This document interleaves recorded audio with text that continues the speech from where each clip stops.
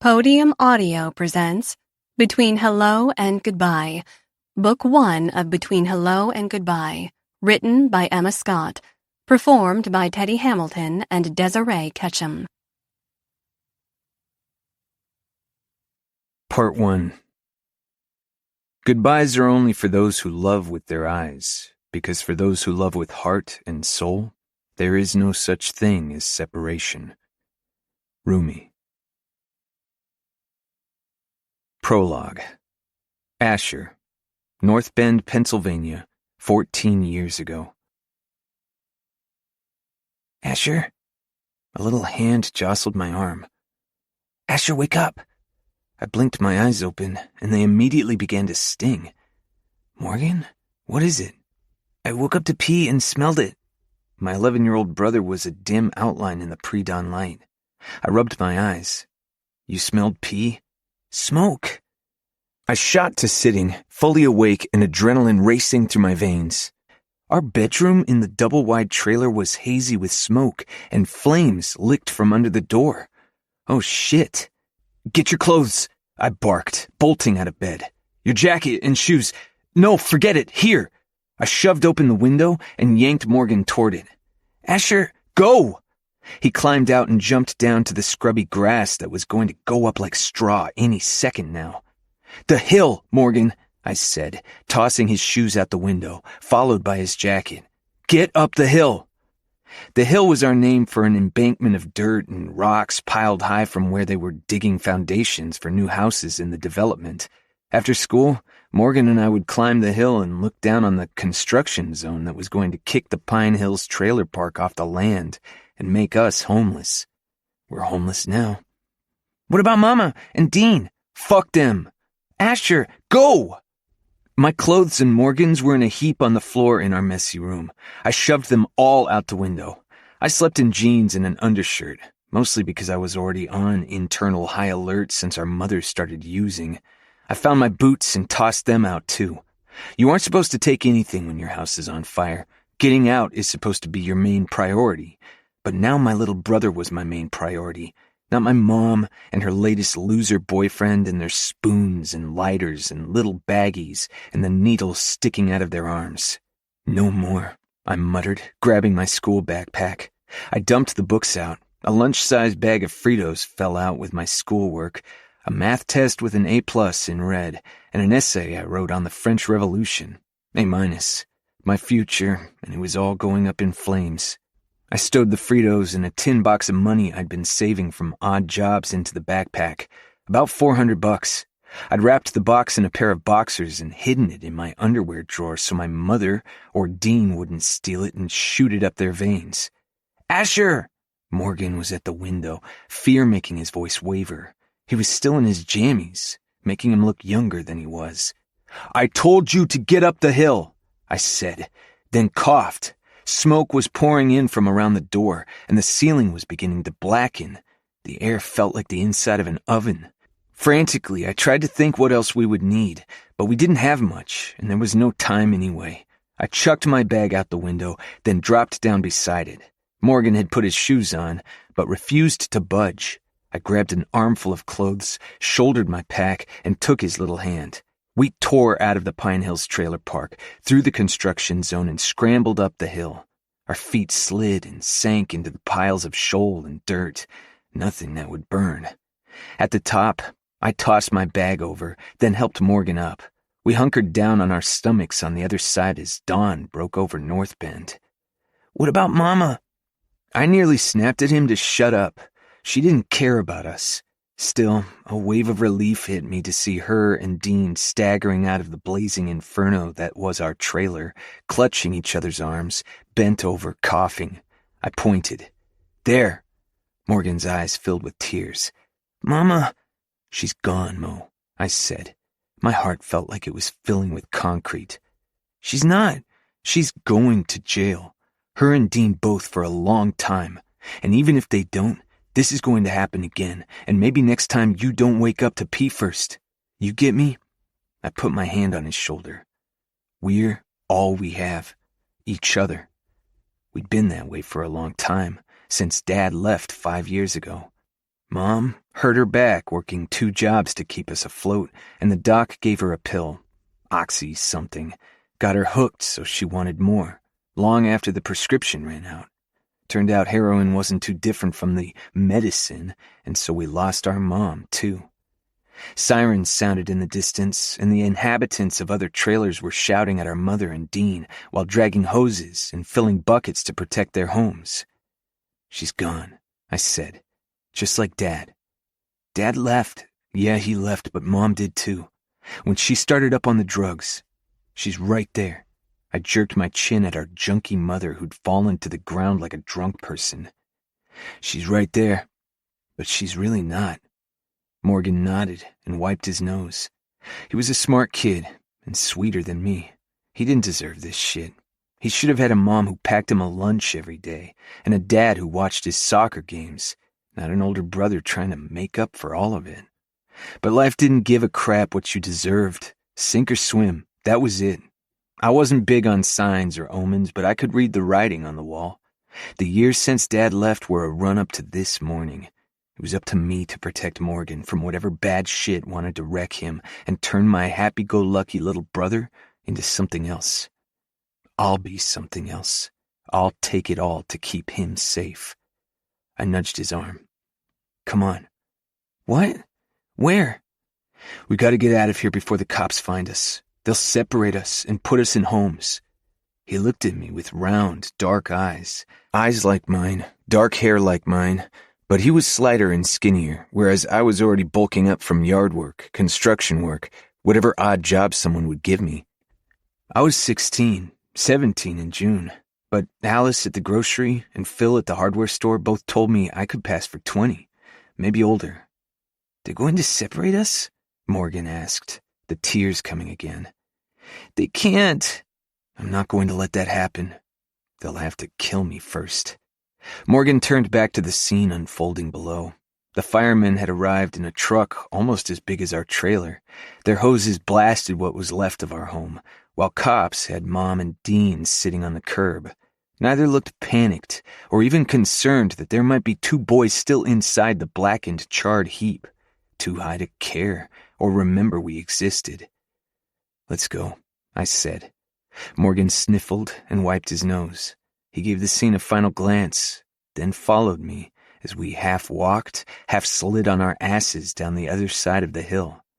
To the north, Allentown was a cluster of buildings just waking up on the spring morning, about 20 miles away. Too close, I muttered, thinking quickly. We had to get out of the state if I had any chance of keeping the authorities off our backs. It was a long shot already. Where are we going? Morgan sounded small, lost. I put my arm around his skinny shoulders. Home? Where's that? Wherever we make it. It'll be like an adventure. But Morgan was too smart for that fairy tale bullshit. He started to cry, and I hunched down in front of him. Hey, look at me. He raised his eyes, and the fiercest love surged through me. I almost didn't recognize it as love. He was so tangled with pain and rage at the unfairness of it all. I'm going to take care of you, I vowed, infusing my entire being into those words. I'm not going to let anything bad happen to you. You hear? He nodded. I swear it. I swear on my life. I got you, okay? He threw his arms around my neck, and I hugged him tight, but only for a minute. He was going to squeeze emotions out of me that I didn't need or want. They were only going to get in the way of what I had to do. I had $400 and a packet of corn chips to my name, but I was going to keep my promise to my little brother. Protecting Morgan and building a life for him out of the smoldering ruins were all that mattered. Somehow, some way, I'd make sure he went to school, had a roof over his head, and that no one would take him away from me. We turned our back on the burning trailer and walked away. Chapter 1. Faith. Seattle, Washington, present day. A buzzing sounded from somewhere, and I made the horrible mistake of opening my eyes. pain lanced through my head, carried on a bolt of sunshine. My vista was a mountain range of white sheets leading to a valley of tanned skin over smooth muscle. Jake? Jack? I couldn't remember, or maybe I never knew. The buzzing came again.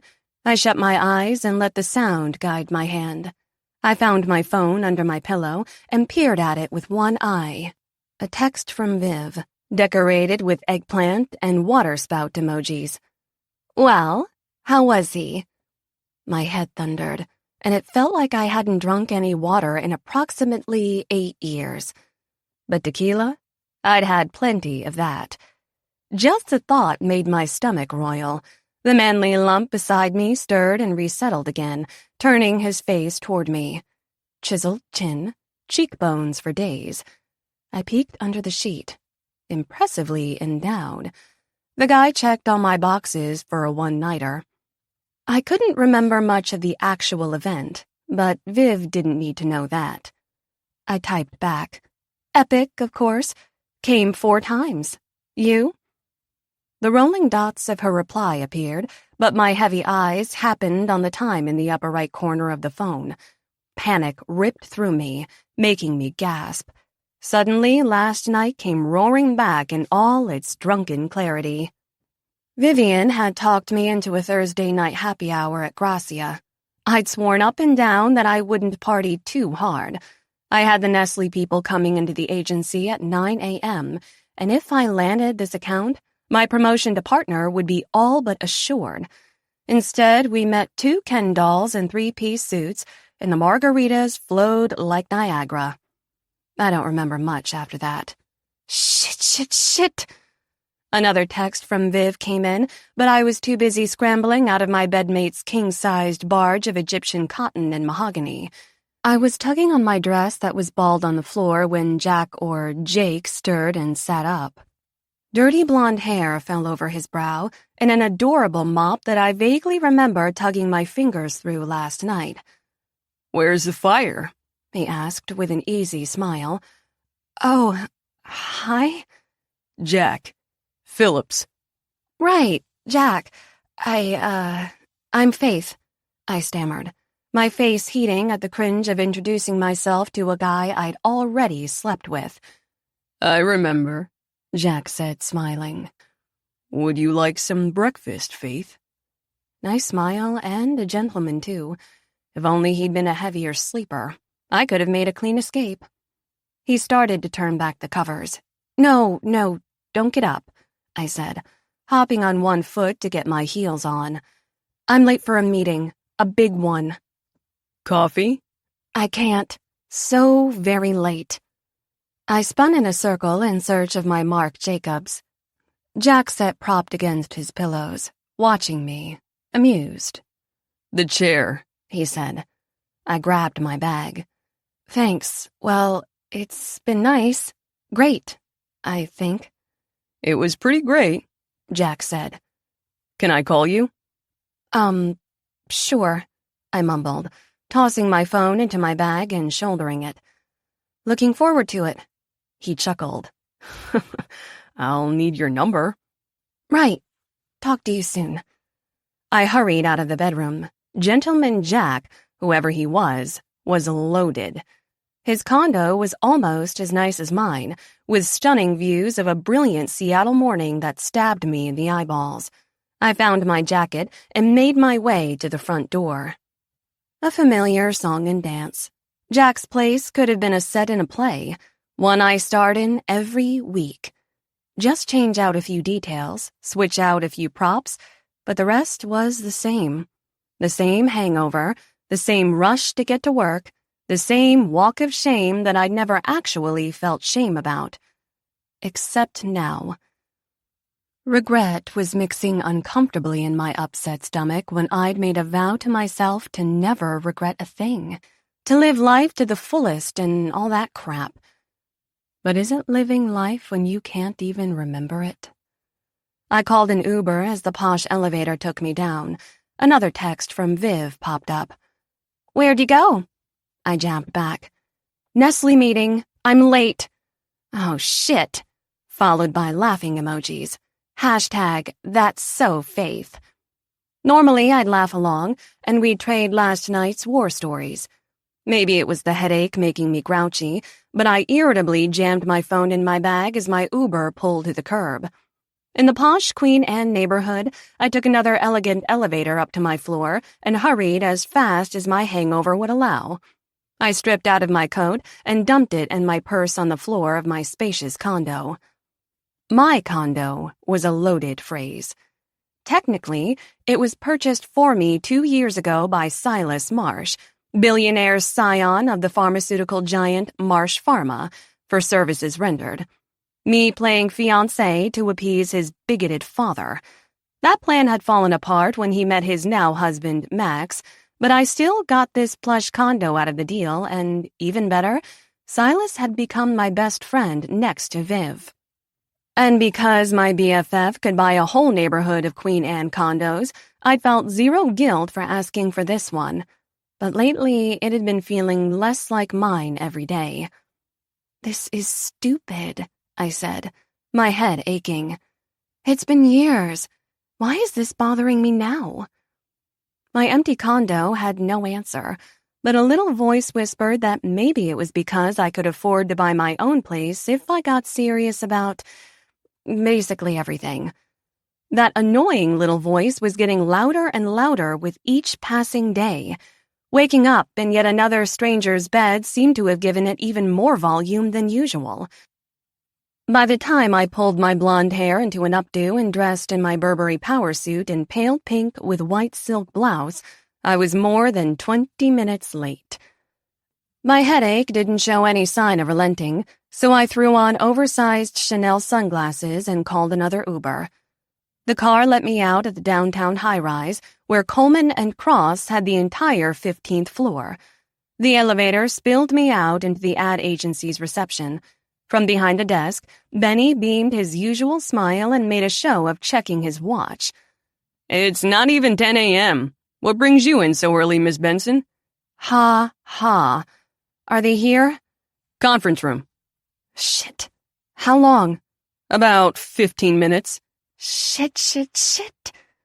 The Nestle people were early, which meant I was now 35 minutes late. I rushed toward the offices, reaffixing my sunglasses against the assault coming at me on all sides from the wall-to-wall glass windows. My coworkers milled around the open concept floor plan in suits, the place smelling of coffee and expensive colognes and perfumes. I made a beeline for my corner office. Jess Davidson popped up from her desk as I approached. My assistant, God bless her soul, had a Starbucks in one hand and a bottle of Fiji water in the other.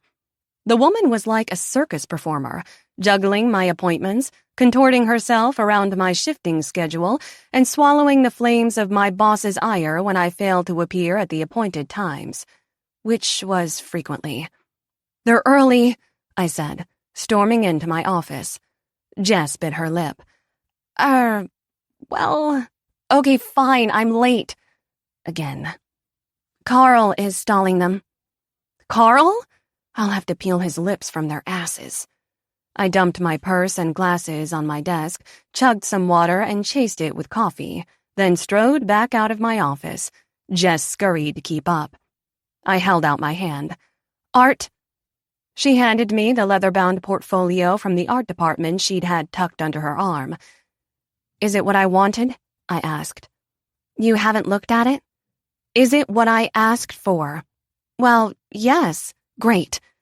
Outside the conference door, I forced my headache to take 5 and heaved another breath. "How do I look?" "Perfect." "You're an angel. Wish me luck." Without waiting for a reply, I pushed open the conference door. On the table's huge expanse of polished wood were the remnants of coffee and pastries. 3 executives from Nestle were looking about ready to murder Carl, a junior client liaison, doing his kiss-ass soft shoe. "Gentlemen," I breezed inside. "Thank you for waiting. Carl?" I gave him a "you can go now" look. He returned an affronted glance. "You're welcome," he murmured and slipped out. "We have meetings with 2 other potential agencies today, Miss Benson," said Mr. Nevinson of Nestle Corps. He tapped his Rolex meaningfully. This guy was the decision-maker, the snake I needed to charm.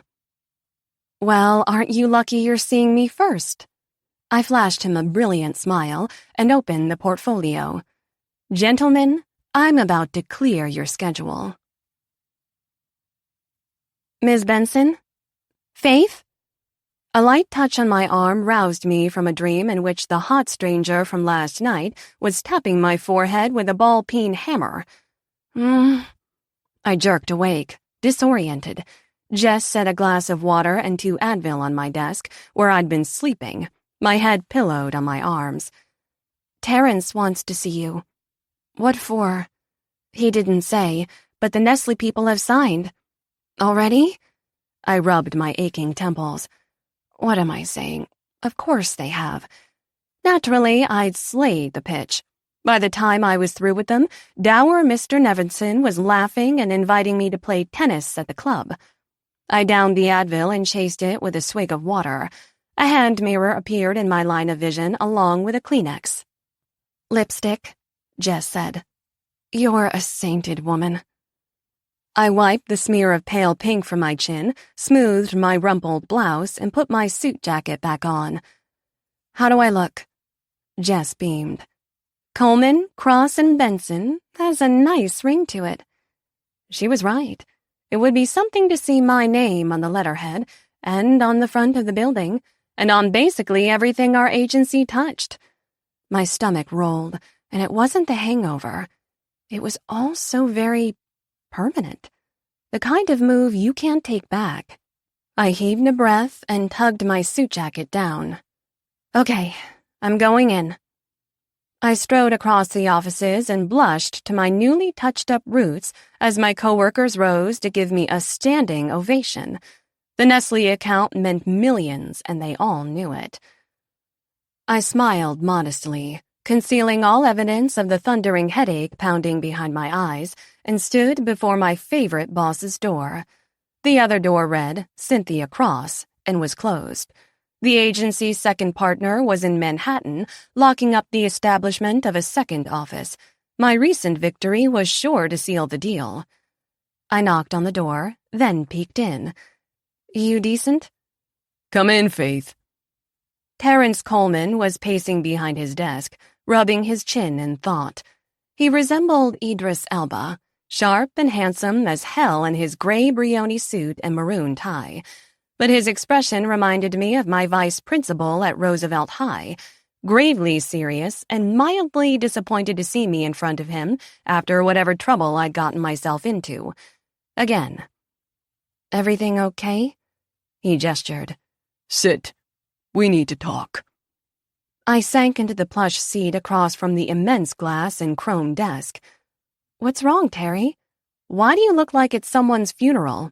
Mine, specifically." Terrence pursed his lips. "Cynthia and I want to make you partner." I held my breath. Here it is. Everything I wanted. Isn't it?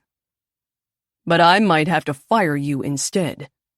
I gripped the back of the chair in front of his desk, the air going out of me. Wow, Terrence, that's quite a spectrum to lay on a girl. I heard Nevinson signed." "He did. A multi-million-dollar 3-year contract for us to handle their online, print, and overseas marketing for the entire Pacific Northwest. We've been trying to land them for years. Thanks to you, we got them." "So clearly I should be fired." Terrence folded his hands on the desk, his gold wedding band glinting as brightly as his Patek Philippe watch. "You're brilliant, Faith." "Thank you." "But you're too damn flaky. You're charming and fun, and I enjoy working with you. We all do. But we can't trust you." I blinked. "You can trust me to land multi-million-dollar accounts. Nestle is my 3rd this year, and it's only April." "And imagine what you could be doing if you actually kept a normal schedule like everyone else. If you came in on time, stopped taking 3-hour lunches, stopped showing up late for client meetings." He leaned forward. Imagine if you actually worked full-time like we're paying you to. The American work week is overrated. They've done studies. They tell me you kept Stan Nevinson waiting for 40 minutes. This isn't Mad Men, Faith. You're not Don Draper. You can't just come and go as you please. Don Draper landed all the big accounts, I protested weakly. That's what I do, Terrence. I'm your ringer. But out loud, the words sounded like the pathetic, sorry excuses they were. The yucky feeling I'd woken up with that morning in the bed of yet another stranger hadn't gone away, but had followed me into my office. Cynthia and I have discussed this at length, Terrence continued. We'd love nothing better than to make you a partner, but given your questionable work ethic, well, it leaves us in a tight spot. Terry, what are you saying? You're going to take a leave of absence. 2 weeks. I'll have Frank handle your clients. He sat back, and I could see him bracing himself for my protests. I imagined I'd have 100 ready to sell him, but my mind was blank. Okay, I said after a minute. Terrence was too refined to gape, but his eyes widened. Okay. I'm lazy and spoiled and untrustworthy, especially to myself. I'm listening, Terrence said slowly, leaning back in his chair and steepling his fingers. I nodded absently as an idea formed, growing the same way it did when I had a winning idea for an ad campaign, one piece at a time. A mosaic until I could see the whole. I needed a mental spring cleaning so I could put the chaos of my life into some kind of order. I needed to go somewhere and sit still for a change, quiet my mind and try to find some equilibrium. I'll take the 2 weeks and go somewhere remote, somewhere beautiful and spiritual. I nearly gagged on the word. I'll get my head on straight and come back a new person.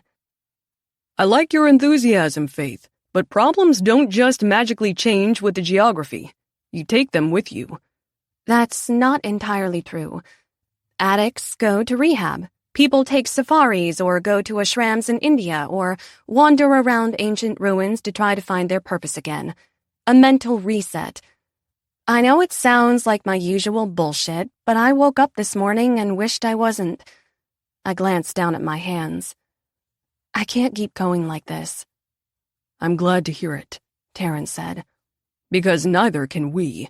We'd hate to see you go, but we have to do what's best for the integrity of the company, not just its bottom line. Consider these 2 weeks an investment. When you return, be prepared to have a serious conversation about your future with this company. Decide what it is you truly want. The rebuke stung my ego and wounded my pride. But to be fair, I hadn't given him much choice. I stood up and straightened my jacket. Got it, boss. I won't let you down. You're going where? That night, Silas Marsh sprawled his 6'2" frame on my bed. My best friend leaned on one elbow and watched me throw clothes in an open Louis Vuitton bag. Hawaii, I said. Kauai, specifically. I did a lot of research, and I think it's perfect. Kauai is the smallest, remotest island, but it's not a million miles away. But it's still Hawaii, he chuckled. Your solution for working harder is to take a vacation?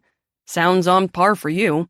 It is a vacation, I said, tossing silk underwear and bras into the bag. A working vacation. Working on me. I need to do this.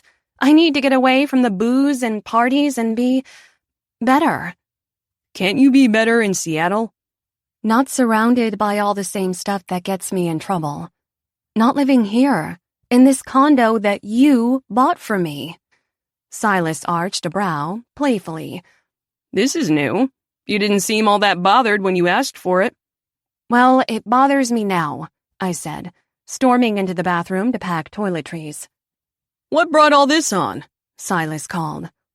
My boss wants to make me partner, I said, returning to the bedroom. Or fire me. They could go either way.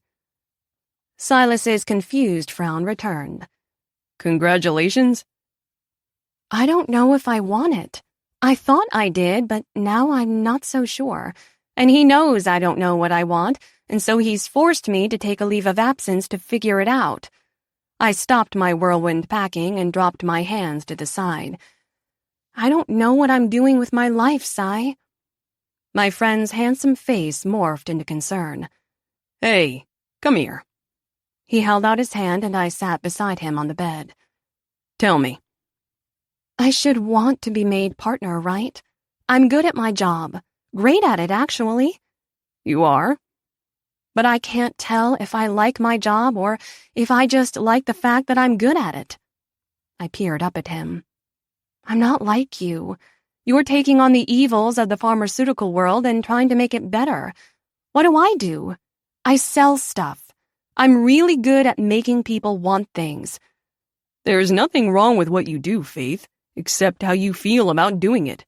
If you don't like it, quit. I rested my head on Silas's strong shoulder. I think it's more that the idea of having that much responsibility scares the shit out of me. I'm not used to having people rely on me. You were there for me when I needed you, Silas said. Big time. That's because you're so damn lovable. So are you. I'm not, I said. But I want to be. You and Max are so beautiful together it makes me sick. Silas rubbed his chin. Gee, I think I read that on a Hallmark card once. I want what you have, Silas, but I don't know how to let someone in. Because what if I do and they don't like what they see? I don't. Not lately. And you think going to Hawaii is going to change that? He asked gently. I think being by myself and doing that thing, what do you call it, where you take a good hard look at yourself? Silas smirked. Introspection? Right. Introspection without distraction. There's a Hindu temple there and beautiful waterfalls. I'm going to hike and meditate. He coughed a laugh. Yes, meditate, I insisted. Oh, and no men. No one-night stands. No meaningless sex. Silas put the back of his hand to my forehead. You feeling okay? Maybe I should call someone. Ha ha. I knocked his hand away and rose to continue packing. I'm serious. I'm going celibate, and not just in Hawaii. I'm going to be my own company for a while. I made a face. Did I seriously just say that? Maybe I'm having a stroke. My phone on my bed chimed a text. Silas was closer and peered over at it. His handsome face immediately stiffened. Viv wants to know if you're up to going out tonight. Step 1 to personal betterment. I grabbed the phone and put it on silent. You're not going to answer? I'm not even going to tell her I'm going to Hawaii until I get there. Silas's blue eyes darkened. Wise move. Are you being protective of me? I teased. Yes, he said, not teasing. I know you don't like her. Accurate. But she's harmless. Then why aren't you telling her your plan? Because I love her to pieces, but she'll come over with booze to help me pack, and then talk me out of going in the first place. Or I'll get plastered and miss my flight. Or she'll want to come with. That's probably true, but don't you think the grown-up thing to do is to be honest with her? Baby steps, I joked, but Silas didn't crack a smile. Look, there isn't much historical evidence that I possess one iota of self-discipline, but that's the whole point. I want to do this, be better, for me, for my career, and for whatever future man is out there waiting for me. Silas got to his feet. Then I support you, 100%. You do? He pulled me in for a hug. Of course I do. You're amazing, Faith. You can do whatever you set your mind to. Thank you, Sai. I rested my head against his chest, letting his belief in me seep in. I was going to need it. Chapter 2. Faith. A day and a half after my pep talk from Silas, I was in the lush green forests of Kauai walking the Ho'opi'i Falls Trail. There was a beautiful waterfall midway through the 2-mile hike, and it ended with another larger waterfall that fed into a beautiful pool. I'd learned immediately that they didn't call Kauai the Garden Isle for nothing. It rained constantly, and the trail was slick from a recent deluge. I hated mud. Unless I was paying someone to smear it on my skin in an expensive spa, no thanks. Now my legs were covered to the knees, and mud squelched between my toes. I cursed the makers of my allegedly all-terrain sandals. Instead of the serene, self-explorative start to my trip, I'd spent my time slipping and sliding over rocks and tree roots. But I turned a fallen branch into a walking stick and heroically persevered.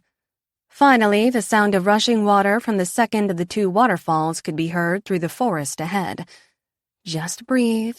Almost there, I told myself, then let out a squeal as my feet slipped in different directions like a newborn deer.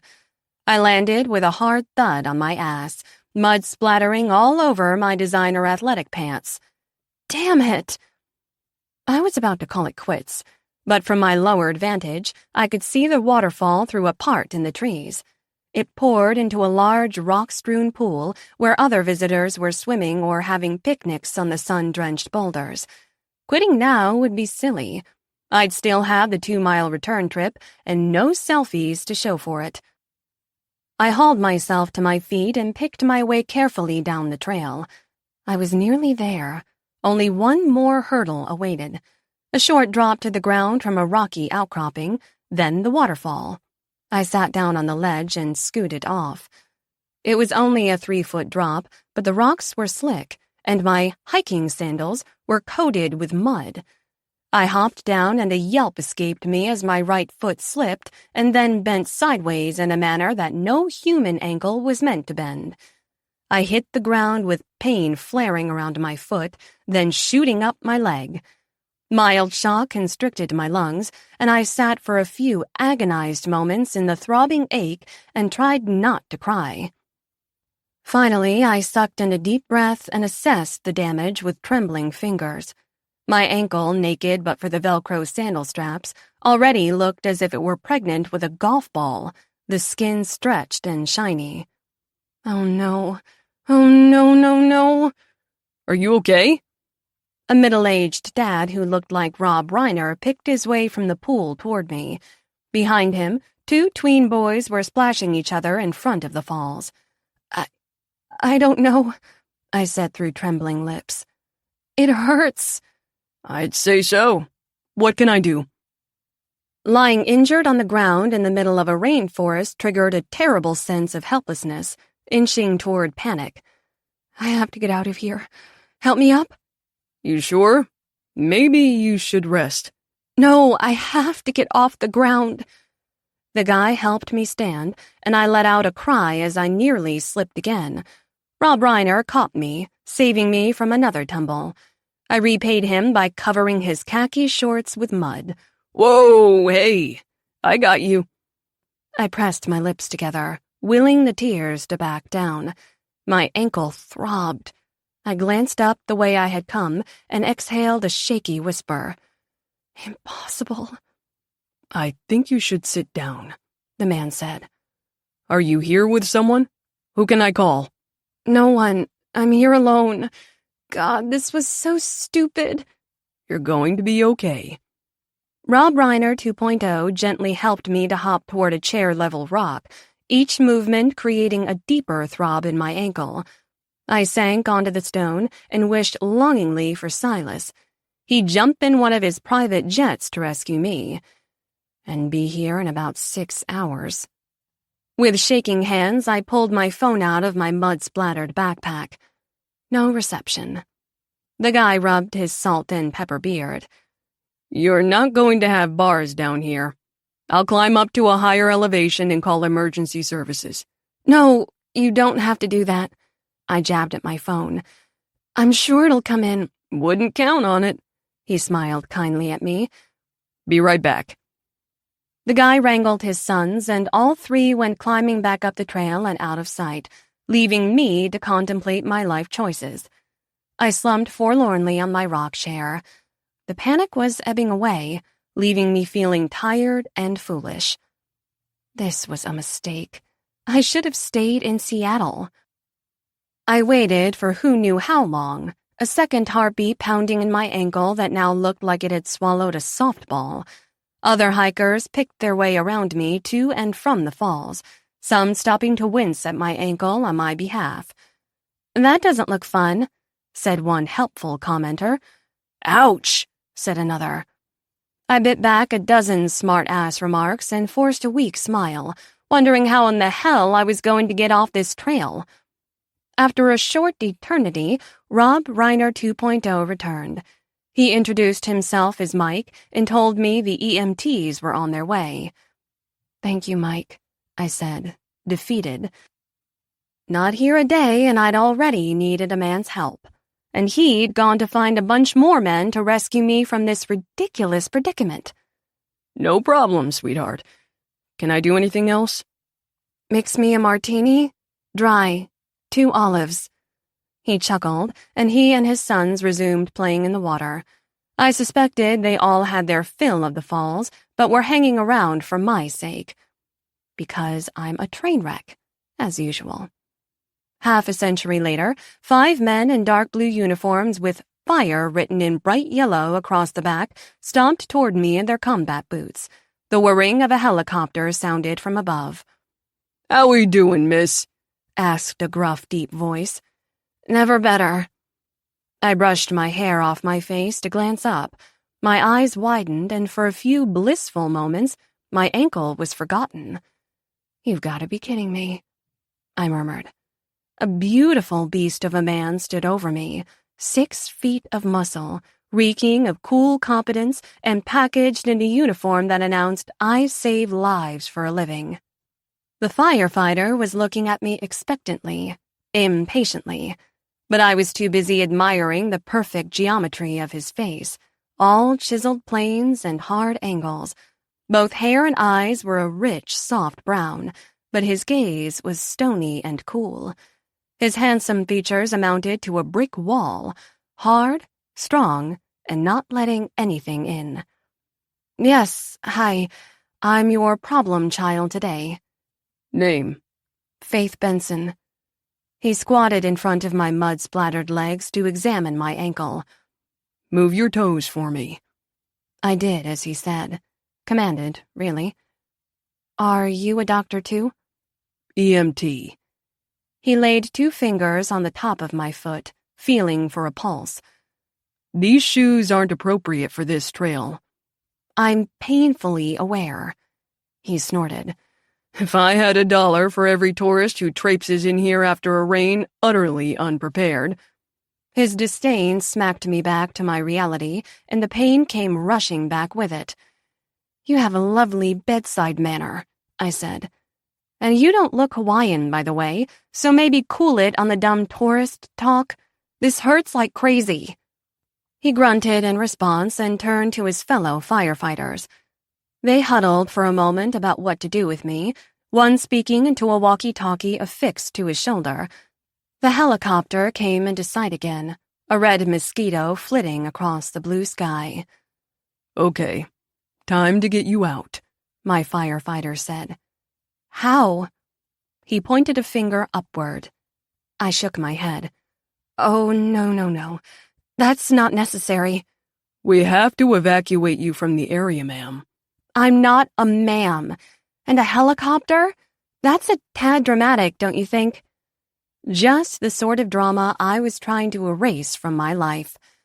Silas will never let me hear the end of this. "It's necessary for your safety and to prevent further injury," said a second huge guy with a bald head and muscles for days. He turned to my new friend. "Ash, you ready?" "Ready, Cap." So the hottest firefighter in the world is named Ash, I thought. Made sense. He probably set panties on fire. Stop it. "Your name is Ash?" "Asher. Only the guys call me Ash." "What do the girls call you?" He smirked, a crack in his stony demeanor.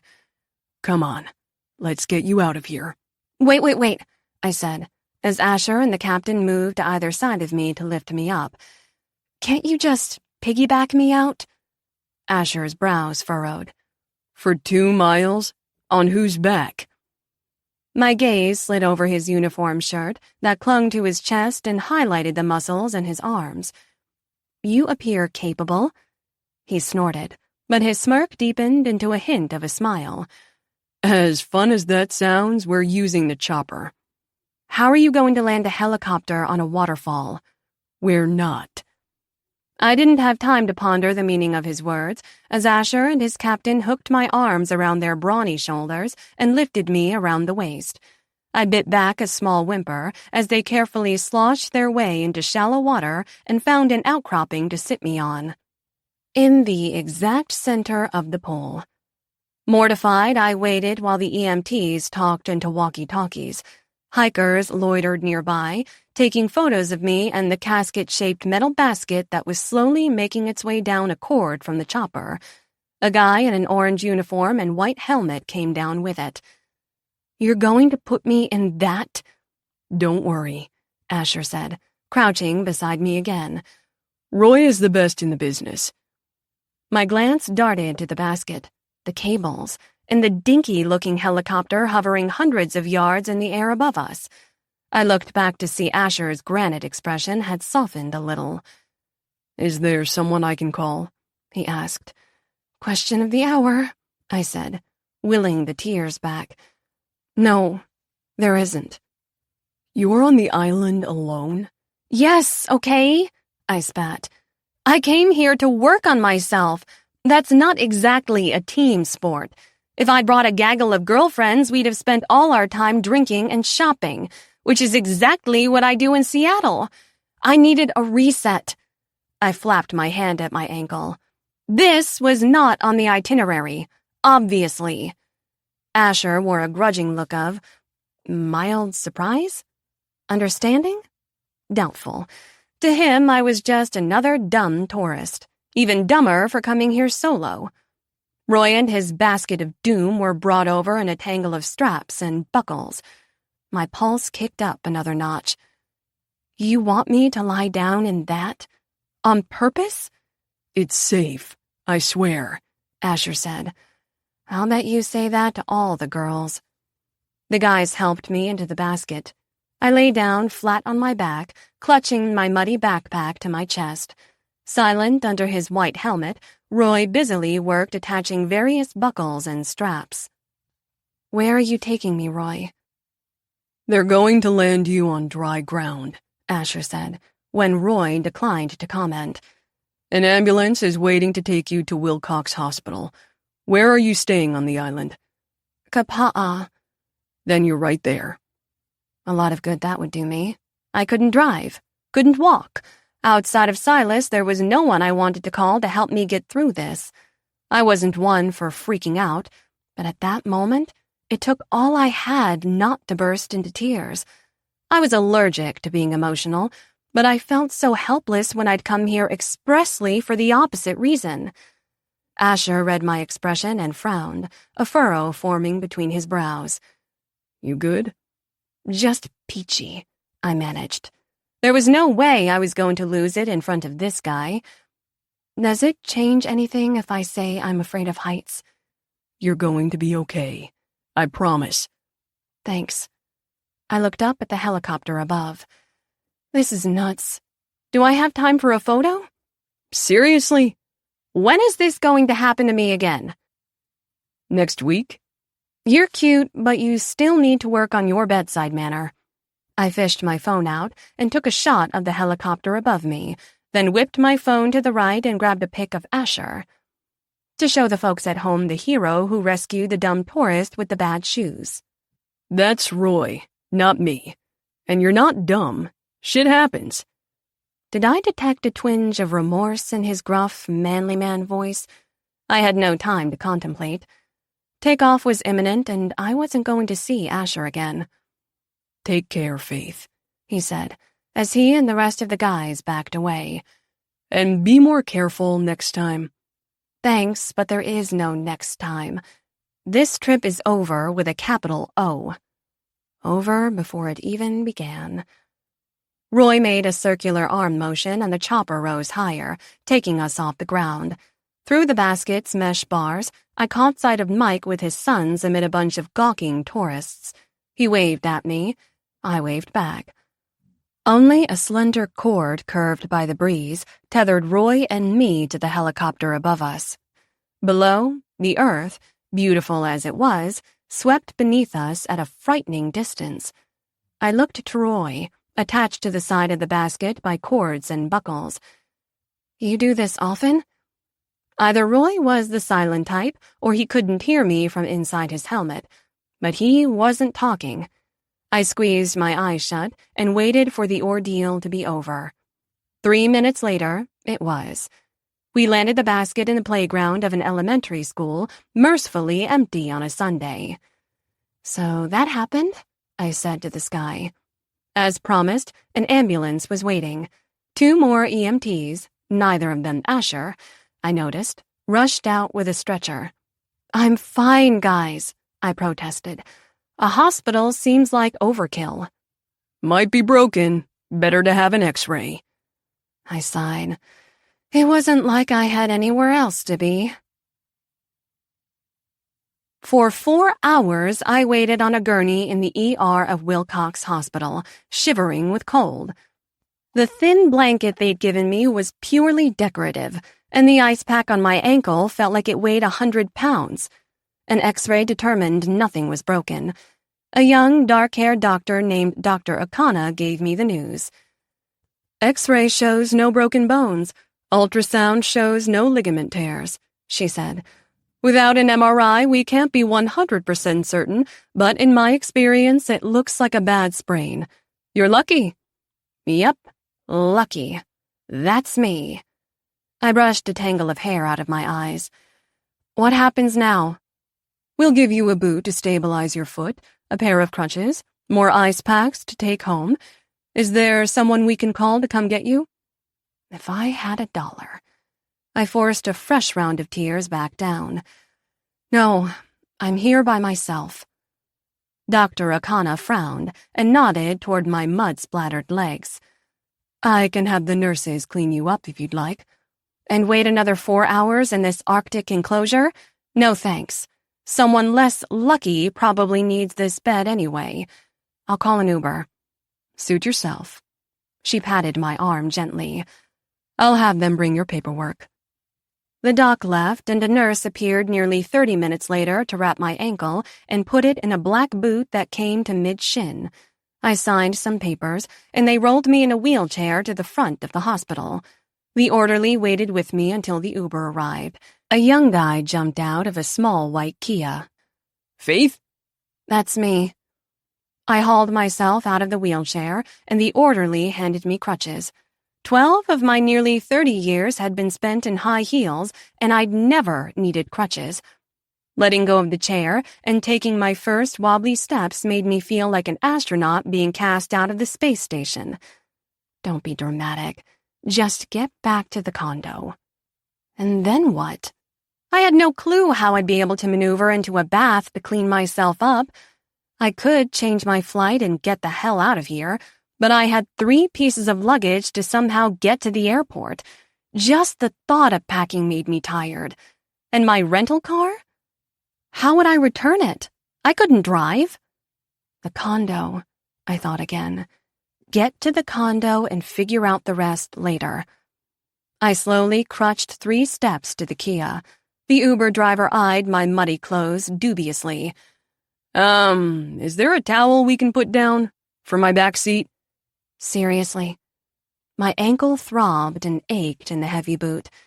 The driver gave me an apologetic smile and ran after the orderly who was already taking the wheelchair back, leaving me standing on the curb, alone. The dam finally broke, and I burst into tears. Chapter 3. Asher. There was absolutely no reason for me to drive to Wilcox Hospital after my shift. None. I had friends there, of course. Docs, nurses, and other guys in my line of work whom I saw on the regular. but I had no plans with anyone there that night and didn't normally make a habit of hanging out at the island's only hospital for shits and giggles. Kapa'a wasn't even my fire station. I'd covered a shift for a buddy at the last minute. I shouldn't have been working the Ho'opi'i Falls Trail or anywhere near Faith Benson in her crappy hiking shoes. So why was I driving there like a bat out of hell? Still in uniform, no less. You know why. Something she'd said stuck with me. I'd heard variations of this self-improvement song and dance hundreds of times from tourists who thought a selfie at the Hindu temple was going to solve all their problems back on the mainland. But reset had been Morgan's exact phrasing 4 years ago when he convinced me, begged and threatened me actually, to trade New York City for the smallest island in Hawaii. The fact that Faith Benson used it wouldn't get out of my head. It's just a coincidence, I muttered, and yet I hit the gas harder. I liked to drive fast, and I drove faster, though it was likely too late. Faith had been admitted hours ago and was probably long gone by now. But when I tore my Jeep into the emergency roundabout, there she was, propped up by a pair of crutches at the curb. Her blonde hair fell around shaking shoulders. She was crying, and for some mysterious reason, that was utterly unacceptable. Tires squealing, I screeched alongside the pickup, drop-off curb, and parked behind a dinky white Kia. I climbed out of the Jeep and strode over to her. "Hey, you okay?" "No, I am not okay," she cried, then blinked tearfully up at me in confusion. "Oh, it's you." Her lips parted in surprise, and her green eyes shone with tears as she gazed up at me with something like relief. Like she was just as glad to see me as I was glad to have caught her before she vanished. Then she tore her gaze away and hurriedly wiped her cheeks. "What are you doing here? Come to get a few more digs at the dumb tourist?" It was the slap to the face I needed. She didn't like me, and I had no reason to like her. Just get her home and get on with your life. "Is someone picking you up?" "That's my Uber." She jerked her chin at the Kia. "The driver's trying to find a towel. He doesn't want my muddy ass on his seat. Can't blame him, but..." Faith's lower lip trembled, but she pulled it together and shook her head defiantly. "No, never mind. I'm perfectly fine." I smirked. "Sure you are." "And your bedside manner hasn't improved since last we met," she muttered, then gestured furiously at her muddy leg. "How did this happen? I came here for personal growth. Does this look like personal growth to you? My entire trip is ruined." "Maybe not," I said. "How long are you here for?" 2 weeks.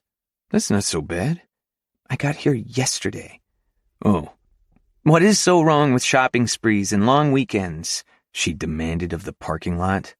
"What's so terrible about sleeping in and cocktail parties and meaningless sex?" "Not much," I muttered, trying to ignore how those last words zipped straight down my spine. This was stupid. I should have stayed at home. Faith huffed a steadying breath, then glared at me. "Asher, right? Once again, why are you here?" I started to answer, but then she winced as a flash of pain came over her. She didn't need to be standing on a curb. She needed to get cleaned up, elevate her leg, and get some ice on that ankle. "Forget the Uber," I said. "I'll take you." Her green eyes flared, and then she tilted her chin stubbornly. "I don't need your help." I blinked irritably. "You want to wait for Towel Boy?" "I thought you didn't like me." "What makes you think that?" "Oh, nothing, just everything you've said to me since the moment we met." "Maybe you're growing on me." I shot her a half smile. "Like a barnacle." She huffed indignantly and was about to protest when the Uber driver rushed over, waving a white towel. "Got it," he beamed. "Ready, ma'am?" Faith winced. "Why is everyone calling me ma'am? I'm 29, for God's sake." She looked between me and the driver, hesitating. I took a step closer to her so that we were face to face. "I'll get you home safe," I swore. "It's what I do." She arched a brow, but I didn't miss the hard swallow in her delicate throat. "Do you practice lines like that in the mirror?"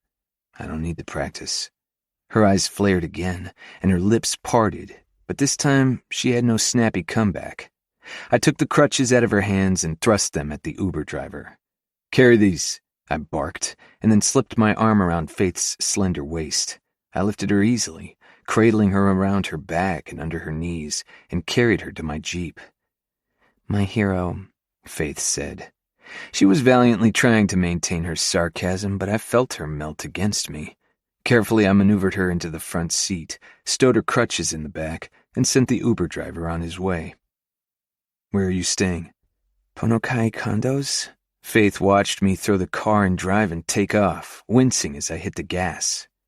"You don't need GPS?" "I've lived here for 4 years," I said, "and this island isn't exactly huge. Why aren't you at one of the big resorts in Poipu or Princeville?" "Because if I stayed there, I'd stay there. At the pool bar specifically, no personal growth. Remember?" "I remember," I said, keeping my eyes on the road. "But that's over," Faith sighed. Not a dramatic one, but a real letting go of something she wanted, or needed. I wanted to tell her it didn't have to be over, but that was bullshit. Everything would be a struggle because she had no one to help her through the first, hardest days. I could practically see Morgan's annoying, expectant smirk and promptly ignored it. "I've had a day." Faith yawned and leaned her head against the glass. "I'm going to take a little nap if that's possible with your stellar driving." "That bad, huh?" "The helicopter was less traumatic." I scoffed, but had to hold back a stupid grin, still wondering what the hell it was about Faith Benson that was making me sacrifice the rest of my day to put up with her. I was supposed to be in Hanalei in a few hours. Not to mention, I'd made it a personal rule to never get involved with tourists for more than one night in the sack, 2 tops. But sex wasn't on my mind. That's a goddamn lie. Okay, fine. Faith was a stunningly beautiful woman, and I was a red-blooded male. But she was injured, alone, and needed help, not to be taken advantage of. I was many things, but a lowlife wasn't one of them. I stole a glance at Faith, her head pillowed against the window, eyes closed. Her face was relaxed and free of pain and worry for the first time since I'd met her. I liked that I'd done that for her. I liked her. She was a pain in the ass, but I liked her fire and her wit. My brother's knowing smirk returned. "That's a lot of liking." "Shut up," I muttered. Faith murmured. "Nothing." 10 minutes later, I pulled into the Ponokai parking lot. The condo complex wasn't a resort, but not a dump either. A mid-rise of condos, most of which were now likely vacation rentals. I woke Faith up and carried her past a koi pond to her condo's front door. She keyed the door, and I kicked it open. "Oh, that felt very firefighter-y," she said. She was smiling up at me, and it took all I had to keep my gaze on her clear green eyes and not let it drop to her mouth. But staring into her eyes was just as bad.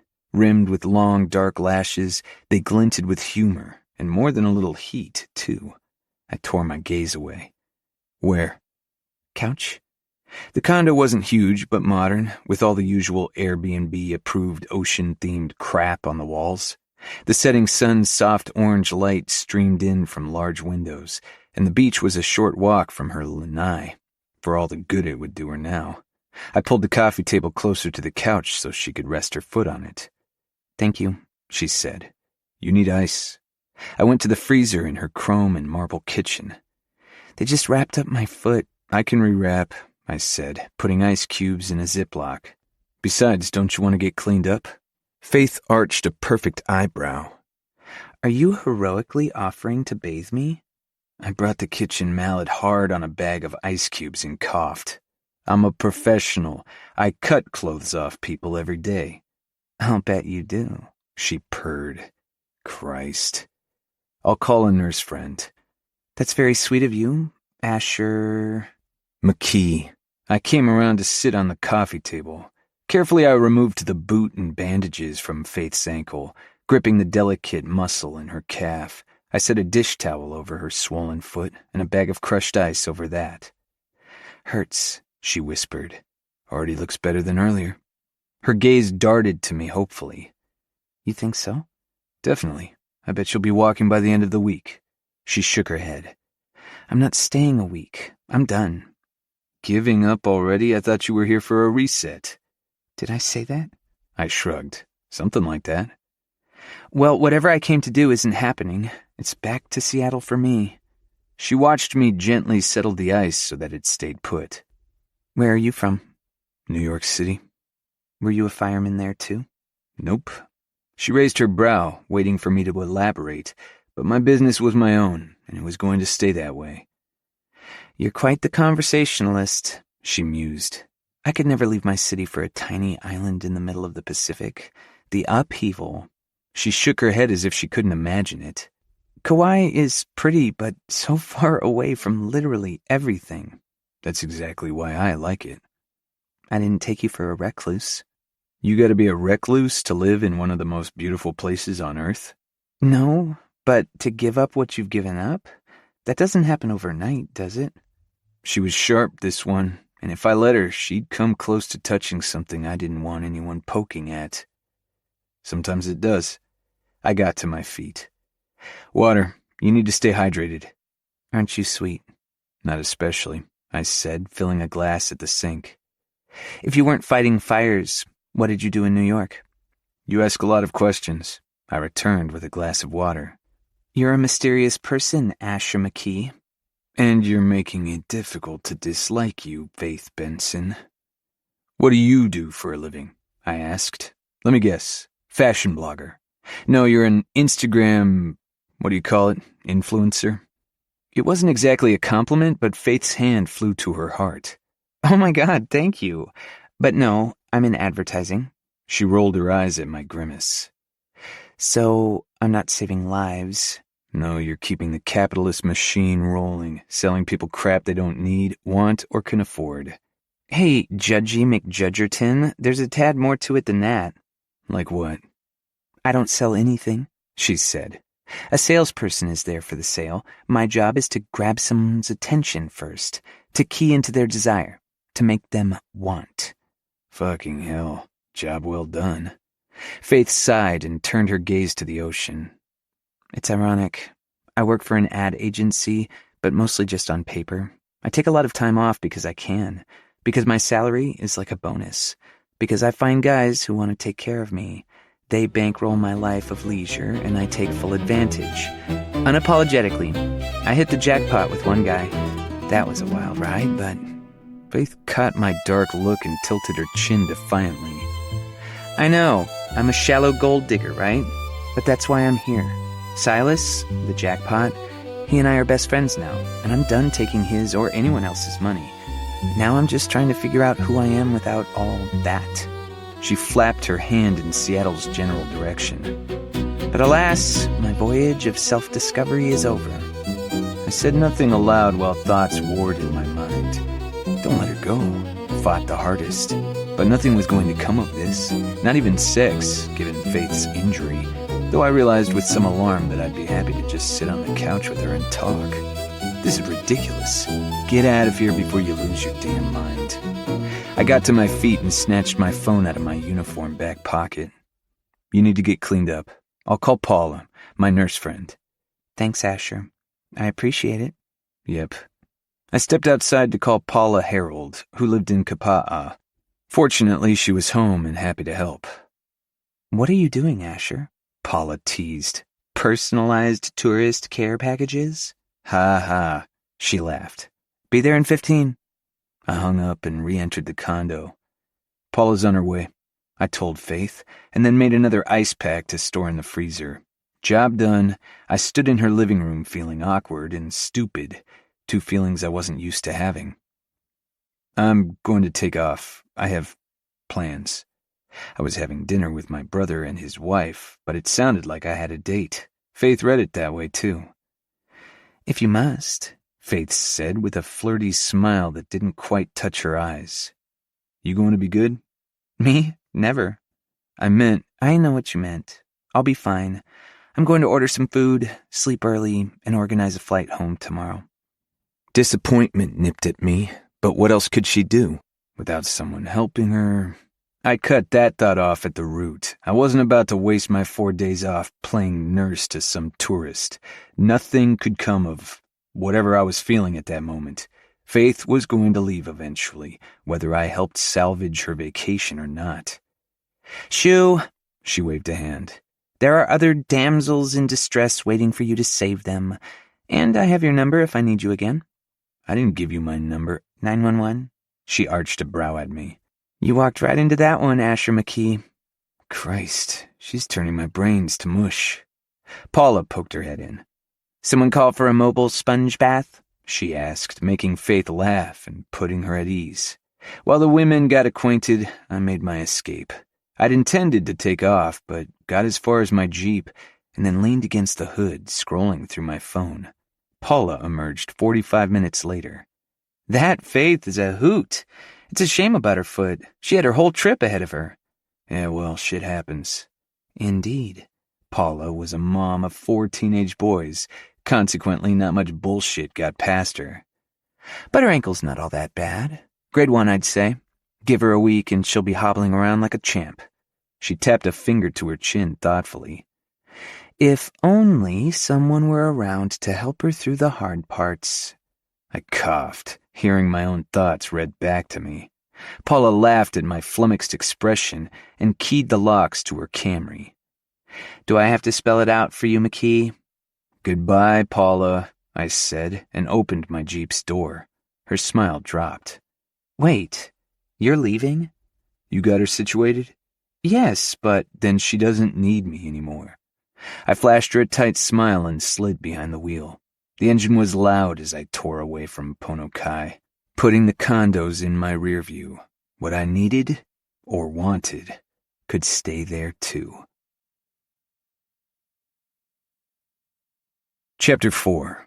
Asher. Are you stupid or something? Morgan stared incredulous while Nalani hid a smile in her shoulder and got up from the dinner table, leaving her husband, my pain-in-the-ass little brother, to gape at me. You left a beautiful woman stranded and alone? Morgan demanded. As a paramedic, is that even allowed? Don't you have a duty to act? He blew out a whistle. Some hero you are. I rolled my eyes and speared a green bean with my fork. She's a tourist. I don't fuck language, Nalani warned as she returned to the table and gave a nod at the little boy sitting beside me, happily shoveling fried rice and vegetables into his mouth.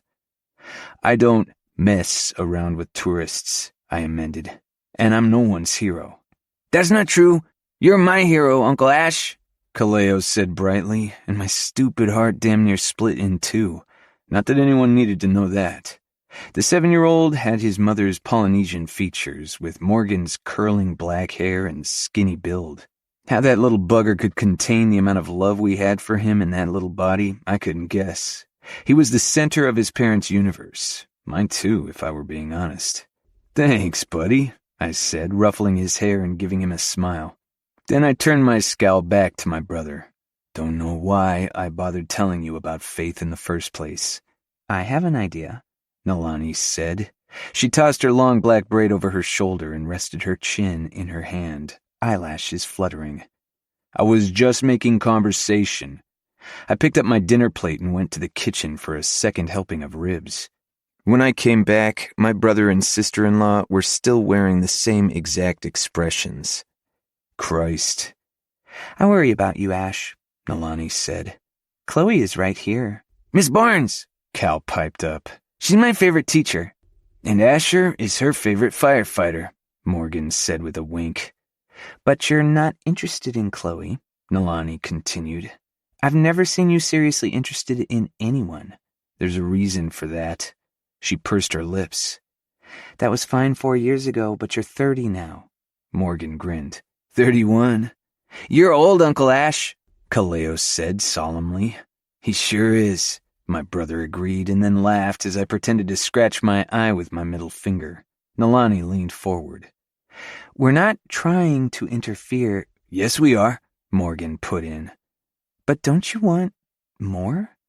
I glanced up from my food to meet Nalani's caring expression, her hand tucked in her husband's, both resting on their dinner table that held the remnants of a home-cooked meal. The ocean crashed on the shore below their small bungalow in Hanalei, not far from mine, and the setting sun cast a warm glow over the family, the food, the home that my little brother had made here. Good. That's what he deserves. I shrugged. Faith's a pain in the ass. So are you. I rolled my eyes and shot a wink at Kaleo, who was giggling at my bad language. That's really it, huh? Morgan leaned back in his seat. He was a younger, less bulky version of me, with enough of our mother in his face to make my heart clench. And by the way, you do mess around with tourists. Sleeping with beautiful women who are only here for a handful of days is your specialty. Suddenly, you've gone shy? Kaleo blinked up at me. What do you do with the women, Uncle Ash? He has sleepovers, Nalani said, giving her husband's arm a light punch. Shy? I snorted and tore into a rib. Sure, that's me. But you're not even having a sleepover with her, Morgan persisted. Nalani nodded. This one feels different. The way you talked about her. I didn't talk about her any differently than any other call, I said, though I now deeply regret saying anything at all. Morgan spoke as if he hadn't heard me. You have the next 4 days off. What else are you going to do? It wouldn't kill you to show Faith the island, Nalani said. She came all this way. Yeah, Asher, she came all this way, Morgan echoed, the two of them blinking and grinning like idiots. For a second, they almost got me. I didn't have any plans but to hang with some guys from the firehouse, maybe surf, maybe play video games. And sure, maybe later I'd be feeling a few twinges of something. I wasn't fucking lonely, but getting there? I shoved away that feeling of want and buried it under painful memories. Morgan had been able to get over our fucked up childhood, a major victory. I'd done everything in my power to not let it take root in him the way it had in me. My pain ran deep, and I used it to keep me from being betrayed. I didn't want to want anything ever again. I pushed my plate aside. What's for dessert? She seems brave, Kaleo said, tossing me the baseball in the yard as the sky darkened to deep purple above us. Who does? That Faith lady?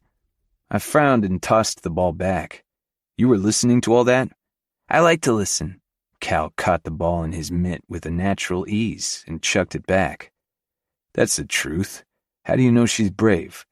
A helicopter lifted her into the air, and she wasn't scared. I'd be scared. She handled it pretty well, I admitted. Because she's brave, Kaleo said. It sucks she hurt herself. Remember that time I skinned my knee? The falling dark hid my smile. I'd lost count of how many times my nephew skinned his knee. The ball went back and forth between us. I remember. I still got to go on the field trip to Waimea Canyon, Cal said. What's your point? It would have sucked if I had to miss it. I'd have just taken you the next week. But the Faith lady doesn't have someone to take her next week.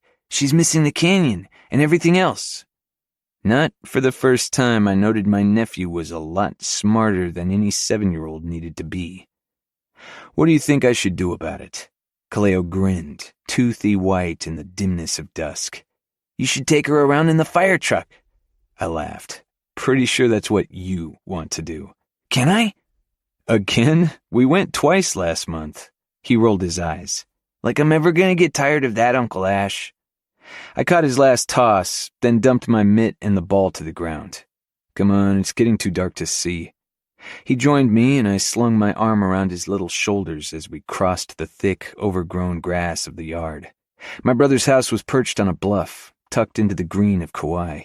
Below, the Pacific Ocean stretched out, black and huge under a sky as infinite and scattered with stars.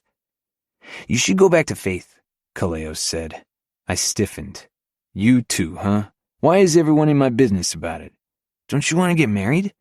Nah, I'm not the marrying type. Why? Because the sooner you get married, the sooner you'll have a baby, and then I'll have someone to play with. Besides, he looked up at me, scrutinizing.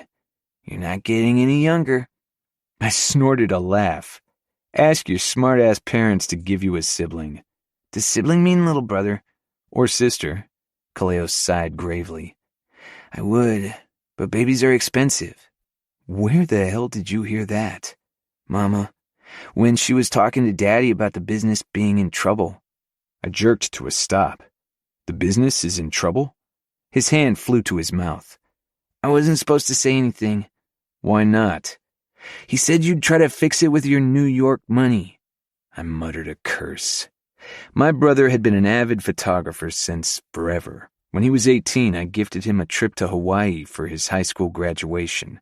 He fell in love with Kauai's scenery and Nalani Soriano, in that order, and never looked back. Together, with a modest starter investment from me, they opened Island Memories, a little photography studio in Princeville. Kaleo tugged my hand. He was sensitive and sweet, like his dad, but more serious, solemn. Please don't tell on me, Uncle Ash. Yeah, sure, I said through my teeth, and stormed back into the house, ready to confront my brother the minute Cal went to bed. Instead, I was confronted with Nalani shoving a tin-foil-covered pie into my hands, her famous key lime, judging by the scent. Take this to her. To who? I began and then rolled my eyes. Shit. Seriously, Nal? It is not the aloha spirit to leave her without giving her a little something from the island. You know this. Nalani gave me a stern look that reminded me of her grandmother, Mommy. The look that said, I'm older and wiser than you, and you're going to do what I say. Nalani was 4 years younger than me, but there was no arguing with her all the same. Fine. I took the pie. I'll go make sure she got dinner. That's it. Sure. My sister-in-law broke into a grin, turned me around, and shoved me back out the door. Hurry, before it's too late. I drove the 45 minutes from Hanalei in the north down to Kapa'a on the eastern coast, with Nalani's key lime on the passenger seat. My thoughts drifted back to my New York City days. It had been a dick move to accuse Faith of promoting mindless materialism when I'd worked in finance on Wall Street for 4 years. My entire job was to make money for clients simply by moving it around. Turned out I was good at it. I moved enough of mine around to hit my own jackpot. That life nearly killed you, so we don't need to think about it anymore. Instead, I drove and made use of a residual skill required to survive on the floor of the exchange, assessing multiple pieces of information simultaneously to make split-second decisions. I have 4 days off on my rotation starting tomorrow. She's sexy as hell. She's trying for a reset like I did all those years ago. Great sense of humor. She's sexy as hell. You said that already, I muttered. I arrived back at the Pono Kai condos around 9. At Faith's door, I knocked, then opened it a crack. You decent? Never, sniffed a voice from the couch. I'm distinctly indecent. That was the damn truth. The wall TV was on mute, and she was lounging on the couch with her foot up on the coffee table, dressed only in a silk bathrobe. Her blonde hair was still damp from the shower and brushed back from her face. No makeup, bronzed skin under the flimsy robe, and legs that went on forever. You should lock your door, I said, and set the pie and my keys on the kitchen counter. Then you wouldn't be able to come back to me, Faith said, sounding strained. Why did you come back to me? Pie, I said absently, glancing around her place. No sign of dinner. Did you eat? I'd planned on it, but getting cleaned up with Paula took it out of me. She smiled tightly, and I noticed her green eyes were shining. And because it's me, I forgot to pack even 1 tablet of my beloved Advil. My eyes flared, and I really looked at her. Her slender body was tense, her hand gripping the TV remote in a vice. I'd been around enough people in pain to know it when I saw it. The fuck? They didn't give you anything at Wilcox? They did, but it seemed to have worn off. I'm fine. The hell you are, I said, taking an awkward step toward her. Faith, I'm sorry. Why? It's not your fault I'm a complete disaster. Her eyes spilled over. My ankle is screaming at me, and all I can do is sit here, flipping channels to distract myself. I ground my teeth and grabbed my keys off the counter. Where are you going? She asked, almost panicked at the idea of me leaving. No, she's panicked at the idea of being left alone again, you jackass. Advil, I said, and food. You need to eat. You don't have to. It's too late, and But I was already at the door. Getting her some aspirin was a no-brainer, but moreover an internal call siren had gone off in me. The same alarm that had gone off when Cal said the photography business was struggling. The same alarm, on a lower key, that had gone off all those years ago when the trailer burned to the ground and Morgan's safety became my entire fucking world. The only thing that would shut it off was to answer it. I'll be right back. I drove to the nearest drugstore and stocked up on Ace bandages and Advil. Most restaurants were closed in Kapa'a, but I was able to grab 2 orders of fries with wasabi and soy sauce from my favorite food truck before they shut down for the night. Back at Faith's, I knocked once, then strode to the kitchen. "That was fast, Mario Andretti," Faith said with a weak smile. I poured her a glass of water and brought her 3 Advil. "Your mother raised a gentleman," she said, and gratefully took the pills, missing my grimace. My mother raised no one. "You should have told me you didn't have anything earlier," I said darkly, "or told Paula." Faith shot me another of her wry, flirty looks, already improved by imminent pain relief. "I was too busy being happy to have the mud off me. Besides, the whole point of coming here was to not need a man for once in my life. I didn't even make it one day." "Shit happens," I muttered, remembering how I'd given her grief back at the falls. I took 2 containers out of the food bag. "You need to eat." "Now that you mention it, what is that heavenly smell?" "Food truck fries." "That sounds interesting," she said dubiously. "Don't knock it till you try it. Hurricane fries are the best. Unless you don't like spicy."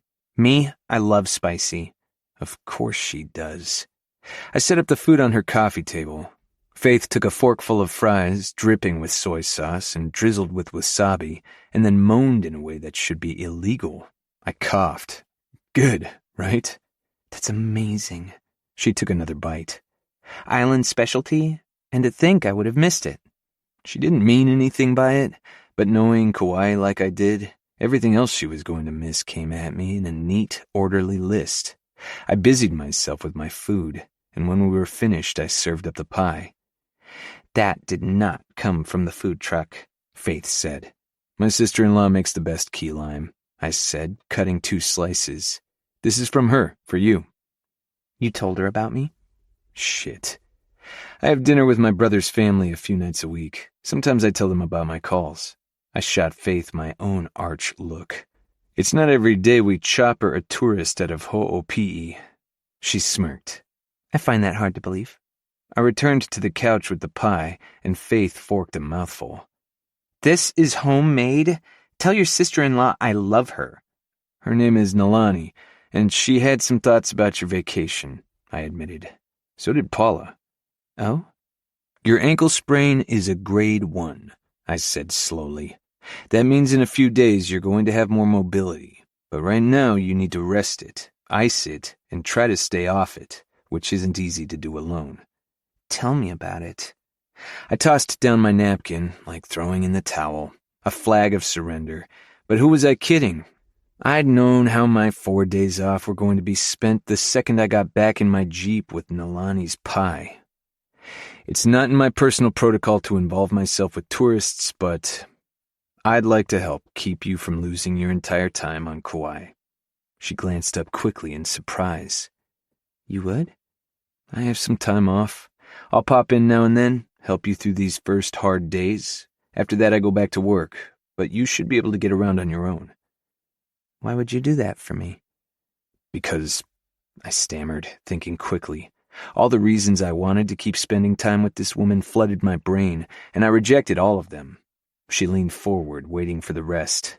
I snagged on something Morgan said earlier that night. "Because I'm an EMT. We have a duty to act." Faith wrinkled her nose. "Even on your days off?" "Always," I said. "Firefighters, police, and emergency responders never clock off the job completely. It's not in our DNA." It wasn't quite the truth, but not exactly a lie either. She nodded, thinking. "That's very generous, Asher, but I barely know you. That's never stopped me before, mind you." Of course, she had zero reason to trust me. I hadn't given her one shred of something personal to even out the scales. I could throw her a scrap. Seemed only fair.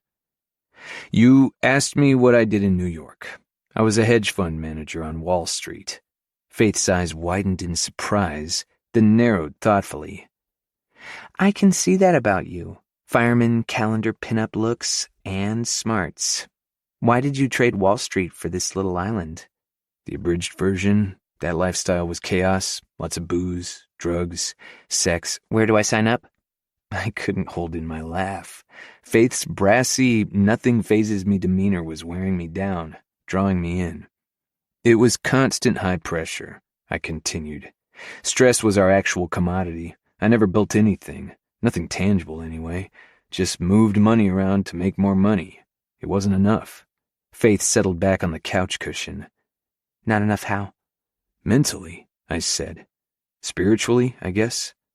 So you came here for personal growth too? A reset? I came here so I wouldn't give myself a cocaine heart attack. I shrugged. Hawaii is a good place for that. Faith smiled. I knew there was something deeper going on with you behind your perfect manly physique and less than perfect bedside manner. Maybe we have something in common after all. I wouldn't go that far. I didn't quit after one day. Faith's arch look returned. You didn't bust an ankle and require a private helicopter tour of the local hospital either.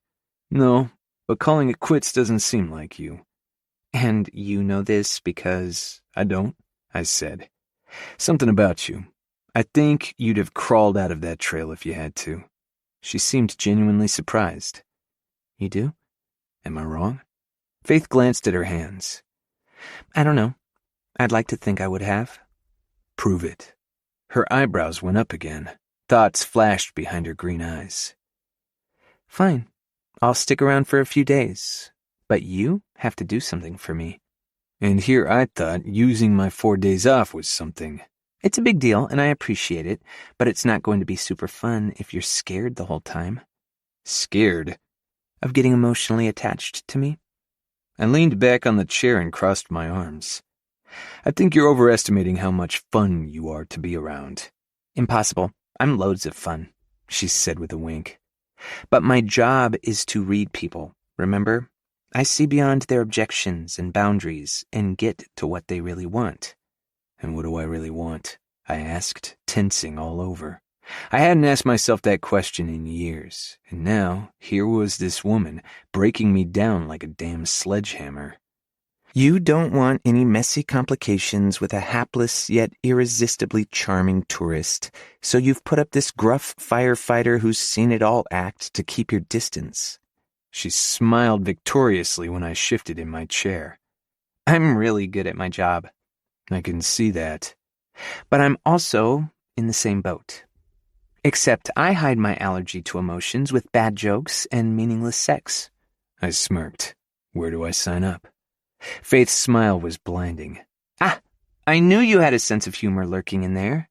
Your hotness factor just ratcheted up 10 notches. She shook her head and made a tisking sound. What a shame. Part of my misguided attempt at personal growth is that I've sworn off men for the foreseeable future, and here you are, kicking in the door to my life. Her tongue touched the top of her parted lips, and her eyes darkened as they grazed over every inch of me. The universe is testing me. Hard. My groin tightened at the word hard coming out of her mouth, and the heated scrutiny of her gaze, drinking me in. Christ, everything about her begged me to take her on the couch right then and there. It's testing the hell out of me, too, I admitted gruffly, and dragged my eyes away from the bronzed skin of her thigh. We must stay strong, friendly. She thrust out her hand. Hi, I'm Faith Mabel Benson from Manhasset, New York, daughter of Millie Monroe Benson and Kevin Benson of Sag Harbor, who is currently in Bali on his 3rd honeymoon. Wait, Mabel? Faith whacked my arm. Hush. Your turn. Asher McKee of the North Bend McKees, brother to Morgan, uncle to Cal, brother-in-law to Nalani of the Key Lime Pies. Parents? Out of the picture. I said in a tone that invited no further discussion. Fair enough. There.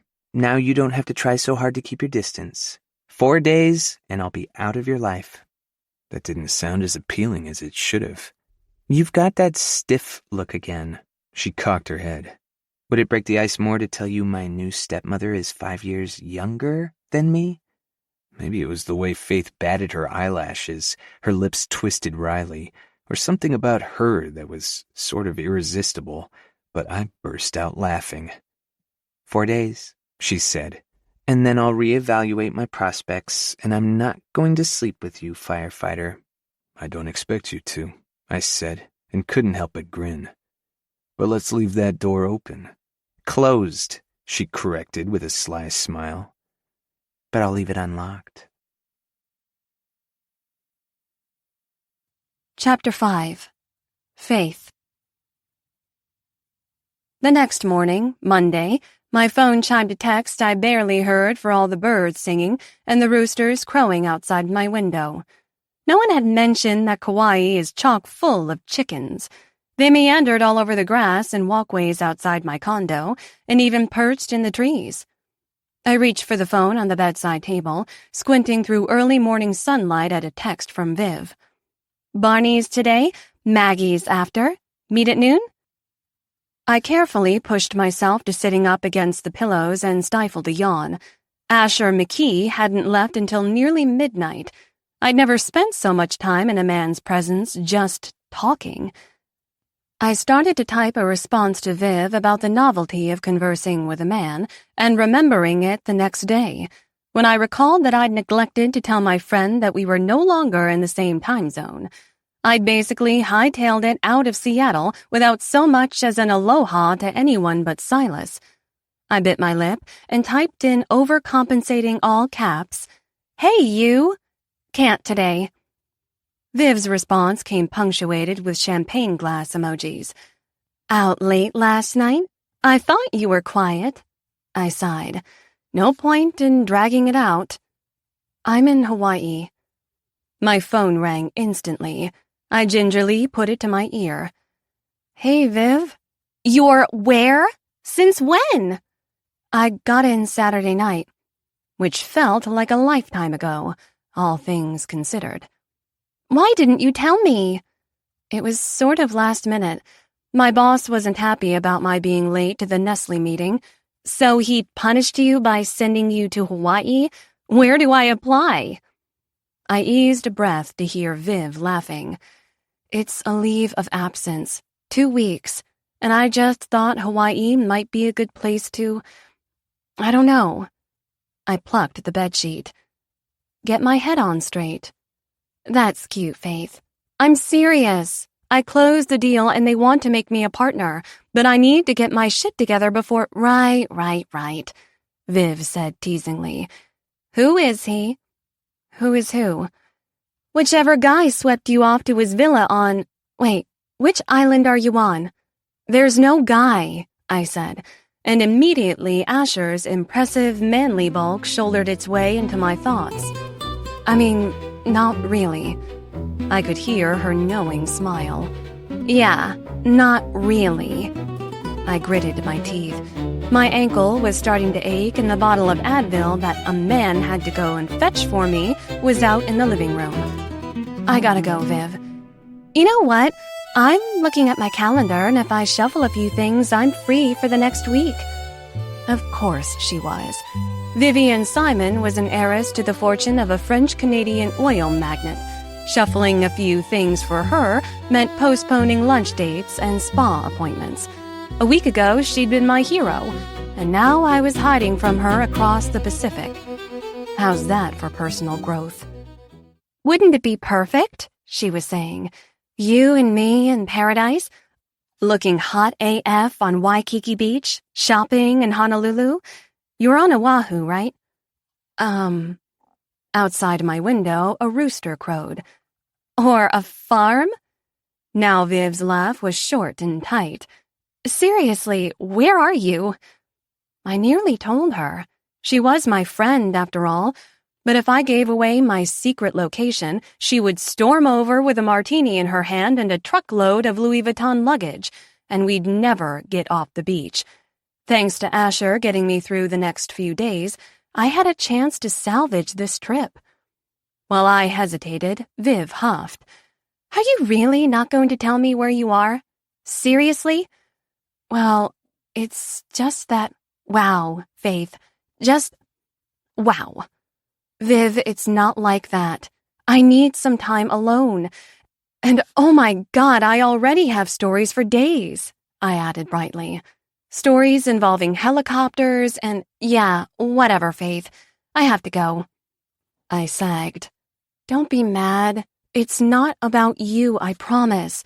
It's just something I need to do for myself. Who's mad? She asked coldly, her voice clipped. Enjoy your alone time, wherever you are. The phone went aggressively silent. I tossed it aside and rubbed my eyes. Crap. It wasn't even 7 a.m., close to 10 Seattle time, about the hour I'd start thinking about rolling out of bed on a Monday morning, workday or not, if I weren't anchored down by a hangover. But after making Viv feel like shit, my guilt wasn't going to let me go back to sleep, and neither would my ankle. Asher had left my crutches propped against the wall next to my bed. I reached for them and noticed the beautiful man had also left a glass of water and 2 Advil on my bedside table. I smiled to myself, a warm feeling in my chest. Asher McKee was a mystery, a grouchy teddy bear who was giving up his time off to help me, even if he wasn't going to get a thing out of it, not even sex. A crying shame, I muttered, thinking of his numerous impressive physical attributes. But I must have been on the path to enlightenment, since talking to him last night had been satisfying in an entirely different way from orgasms. Intimate in a way I wasn't accustomed to. Oh my God, one decent convo doesn't make you the Dalai Lama. I tore aside the bed covers to examine my injury.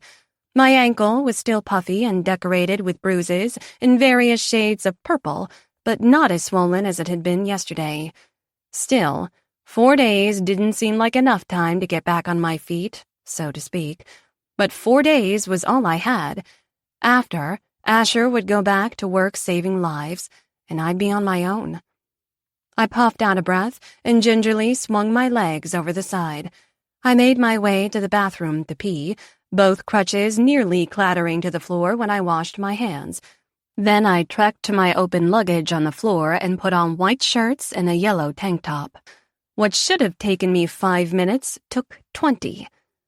I debated crawling back into bed, but Asher said he'd drop by sometime this morning to check on me. I had to make an effort. I brushed my hair and contemplated makeup, but why bother? We were just friends. That less fun F word, I muttered. But as I crouched over to unlock the front door, I found that I was looking forward to Asher's visit, to just being with him. His rugged magnificence aside, my firefighter was a tough nut to crack, like a stubborn client I had to wear down, and I knew there was more to his coming to Hawaii story than he'd let on. Or you could, I don't know, respect his privacy, mused a voice that sounded like Silas. I grabbed an ice pack from the freezer, smiling to myself. If Viv was the devil on my shoulder, Silas was the angel. I set my foot on the coffee table and balanced the ice pack when there came a knock on the door. It opened a second later and Asher strode in, his chiseled features stony and serious. You should lock your door, he said, and set a grocery bag on the counter, along with a tray of 2 coffees. Good morning to you, too. And haven't we already covered the door situation? But either he'd forgotten that little bit of flirtation from last night, or had changed his mind. His expression remained hard, brows furrowed. It's not safe. Fear not. I unlocked it this morning specifically so you could barge in. That drew a reluctant smirk out of him, and he crouched on his heels in front of my foot to inspect my ankle. Immediately, I was inundated with the heady, masculine scents wafting from Asher. Expensive cologne over no-nonsense soap and shampoo. His dark hair was still damp, and his jaw freshly shaven. Firefighters weren't allowed beards, I supposed. Diagnosis? I've seen worse. How encouraging. Your bedside manner still needs work, I said, frowning as Asher returned to the kitchen to unpack the mystery bag on the counter. What's all that? Lunch and breakfast, he said, putting bottles of iced tea in the fridge, along with sandwiches wrapped in plastic and a bunch of bananas in a bowl on the counter. I took a moment to appreciate the way the muscles in his back and his broad shoulders moved under a tight dark blue t-shirt before I came to my senses. I didn't know shopping for me was part of the deal, but thank you. What do I owe you? He ignored that and dumped a handful of creamers and sugar packets on the table. I didn't know how you took your coffee. Directly into my veins, I said, taking a cup. You're a saint. He grunted and set down 2 beautiful acai bowls on the coffee table. Sliced bananas and strawberries sprinkled with bee pollen were arranged in perfect spirals on top of cold, pureed acai berries. He's staying for breakfast. My greedy smile must have been obvious because Asher's face stiffened the way it did when he remembered he was supposed to be grouchy and remote. I can't stay, he said shortly, digging into his bowl. I'll take what I can get, I teased. And it is really nice of you to do this for me, Asher, even though it's exactly the opposite of what I came here for. The fact that you're sticking it out means something, he said, and graciously bestowed upon me his first fleeting smile of the day. Maybe your initial step toward personal growth is you cut yourself some slack. That's sweet of you to say, but you just summed up my life in a nutshell. All I do is cut myself slack. I could stand to be a little hard on myself. If you say so. I do. I have some work to do in the adulting department. I didn't even tell a good friend where I was going. I skipped town without so much as a text. She busted me this morning. Why didn't you tell her? Because if I told her I was leaving, she'd have tried to convince me to stay or invite herself to come with, which she did. Did you tell her what you wanted out of this? Yes, but she didn't believe me. Then again, I've given her no reason to expect anything different. I spooned a honey-drizzled strawberry into my mouth. Me being here is sort of like going to rehab. I had to remove myself from all temptations and cut myself off from the vices that get me in trouble in the first place. I leveled the spoon at Asher. Which makes having you in my apartment even more ironic. You, firefighter, are a hulking, manly mess of vice. Asher smirked. It's not exactly usual for me to hang out with women and not have naked relations. Me too. I'm not surprised Viv didn't believe me. I don't believe in me. Maybe you should get some new friends. I have Silas. Asher grimaced. The billionaire jackpot you were telling me about? That's the one. It was all very dramatic, but not at all what you're thinking. I didn't prostitute myself or anything. Silas is gay, and his dad's a bigoted prick. He wasn't about to turn the business over to his son unless he changed his lifestyle. I rolled my eyes. So I pretended to be his fiancée. You're kidding. Nope. But when Silas fell in love with one of his dad's caregivers, the jig was up. My services were no longer required, but I made sure I was adequately compensated. Compensated how? I took a sip of coffee. With a condo. He bought you a condo? When you say it like that, my smile faded. Terrible, isn't it? But I came out of the deal with a best friend, and that's better than anything. Is this guy best friend enough to actually know where you are? Yes, he's very supportive. You remind me of him, actually. You're both sweetness wrapped in grumpy packaging. Asher looked away. You keep calling me that. I'm not— Yes, you are. Why else would you give up your 4 days off to help me out? Especially if you're not getting any sex out of it. Is that all you're good for? Asher asked. Because I don't think that's true. My cheeks heated. No, that's not what I meant. But, okay, I guess that is what I meant. My point is, you're not getting anything in return. Let me worry about that. And I have a question for you, he said before I could protest. How come you didn't call me out for giving you shit about your job when mine in New York was just as bad? I smiled. Not my style. I'm not a very judgmental person. Except to yourself. A necessary evil for the time being. My boss has required that I do some serious introspection. You get in trouble? I closed a multi-million-dollar deal and they want to make me partner. Asher laughed, shaking his head. Sounds dire. It is, I said, and gave his arm a playful shove that didn't budge him an inch. I don't know if I'm ready to take on that kind of responsibility. If I accept a job like that, I should know for sure it's what I want to do, right? Probably. Sounds like you're being awfully responsible to me. Does it? Thank you. I mean, just look at the sheer volume of willpower I'm exhibiting right now with you. He cleared his throat, not looking at me. We both might be better off if you stop saying stuff like that. I don't have much of a filter. You don't say. What's the point of being coy or shy? I like telling the truth, and the truth is, Asher McKee, you are every woman's fantasy. He shook his head with another laugh, but his cheeks reddened slightly. But Jesus, I didn't even ask if you were seeing someone, I said. Or married? None of the above. I drowned a twinge of happiness in a swig of coffee. I would imagine it's pretty slim pickings on an island this small. How and who do you date? Tourists, he said. And I don't know that I'd call what we do dating. The rough timbre of his voice and heat in his deep brown eyes sent a lick of flame down my spine. What if you want to settle down?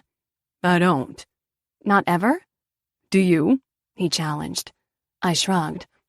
I think so. Someday. I can't quite imagine it in my current state, but I know I don't want to still be dating when I'm 50.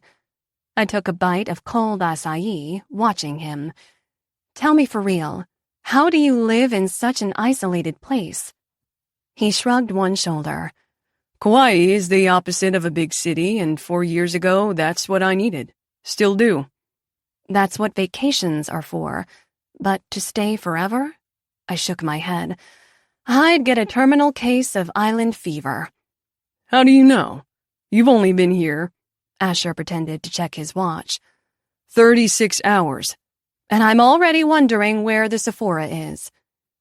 He chuckled and went back to his food, allowing me a few moments to take him in, starting with that watch on his impressive and ridiculously sexy forearm. It was heavy-duty and manly, but also retailed for about $9 grand. His clothes, upon closer inspection, were simple but high quality, and his Jeep was no junker either. Seems as if Asher had brought something from his finance days with him across the ocean, which wasn't even the most interesting part about him. Asher McKee is entirely made up of interesting parts. The man was an iceberg. What he gave up front was just a fraction of who he was down deep. Granted, I'd only known him a handful of hours, 36 by his count, but my finely honed interpersonal skills told me I'd barely begun to scratch the surface. He was a mass of contradictions, full of kindness but trying, and failing miserably, to hide it. An outdoorsman whom I could easily picture ordering fine wine in a fancy restaurant. A guy who traded stocks and bonds to be an EMT on a remote island in the middle of the Pacific. Why? Nice watch, I said after a moment. Tag Heuer Carrera chronograph, right? He frowned and automatically covered the watch with one hand. I guess. How do you know? I put one on Tom Brady for an ad campaign 2 years ago. I arched a brow. Not bad, McKee. It's durable, he said darkly. Something wrong with that? Not at all, I said. Quite the opposite. I would think it'd take a few luxuries to survive out here in the wilderness. I haven't given up civilization, just the bullshit. I take it you have no online presence. Online presence? He said the words as if they tasted rotten. No, I have no online presence. The internet is a hoax. A hoax. I arched a brow. Tell me more. It isn't real. At best, it's a bunch of people showing off filtered photos of their lives and pretending they're happier than they actually are. At worst, it's a virtual town hall to bitch and moan and treat opinions like facts instead of the polished turds that they are. Wow. Tell me how you really feel, I said with a laugh. There are positives to it too, you know. Name one.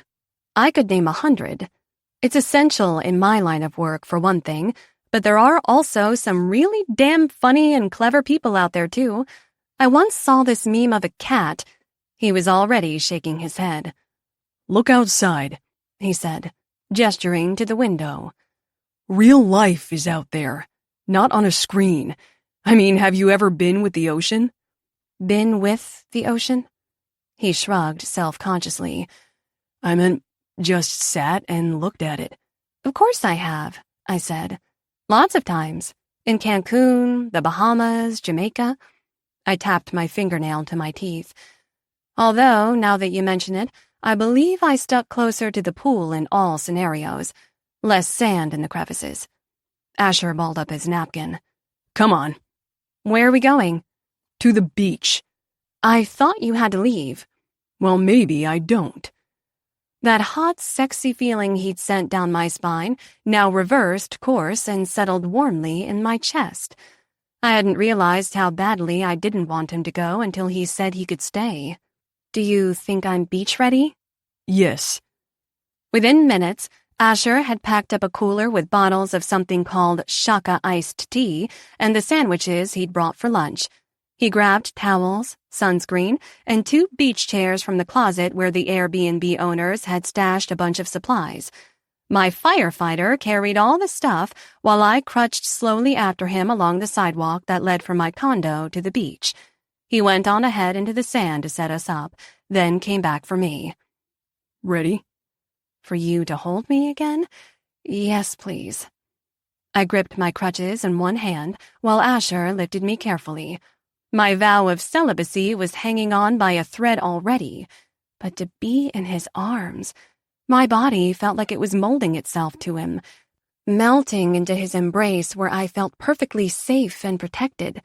I had to refrain from burying my face in his neck and inhaling deeply. Asher trudged across the sand and gently helped me into one of the beach chairs. He propped my foot on the cooler and then sat beside me. It was quiet.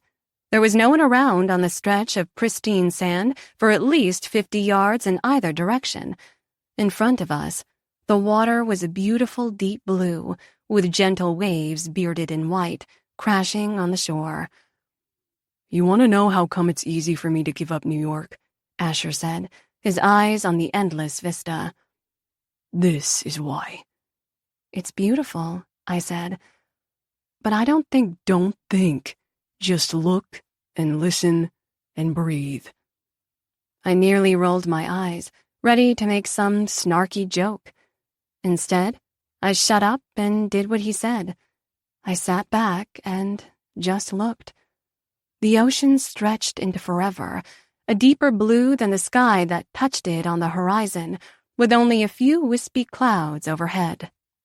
Minutes passed, and I glanced over at Asher, his face free of hard angles, his guard down. He looked peaceful. He felt my glance and looked to me. Well? Sorry, I said. No major epiphanies. It's all right. It took me a while, too. To what? To let it in.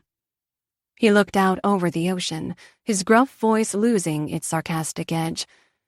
It sounds stupid or cheesy, but I feel connected to something bigger when I sit with the ocean, like I'm a part of something old and deep. Asher grasped a handful of sand and let it sift through his fingers. I felt untethered to anything real or permanent when I was a kid. Maybe this is me making up for it, but I'm grateful, and I think it's the gratitude that makes me feel connected. I'm grateful to the ocean just for being here. I nodded mutely. I'd never heard anyone say something that personal, and certainly no one had thought to say something like that to me. I didn't feel that same connection to the ocean, but listening to Asher just then, I felt like someday maybe I could. We sat in a softer silence for a while, and for once I didn't feel the need to fill it up with gossip or chit-chat, or even questions about himself, which I desperately wanted to ask. Eventually, an older couple, maybe in their 60s, strolled up to us, smiling, her arm tucked in his. "I'm sorry to bother you," the woman said, "but you're such a lovely couple. I can't help but ask, are you on your honeymoon?" Asher shook his head. No, I elbowed him to be quiet and rested my hand on his arm. "Yes, we are." The couple exchanged satisfied smiles. We thought so. You just look so beautiful together we had to say something. "Thank you so much," I said. "You've made our day." The couple beamed and strolled on. When they were out of earshot, I flashed Asher a teasing smile. "You hear that, honey? We're a lovely couple."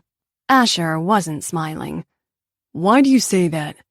"Because," I said, gingerly moving my foot off the cooler for a bottle of iced tea. "If I'd told them the truth, they'd be disappointed and maybe embarrassed. Instead, for the rest of the day, they're going to feel good about their compliment. Did you see their smiles?" Well, yeah. I shrugged. So I let them believe it, to make them happy. Asher seemed like he was about to reply, and then didn't. I struggled to get the cap off the tea, and he was still watching me, a strange expression on his face. "What?" Nothing. Wordlessly, he reached over, took the tea from me, popped the cap, and handed it back. "I've kept you all day," I said at 4 o'clock when we were back at the condo. Asher made me another ice pack while I took up my spot on the couch. Are you going to be okay for dinner? He asked, settling the ice over my foot. I grinned, fighting the urge to put my finger in the little crease between his furrowed brows. If I can't handle ordering one dinner, there's no hope for me. Don't let the delivery guy in, he said. Tell him to leave it outside the door and don't get it until he leaves. Asher's protectiveness brought back that warm feeling in my chest, one that I wasn't familiar with, but could definitely get used to if I let myself. "I will, I promise," I said. "You're the only one allowed to barge in unannounced." Asher seemed to think about smiling, but changed his mind. Do you need anything else? Nope, I'm just peachy. You sure? Because I'm good, I said. You've already given up more of your day than you were supposed to. I don't do anything I don't want to, Faith. Lord have mercy. I waved my hand. That's enough of your masculine gallantry for today, firefighter. A gal can only take so much and keep her clothes on. Christ, woman. He rubbed his hands over his face and went to the door. Asher, he stopped. Yeah. Thank you. I cleared my throat, my usual flirty facade replaced by genuine gratitude. Today was a good day. His answering smile was softer than I'd ever seen him wear. Yeah, it was. Then he stepped out and locked the door behind him. Chapter 6. Asher. I pulled into the Pono Kai around 10 the next morning with a small voice in the back of my head, noting that this was the 4th time. Coming here had slipped right into my routine, the same way pulling up to Morgan's house for dinners or arriving at the fire station had. Too easy. I opened Faith's front door without knocking because I could, and found her crutching around her kitchen making coffee. "Hey you," she said, smiling as I came in and set 2 bags of groceries on the counter. "I wasn't expecting you back so soon. Not that I'm complaining." Her hair was fresh out of bed messy, no makeup, and she was only wearing some kind of long sleep shirt. No bra that I could see. It was too easy to imagine this was how she'd look after a night in my bed. "Don't go there." She held up a mug. "Coffee?" "I can't stay." I'd decided on aisle 3 of Mana Foods that morning that I'd deliver some groceries and get out, No more long talks, no more spending entire days off with a woman I wasn't going to see after next week. But now I found my damn feet rooted to the floor of her kitchen. She cocked her head. My coffee's not that bad, I promise. I'm having lunch with my brother up in Honolulu. At 10 in the morning? I have some stuff to do first. She was already waving her hand. None of my business. You do you. She gestured at the bags on the counter. But at least let me pay you back for all this. Nope, I said. Just something to get you through the next few days. A few days? This is enough for a few weeks. She rummaged through the bag and pulled out a frozen pizza the size of a wagon wheel. Dinner for one? I figured you could have leftovers, I said lamely. How's the ankle? Better. Or maybe I'm just better at the crutches. Couple more days and you'll be able to get around just fine. She nodded and set the pizza down, not looking at me. I haven't decided if I'm staying the whole 2 weeks or not. The idea of venturing out by myself is still a little bit daunting. She offered me a small smile. The last thing I want is for you to get a call and have to come rescue me again. I can think of worse things. Faith nudged my arm. So, thanks for all this. Putting it away will kill some time. I jerked into action. Shit, let me... Sure, I was kidding.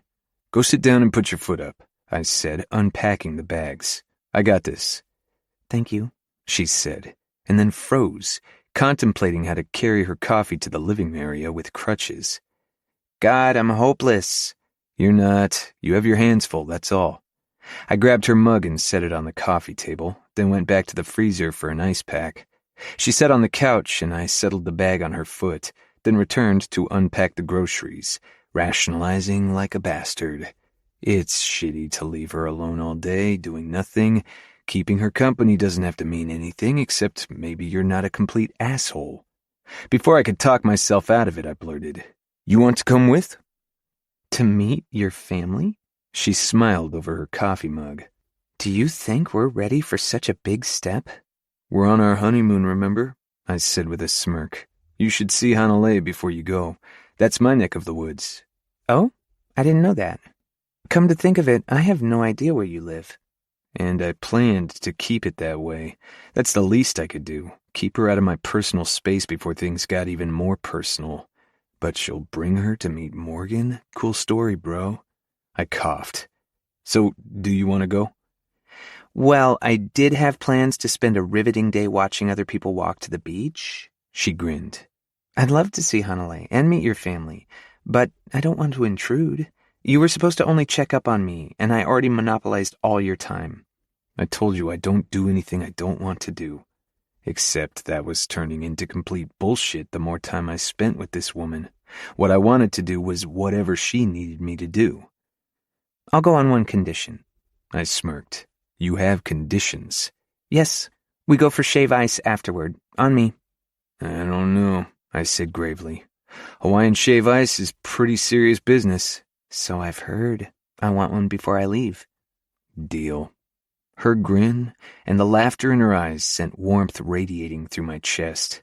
She was a blazing inferno that melted all cold fronts and made it impossible to keep my distance.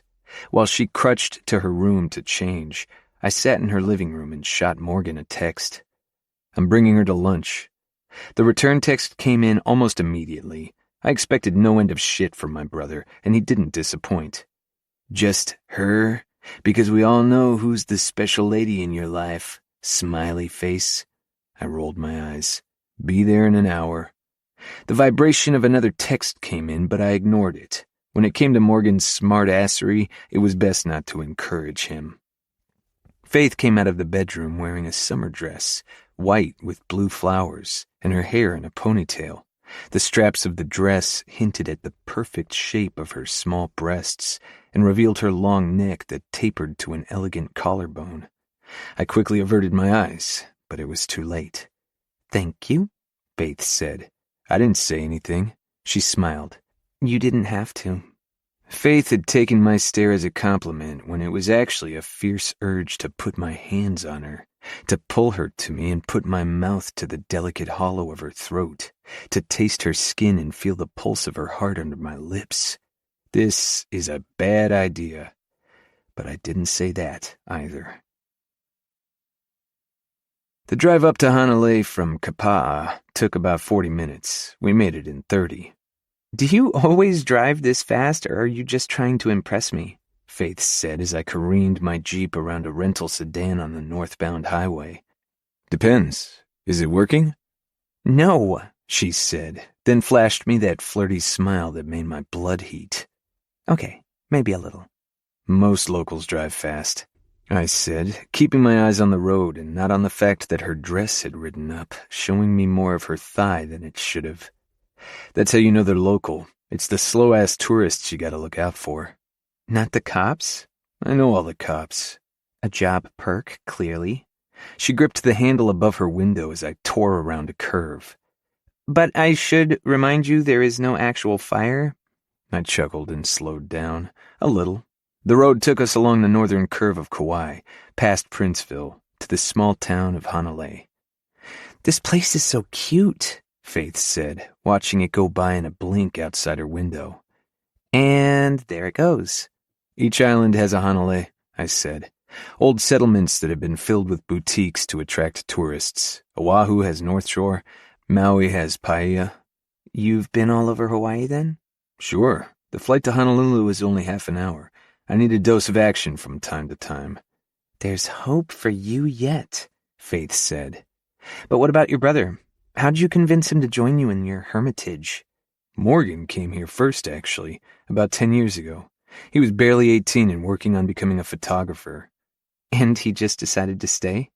Meeting Nalani was strong motivation. They got married 3 months after they met, and my nephew was born 9 months to the day after that. You have a nephew? She waved a hand. No, you mentioned him yesterday. What's his name? Kaleo. Oh my God, your face just now. I frowned. What about my face? I can tell he's special to you. Well, he's my nephew. Mm-hmm. Faith smiled. So you followed your brother out here to be close to him? Something like that. I felt Faith's eyes on me and waited for her to probe further into territory I didn't want to revisit, but she nodded to herself. That's sweet, she said finally. I don't have any siblings. Must be nice to have a partner in crime. Yes and no, I said. We pulled into the drive of my brother's bungalow. Sometimes I want to kill him, like now. Faith looked to the front porch of the maroon house with white trim, and her hand flew to her mouth, stifling a laugh. Morgan, Nalani, and Kaleo were standing on the steps as if posing for a family portrait, all wearing bright smiles and waving. I killed the engine. That asshole. Faith laughed. Oh, this is going to be fun. I strode around to the passenger side to help Faith out. She crutched past me, straight up to my idiot brother. Hi, I'm Faith Benson. Aloha, Faith. It's so nice to meet you. You have no idea, Morgan said, ignoring my death glare. This is my wife, Nalani, and our boy, Kaleo. He's not playing hooky. It's spring break at school this week, and he's very excited to meet you. I intensified my death glare, but Morgan only smiled innocently. Aloha, Faith, Nalani said. Welcome. You rode in a helicopter, Cal said. I sure did, Faith replied, smiling down at him. Actually, riding in the helicopter would have been nice. I rode more on the outside of it, dangling from a cord specifically. Was it scary? I bet it was scary. A little. Our eyes met, and she shot me her trademark suggestive smile. But your uncle was on the ground, ready to catch me if I fell. Cal's big, dark eyes wheeled to me, and I felt Nalani and Morgan's stares digging in. Were you Uncle Ash? It's hot out and she needs to sit, I said. We'll get the full story later. Nalani put her hand on Faith's back. Come in. Let's get that foot up. They went inside, Cal scampering ahead, leaving Morgan and me to follow. My brother slapped me on the back. Holy hell, man, she's a stunner. I'm not blind, you moron. She's got great energy, too. You know how you get a vibe about someone where you like them instantly? Yeah, I get it, I said. That pretty much summed up Faith. She was instantly, frustratingly likable. She's also not staying. Morgan chuckled. Maybe she just needs the right motivation. We stepped out of the thick heat of Kauai in April into the coolness of the house.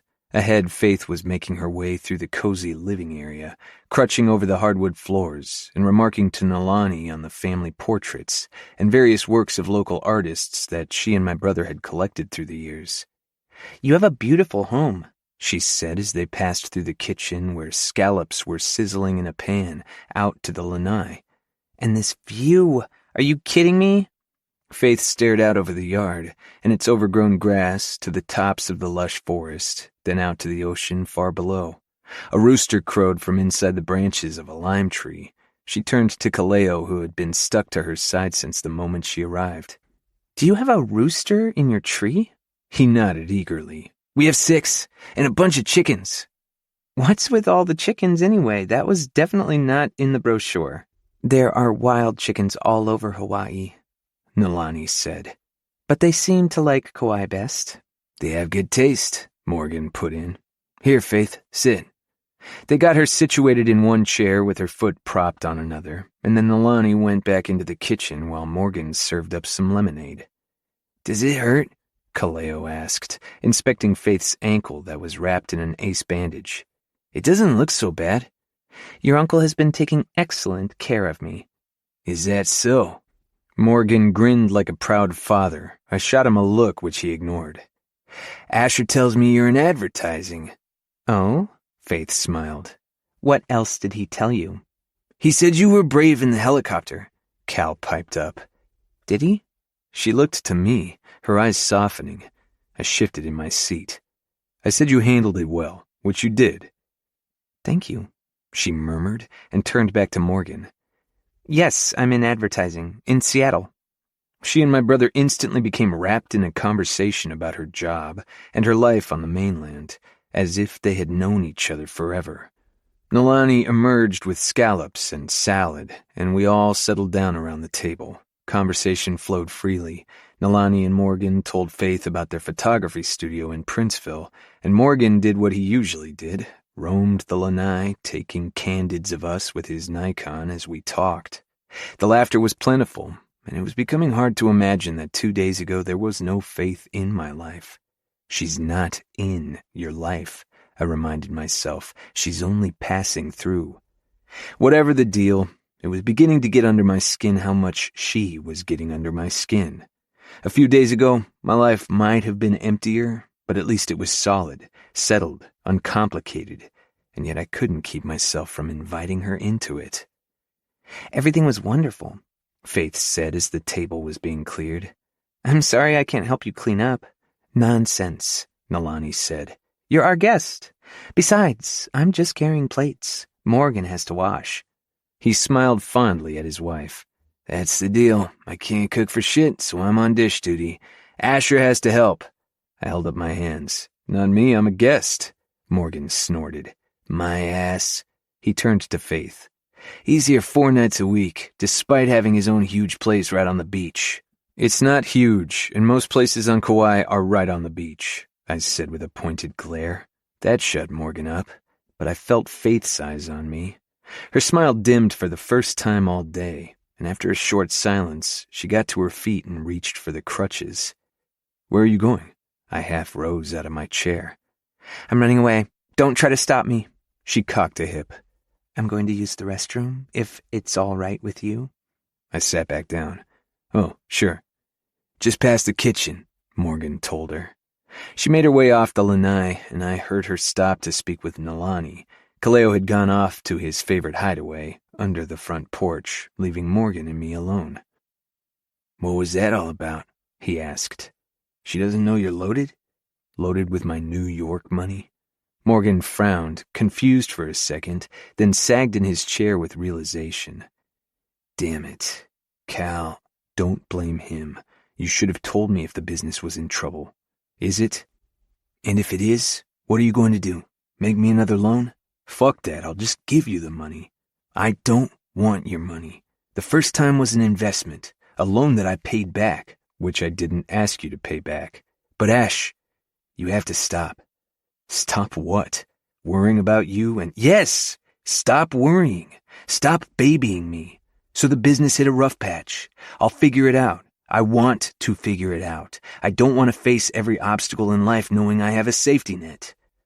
I sat back in my chair, teeth clenched. Yeah, that might be fucking rough. I'm sorry, he said in a low voice. I didn't mean it like that. I know how hard you worked for us, for me, when we were kids.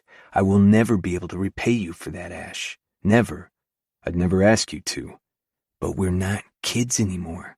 You don't have to take care of me. I shook my head irritably. Your family. I have it. Why not give it? You've been giving to me your entire life. His grin reappeared. Arguing never did sit right with Morgan. Take a break, brother.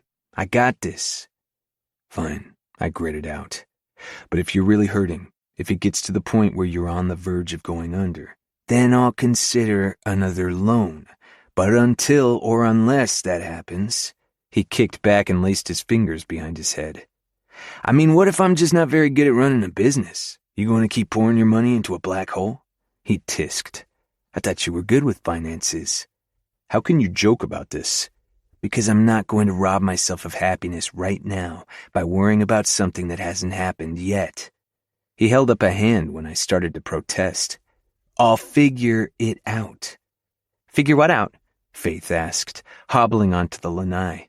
Her smile dropped at my dark expression. Am I interrupting? Not at all, Morgan said. Asher and I were discussing the natural ebb and flow of business fortunes, like the tide. Sometimes it's high and flush, and other times it recedes a little bit. That's all. Right, Ash? If you say so. Faith took her seat and put her foot up, her observant glance moving between us.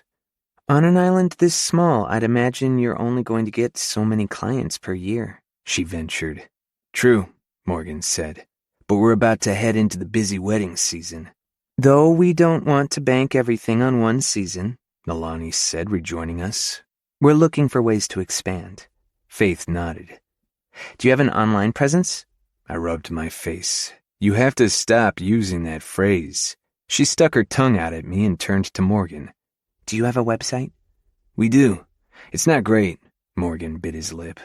Would you mind taking a look?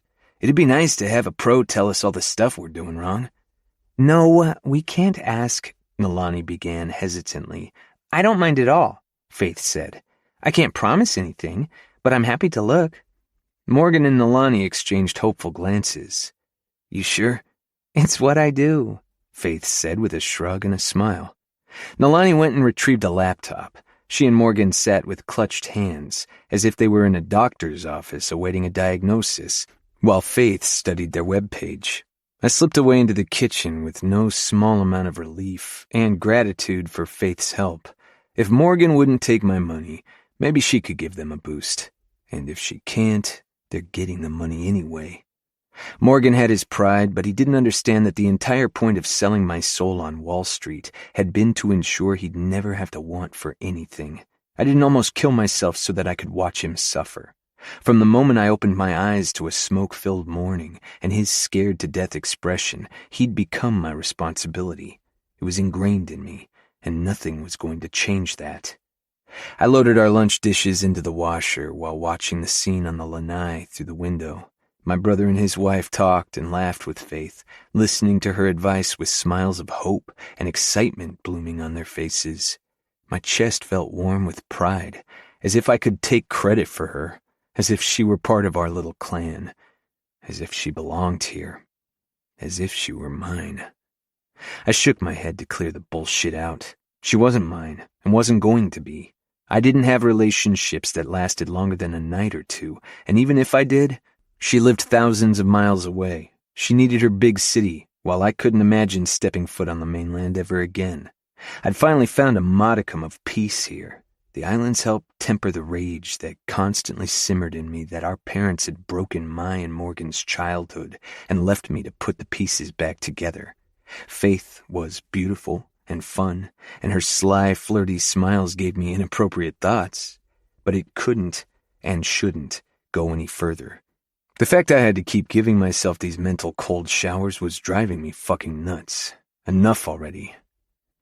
You moved here because you loved the island, right? Faith was saying when I came back out onto the lanai. Because it's beautiful and serene and all that jazz? Morgan laughed. All that jazz. Yep, about sums it up.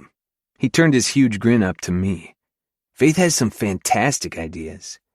Oh yeah? I asked, not looking at her. I was just suggesting they could take their clients on excursions around the island and photograph them at the falls or the beach. Or at the canyon, Cal piped up as he clambered up the wooden stairs. Dust from his foray under the porch coated his hair and clothes. Right, the canyon, whatever that is, Faith said, shooting him a smile. Or that trail that tried to kill me. Photograph your clients in the beauty of the island, and they'll feel like they've become a part of it. That's what they'll take home with them. I love it, Nalani said. Me too, Morgan said. He put his hand to his chest. Mahalo nui loa, Faith. It's nothing, she said. I was just thinking about how when I leave, I like the idea of taking a little piece of the island home with me. Because she was leaving. End of. Time to get going, I said dully. My family walked us to the front porch, and Kaleo tugged Faith's arm. Are you coming back? You have to meet Mommy. That's my great-grandma. My grandmother, Nalani explained. And yes, we'd love to have you back again. Faith's smile didn't touch her eyes. It was very nice meeting you all. And in that moment, I knew she wasn't staying another day, never mind the rest of her trip. She turned and crutched toward my Jeep without another word. I said my goodbyes, gave Cal a hug, and followed after. I'm pretty tired, Faith said when I got behind the wheel. I'd like to go back to the condo. What about the shave ice? I asked. Now that I knew the minutes with her were ticking down, I wanted all of them. I changed my mind, she said. Okay. We drove in silence the entire ride back to Kapa'a, in the lot in front of her complex. I threw the car in park and faced forward. Your family is great, she said after a moment. That little Cal is a cutie. He obviously worships you. Morgan, too. You're lucky to have them. Yep. Another silence. I'm going back to Seattle, she said. Tomorrow. I've decided. I figured. It's better that way, for both of us. You've done enough for me. Too much, probably. I came here to try to have some shred of independence, to stop relying on men and take care of myself for a change. But I've needed your help since the moment I got here.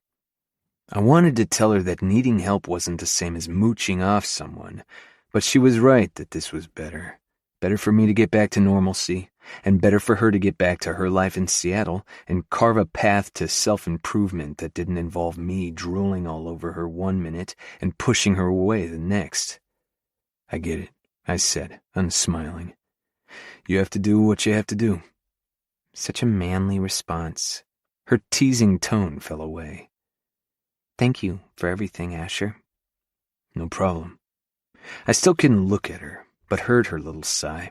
She reached for the door, stopped, then filled my space with her nearness, her warmth, and the flowery scent of her perfume.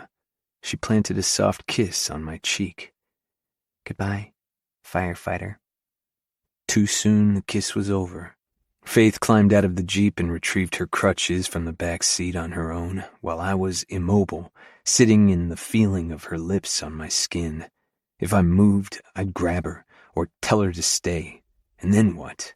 Another conquest with a tourist. She's not that. I don't know what she is, but she's not that. Faith shot me a small parting smile, and I waited until she was safely in her condo. The door closed behind her, and this time I knew it would be locked. Chapter 7. Faith. I'd just started to fall asleep when the roosters cranked up. Perfect.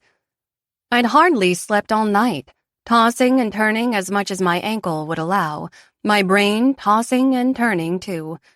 Never in my life had unsettling thoughts kept me up. I'd never let anything bother me enough to lose sleep over it. But all through the dark hours, on the eve of my escape from Kauai, a nagging feeling gnawed at me. Now dawn's first rays were seeping into the bedroom, and I was wide awake. I tossed the covers back and crutched to the bathroom, then the kitchen. I was getting better at it. but the rubber arm braces dug in painfully, and I still couldn't put weight on my foot without my ankle complaining. I made coffee and managed, slowly, to crutch it to the living area while only sloshing a teaspoon or so down my good leg. I winced at the burn, but persevered and sank gratefully into the couch. The sun rose fully, and I sat feeling as if I were waiting for something. I needed to call the airline to change my flight. I needed to call a service to help wrangle my luggage, but my phone sat beside me on the couch, untouched, and I realized what I was truly waiting for was Asher McKee to come barging through the front door. My phone chimed a text, making me jump and nearly spilling my coffee. Again. Ignore this if you're busy introspecting, but wanted to say hi and check in. I smiled and hit call. Hey, you, Silas answered. How's it going over there? Oh, it's been a journey. He chuckled. Already? It's only been 4 days. 4 of the fullest days of my life, I thought, and glanced longingly at the front door. Stop it. Faith? You okay? I'm fine, just a little banged up. I told Silas about my mishap at the Ho'opi'i Falls and subsequent helicopter ride, leaving all mention of grouchy firemen out of it. Damn, Faith, I'm sorry. Wait, this happened on day 1? Why didn't you call me? How are you getting around? I plucked at the couch pillow. Well, that's a whole other story. I wanted to confide in him about everything. My thoughts were still a tangled mess and needed sorting. Silas could tell me what to do. He could help me. Or you could figure this stuff out on your own. Asher McKee was out of my life. That was definitive. No point in rehashing more man drama with Silas. The only thing to decide was what I was going to do with my time, with my life. Give up and go back to Seattle, or stick it out and do this on my own, without a man's help. The idea of staying was daunting, but going back felt like defeat. But I'm good, I said brightly. You're good. Silas sounded dubious. Yep, my ankle's not that bad, and I can't let one little sprain ruin my whole trip. I came here to do some work on me, and that's what I'm going to do. Saying it out loud helped solidify my decision, and a flood of optimism filled me. Are you sure? Doesn't sound easy. I need to take a break from easy and do the hard things. Well, I admire your dedication, but listen, Faith. You call me if things get rough. Immediately. Not 4 days later. I smiled. You're the sweetest. Like the big brother I never had. Immediately, I thought of Asher and his devotion to Morgan, but shoved thoughts of my firefighter aside. He was no longer my firefighter, and if the universe were merciful, we wouldn't run into each other for the rest of my time here. He had 1 more day off, but then he'd be occupied, putting out fires and saving other tourists. Pretty young women who'd gladly turn an ankle for him. I gave my head a shake. Anyway, I can do this on my own, but I'll check in with you so you can sleep at night. Silas didn't laugh. Are you sure about this? He asked again. 10 days with a bum ankle alone doesn't sound that fun. I didn't come here for fun. I came to be with the ocean. Be with myself for a bit. I'll be fine. Well, good for you, Faith. I'm proud of you. Thanks, Si, I said. I was pretty proud of me, too, and that didn't happen very often. Or ever. Give Max a kiss for me and tell Eddie I'll bring him a souvenir. I will. He's been asking after the whereabouts of the lovely Miss Benson. I laughed. I love your brother. And I love you. Love you too, babe. Talk soon. I hung up with Silas and nodded resolutely as the day stretched out before me. 10 of them, actually. I can do this, I said, and got my ass off the couch. Turns out crutching around inside a small condo is not the same as crutching anywhere else for longer than 10 minutes. My underarms were rubbed raw, and my shoulders sore from bearing the weight of my ankle in the heavy boot as I made my way to the curved walk that would take me to the beach. The plan had been to have a little picnic, Carrying a beach chair was out of the question, but I figured I could plant myself on a towel. Sitting down would be easy. Thanks, gravity. And I'd worry about how to get up when the time came. But the bag full of food and my towel kept banging against my crutch, threatening to knock it out from under me. Not to mention maneuvering over lumpy sand was 1,000,000 times harder than on concrete. 3 steps in and I realized I was not ready to go off-roading. With sweat dripping down my back and my hair sticking to my forehead, I reversed course, back through the complex until I found a bench next to a koi pond. My ankle was throbbing, and I realized the boot wasn't helping but felt like a lead weight. I fed hunks of sandwich crust to the fish and caught my breath. My beach picnic became bench picnic, but I did not give up. And then it began to rain. You're kidding. Clouds had rolled in fast, and before I knew it, I was drenched. The rain cooled me down, and then I was shivering as I packed my stuff and slowly headed back to my condo, fearful of slipping on the wet pavement at every step. Inside, I slumped on the couch and removed the boot. TV it is, I muttered to no one, but the rainstorm cleared up as fast as it had come in, and the sun shone brightly, daring me to try again and not lose the whole day. I recalled that I never did get my Hanalei shave ice. It was a risk, heading north into Asher territory, but what I'd seen of that little town outside his Jeep window had been so darn cute. I vowed to do some shopping. I deserved that at least. Get my shave ice, then call it a day.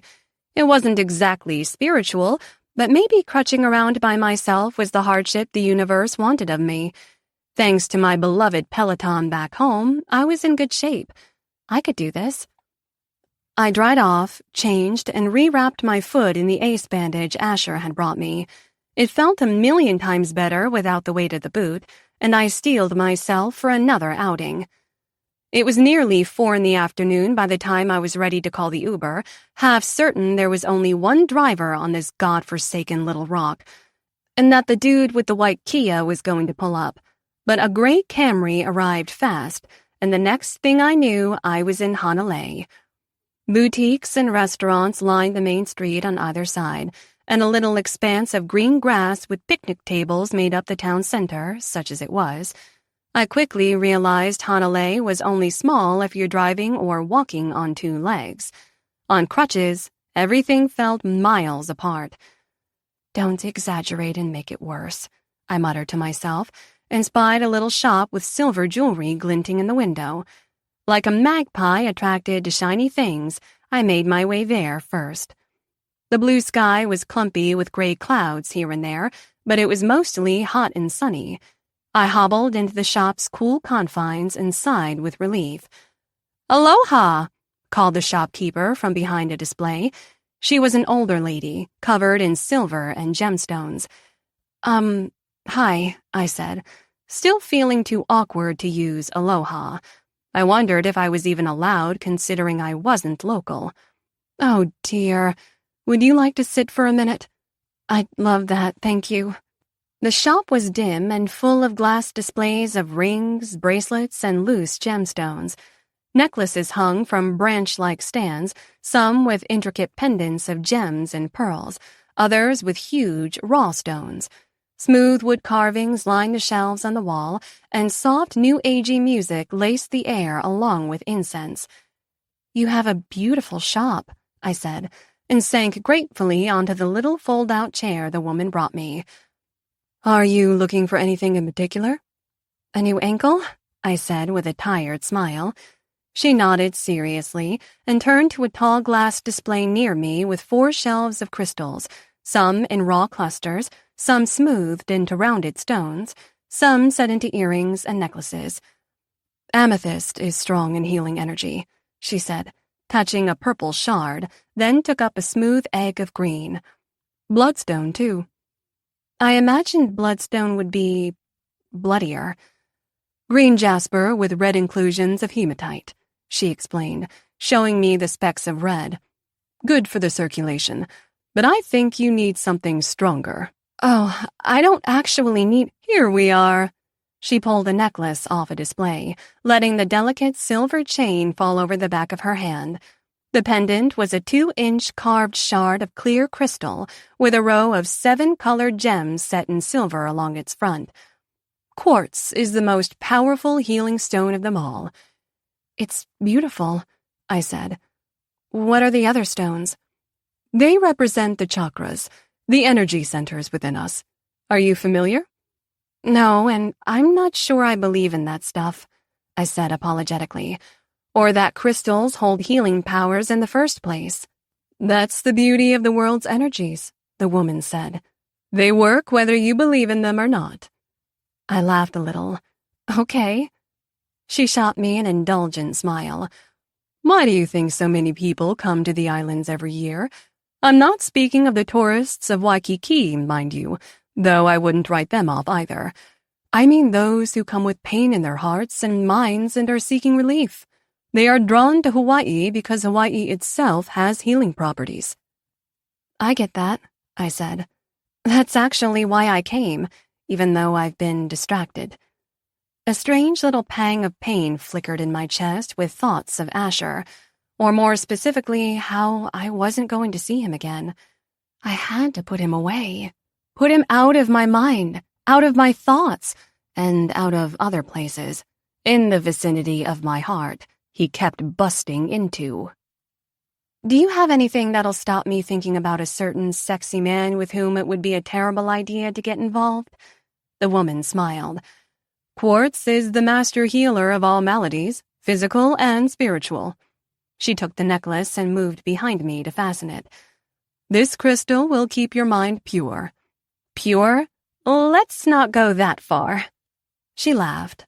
I don't mean pure in the sense of innocence, but in the ability to think more clearly, rationally. That's exactly what I need, I said. There is nothing less sexy than being rational. She finished fastening the clip. The crystal with its 7 smaller stones sat against my skin, cool and a little heavy. It sits right over the heart, doesn't it? She held a small mirror to me. Lovely. I touched the pendant. Like sitting with Asher in front of the ocean, I felt no great epiphany, but I wondered how many of life's mysteries we write off immediately due to cynicism. How many avenues of healing or growth do we shut the door on because we think they're not for us? What if this is for me? Not that I believed this crystal was going to magically heal my ankle, much less sort out my tangled thoughts about Asher. But I figured it couldn't hurt to keep my mind and heart open to the possibility. Leave the door unlocked. I smiled in the mirror. I'll take it. I crouched out of the air conditioning and back into the heat of the day. Not 3 steps away from the shop, my ankle throbbing and sweat slipping between my shoulder blades, I felt foolish for spending $75 on the pendant under my shirt. I've been had, I muttered. But the shop owner had been right. I came here to heal, and that's what I was going to do, even if it killed me. I spied a bright blue sign that read, Wishing Well Shave Ice, about 100 yards up. 100 yards roughly translated to 10 miles in crutching distance. By the time I got in line, which was a dozen people long, my hair was stuck to my forehead in sweaty clumps, and my arms were shaking from the exertion. Just ahead of me was a middle-aged couple in Bermudas and sun visors. The woman turned and gave me a once-over. Oh, honey, what happened to you? The Ho'opi'i Falls, I said, mustering a smile. Her husband's eyes widened. Wait a sec. Did you get helicoptered out of there? My already hot cheeks reddened. You saw that? The woman nodded in vigorous agreement. That's right, a few days ago. Yes, we saw the whole thing. I smiled wanly. This island is too damn small. The woman frowned. Are you here alone, dear? Oh, gosh, no, I said. My friends are at the beach. And they just left you? She humphed. Some friends. The hot sting of tears pricked the corners of my eyes. I'm fine. I can manage one shave ice. And there was my personal growth in a nutshell. Pathetic. The couple mercifully left me alone, and approximately 10 years later, it was my turn to order. The guy in the window set down an enormous bowl of cherry shave ice on the high counter in front of me. Immediately, the flaw in my grand plan became apparent. I desperately needed to sit, but the shave ice stand had only 2 tables, both occupied. Across the street, the picnic tables on the grass were available, but they might as well have been a million miles away. I couldn't crutch over there and carry my shave ice too. Yes, I can. I would not be defeated by a bowl of chopped ice and sugar syrup. I took the bowl and attempted to hold it with the handle of my crutch like I had my coffee this morning. One hopping step later, the bowl slipped out of my grasp, hit the ground, and sprayed red in all directions.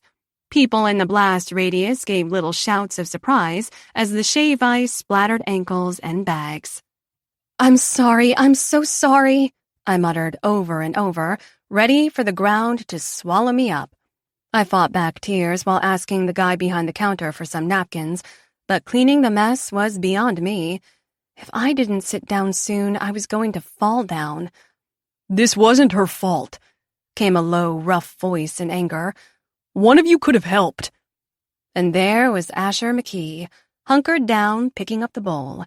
I stared as a chaotic mess of emotions, relief, desire, irritation, and something deeper that was too foreign and unsettling to deal with, all came bubbling up, stealing my breath. My face flushed as red as the shave ice. "You," I said, breathing heavily. "Me," he said. He went to the guy in the window.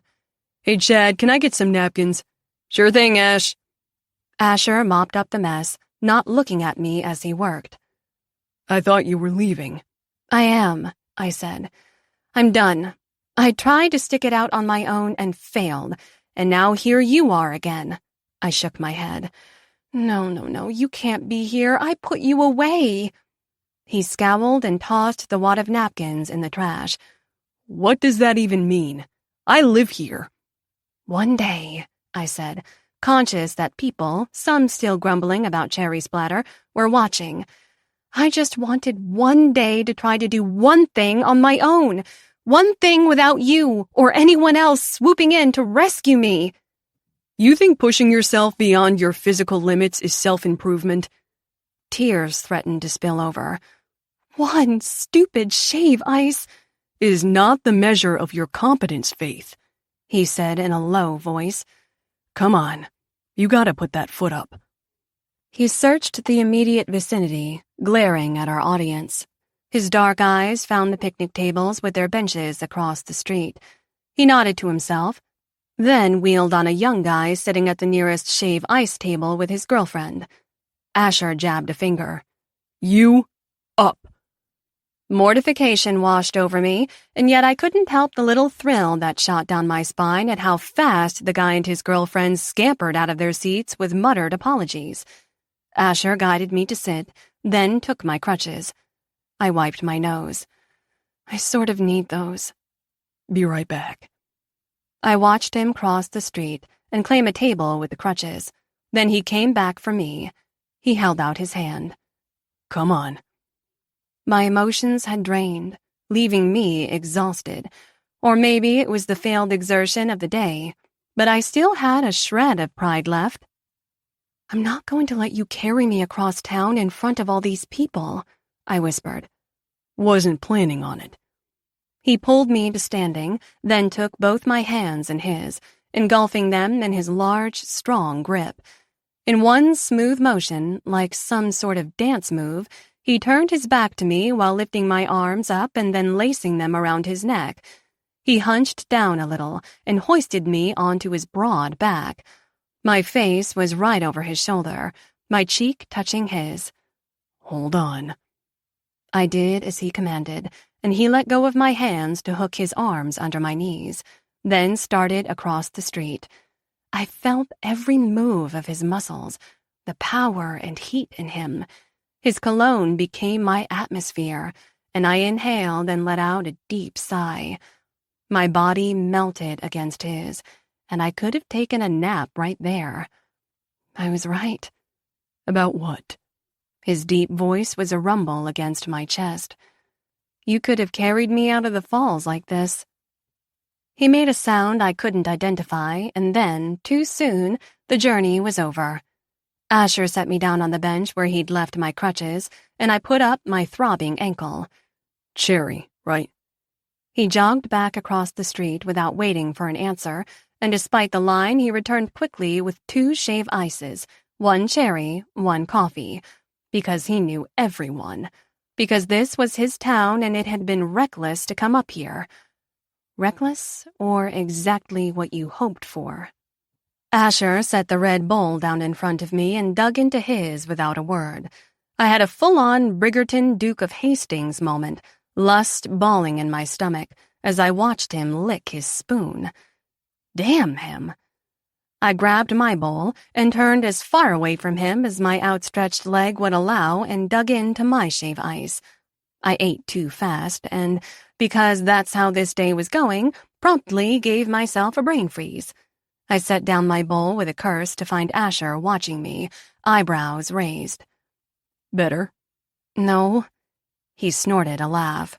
What gives, Faith? I rubbed my temples. I don't know.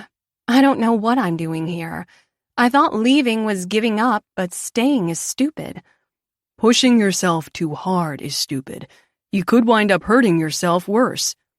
Given this trip so far, I'm pretty sure I'm about to be struck by lightning. I poked my spoon into cherry slush. What are you doing here? Sticking out the shave ice stand, waiting for me? Yes, I spent all day watching from the car with binoculars, he said, rolling his eyes. I told you I live here. Well, close to. Not here? Princeville? I flapped my hand. Forget it. You don't want to tell me. You don't want me to know you have money. What are you talking about? I never said— You didn't have to say anything. When Morgan mentioned your beach house, it was pretty clear you wished he hadn't. And it's fine. I get it. You probably think I just try to use you for your dough like I used Silas. I don't think that, Faith, Asher said in a low tone. I have my reasons for keeping my shit private, and they have nothing to do with you. How you keep showing up for me, taking care of me. I never asked for that. I know. That's on me, he said, toying with his spoon. Morgan's always bitching at me for the same thing. He tossed his spoon down. But helping someone out isn't the worst thing in the world I could be doing. It's not, I said with a sigh. It's just bad timing. Here I am trying to be more independent and I'm completely helpless. You're not completely helpless, but whatever you're looking for, maybe you're looking in the wrong place. What do you mean? Maybe you're not supposed to be doing this by yourself. That was the original plan. Plans change, he said, gesturing at my ankle. You need to decide if you want to be partner at your ad firm, right? Right. He shrugged. So maybe just set that decision aside and just be. And when your trip is up, ask yourself again and see what you think. I made a circle of slush in my shave ice bowl. 10 days is an awfully long time for someone in my predicament. What am I supposed to do with myself? Asher looked out over the little town. I have 4 12s coming up and 4 more days off. He turned his gaze to me. My shifts start at 4 a.m. and end at 4 p.m. At which point you'll be tired. Asher, I can't— He held up his hand. Do you want to go back to Seattle right now? Don't think, just answer. No, I said. I'm not ready. So here's what you do. I have 1 last day off. You chill and keep your foot up and I'll keep you company. Then for the next 4 days, I'll come by after work and take you out. Help you get out in the evening, he corrected. When my shifts are over and I have time off again, we can see where you're at. No doubt you'll be in better shape to explore the island with or without me. Without Asher. Already those words were giving me chills, which was bad. I didn't get attached. I didn't catch feelings. I didn't let my emotions become tangled up in a man, mostly because I never spent time with one longer than a night or two. Silas Marsh, my gay fake fiancé, was the longest relationship I've ever had, I blurted. Asher's fist flew to his mouth, choking on a bite of shave ice. Okay. That actually lasted a few months. He's high profile, so I didn't mess around with anyone else lest I be discovered cheating on him. Why are you telling me this? Because you should know that's how terrible I am with relationships. As in, I don't have them. I don't either. And I'm leaving in 10 days, so it isn't a good idea to try to flex those atrophied muscles with you. I don't disagree. And not being physical is one of my hard and fast rules. I don't know what I'm trying to do here, but I do know that I need to keep my hands to myself and focus on me. If I sleep with anyone, it'd be like falling off the wagon. Noted, Asher said. He shot me an arch smile. But if you do want to fall off the wagon, I volunteer as enabler. I tossed my napkin at him. Don't tempt me, firefighter. But I have a question. Shoot. You've already given up free time for me. Why keep doing it? I gestured at my sweaty, tired, bum-ankle self sprawled on the beach. I mean, I get it. I've never looked better. Asher smiled, but it faded fast. He glanced out over the grass again where kids were chasing chickens and couples were eating ice cream. When I came here 4 years ago, it was sort of life or death. Morgan practically demanded that I leave New York, and I knew he was right. Right about what? It was killing me, he said. I was killing me. The drugs and booze I told you about, I made it sound like a party, but I got into it pretty heavy. My childhood wasn't great, and I'm not going to talk about that shit, but let's just say it messed me up. Keeping the worst of it away from Morgan gave me something to do.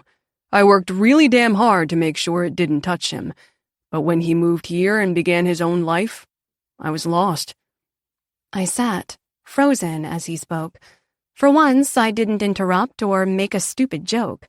I wanted to reach across the table and hold his hand or hug him, but I didn't do that either. I just listened. I don't need to give you the gory details, Asher continued. But I was successful in my job and imploding everywhere else. Just so fucking pissed off all the time.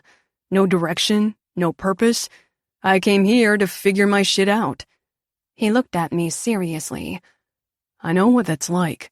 To feel like you're at a breaking point, and I guess it just means something to me if I can help you get through it. I swallowed hard. That's literally the nicest thing anyone has done for me. And Silas bought me a whole-ass house. Asher burst out laughing, dispelling the dark shadows lurking in his eyes, which made me feel good about myself. I laughed, too, and then we settled into a warmer, easier silence. My stuff isn't as life or death, I said. But it's a big deal. My version of a big deal. He nodded. We all have our stuff. It's all valid. I heaved a sigh. In that case, I accept your very generous offer, Asher. I appreciate it more than I can say. That's what friends are for. Friends, I mused. Won't that be a new experience? For you and me both. I smiled, then stifled a yawn. God, I've had a day. Let's get you home. Asher tossed our trash and ran ahead to his Jeep. He pulled up to the curb so I wouldn't have too far to go. 30 minutes of Asher's daredevil driving later, we sat out on my tiny lanai in twin chairs and watched the sunset. I wanted to ask him about everything. His childhood, his life in New York, his life here. The more Asher revealed of himself, the more I wanted to know. To go deeper beneath the surface of this iceberg man. But respecting boundaries was a skill I needed to work on, so I let my questions go and just enjoyed being with him. We talked about the easy stuff as the hours drifted. Long silences fell too, and those were just as perfect. When it was dark and the ocean was a stretch of black under a starry sky, my eyes began to droop. My head tilted and landed against Asher's shoulder. For a time, I lived in that twilight space between asleep and awake, Not quite either, relishing the feel of his strong muscles under my cheek and the steady rise and fall of his breath. Eventually, Asher gently rose and carried me to bed. He sat with me as I sank down, saying nothing, just watching over me.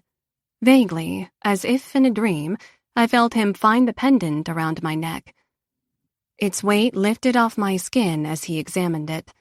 I was too tired to open my eyes, but somehow I felt him smile as he returned it to its spot, just over my heart. A final thought came before sleep took me. I wasn't in danger. I'd never felt safer with a man in my life, and I'd put myself in more than one extremely compromising situation over the years. No, this thought sounded from somewhere down deep in me as Asher McKee guarded my rest, an alarm that came straight from my heart. Be careful with me. Chapter 8. Asher. Yo, Ash! Billy called from the other side of the shower/changing room. The rookie wore an eager young pup smile. Bunch of us are going to Calypso's to kick off the end of our 12s. You coming? No, thanks though. I'd finished showering and changing and now grabbed my jacket and keys from my locker. He's busy, Cap said, grinning from a bench beside me. Captain Abe Reyes resembled Dave Bautista and did a mean impersonation of Drax from Guardians of the Galaxy if he was in the right mood. McKee has a girlfriend. I smiled at the round of juvenile whistles and hollering from the 8 guys at their lockers, but I wasn't about to give them anything. Ash, a girlfriend? Travis grinned his trademark grin. I'll believe it when I see it. Is it that teacher of Kaleo's that keeps showing up, bearing gifts? Cap asked, running a hand over his bald head. What's her name? Kyla? The one who brought brownies for us but couldn't stop making eyes at our boy? Yes, Travis said, elbowing Roy Hong at the next locker, who, per his usual, had nothing to add to the conversation. Have you finally caved to the pretty young teacher, Ash? Her name is Chloe, and no. I slammed my locker shut. See you in a few. Oh, come on, McKee, Billy said, clearly relishing not being the one ragged on for a change. Spill it! Who is she? The question of the hour. Faith didn't fit into any neat category. We were technically friends, but as far as I knew, friends didn't lust after each other every minute. And when she returned to Seattle in a week, what would we be then? Pen pals? I left the station with a wave and a vow to teach Billy his place when I got back. But that would come later. Now, I walked into a perfect Kauai twilight in May, and 4 full days with Faith ahead of me. Pretty sure friends don't get this stupidly excited about hanging out either. Not to mention, I had plenty of friends, and not one of them occupied my every waking thought like she did. They weren't the first thing I thought of when I woke up in the morning, or the last thing I thought about as I drifted to sleep, and I sure as shit didn't dream about them. Hell, I'd nearly bungled relaying an order during a call, something I never did because I'd been thinking of her. Faith infiltrated every part of my life, and I'd actively made it happen. Hey, Ash, wait up. Captain Reyes jogged across the parking lot to catch up to me. What's up, Cap? You know what? I turned and squinted into the setting sun with a sigh. I'm still thinking about it. You've been thinking about it for 2 months. With Valdez transferring to Honolulu, I need a lieutenant. What about Roy? He has seniority. Cap glowered. Can you picture Roy in the field shouting orders? He shook his head. Every guy has the perfect role in this outfit. Roy is exactly where he should be, but you need to level up. I need you. He cocked his head. You happy being a grunt? Yes, I said automatically. But I'll think about it. Yeah, Cap grumbled. The tests are coming around in 2 weeks. In the meantime, think harder. He slapped my shoulder and headed back into the station. I hated disappointing Cap. We all did. It's what made him such a great captain. He commanded loyalty and respect just by being himself. But being his lieutenant meant I was in it for the long haul. And while I had zero plans of ever leaving Kauai, my internal alarm was always keyed up. The one that made me sleep in my clothes as a kid, ready to escape a burning trailer at a moment's notice. Or pull up stakes in a new town when the authorities sniffed too close to Morgan and me after we'd fled. I brushed the memories away and took a deep breath to quell the anxiety squeezing my guts that came with them, then drove like a bat out of hell straight to Faith. At her condo, I opened the door to find her in her usual spot on the couch, foot up, gorgeous, in a yellow dress, with a book in her hand. "Hey, you," she said, her smile going straight to my chest like it always did. "Your shifts are finally over, and now you're all mine." Fucking hell. The woman knew how to choose her words to ensure I was always on the verge of grabbing her and putting an end to this want that surged in my veins every time I was near her. And yet, I can't stay away. "You're in a good mood?" "Are you seeing this?" Faith held up the book. "I found it on a shelf in the bedroom, and I'm actually reading it. Worse, I'm enjoying it." "Worse?" "I'm a Twitter kind of gal," she said. "I usually take my words in short, digestible paragraphs, but I'm discovering I have an attention span when I'm not on my phone 24/7. But that's not all." Faith got to her feet without her crutches and then took a step toward me, putting weight on her bum ankle. Then another step, then another, until she was right in front of me. Close enough I could smell her flowery perfume, the warmth of her skin, could feel her breath waft through her parted lips. She gazed up at me. "Miracles do happen. I'm living proof." It would take the slightest movement, an inclination of my head, and I could capture her mouth with mine. "That's great," I said too loudly, turning for the kitchen. "How's the pain?"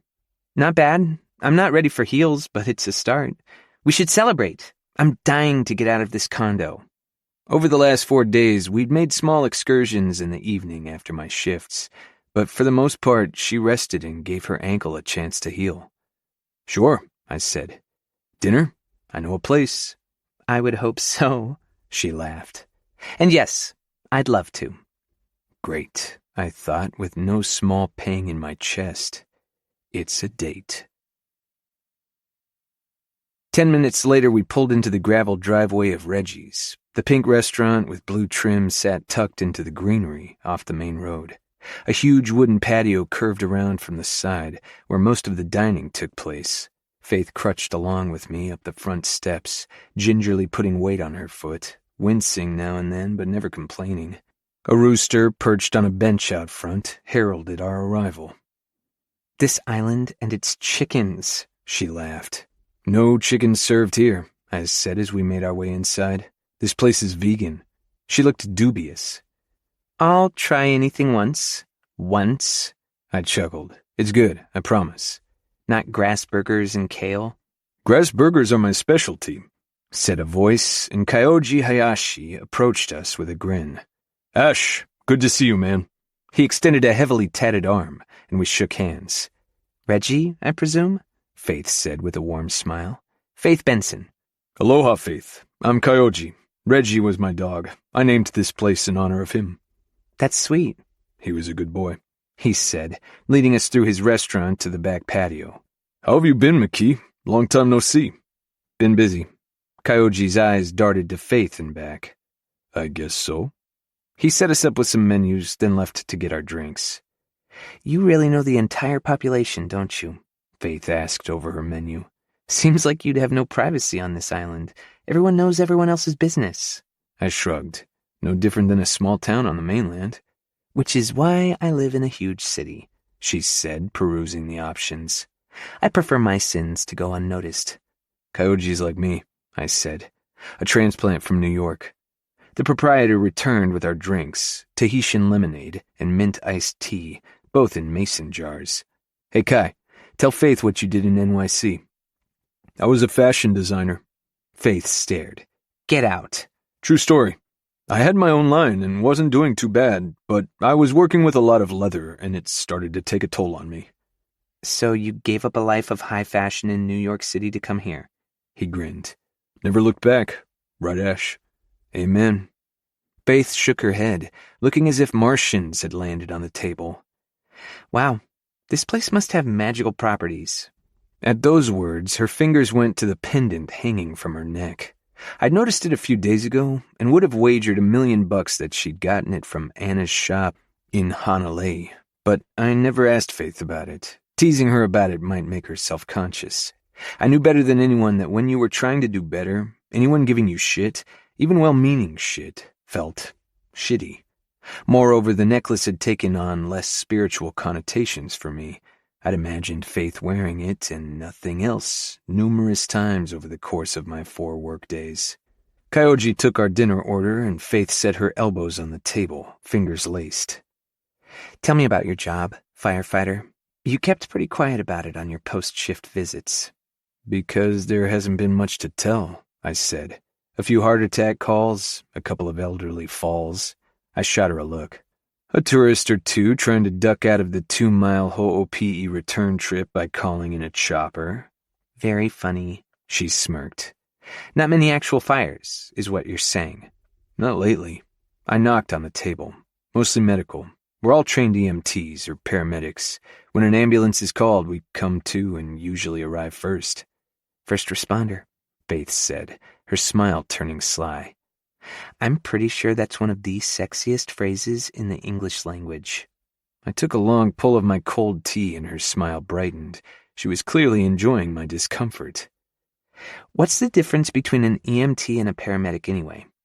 Both are trained in basic life-saving skills, but paramedics perform more procedures. Which are you? Paramedic. Of course you are. Wait, you told me at the falls you were an EMT. I lifted one shoulder. Not about to split hairs. So modest, Faith said. And are you planning on remaining a paramedic firefighter forever? As long as I'm able. Although my captain wants me to test up to lieutenant. What does a lieutenant do? Runs daily operations, training drills, coordinates emergency responses. When the captain's out, a lieutenant's in charge. Faith took a sip of her lemonade. I could see you in charge, barking orders and making grown men scurry to obey. Like that poor guy at the shave ice table. I thought he was going to break his own leg scrambling to do as you commanded. She put her lips around her straw and took another pull. You're very commanding. Jesus. And you've got a mouth on you, I said, my voice low, my eyes on her lips. Don't I, though? She purred. I coughed. Friends, remember, this is hard enough. Is it hard? Damn it, woman, I said gruffly, on the verge of being exactly that. Being around Faith, my entire body felt like it was on call, ready to react or move or respond to her the instant she said the word. I'm sorry, Faith said, not looking a bit sorry. I'll behave. I'm just in a good mood now that I'm on the mend. But to be fair, you don't make it easy for me, sitting there, looking like you do. Likewise, I muttered, our eyes meeting over the small table. Now it was Faith's turn to shift in her chair. It heated my blood even more to know I got under her skin the way she got under mine, that this game we were playing wasn't one-sided. Here we are. Kyoji appeared and set down our plates. Stuffed mushrooms for Faith and tofu shormula for me. Enjoy, my friends. Thanks, Kai, I said, and Faith and I dug in, both channeling our attention to our food. Safer that way. Okay, I'm sold, Faith said after a moment. This is incredible. Kyoji's a master chef, self-taught. Faith said. But we were talking about your job, about whether you have aspirations for leadership. When are the lieutenant tests? I speared a purple potato samosa with my fork. Not sure I'm going to take them. Why not? Don't know that I want the job. I like where I am. Faith stared.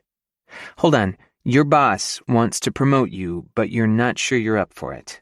She tapped a fingernail to her chin. Gee, this sounds so familiar. It's not the same thing as your situation. Are you sure? Because it sounds exactly the same as my situation. You don't know if you want the responsibility. I do, but it's hard to explain. Give it a whirl. It's childhood BS. You don't want to hear it. I actually do, she said. Me of 2 weeks ago wouldn't have put herself in the position to hear personal private stuff. Moreover, she wouldn't have wanted to hear it, because being confided in is also a kind of responsibility, one that shouldn't be taken lightly. But the me of today? She smiled, almost shyly. "She's all ears." My fingers drummed the table. Only a handful of people knew what Morgan and I had endured as kids, but the more I kept it private, the more it ate at me. I'd shoved it in the dark, hoping to let it die, but it had come out to coke parties and weekend benders back in New York. I'd gotten over all that shit. Being in Kauai was my rehab, but that old anger was still there, like a low-grade fever that never completely subsided, always there, ready to flare up. But that wasn't the kind of crap I wanted to lay on Faith. She doesn't need to carry around your baggage for the 5 days she has left. "It's not a big deal," I said finally with a shrug. Morgan and I had to move around a lot as kids. The experience left something in me that's always ready to get up and go if I need to. If I take the promotion, I'll be more entrenched. It was the truth. A boiled-down, harmless version maybe, but still true. "I thought you loved Kauai," Faith said slowly, and I could see the gears turning behind her sharp eyes. "I thought you were here to stay." "I am," I said. "But it's nothing, an irrational feeling. I'll get over it someday. Hell, I've only been on the team for a few years anyway. Plenty of time for advancement later if I want it." Conscious that I was on the verge of rambling, I grabbed my drink and took a long pull to shut myself up. Faith watched me and then turned to her food. Maybe I was getting better at reading people too. Or maybe it was just Faith. But I was starting to notice the small changes in her expressions, what a tilt of her chin meant, and how to gauge the various degrees of her stunning smile. Judging by the tightness around her lips and the way she didn't look me in the eye, a rarity, she knew there was more to my story, and it stung her a little that I wouldn't share it. But because she was Faith, her inner light came back to full intensity a moment later. "Your precious nephew was talking up Waimea Canyon the other day. I was thinking of heading there tomorrow. Do you think I can cut it? Or is that too advanced for me?" "You could do it," I said, "but I have other plans." "Oh, I wasn't suggesting you had to take me. I have other plans for you." Faith froze for a moment, then tried to flash me a coy smile, but there was a tremble in her voice that went straight down my spine, to my crotch specifically. "You have plans for me?" "For us." "Us." "Snorkeling," I said, my voice thick now too. I coughed. "You can't come to Hawaii and not snorkel. It's a law somewhere." "So it's more of a necessity for me than something you want to do?" "I want to. I haven't been in a while. God knew I was fucking dying to see this woman in a bathing suit, but that was beside the point. A buddy of mine takes small charters to a wreck off the South Shore. I was thinking we could tag along with him tomorrow morning." Faith took a sip of lemonade, then ran her finger along the lip of the glass. "My ankle is just starting to feel better. Putting fins on seems like a bad idea." "No fins." "Then how?" "Leave it to me. I got you."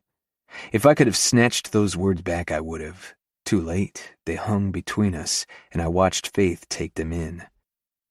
"By the way," she said softly, "when I said that I wasn't suggesting you take me to the canyon, that was a lie. I was 100% hoping you'd take me." "I know," I said in a low voice. She toyed with her fork as her eyes rose to meet mine. "Are we in trouble, firefighter?" I understood her meaning because I could read her and she could read me, and neither one of us wanted to do much else besides figure each other out. "Not yet," I said quietly. "But we're getting there." Chapter 9. Faith. Asher arrived the next morning to take me snorkeling at the ungodly hour of 6:30 a.m. Per his usual, he barged in, this time with a duffel bag in hand, just as I was about to smear sunscreen on my face. "Stop!" I froze as he crossed to me, took the lotion out of my hands, and scanned the label. "Morning, sunshine," I said. "Hey, what?" Asher strode over to the kitchen trash can and chucked the lotion. "This is not reef safe. It'll kill the coral." "Oh, shit. I had no idea. I'm more of a pool gal, so I didn't think about it. Forgive me?" "It's cool. I got you." He pulled out a bottle from his duffel. "Use this." "Thanks." The man really needed to stop saying, "I got you." He'd noticed when he said it last night, but this morning it rolled off his tongue like it was nothing. It sent a little shiver down my spine and made me want to be gotten. Well, I hope the fish are awake and ready for me. I took up my crutches. Shall we? Wait, I have something for you. Asher rummaged in his bag and pulled out a neoprene ankle sleeve. It's waterproof and will help keep you stable. I smiled at his consideration. You think of everything, don't you? Also, per his usual, the compliment bounced off him and he turned to practical matters. If at any time today you feel like it's too much or anything starts to hurt, let me know. Here, let me. I'd sat back down on the couch to put on the sleeve, but Asher swiftly knelt and began unwinding the ace bandage from my foot. The last thing you want is to re-injure yourself, he said as he worked. You still haven't told me how I'll snorkel if I can't swim, I said, watching his large hands gently but skillfully slip on the neoprene sleeve over my lumpy ankle that was much less lumpy than it had been just a few days ago. You'll see. He finished his work, still holding my foot. All set. Thank you, Asher, I said softly. His dark eyes met mine and held for a moment. Then he blinked and abruptly stood up. Let's go. Driving as if someone had put a bomb in his car that would detonate if we went slower than 80, Asher took us to a little marina near a town called Poipu in the south of Kauai. In the parking lot, he pulled a small surfboard from the back of his Jeep and tucked it under his arm. I think your hopes for me are running a little high, I teased. You'll lay on top of the surfboard and put your face in the water. I'll do all the swimming. I guessed that was your plan, but can we still technically call that snorkeling? You're going to see everything. Trust me. Oh, I did. That was the problem. I trusted Asher more than I trusted any man for just about any reason outside of Silas. What I did not trust was my stupid heart. My body lusted after Asher McKee. That was to be expected. But I was beginning to want him in a way that had nothing to do with sex, and that was downright terrifying. Asher had already taken a few steps down the wooden plank dock. You coming? I blinked out of my unsettling thoughts and crutched after him. We made our way down the gently swaying dock toward a boat with Lucky 13 painted on her bow. There we met a couple in their early 60s. Asher clasped hands with the man and kissed his wife on the cheek and introduced them to me as Captain Gary and his wife, Cindy. You've been running charters for, what is it now? Asher asked. About 40 years. Captain Gary turned to me. Charters, fishing, whale watching, funeral services. We've done it all. Funeral services?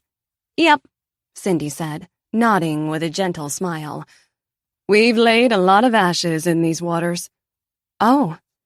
Asher leaned into me. It's not a taboo subject around these parts. Captain Gary smiled. But where are my manners? Aloha, Faith. Let's get you aboard. Carefully, eh? He gave me his arm, wiry and tanned from decades on the sea. Asher offered the other, bulging with muscle and obscenely sexy wearing that black and white tag watch. With their help, I hopped down the precarious 2 steps into the boat, where we joined 2 other couples and a mom and dad with their little boy. 10 minutes later, Captain Gary guided the boat to open water, while his first mate wife tied and untied rigging and climbed over rails and around posts with a casual agility that was awesome to witness. The morning was golden, the sun rising high in a sky of perfect cerulean, while the ocean was a rich midnight blue. Once we arrived at the destination, Captain Gary shut off the engine and explained over his loudspeaker that there was an old sunken barge just under the water. The old tanker is more than 70 years old, Captain Gary said. The sea has reclaimed it, turning it into a new coral reef habitat. You should be able to see a lot of our local marine and maybe even some sharks. I shot Asher a look. Sharks? Nurse sharks, mostly, he said. Only 1 or 2 great whites. I smirked. Only. Asher's lips hinted at a grin, and for once the perpetual furrow between his brows was absent. 12 tops. The other couples began putting on wetsuits they'd rented from a local shop. I stared helplessly until Asher pulled a women's wetsuit, short-legged and short-sleeved, from inside his magic duffel bag. "Where did you get that?" I asked. Rental shop. "And you didn't think to consult me first?" It saved me the time I would have spent taking you down there and watching you try on a bunch of different suits when I knew this one was going to be perfect. I crossed my arms. There's a fine line between being helpful and being insufferably presumptuous. Was I wrong? I rolled my eyes. "Give it to me." I snatched it out of his hands, trying to hold on to my irritation, a pathetic barricade against my attraction to him, but it was useless. I glanced over just in time to see him remove his shirt in order to put on his own wetsuit. It was the first time I've seen him bare-chested.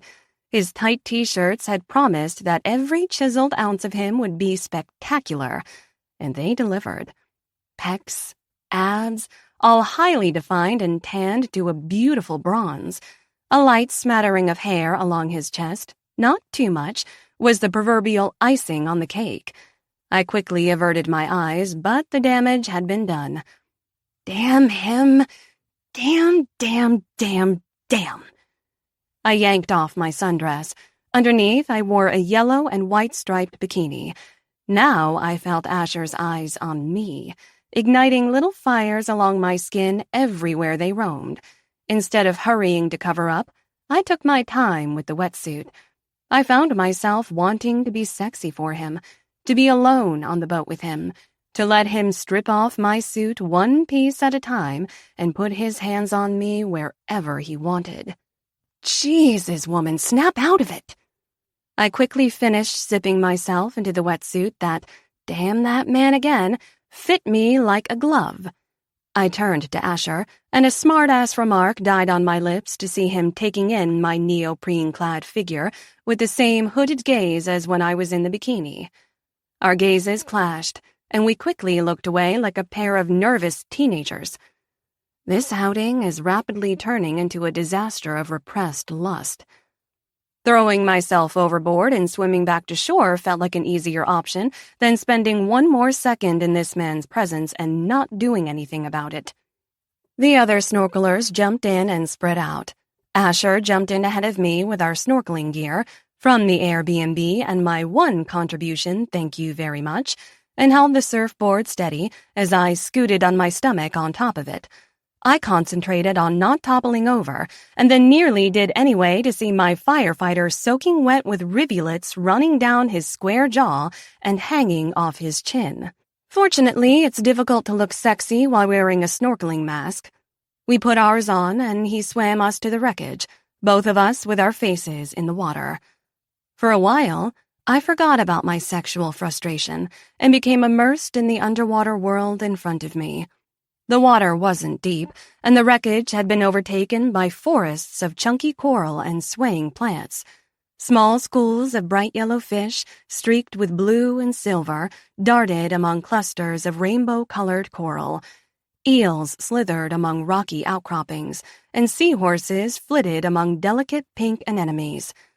These were creatures I'd only seen in the tropical fish section of pet stores, and they were right in front of me, reminding me that this was their world, and I was the visitor. I understood why Asher was protective of these habitats that were being threatened. Life was precious down here, delicate. I had an inkling, too, of what he meant when he said he was grateful for the ocean. I felt an inexplicable sense of gratitude for all that swam and swayed around me.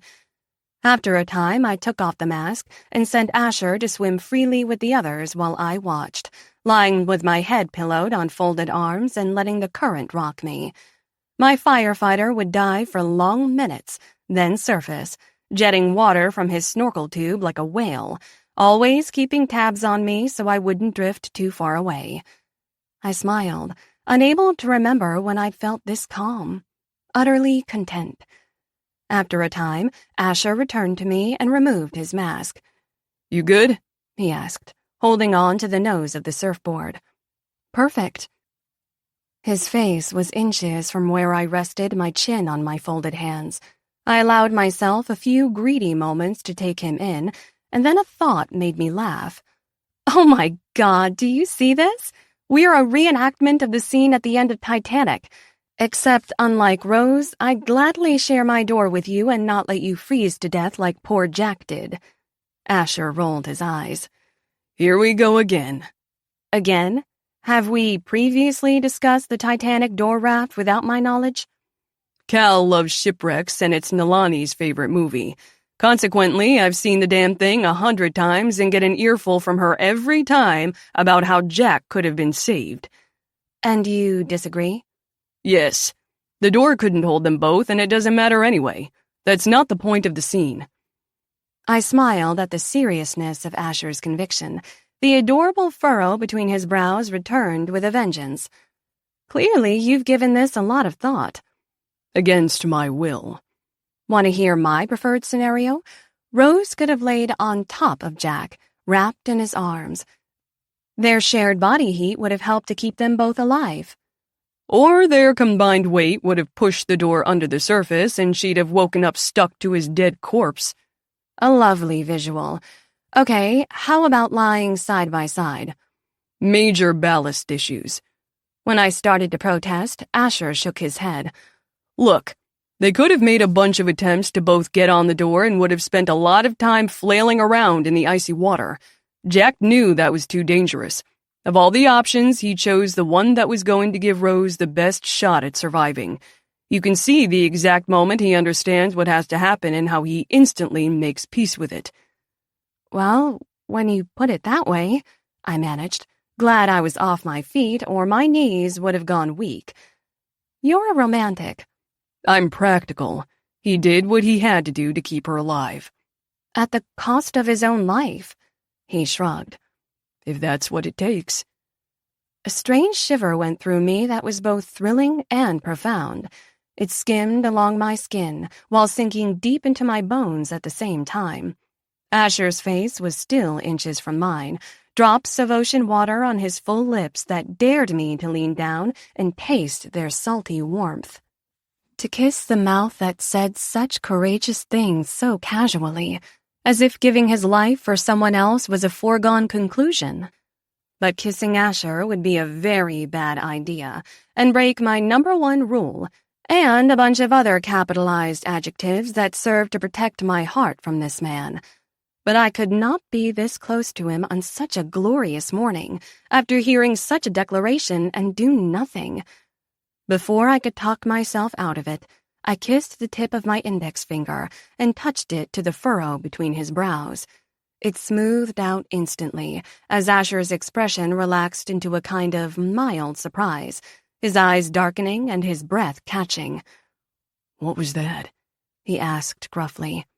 I swallowed hard, scared my voice was going to be high and fluttery like the erratic beats of my heart. That was a thank you. For what? Being you. We were floating a mile from shore, with a half a dozen other people nearby, and yet we might as well have been alone in the middle of the ocean. Asher's intense gaze held mine, and then dropped to my mouth. For a few breathless seconds, I thought he was going to shatter my #1 rule and kiss me. His Adam's apple bobbed in a hard swallow, on the brink of breaking free of his restraint, and then he wrenched his gaze away. Time to head back. He took hold of the nose of the surfboard and swam me back to the boat. We said nothing on the return voyage to the marina, but when it came time to disembark, Asher handed the crutches to his captain friend and wordlessly offered me his hands. I took them, and he pulled the maneuver he had the other day at the shave ice stand. He spun to give me his broad back, and I wrapped my arms around his neck. He piggybacked me off the boat and onto the gently swaying dock. We said our goodbyes, but still, he didn't put me down. He took the crutches and carried them and me until we got to solid ground. But when it came to my feelings for Asher McKee, There was no solid ground. I was standing on a precipice, about to fall in or jump. Chapter 10. Faith.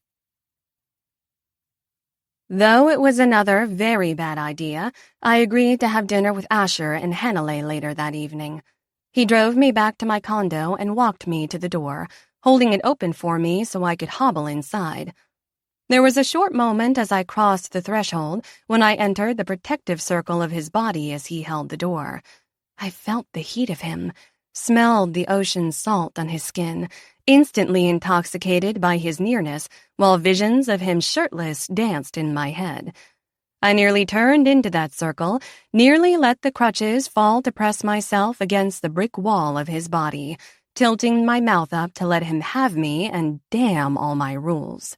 But I slipped inside and shut the door behind me with a murmured, "Thank you," and if that's not self-restraint of the most epic and admirable proportions, I don't know what is. "The monks have nothing on me," I muttered. I rested my foot for the rest of the afternoon and made a few calls to the agency to check on my accounts. "They really want you back," Jess told me. "Have you heard of Zuma?" "The winter wear company, right?" I said. "Snowboarding gear, skiing." "That's them," my assistant said. "With the Winter Olympics coming up, they're circling the agency but want you specifically." "That feels nice," I said, and realized I wanted them too. I actually missed my job and the opportunity it gave me to be creative and, dare I say it, artistic. "Thanks for the info, Jess." "Of course. How are things there?" I was about ready to burst with desire, sexual and otherwise, for a truly good man that lived thousands of miles away from me. That's how things were. "Quite the predicament you've gotten yourself into, Benson." "Everything's great. See you in a few," I said. I hung up with Jess and got ready for dinner. As I maneuvered through a shower and dressed, I noticed the vast improvement in my ankle despite the day's exertions. I could take halting steps without crutches now, and the swelling was nearly gone. I can handle a lot more physical activity. Stop it. I put on a dress that went to mid-thigh, pale blue with spaghetti straps. Back in Seattle, Viv called it my man killer. The dress was more like a slip than anything that should be worn in public. In my hurried exodus from the mainland, I'd packed it because it had been one of a handful of garments appropriate for the Hawaiian climate. It's borderline inappropriate in any climate. The silky material flowed over my skin like water, highlighting my breasts and teasing the outline of my nipples. Since wearing a bra with it was out of the question. With only a thong underneath, I felt practically naked. Nothing a woman wore gave men implicit consent, but when I put on this dress, I had an agenda. "It's an invitation," I murmured, and waited for the woman in the mirror to snap at me to take it off and put on something else, to be responsible instead of reckless. Don't you dare change. So much for responsible. Apparently, I was willing to toss my cards on the table and play them as they lay, because depriving myself of Asher's body wasn't working. My stupid heart was stripping itself bare for him whether I touched him or not. He arrived/barged in at 6:30 as the light outside was dimming to a muted gold. One look at me and he came to a screeching halt. His dark eyes widened, then roving over me as I stood up from the couch. "What are you wearing?" he demanded, alarmed. "A dress?" I said, my breath catching at the heat in his eyes and the way his hands flexed, as if they itched to touch me. "A dress," he repeated, and for a moment I wondered if dinner was going to be postponed for the aforementioned physical activities I wanted. But he gave his head a shake and turned away. "Reservations at 7. "That's half an hour from now for a place that's 40 minutes away," I said with a smile, regaining my composure. I thought the Autobahn was in Germany. He didn't smile, but held the door for me, and the same scenario as earlier that day repeated itself, only this time I heard his soft inhale of my perfume, felt his entire body vibrating as I passed.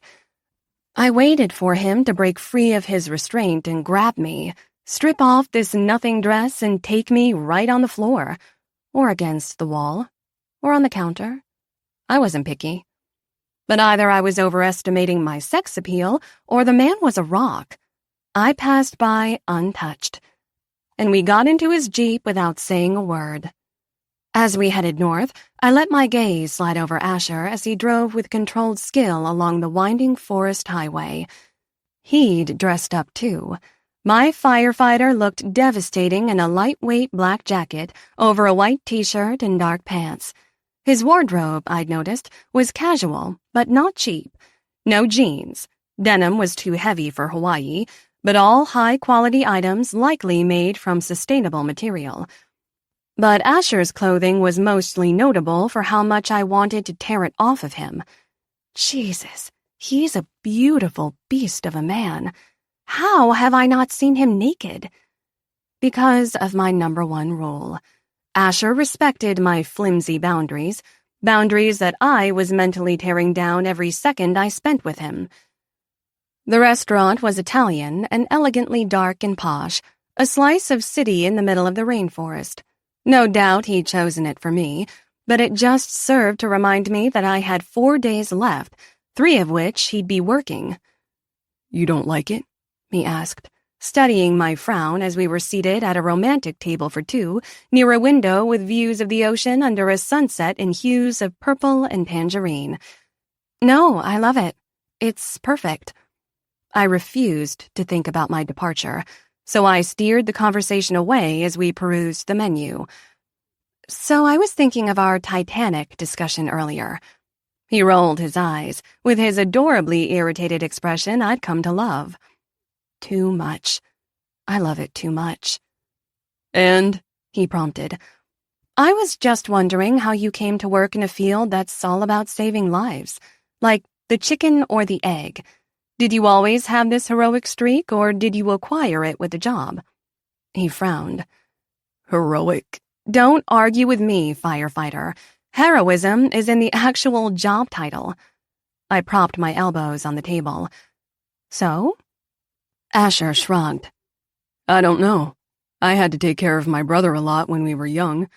My parents were out of the picture, I said gently, remembering his earlier explanation. More or less, he said. When I left New York for Kauai, I wasn't sure what I wanted to do. But in my mind, Hawaii had always felt like a place where people vacationed. I wasn't on a vacation. I needed to do something. Something worthwhile? He nodded.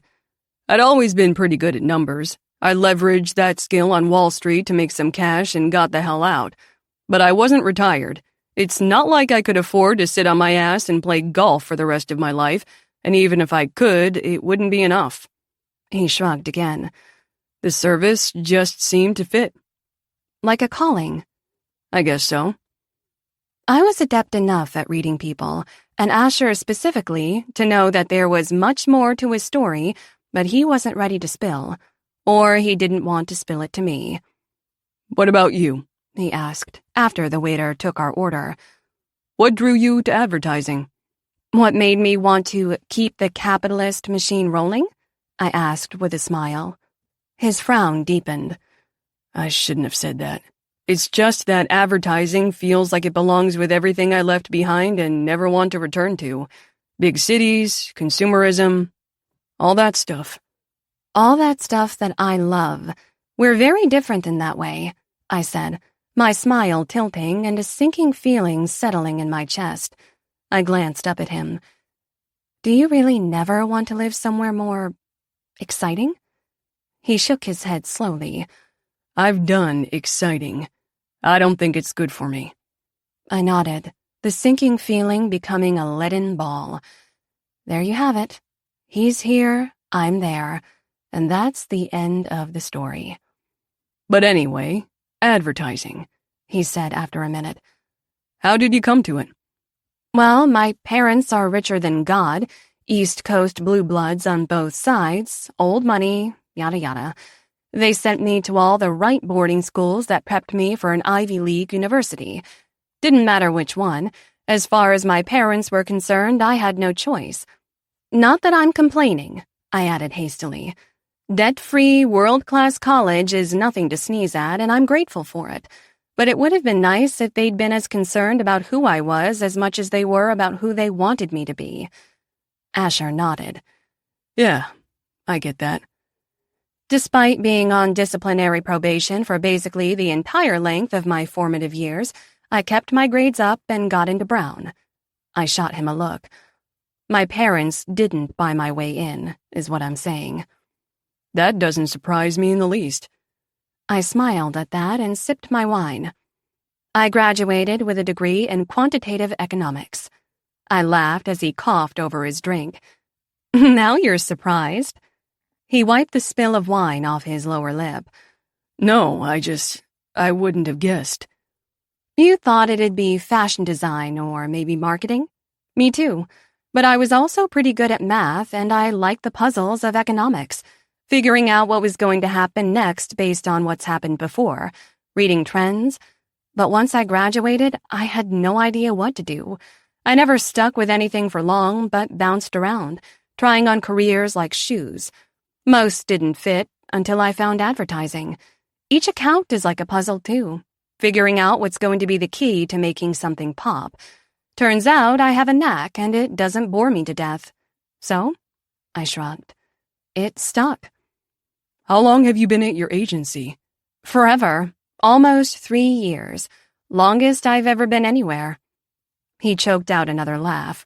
Wait, let me get this straight. You've been at your job for less than 3 years and already they want to make you partner? I didn't want to need the admiration in his brown eyes, but it felt nice. More than nice. Asher McKee was a goddamn saint compared to me, but my own competence wasn't something I normally contemplated. I spent too much time partying with Viv and letting men take care of me to consider I was actually capable of taking care of myself. You good? He asked, studying my frown. I gave my head a shake and offered a weak smile. Yeah, sure. So, how are things going back in Seattle? He asked, almost reluctantly. They're great, I said. I've checked in a few times. Just today, actually. Turns out I care about my accounts and clients. Who knew? He smiled mildly. I knew. That frustrating want of Asher flared at his simple declaration, and the way he looked darkly handsome in the dim light, and how he looked at me. Emotions stirred and roiled to see myself reflected in his brown eyes. I took a long pull of wine, feeling more naked than I ever had, and it had nothing to do with my skimpy dress. Our food arrived, scampi for him and pasta primavera for me. I pushed the vegetables around with my fork. Asher looked up from his food. Talk to me, Faith. You've been a little up and down all night. What's going on? A loaded question. I answered with a safe reply that wasn't, I want you to take me on this table right now. I was just thinking about how I came here to break my bad habits with men, and yet I've been letting you take care of me, 24/7. The furrow between Asher's brows arrived right on schedule. Not this again. He shook his head. You don't give yourself enough credit. Despite my best efforts, you pay for more than half of our activities, and it's not about money anyway. Then what's it about? Give and take, he said. I don't want to put words in your mouth, but it sounds like when you were with those other guys, you did more of the taking. All of the taking. That's not the case here. It's not? We're not even sleeping together. What are you getting out of this deal?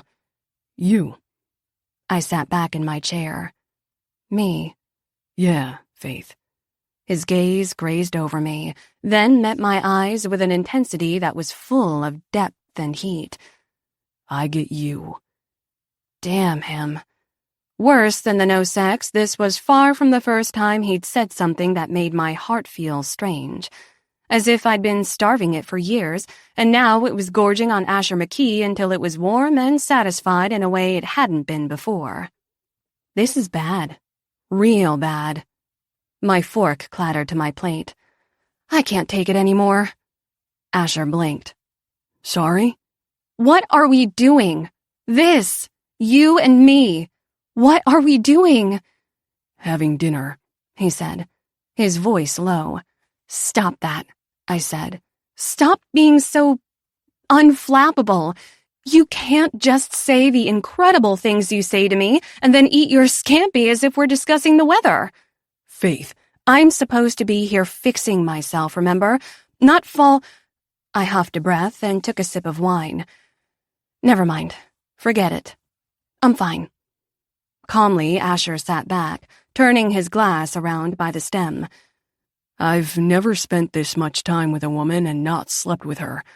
Being with you, talking to you. His eyes met mine over the table. I don't want to stop.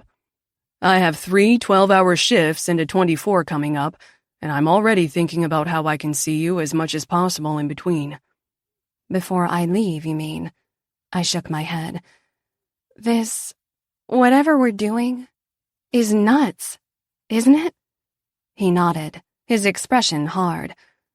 But I can't help myself around you. I know rationally we're different people. There's a literal ocean between us, and yet... He reached across the table to take my hand. I don't see how this can go anywhere. But the last fucking thing I want to think about is saying goodbye. Oh, God. No man had ever said something like that to me before. No man had looked at me the way Asher McKee looked at me. I wanted to live in that reflection, bask in it, drown in it. So I did the logical thing. I snatched my hand away, stood up, and limped out of the restaurant. I went around to the side and leaned against the stucco wall. The air was warm and did nothing to snap me out of my emotional freefall. My entire body was trembling, and I hugged my elbows. After a minute, Asher rounded the corner. You could have just told me it was my turn to get the check. I whirled on him. We need to sleep together. He froze. We do? Yes. Now? Right now. His eyes darkened and he exhaled a ragged breath. I thought we had rules, he said, even as he moved closer. No kissing. No getting naked. I've changed my mind. Faith, I can't do this anymore, I cried. This chaos I'm feeling, it's only my body telling me that I'm about to combust if I don't have you. Isn't that why I can't stop thinking about you every minute of my life? I wake up from dreaming about you, spend all day with you in a ridiculous bliss, then go to sleep every night hoping to dream of you some more. It's the same for me, Faith. Exactly the fucking same. Don't say that. You're only making this worse. I pushed a finger into his chest. You have completely infiltrated every part of me. Good. Asher's hand snaked out to grip me by the back of the head, under my hair, in a delicious tingle of shivers mixed with a twinge of pain. He hauled me to him, practically lifting me off the ground, and held me pressed against him. His brown eyes dark and hooded as they roamed my face. I had just enough time to release a little moan of want before he crushed his mouth to mine. God help me. That lone thought was drowned in a tsunami that crashed over me with Asher's kiss, his mouth mauling me, the taste of him, finally, overwhelmed me. He was everything I knew he'd be, raw, masculine power, and more than I could have imagined. For long moments, I could hardly do more than let him take my mouth with a sucking pull that stole my breath while his tongue skillfully worked every corner. I clung to his neck until a surge of pure desire coursed through me. I fought back, trying to match his ferocity, trying to devour him like he was devouring me. Both of us starved for the other. Feel that? Asher said thickly when he wrenched his mouth away, his breath coming hard like mine. Yes. He pressed closer. That's what it will be like when you're in my bed, Faith. It's going to feel like that while I'm fucking you. Sweet Jesus. His thumb brushed over my lip. We can't pretend we're something we're not. What are we? I breathed. Don't know, but it scares me too. Asher bent his head and kissed me again, sucking on my lower lip, tasting me and turning my insides to mush. I'd felt lust before, plenty of times, but this was more. A desire that went beyond my body. A need for Asher McKee that sank deeper with every passing minute, touching a part of me that had been kept tucked away, safe and sound where no man could reach me. Every caress dropped little flares into that untouched space, revealing something raw and naked, vulnerable and soft and so delicate it would break at the slightest mishandling. It was the part of me I kept protected from pain and, I realized, the most perfect joy. It was too much. I concentrated on what Asher was doing to my body as his lips moved down to my neck. Everywhere he touched me sent licks of heat skimming over my skin, down my back, between my legs. I could only cling to him, my muscles loosening like sand under his touch, and then moan into his mouth as he captured me in another searing kiss. Finally, I pushed at his chest with both hands. "Car. Now." Your condo is 40 minutes away. "And your house is?" Less than that. The short ride to Asher's house went by in a blur. Night had fallen, and a panorama of diamonds smattered across the sky as he took the road east. I could hardly look at Asher for wanting him so bad, and took his hand that was on the gear shift. I'd only intended to hold it, but instead, I hiked up my dress and laid it on my thigh. I don't think that's a good idea, he said coarsely. I moved his rough palm over my smooth skin, higher. Faith, I'll miss my turn. Now I pressed his fingers against the dampness of my panties, and a whimper escaped me at how good it felt. How right. Jesus, he growled. Eyes on the road, firefighter. I moved his fingers where I wanted them, and then he took over. His hand slipped under the silk of my thong, and I stifled a cry as his fingers found naked flesh. Jaw clenched, eyes hard and facing straight ahead, Asher worked me over, his calloused fingers on my most delicate, sensitive skin, moving in circles before plunging 2 fingers inside me. "Oh, God," I cried, arching off the seat. For a few ecstatic moments, I held his hand where I wanted him, but he tore away too soon, breathing hard and muttering, "Going to have an accident." Thankfully, I only had to endure the torture for a few more minutes as he made a hard left and a sign flashed outside my window. Anini Beach, private drive. My eyes widened as we drove through a small neighborhood of not-so-small houses tucked into Kauai's lush greenery, each overlooking the ocean. Asher continued on an even more secluded road and pulled into the drive of a huge, old-country, Hawaiian-looking 2-story house, red with white trim, much of the ground floor elevated by wooden slats. I climbed out of the car, and my heart swelled another 10 sizes that this man could have had a sleek, pampered life in the city, and instead chose to work a grueling job saving people's lives. Asher misread my incredulous stare as he came around to my side. "You disapprove?" "Disapprove?" I wringed my arms around his neck, and the words poured out. "Everything you do and everything you are, Asher, just makes me want you more." He kissed me softly, then harder, and the flame that had been simmering rekindled. I shifted against the car to let him in closer. A low sound issued from deep in his chest as I moved his hand between my legs again. He growled hotly against my ear. "I'm about 10 seconds away from fucking you on the hood of my Jeep." "Do it," I breathed, delirious at the feel of his fingers touching parts of me that had ached for him so badly. He bit off a curse as he went deep, and I cried out, riding his hand. Too soon he shook his head and withdrew. "No. Bed." Asher lifted me up and my legs went around his waist. Somehow he managed to get us inside while kissing me, his hands cupping my ass. His house was dark, lit only by moonlight. Impressions of it came to me in heated flashes, huge with modern fixtures and furniture despite its barn-like exterior, a state-of-the-art sound system and mega TV sharing space on a wall with tribal art that I didn't recognize, and a Maui hook carved from wood. Masculine decor that honored the island. Because this isn't just his house. It's his home. This island is his home. I squeezed my eyes shut against the thought and kissed him harder. Asher carried me all the way upstairs to his bedroom. He lay me on the bed, then sank on top of me, so perfectly heavy, kissing me roughly.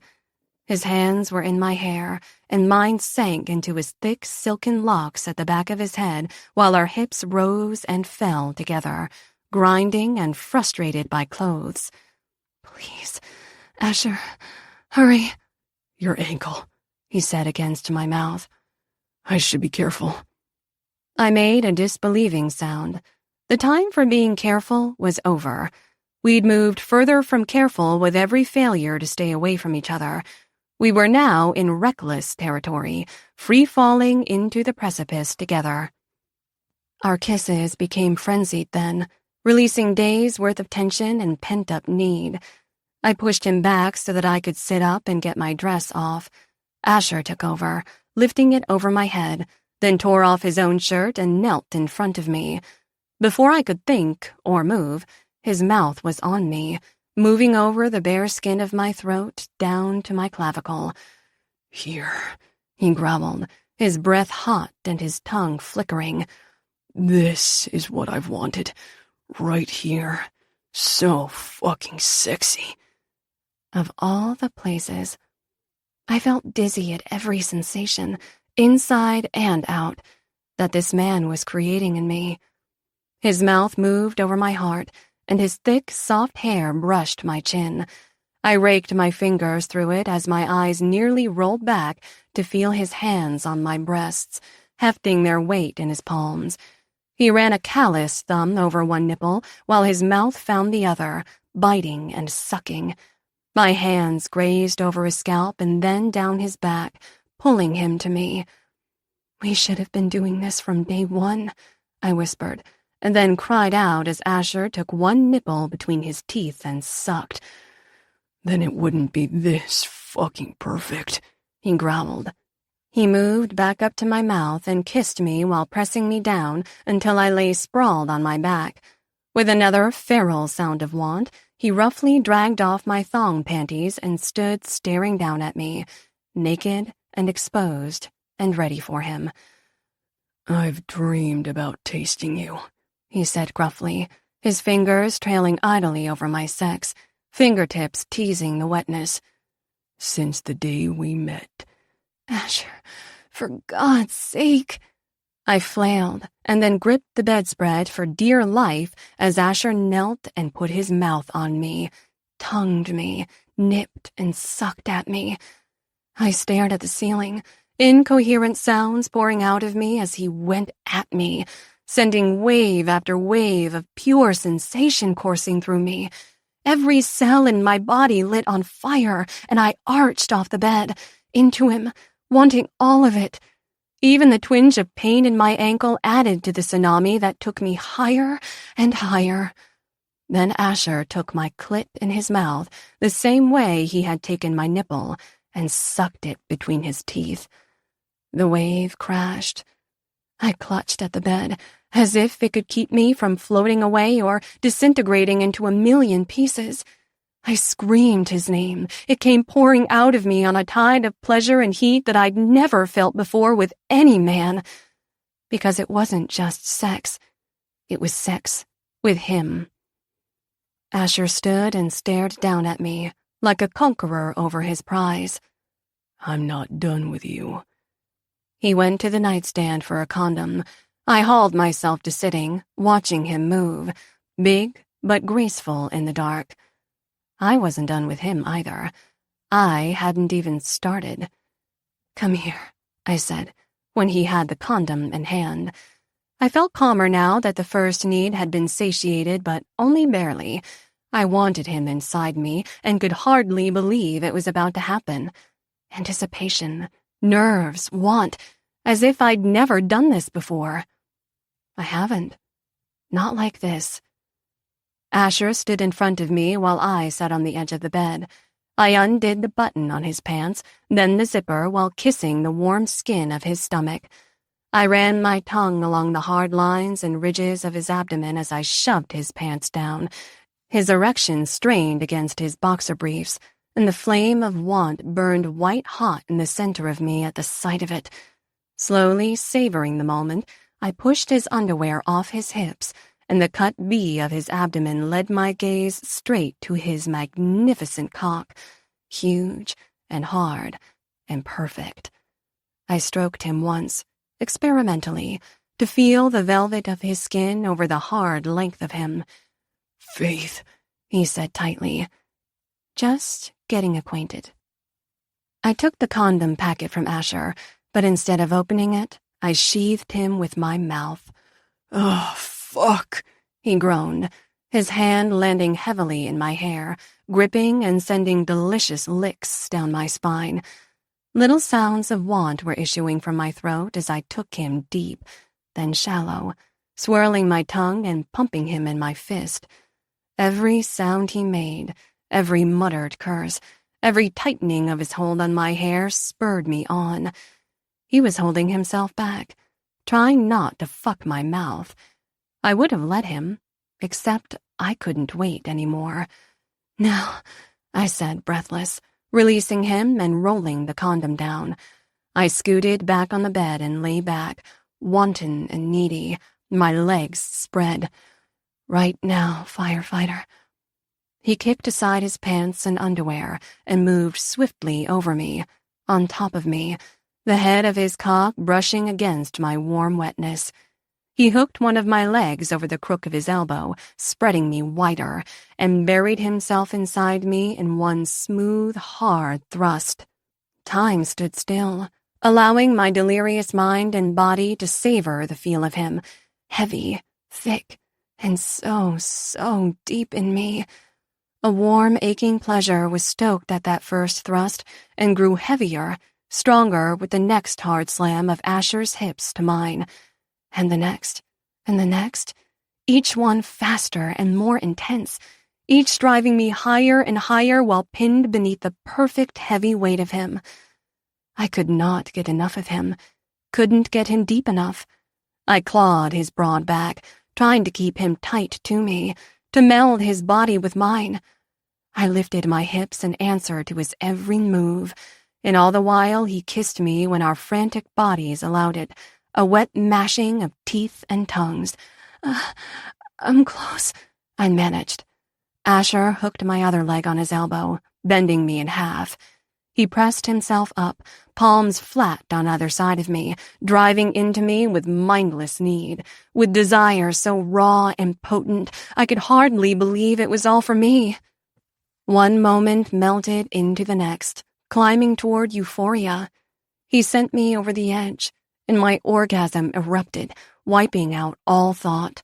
Ribbons of white-hot pleasure coursed through me from my center, where his cock still moved in me, drawing my release out longer while taking him closer to his.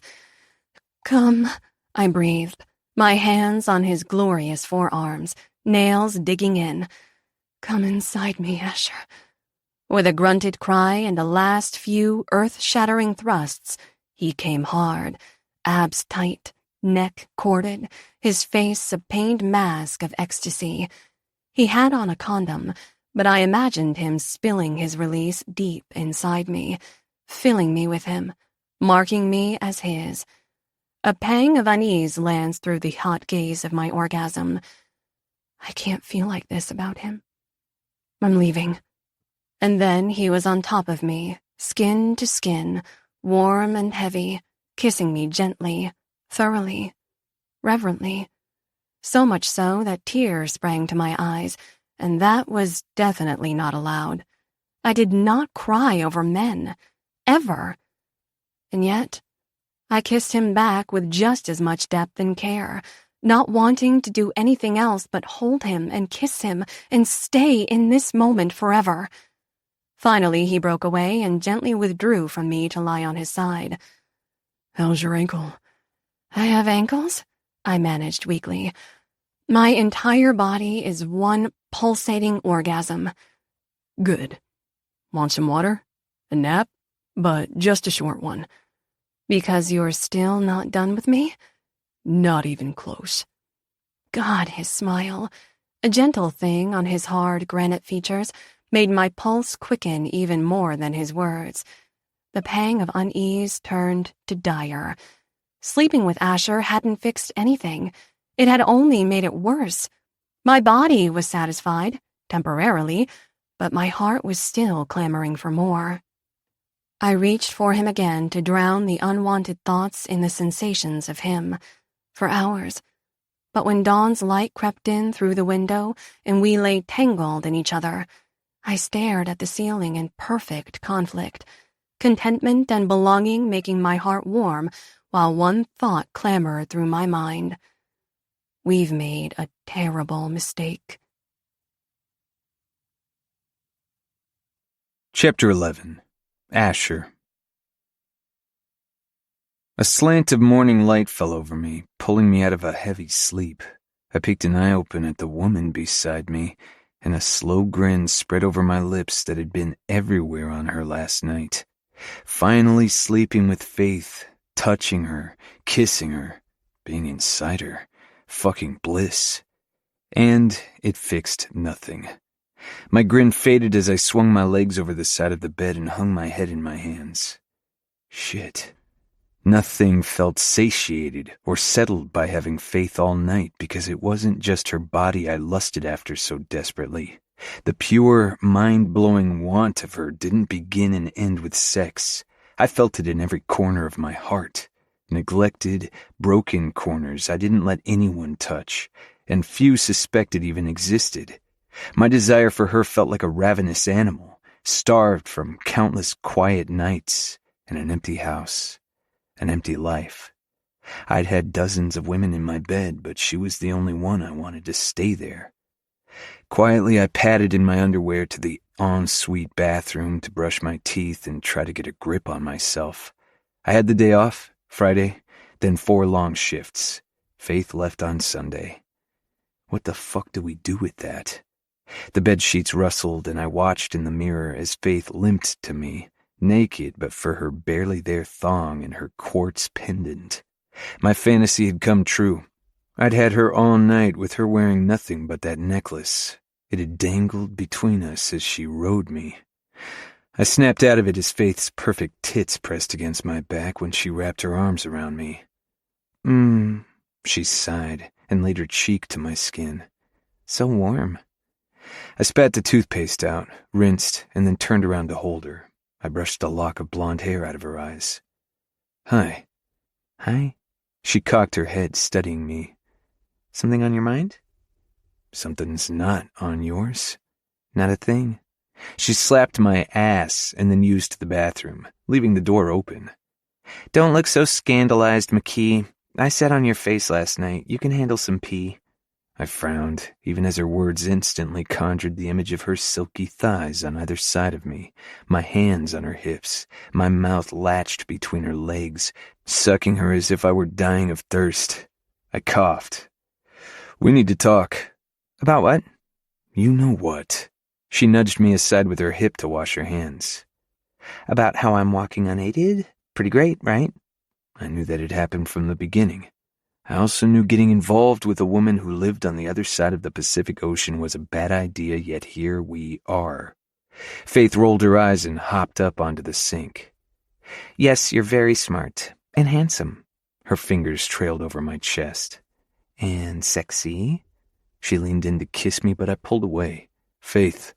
Asher. The air was thick between us, a cloud of residual heat and desire from last night that was ready to reignite, tinged with emotions neither of us was equipped to deal with. My phone rang from the bedside table. Faith cocked her head. You going to get that? I didn't budge, but she held my gaze unflinchingly, unwilling to break. Another ring, and she gave me a gentle push. Go. I frowned and crossed my bedroom. I snatched up the phone, jabbed the green answer button. What? My brother, ladies and gentlemen, Morgan laughed. Just calling to remind you that the friends and family picnic at Cal's school starts in an hour. Shit, that's today? I forgot. Which is why I called. Problem? I turned my back to the bathroom and lowered my voice, bracing myself. Faith is here. I held the phone from my ear until there was a break in the ensuing crowing and hollering. Are you done? No, just catching my breath. I snorted and rolled my eyes. I'm going to be late to the picnic. I have to drive Faith back and then... Drive her where? Bring her, you jackass. It's a family thing. It's a friends and family thing. Faith is officially our friend for her advice about the business, and she's yours for other reasons. Friends with benefits, apparently. Finally. I glanced over my shoulder at Faith, still perched on the sink, and still topless, lost in thought. Her fingers toyed with the quartz pendant. I'll ask. I hung up before Morgan could add more commentary and rejoined Faith at the sink. Ask me what? Cal has a school picnic thing today, kind of like a mini carnival with pony rides and games and all that shit. All that shit sounds cute. When's it start? Soon. Then we'd better hurry. She gingerly hopped off the sink and climbed back into bed, stretching her long, lithe body on my sheets. As if a magnetic switch had flipped on, I automatically moved to join her. I pulled her close so that I could feel every inch of her naked skin on mine. Give me a little bit more time with you, she said, kissing my chin, her hands in my hair. Then I'll Uber back to my place and you can go to Cal's picnic. If we don't do Waimea today, you might not get there. You could come to the picnic with me and then we'll hit the canyon. Faith's expression stiffened, and she looked away, her eyes on her fingertips that traced the lines of my neck. I don't know. Seems more like a family thing. My argument exactly, yet I held her tighter to me. Morgan invited you. I'm inviting you. Faith hesitated, then smiled, though it looked forced. Maybe I should put in an appearance. I won't have another chance to say goodbye to them before I go. Fuck. Our eyes met, and she lunged at me, kissed me hard, kissing me instead of talking about all the shit we didn't want to face. I'd said too much at the restaurant last night. I'd kicked open doors that needed to stay shut. I kissed her back, just as urgently, rolling her onto her back and settling myself on top of her, as if I could weigh her down and keep her where she was, with me. A condom was procured and we fell into each other, trying to burn out our feelings with every feverish touch. I drove into her hard and fast, mindless in my want of her. She wrapped her arms and legs around me tightly, holding me deep inside her while the orgasms came, white, hot, and more intense than they'd ever been with anyone. After she showered and I gave her one of my button-downs to wear over that pale blue scrap of nothing she called a dress, I took my turn in the shower, standing in a spray of hot water until it became cold. Didn't help. I dressed and made us coffee that we drank in my kitchen, hardly saying a word. Everything we needed to say hung between us in a cloud of heated need that wanted to crash us together. On top of everything else, I'd never been with a woman as sexually compatible as Faith. She took everything I wanted to give her and gave back just as intensely. I wanted nothing more than to spend all day in bed with her, fucking and talking, and then fucking some more until we both passed out and I could just hold her. Jesus, I am truly screwed. At Hanalei Elementary, the front walk was festooned with a giant banner that read, Friends and Family Day Jubilee, and decorated with multicolored little handprints. How cute, Faith said without much energy. It was more than either of us had said on the 10-minute drive. I parked and strode to the passenger's side just as she got out, bracketing her against the Jeep before she could slip away again. She sighed and pressed her forehead into my chest. Asher. I don't know what to do, Faith. Me neither, obviously. She looked up at me, her eyes liquid green and swimming with the same conflict that tormented me. "Let's just have a good time for Cal, okay?" I nodded, and she kissed me softly, then took my arm. I helped her down the walk toward the back of the school. She'd tied a knot in the shirt I'd lent her, leaving the front mostly unbuttoned. You'd almost not know it was an improvised outfit. Morgan would know, I thought as we stepped out onto the schoolyard, but my little brother's smart aleck remarks were the least of my worries. Because she's leaving. The yard was crowded with booths, games, and picnic tables from the lunch area. A bouncy house was set up on the east side, and a mobile petting zoo on the west. Under a brilliant sun, dozens of kids chased each other around, laughing and screeching and cramming popcorn into their mouths. Faith and I made our way to the folding table where school staff were selling tickets for food and games. I bought more tickets than we could possibly need and passed them out to random kids who ran by. I could feel Faith smiling up at me. "Why do I have the feeling a big donation was made to the school at some point? Anonymously, of course." "It's no big deal, and the least I can do," I said. "Educational funding is abysmal, as usual." She didn't say anything but squeezed my arm, and I liked it too much how she was looking at me, how she smiled at me. I could get used to it, all of it. Waking up with her in my bed, wearing my shirt, taking her to the canyons or the beach, or literally any goddamn place she wanted. Men liked to think they conquered women. What a crock.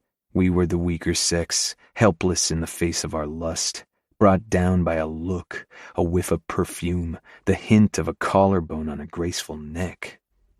I wrenched my gaze from Faith as Morgan and Nalani approached, my brother grinning ear to ear, his Nikon D7500 hanging from a strap around his neck. Nalani looked beautiful in a long, flowing dress tied at the shoulder. "Ash! Faith! Glad you could make it!" Morgan boomed and kissed Faith on the cheek. "Look who's walking! Doing better?" "Better, but I think I need to sit." "Aloha, Faith," Nalani said. "So good to see you again. Come, you must meet my grandmother, Momi." Nalani took possession of Faith and they chatted and walked toward a picnic table not far, while Morgan rocked on his heels, hands in his pockets. "Shut up," I muttered. "I haven't said anything." "Yet?" He laughed, but it faded instantly at my dark look. "What's wrong?" "Nothing. Where's Cal?" "Playing with friends at the jumpy house? And don't tell me nothing. What's up? Did you and Faith have a fight?" "No." "It's worse than that," Morgan teased gently. "You like her." A retort shot to my lips. I swallowed it down. "It doesn't fucking matter. She's out of here on Sunday." "Well, okay. Have you discussed what comes after Sunday?" "What's to discuss? She's going back to her life in Seattle, and I have my life here." "Maybe you could work something out. Fly back and forth." "How many times?" I demanded. "And to what end? I hate big cities. She hates isolated islands. There's nowhere for this to go." "Yeah, but nothing. It's over. Stupid to get involved in the first place." "I disagree. I've never seen you this worked up over a woman. You and her together?" He shrugged. "I like it." So did I, which was the entire fucking problem. "I'm going to say hi to Cal." I turned and strode toward the bouncy house that was a big red square with a clown smiling maniacally on the front. Kaleo was one of half a dozen kids being tossed around by the inflated floor and bouncing off the inflated walls. I care about him, I thought, waving as my nephew caught sight of me. He waved back, a little flurry of his hand. He's important. Morgan and Nalani and Cap and the guys. My fucking life here is important. But as I watched Cal bounce up and down, I realized my life had felt about the right size until I got a distress call at Ho'opi'i Falls Trail. Now it was full of empty space. Space I wanted to fill with more. With her. I shoved that thought away. If my past had taught me anything, it was that wanting too much was fucking dangerous.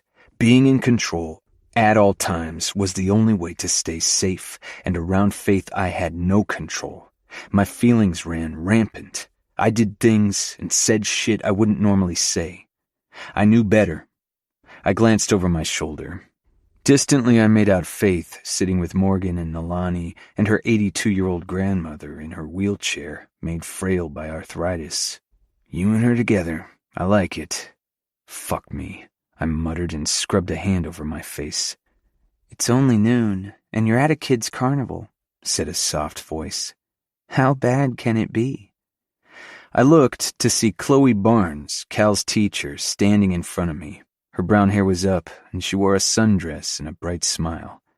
Oh, hey, Chloe. Sorry, I'm just thinking out loud. It's okay. Want to talk about it? Chloe was 24, pretty and single, which on this tiny island had always made her a prime candidate in Morgan's eyes to break me out of bachelorhood. But while I liked Chloe for being so good with Cal, I'd never entertained the idea of starting something with her. Having a one-night stand with my nephew's third-grade teacher would put me firmly in low-life territory, and I wasn't interested in a commitment. You sure about that? I thought, and my gaze itched to find Faith. Nah, I'm good, I said finally. I was just going to... Uncle Ash! Miss Barnes! Kaleo ran up and threw his arms around Chloe's waist. She laughed and knelt down to speak eye to eye. Aloha, Cal. Having fun? The best. He looked to me. Mama said she has more tickets for me. Let's go. You too, Miss Barnes? I chuckled at his manic, sugar-fueled energy. Come here, dude. I lifted him up on my shoulders and wrapped my arms around his legs. Chloe smiled softly and walked close behind me. You're so good with him, she said. How have you been? It's been a while. I've been busy. Long shifts. I'm always available to swing by with something to eat, she said. Something home-cooked. Don't want you always resorting to fast food when you're working. My glance slid to her and back. It wasn't the first time she'd offered. You don't have to, Chloe. I don't have to. I want to. She peered up at me, her smile pretty but with none of Faith's wit behind it. No fire in her eyes, only mild warmth.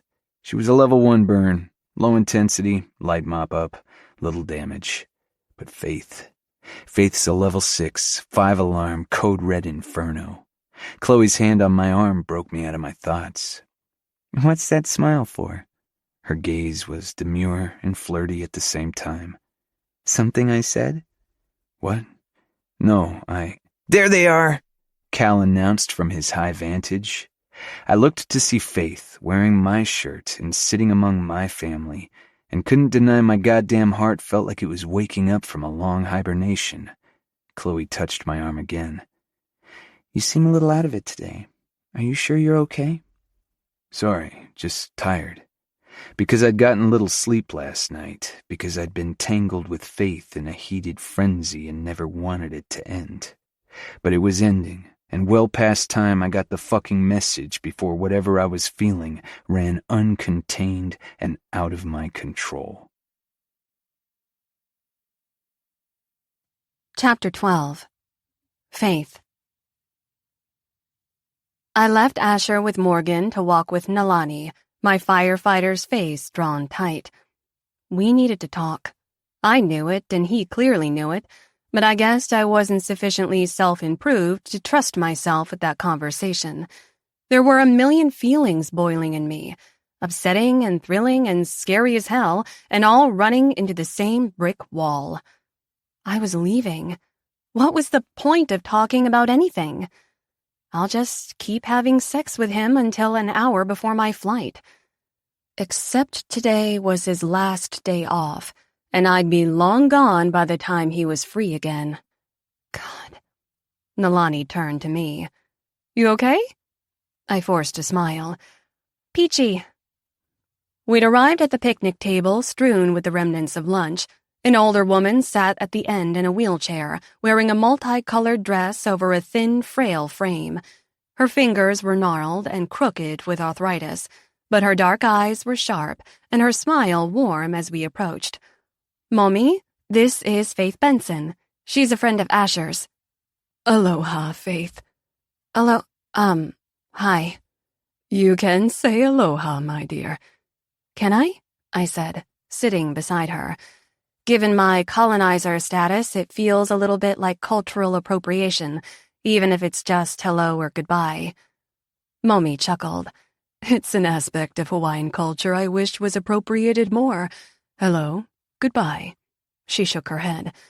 There is no equivalent in English that captures such profound emotion. Momi is Manawahin, Nalani said with a proud smile. A powerful woman, a keeper of traditions. I could see that. I could feel that. The woman seemed to contain the wisdom of the ages in her slight form, and I suddenly wished that I could sit with her and pour every confused and conflicted thought in her lap. Momi caught my expression. Dear? I was just thinking that I'd love to learn more about the island's culture. I came here to expand my horizons, so to speak, but the only thing I've learned is that I have terrible taste in hiking shoes. Except that wasn't entirely true. I did feel different, more awake and clear-headed than I was in Seattle. Except where Asher McKee is concerned. Moma smiled. The aloha spirit is the harmony between the mind and heart within us. It asks us to come to ourselves and to extend good feelings toward others. It's compassion and care with no expectation of return. Her gaze seemed to dig deeper. Aloha means to hear what is not said, to see what cannot be seen, to know the unknowable. See what I mean? Nalani said fondly. I nodded. I'd given anything to know the unknowable, namely what the hell I was supposed to do with my heart because there was no harmony there, only a longing that was completely foreign and starting to feel immovable, permanent. Momi reached out to pat my knee. Enough of that. You didn't come here to listen to a lecture. Nalani tells me you're in advertising. I am, I said, and my posh office in downtown Seattle had never felt so far away, light years from this brilliant afternoon, surrounded by palm trees and sitting with a Hawaiian wise woman. Faith gave Morgan and me some great ideas for our business, Nalani said. We're already booking photograph tours for Ho'opi'i. I made a face. Make sure you get them to sign a waiver first. Nalani laughed and Momi nodded at my wrapped ankle. I hope you're well. I heard about your accident. Asher was on the shift when the call came in, Morgan put in, joining us and taking a seat beside Nalani across from me. He lifted his camera and took a few shots of Momi and me. You already told me all about her rescue, Keki Lupawale. Momi scolded gently. Nalani glanced around. Where is Ash? He's gone to find Cal. Morgan turned to me. So tell us, Faith, ankle sprains aside, how are you liking Kauai? It's very beautiful, I said. But small. Too small for you, Nalani said, the teeniest hint of a question in her tone. Too small for me, I admitted truthfully. I'm a city girl. It's in my blood. You never know. It could grow on you, Morgan said. When Ash and I were in New York, I didn't like it much, but the last thing I imagined was coming all the way out here and wanting to stay. He smiled affectionately at his wife. Then again, I had the best motivation. I didn't know you were in New York with Asher. The state, not the city, Morgan said. When we had to leave North Bend, Ash found us a little place in Elmsford, about 20 miles north of Manhattan. He cocked his head. He didn't tell you this? No, I said slowly. I've only heard bits and pieces, and maybe we shouldn't... Morgan snorted. Of course he didn't tell you. It's like pulling teeth to get him to talk about what he did for us. For me. Our dads split when we were little. For a few years, Mom tried to keep it together, but she got into some bad stuff. When I was a little older than Kaleo, we had to leave North Bend without her. Just the two of you? I asked, forgetting myself in surprise. How old was Asher? 16, nearly 17, Morgan said. I don't know how he did it, but he got us a place, enrolled us in school, and managed to keep the authorities off our back. I know he had help, but he never told me who. Never let any of that worry touch me. He's so damn smart when he graduated, he got himself into Columbia. Full scholarship. Pride washed over Morgan's words. The guy was up every morning at the crack of dawn to get me ready for school, then took a train into the city. An hour and a half each way, and managed to get back in time for dinner.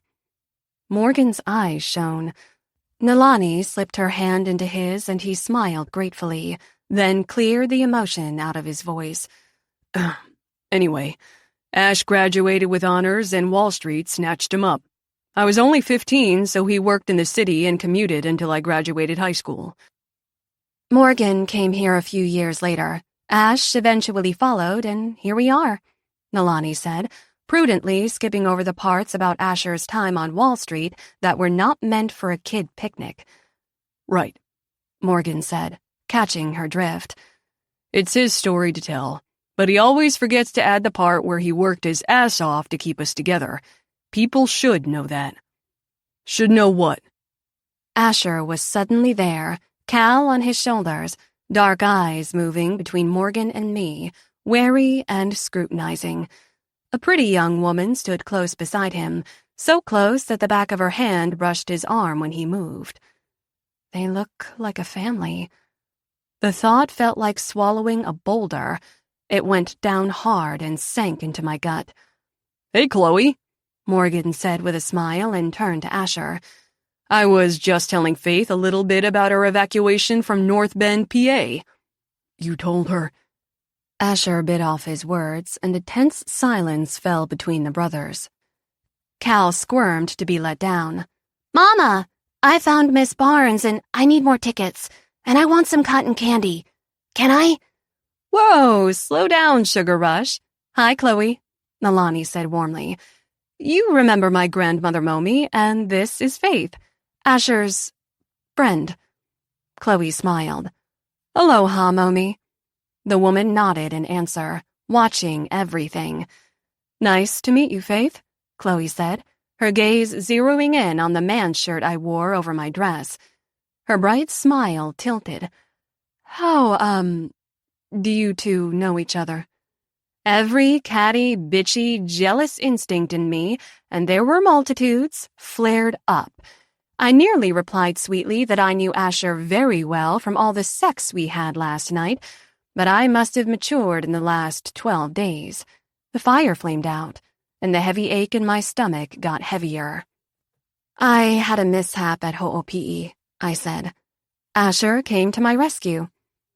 He saved me and ruined me at the exact same time. Oh, Chloe said, her smile tight. I'm so glad he was there for you. Yes, he's been great, showing me around the island. But I'm leaving on Sunday. Then he's all yours. Suddenly, I felt sick, and the sun was too hot, and I had a crazy urge to get up and run away. Ash? Morgan chuckled, but stared meaningfully at his brother, who still hadn't said a word. You with us? Yeah, Asher said, releasing his brother from his death glare. Aloha, Momi. He knelt beside her chair and took her frail hands in his strong ones. How are we doing here? Better? Better, she said. The new medicine you arranged for me is very good. I'll be playing piano again before we know it. He smiled, but concern lurked in his brown eyes. Tell me if there are any... Yes, she waved him away. Let's not neglect your guest with boring talk about an old lady's arthritis. Faith, would you like some lunch? I brought homemade sami noodle soup. All eyes turned to me, and I felt like I'd wandered into this school by mistake, took a seat at the wrong table with a family that wasn't mine, and a man I couldn't keep. No, thank you, I murmured and got to my feet. I'm not hungry, and I have to go. Morgan frowned. Go? Already? I should. I'm sorry. I'll take you, Asher said automatically. Kaleo pouted. You just got here, Uncle Ash. He can stay, I said, aiming the words at Asher with a pointed look. I'll find my way back. I'll take you, he repeated, his own hard glance telling me that arguing with him was useless.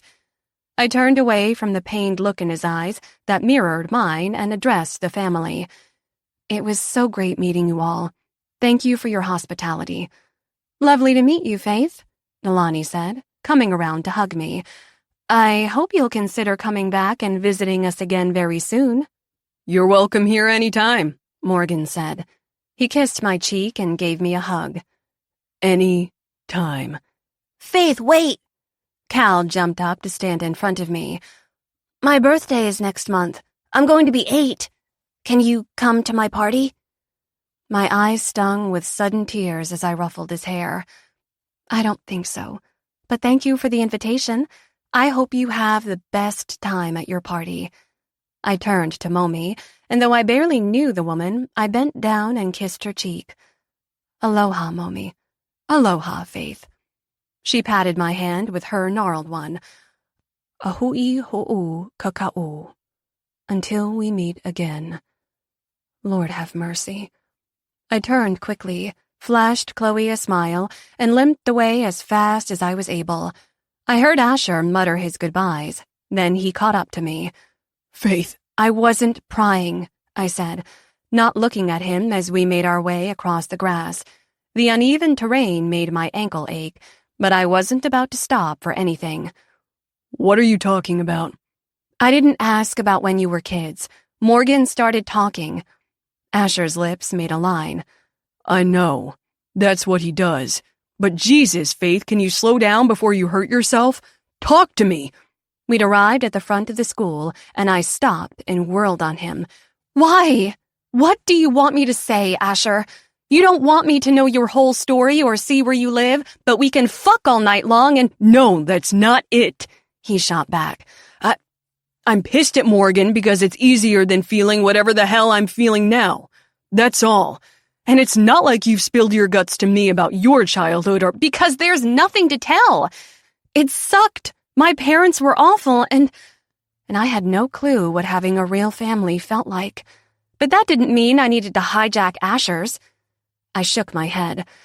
Look, I don't have the first clue what I'm doing either, but I'm leaving in 2 days, so I shouldn't be sitting there listening to private stories of your past with your beloved grandmother and your sweet little nephew. I swallowed hard. I don't belong here. Tears were gathering, but I refused to cry over him or any man. I heaved a steadying breath. It's all gotten too personal and too messy. I think we both need to admit that it was a mistake and say our goodbyes now. He scrubbed his hands over his face. Christ. Go back to the picnic. Be with Cal. Be with Chloe. I think she'd like that. His eyes flared. Fucking hell, Faith, really? She's pretty and she likes you and you and I aren't anything. His pained expression dropped like a mask and he stiffened. Right, he said stonily. We're not anything. We aren't possible. I shook my head, my tone softening. This has been pretty wonderful, but I can't, you can't, we just can't. And you know it. He crossed his arms. I hugged mine. Time stood still for a few moments, and I held my breath, waiting. Then he nodded, and that sort of broke my heart. What did you expect? He'd leave his beautiful family and run away with you to Seattle? Or are you willing to skip the flight home and stay here? No, I had to be level-headed for a change, responsible, not the flighty, impulsive, unreliable person I'd been, but a woman who was trying to get control of her life and make something with it, independent of any man, especially not a man I'd known for a handful of days. Another thought tried to break through my cold rationale to whisper that Asher McKee wasn't just any man, but I couldn't let it. I'll call an Uber, I said into the silence. Go. Go, I said gently but firmly when he didn't move. I mustered a wavering smile. They're waiting. Asher's face was stony still, but conflict raged behind his eyes. Finally, he nodded and walked away. I watched him go, feeling as if he were carrying some essential part of me, and I'd never get it back. Nope, it's fine. I'm fine. Everything is fine, fine, fine. My fingers trembled as I called the Uber, It took 20 minutes to arrive, and though the front entry to the school was quiet and empty, I knew my firefighter was watching the entire time to make sure I was safe. I spent Saturday on the beach, sitting in a chair and watching the waves crash. When I thought I'd drown in my own thoughts, I grabbed my phone and called Silas Marsh. Hey, Faith, what's up? When did you know? I blurted. Sorry, when did I know what? You and Max. When did you know there was something between you? I don't know. 10 milliseconds after meeting him? Not that I could admit it to myself. I groaned and held my head in my hands. Wrong answer? Yes, I said. You're supposed to tell me real things take time and anything else is just a temporary infatuation. Uh-huh. What's going on? Don't laugh at me. Never. I met someone. I'd never said that before. Characters said it in movies all the time where it caused knowing smiles and butterflies.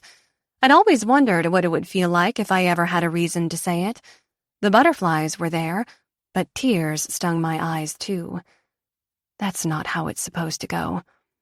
I'd say I'm happy for you, Silas said slowly, but you sound serious. No, I'm being silly. I don't know why I'm calling you, Wait, slow down. You met someone and you really like him? I looked to the ocean. It stretched out into forever, and I lived on the other side of it. Faith, talk to me. I heaved a steadying breath, firmed my voice. I will. I'll tell you everything when I get home. Tomorrow. I'll be home tomorrow. There was a pause, and I knew Silas was trying to figure out what I needed him to say. Finally, he said, I'll pick you up at the airport. Correct answer. Thank you, Si. I'll see you then. That night, I packed my 3 bags, and Sunday morning, I called an Uber to take me to the airport. I waited on the lanai, staring at the ocean, my fingers toying with the pendant around my neck.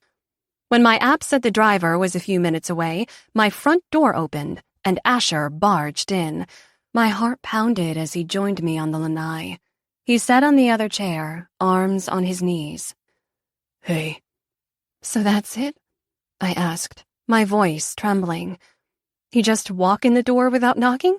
Like we live together or something? No, he replied in a low voice. Because we don't live together, Asher. Do we? He sighed. No, we don't live together. But I always just walk in, because you leave the door unlocked. For me. Well, that's stupid, I said, my eyes filling. And unsafe. To let anyone bust in and hurt me? I'm not anyone, he said. And I'm hurting too. I glanced over at him helplessly. What are you doing here? He shrugged with a small smile. You have my shirt. A sound that was half laugh, half sob burst out of me. Well, too bad you came all this way for nothing. I'm taking it with me. Good. Don't you have work? I moved some things around. Asher. Come on. You'll miss your flight. I canceled my Uber and sat in the front of Asher's Jeep as he loaded my luggage. The airport in Lihue was 15 minutes away.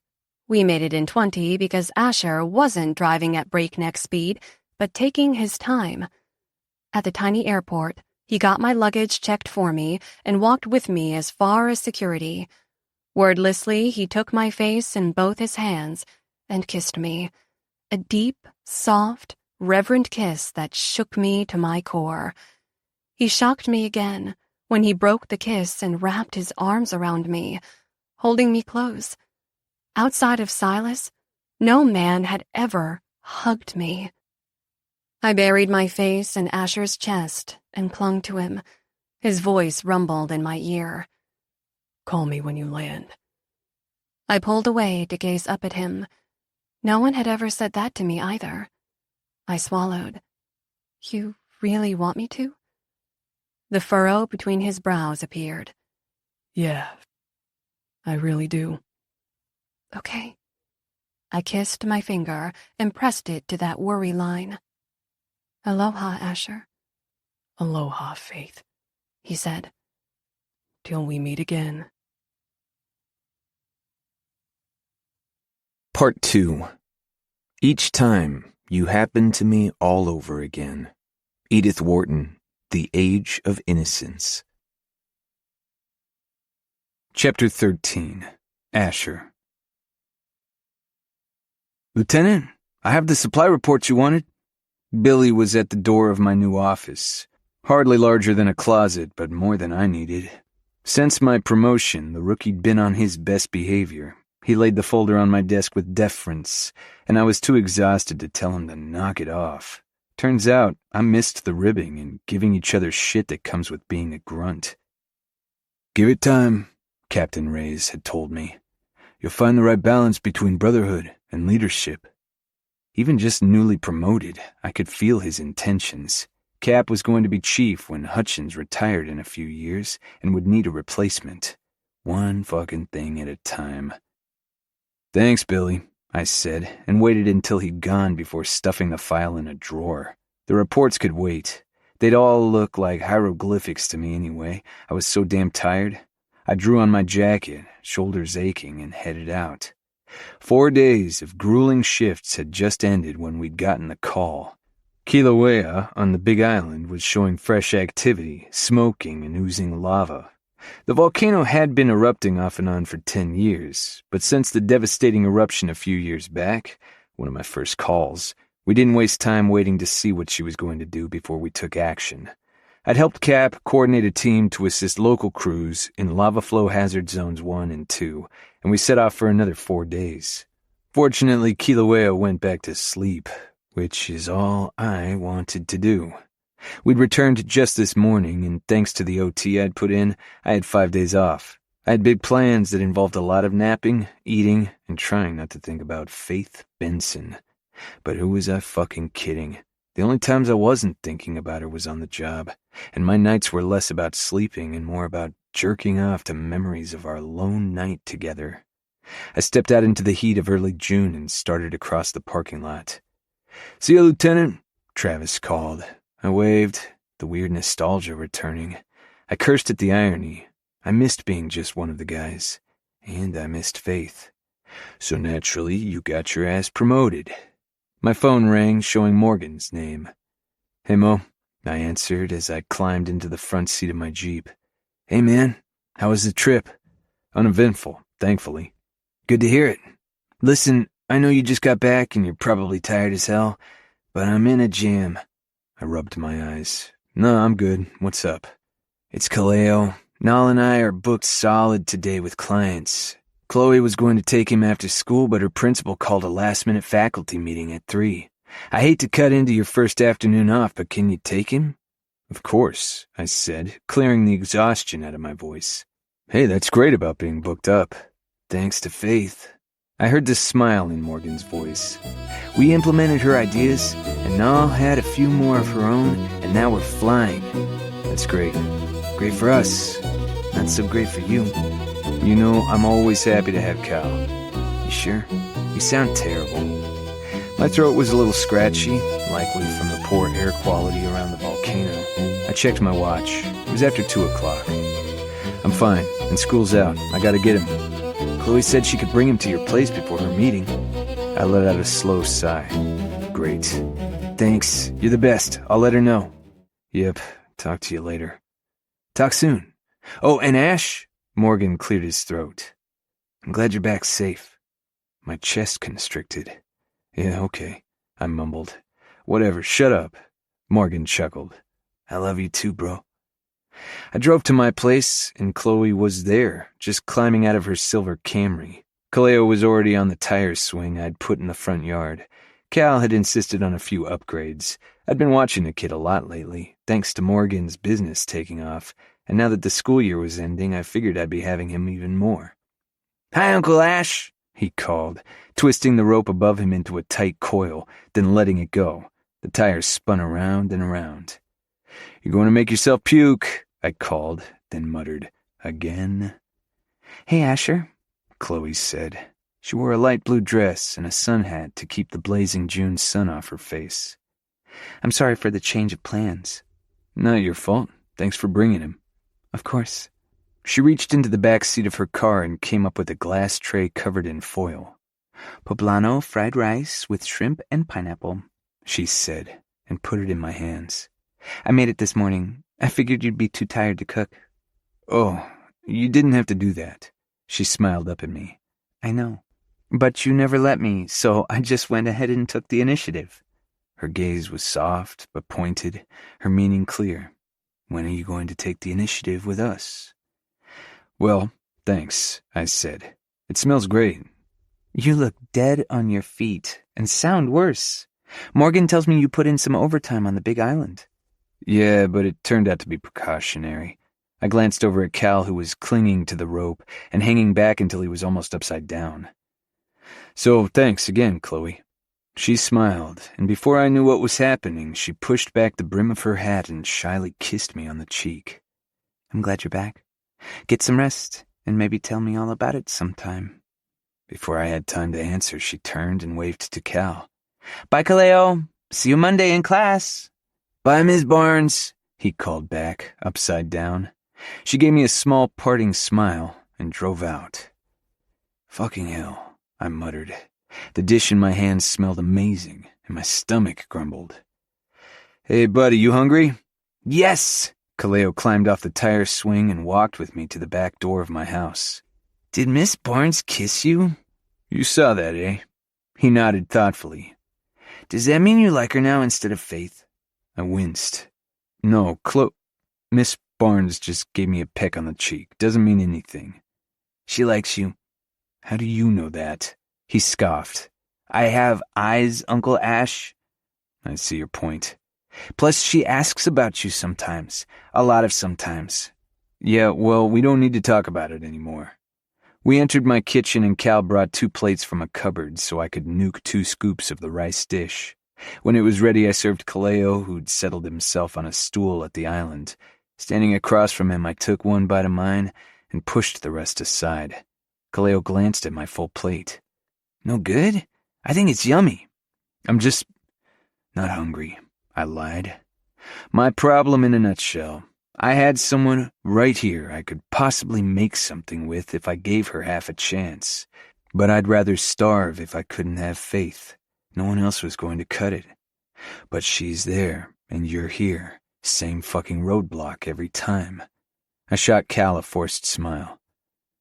So your mom and dad's business is picking up? That's great. He nodded and spoke around a mouthful of pineapple. Mama's not worried about money anymore. She said Faith's idea was really good. He peered up at me. Is she going to come back to visit? I glanced down at my uneaten food. I don't know. Why not? We've both been really busy with our jobs lately. I cocked my head. What's with all the questions? He tilted his shoulder. I like Miss Barnes a lot, but she's my teacher. It'd be weird if you 2 got married. I laughed gruffly. Faith and Miss Barnes are my only options? That's who Mama and Dad talk about most. They're worried about you because now you're working even harder than before. Dad says he wants you to be happy. I expected to be pissed at my brother for constantly being in my business, but warmth flooded my chest. Yeah, well, I'm not getting married anytime soon, if ever. Because Faith doesn't live here? Jesus, this kid. I'm not really with her, bud, I said, and fuck me if that didn't stab me in the chest. We're sort of in a holding pattern. What does that mean? Remember when we flew to Maui last Christmas, and how we couldn't land for a while because the captain said there was an airplane traffic jam on the runway? I remember. We had to fly around the island a bunch of times. That's a holding pattern. You're off the ground, but not really going anywhere. Cal's face scrunched up in a frown. How long does a holding pattern last? Question of the year. Over the last 2 months, Faith and I texted and called as much as our schedules would allow. We even FaceTimed once and never again. Seeing her smile and hearing her laugh made me stupid with missing her, which had translated to me being super fucking awkward. She'd teased me that I'd spent too much time in the wilderness to use technology properly, The Seattle skyline had been her backdrop, and the whole fucking ordeal just served to remind me how far apart we were. So do something about it. I had 5 solid days off. Faith had been buried in work on some big-time ad account, but the last time we talked, a few days ago, she'd said it was finally winding down. Maybe... My pulse picked up at the mere idea of seeing Faith, but I'd be breaking my vow to never step foot on the mainland again. Not just the mainland, but a bustling city of concrete and noise, and everything I'd come to associate with my time on Wall Street. The years I'd put in to buy Morgan and me some stability when we'd had none. I'd hated every second of it. Going back felt like taking a step backward, away from whatever healing I was searching for. But seeing Faith again, being with her might be its own kind of healing. I nodded. It was just a visit. My baggage could stay locked away for a few days. She was worth it. Moreover, I didn't know how much longer Faith and I could hold out on texts and phone calls. A holding pattern had to end before the plane ran out of fuel and crashed. I cleaned up the dishes and Cal ran to the living room to play on my Xbox. I opened my laptop on the kitchen counter and searched flights, then stepped out onto the lanai. The sun wasn't even thinking about setting, and the ocean was the deepest blue. I texted Morgan a brief outline of a plan and told him to call me when he was free. Cal and I tossed a ball around, played a card game, and when twilight approached, my phone rang. "Give me a sec, buddy," I told Kaleo. "Can I watch Tales of Arcadia?"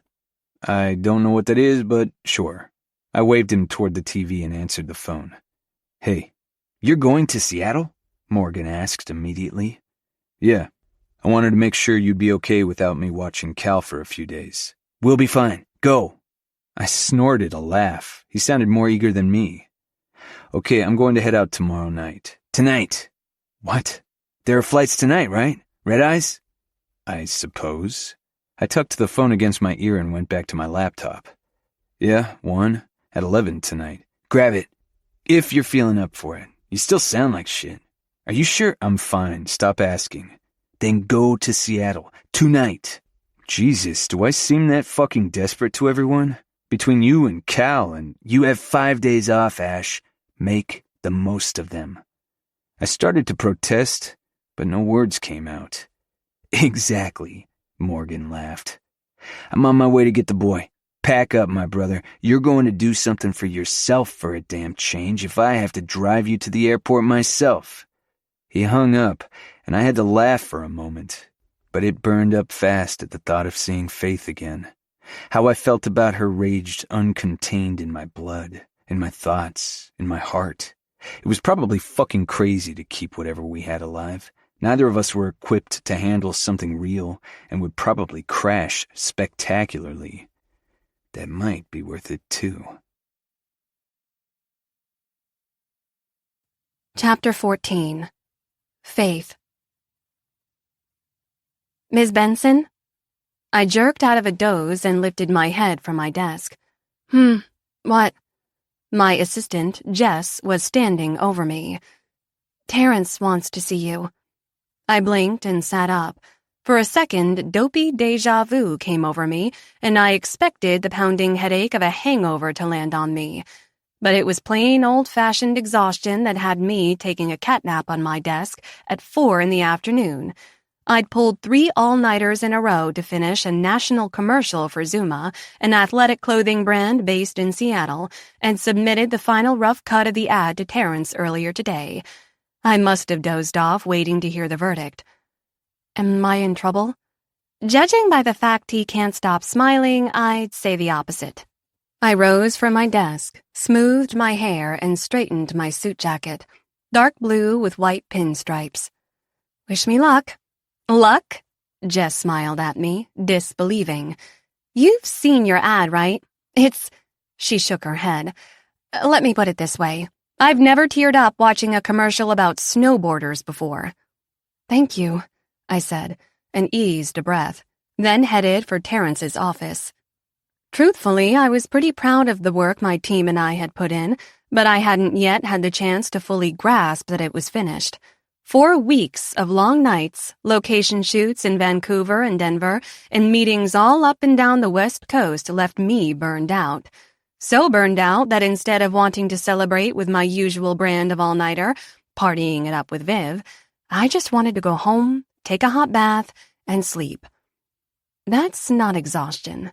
That's Kauai. Since I'd returned from my leave of absence, I'd approached my job differently, intently.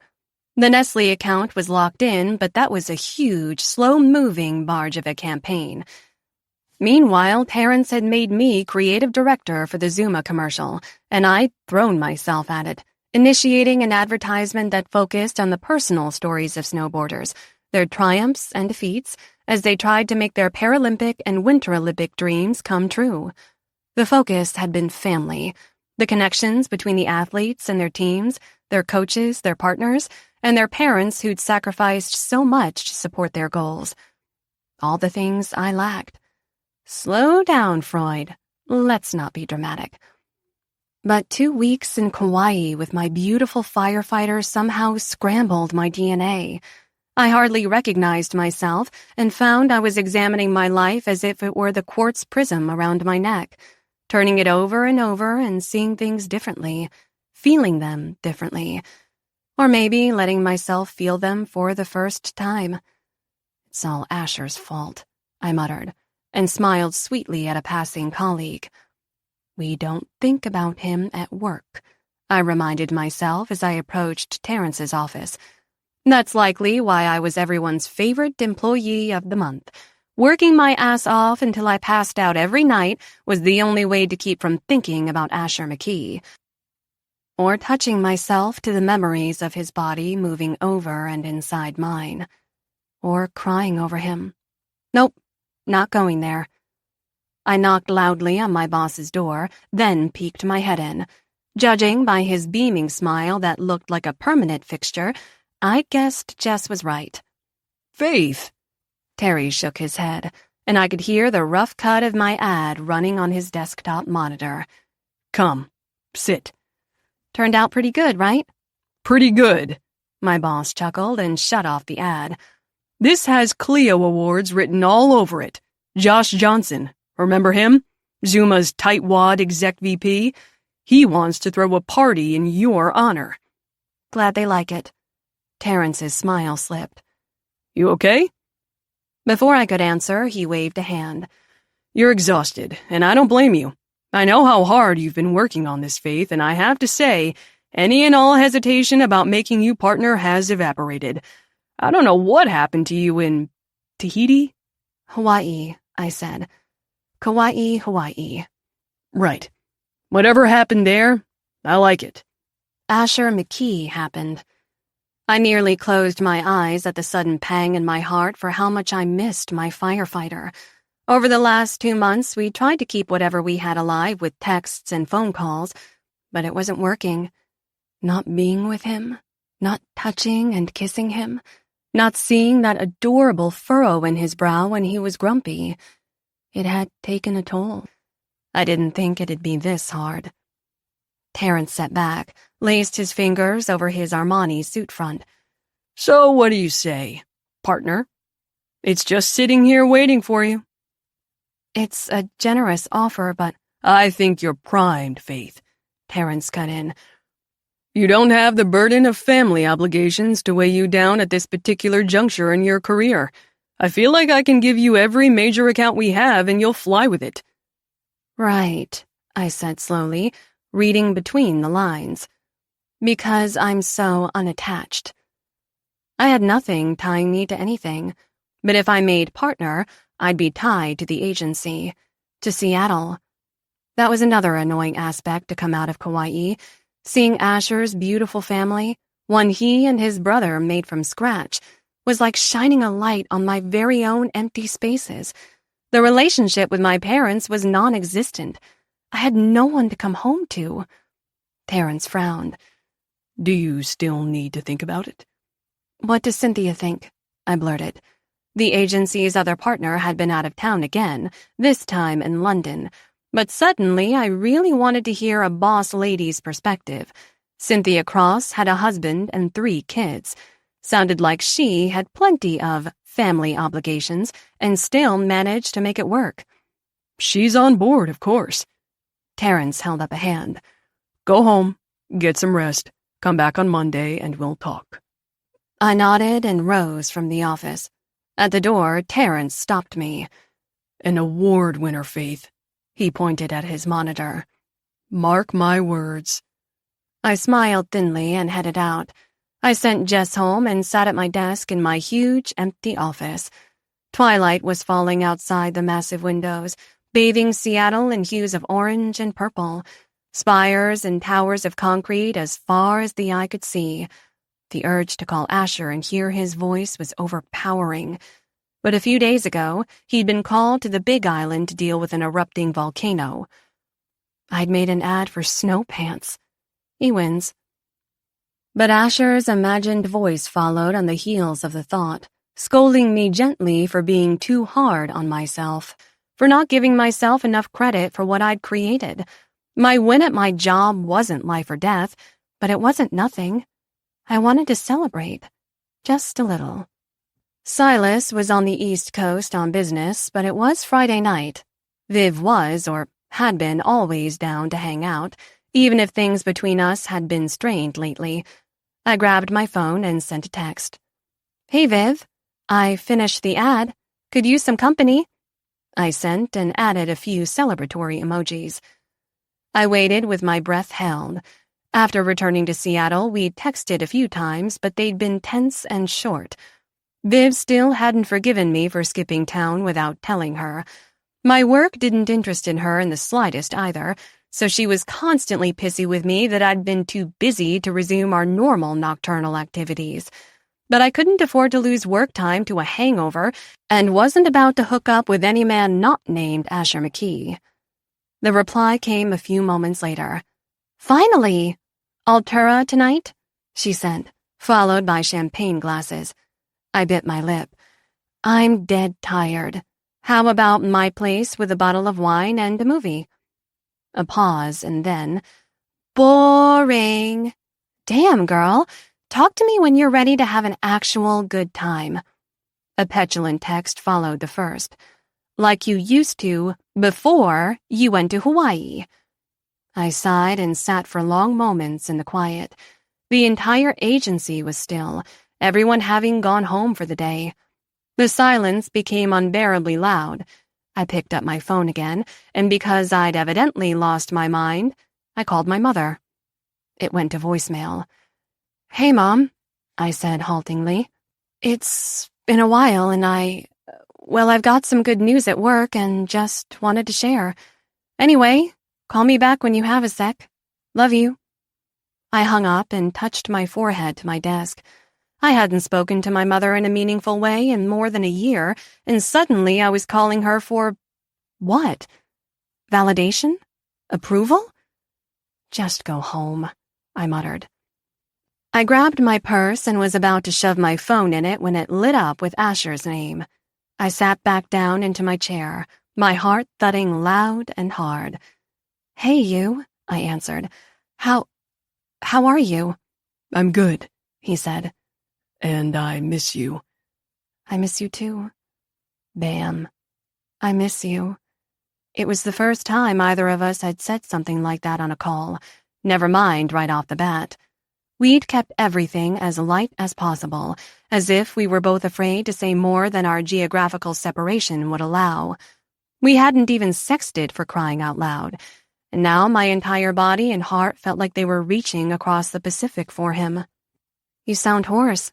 Was it very smoky on the Big Island? It wasn't great, he said. I probably didn't wear my mask enough, but it's too hard to shout orders. I nodded against the phone. My firefighter was shouting orders because he was now my lieutenant firefighter. The fact that he'd taken his promotion spoke volumes, but I shoved the ramifications away. It was too good to talk to him. I finished the ad, I said. Turned out pretty well. Yeah? I'm not surprised in the least. Congrats. Hot tears sprung to my eyes. Thank you. I sort of needed to hear that from someone who doesn't stand to make millions off of it. No. You made something out of nothing with your own 2 hands, right? You had a vision and you made it real. We have to celebrate. We? I was thinking of coming to visit. Tonight. I nearly dropped the phone. Really? Tonight? There's a red-eye that leaves in a few hours. Gets in tomorrow morning. Yes! I practically shouted, then mentally kicked myself. I'd love that. How long can you stay? I have 5 days off. That's probably too much for you with your work schedule. No, it's fine. I'll take personal leave, or I can work around it. Hell, I'll tell them I've been kidnapped and won't be released for exactly 5 days. Asher chuckled, his deep voice sounding rougher and sexier than ever. I'll grab a hotel and— Jeez, McKee, I said, trying to sound flirty and light over my pounding heart. We've been naked together. No hotel. You'll stay with me, okay? Okay, he said quietly. I'll text you when I land. See you soon, Faith. Tomorrow, I said. I'll see you tomorrow. The following morning, I showered and primed and prepared my body for ravishment, but no text arrived from Asher. At 9 a.m., I checked the flight times online. The only Lihue to SeaTac red-eye should have arrived around 7:30 in the morning. I texted him, but there was no answer. Finally, at around 10:30, just when I'd convinced myself he'd changed his mind and stayed home, a text came in. Sorry, I'm in town. Had to sleep.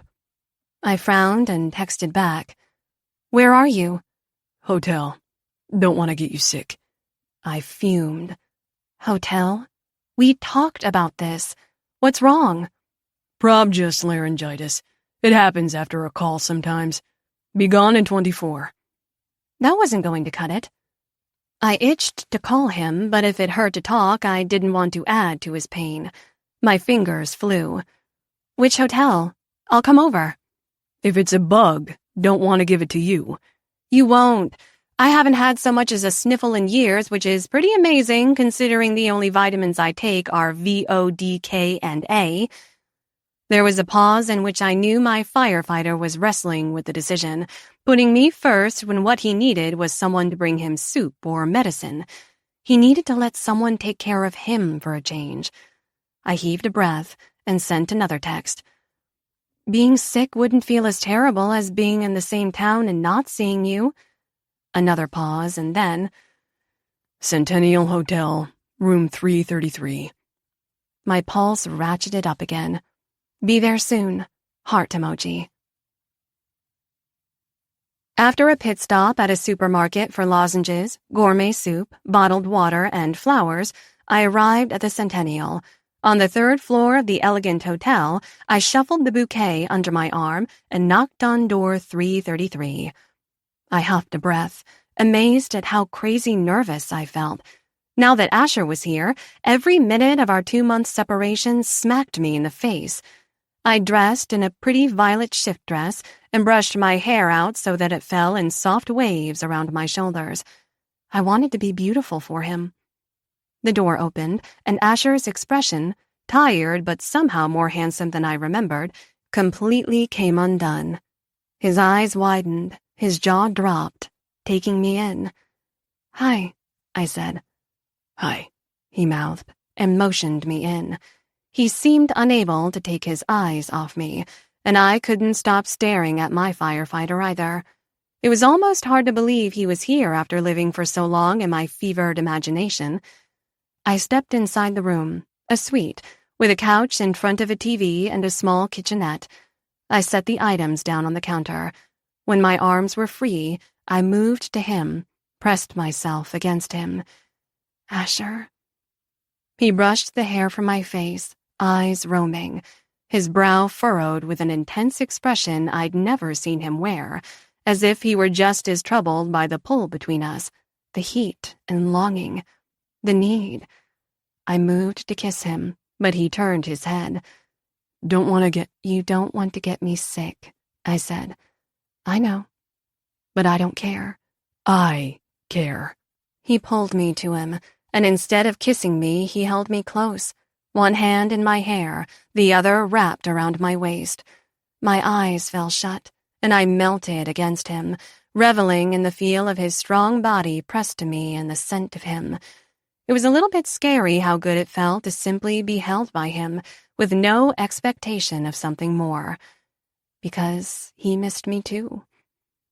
Tears sprang to my eyes, but I blinked them away and pulled back. I'd imagined our reunion would be more of you tearing off my clothes and having your way with me for all hours, but playing Florence Nightingale works too.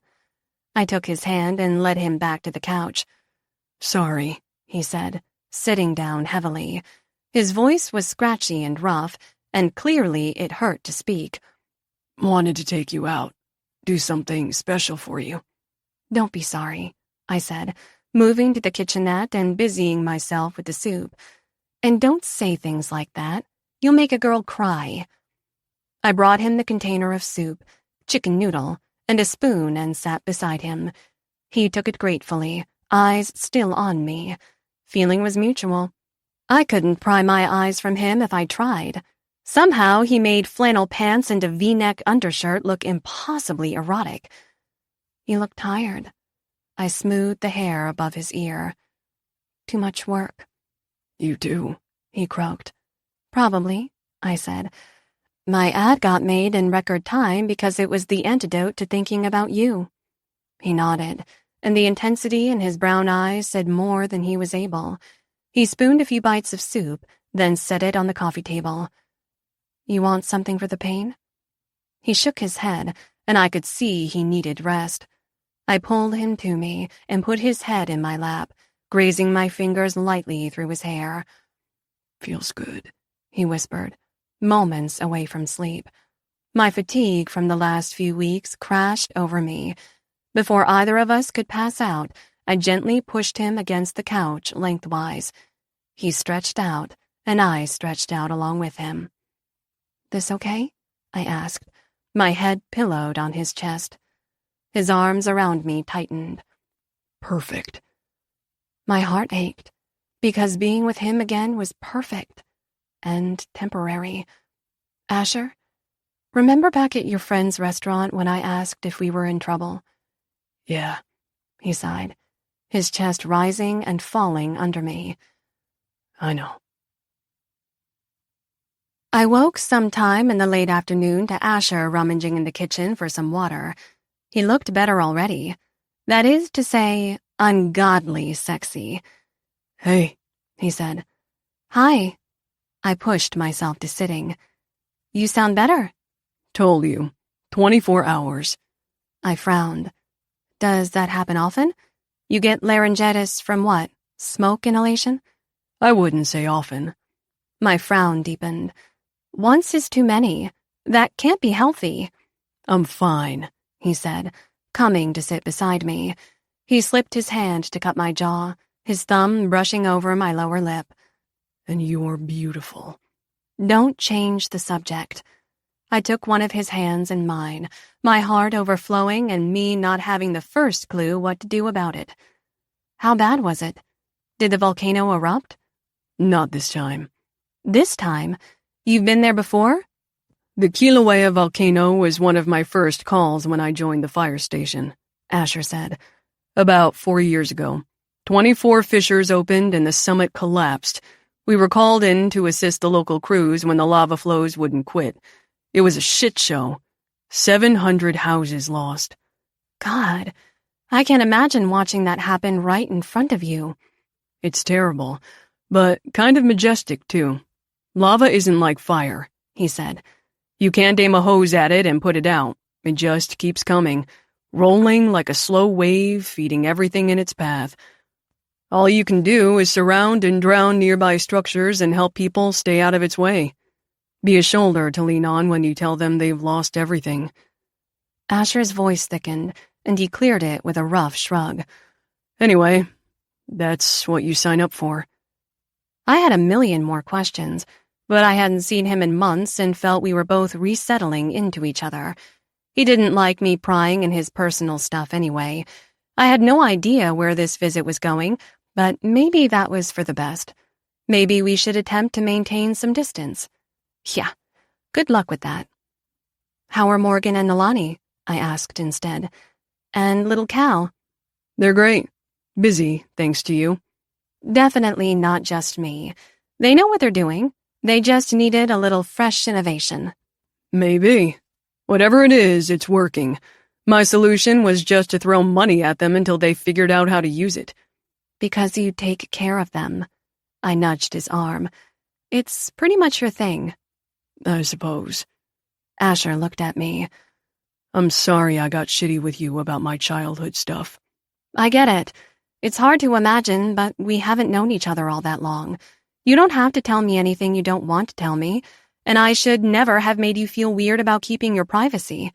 You didn't. Asher's gaze held me intently. I was trying to keep you at a distance, but that's fucking impossible. I swallowed to hear my thoughts in his voice. I guess I felt weird about it, he continued, because it's some shit that he and I went through and I want it to be over, but it never is. What do you mean? You asked me why I became a firefighter. I think it's because that's how it started for Morgan and me. With a fire. I sat, rapt, while he took a sip of water and began to talk, erasing whatever lingering distance remained between us with every word. Our mom got hooked on painkillers, and painkillers became heroin faster than you'd believe. The next thing we knew, she wasn't there anymore. She and her sleazy boyfriend, one in a chain of many, set our trailer on fire. If Morgan hadn't woken up to use the bathroom... Asher shook his head. He was 11. I was about 17. I knew if he got put in the foster system, he'd be taken away from me. Maybe put somewhere I couldn't get to him. That wasn't about to fucking happen. So I got us out of there. To New York, I said, when he took more water. He nodded. I had $400 to my name. I got us in a cheap motel, got Morgan enrolled in school, took the GED, and got a job while applying for any college scholarship I could find. At Columbia flipping University, I thought, waiting for Asher to mention that part, but of course he didn't. For a stretch, I lived in constant fear the authorities would come busting down the door and take Morgan away from me.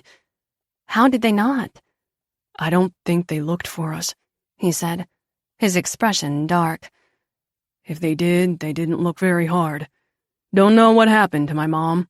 For all I know, she thinks we didn't make it out of that fire. She's probably dead by now, or in jail if she's lucky. I waited, watching the bitterness and pain wash over his face. But I had help, he said after a minute and another sip of water. The secretary at Morgan's school caught on pretty quick that I was the one signing papers and making excuses for parent-teacher conferences that were never going to happen. I think she protected us as best she could. When I was 18, out of the hotel and in an apartment, I applied to be his legal guardian. He shrugged, his gaze distant. The image of Morgan standing there, in that smoke-filled room, looking scared. It was the beginning of the end of a normal childhood. Not that it was all that great to begin with, and since then, I guess I'm always putting out fires. He gave a rueful laugh. I'm a walking psych cliché. I rested my cheek against his shoulder. I think it's beautiful what you did for him. How hard you worked to stay together. I'd do it 1,000,000 times over. But the upshot is that part of me is always on high alert, waiting for the next shoe to drop. A phone call in the night, an alarm. At least when they come at the fire station, I go and fight. No more fighting, I said softly. At least for the next 5 days. I leaned in to kiss him, but he turned away again. Asher. I want to kiss you so fucking badly I can hardly breathe, he said. But then do it, I said. You aren't sick, and even if you were, it's worth it. You are worth it. His eyes flared at that, then darkened with want. He kissed me, then, finally. I felt it in every corner of my body, lighting little flares that rocketed all through me and making my heart swell 10 sizes. With that kiss, I knew, without a doubt, that whatever we had, it wasn't a fling or an infatuation. The depth of it was real, and it scared me to death because no matter how close we were in that moment, we lived thousands of miles apart. Not now. Right now, he's right here. Our kisses became more heated and urgent, and we moved to the bed, leaving a trail of discarded clothing behind. When we were naked, he rolled us onto our sides, the wall of his chest warm and hard against my back. He kissed the arch of my neck, my shoulder, his tongue flickering, teeth grazing. "Are you trying not to breathe in my face?" I asked incredulously, even as shards of white-hot pleasure streaked down my spine with his every wet, heated touch. "Maybe," he growled, his voice still husky. "Or maybe I just want to fuck you from behind." I moaned and melted against him, surrendering to whatever was going to happen next. One of his arms slid under me, and he grasped my breast, pinching and teasing the nipple. His other hand went around the front, between my legs. He slid his fingers along the wetness that was there, using it to make circles over my clit. I bit back a cry and reached behind me to take his cock in my hand and stroked it in conjunction with his fingers. "Fuck, Faith. I have to get in this pussy," he ground out, and I could have come right then and there at the raw need in his words. "Condom." He started to untangle himself from me, but I held on to him tight. "Asher, wait," I said, my voice thick. I had a checkup from my ankle when I got back. Full checkup. Depot shot. And I haven't been with anyone since you. He froze, lifting his head to look at me over my shoulder. "No one?" I shook my head and held my breath. "Neither have I," he said. "I can't fucking look at another woman, Faith." I exhaled. "Then no condom. Just you." Those words spurred him on. His mouth savaged my neck, biting and licking until I was half out of my mind, arching myself into him, my hand stroking his huge erection and guiding it to my entrance. "Faith," he said tightly, like a prayer, and pressed into me. If the word finally could be a feeling, it surged all through me. Finally, I had him again. Finally, he was mine, and the heavy pressure of him filled me, leaving room for nothing and no one else. "Yes," I managed, reaching up to bury my fingers in his hair. "Just like that, firefighter. Fuck me, just like that." Asher curled his arm under my thigh and lifted my leg to thrust deeper, faster, hitting that perfect spot inside me again and again. I'd been deprived of him for so long that I came within seconds, the orgasm ripping through me hard and fast and leaving me weak. I slumped onto my stomach, taking him with me. He braced himself with his forearms on top of me, still thrusting, still biting and licking, stoking a second orgasm from the first. "I felt you come, Faith," he growled in my ear. "You came hard around my cock." I nodded, delirious, his words like their own kind of touch, hitting me deep where he still moved in and out of me. "And you got wetter for me, didn't you? So wet." "Yes," I whispered. "Let me feel it." He slipped his other hand under me, between my legs. His fingers slid over the wetness while still slowly pumping his cock in and out, then faster, harder, deeper. "Oh, God," I murmured incoherently into the pillow, driven by his merciless thrusts. I slid my hand on top of his, moving his fingers how I liked it while he drove into me. He was right where I needed him to be, and I was buried under him just where I wanted to be. "Yours," I whimpered. "All yours." "Because no one's going to be here but me." "No one." "Mine," he said, and punctuated the word with a hard thrust. "This sweet pussy comes only for me." I cried out, clutched his forearm, nails digging in while my other hand stayed on top of his that was stroking me in tandem with his cock, driving me to the edge. We rocked together, our hips stacked, his chest sealed to my back. A second orgasm erupted through me and I tensed, my chest constricting so hard I could hardly move or breathe. The pleasure flooded me, like lava, I imagined, searing hot and devouring everything in its path. Asher's thrusts steepened, and then he made a sound low in his chest and emptied himself inside me. It was hot and sticky and raw, and the sounds he made while coming were the sexiest I'd ever heard in my life. Yet I felt like crying, because this is what I want. Always. His pistoning hips slowed, and then stopped. He withdrew to slump back onto his side. He took me with him, arms wrapped around me, but this time holding me securely. His mouth was gentle now, as he laid kisses between my shoulder blades, my neck, my ear. Eventually, I got up to use the restroom and clean myself up. When I came back to bed, he reached for me and put me in the same exact position, wrapped up in him. As we drifted into heavy, satiated sleep, I realized I could have stayed there forever. Me, who'd never let a man keep me for longer than a night, settled into Asher's protective embrace, and I never wanted him to let me go. Chapter 15. Asher. I woke, disoriented and with a raging heart-on. The room was dark and unfamiliar, and the erotic dreams about Faith I'd had last night were still lingering. Then a figure in bed beside me stirred, and I blinked fully awake. "Hey, you," Faith purred, pressed up against me and gloriously naked. "Good morning."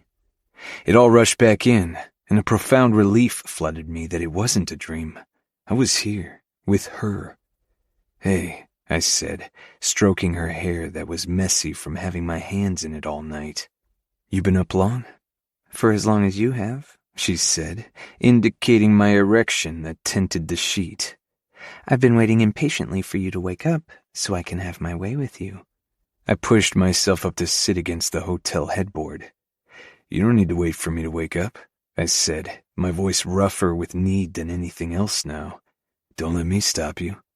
Faith shook her head, fingertips trailing over my chest. "Consent, my darling. It goes both ways." I chuckled. "I appreciate that, but you don't need a permission slip from me."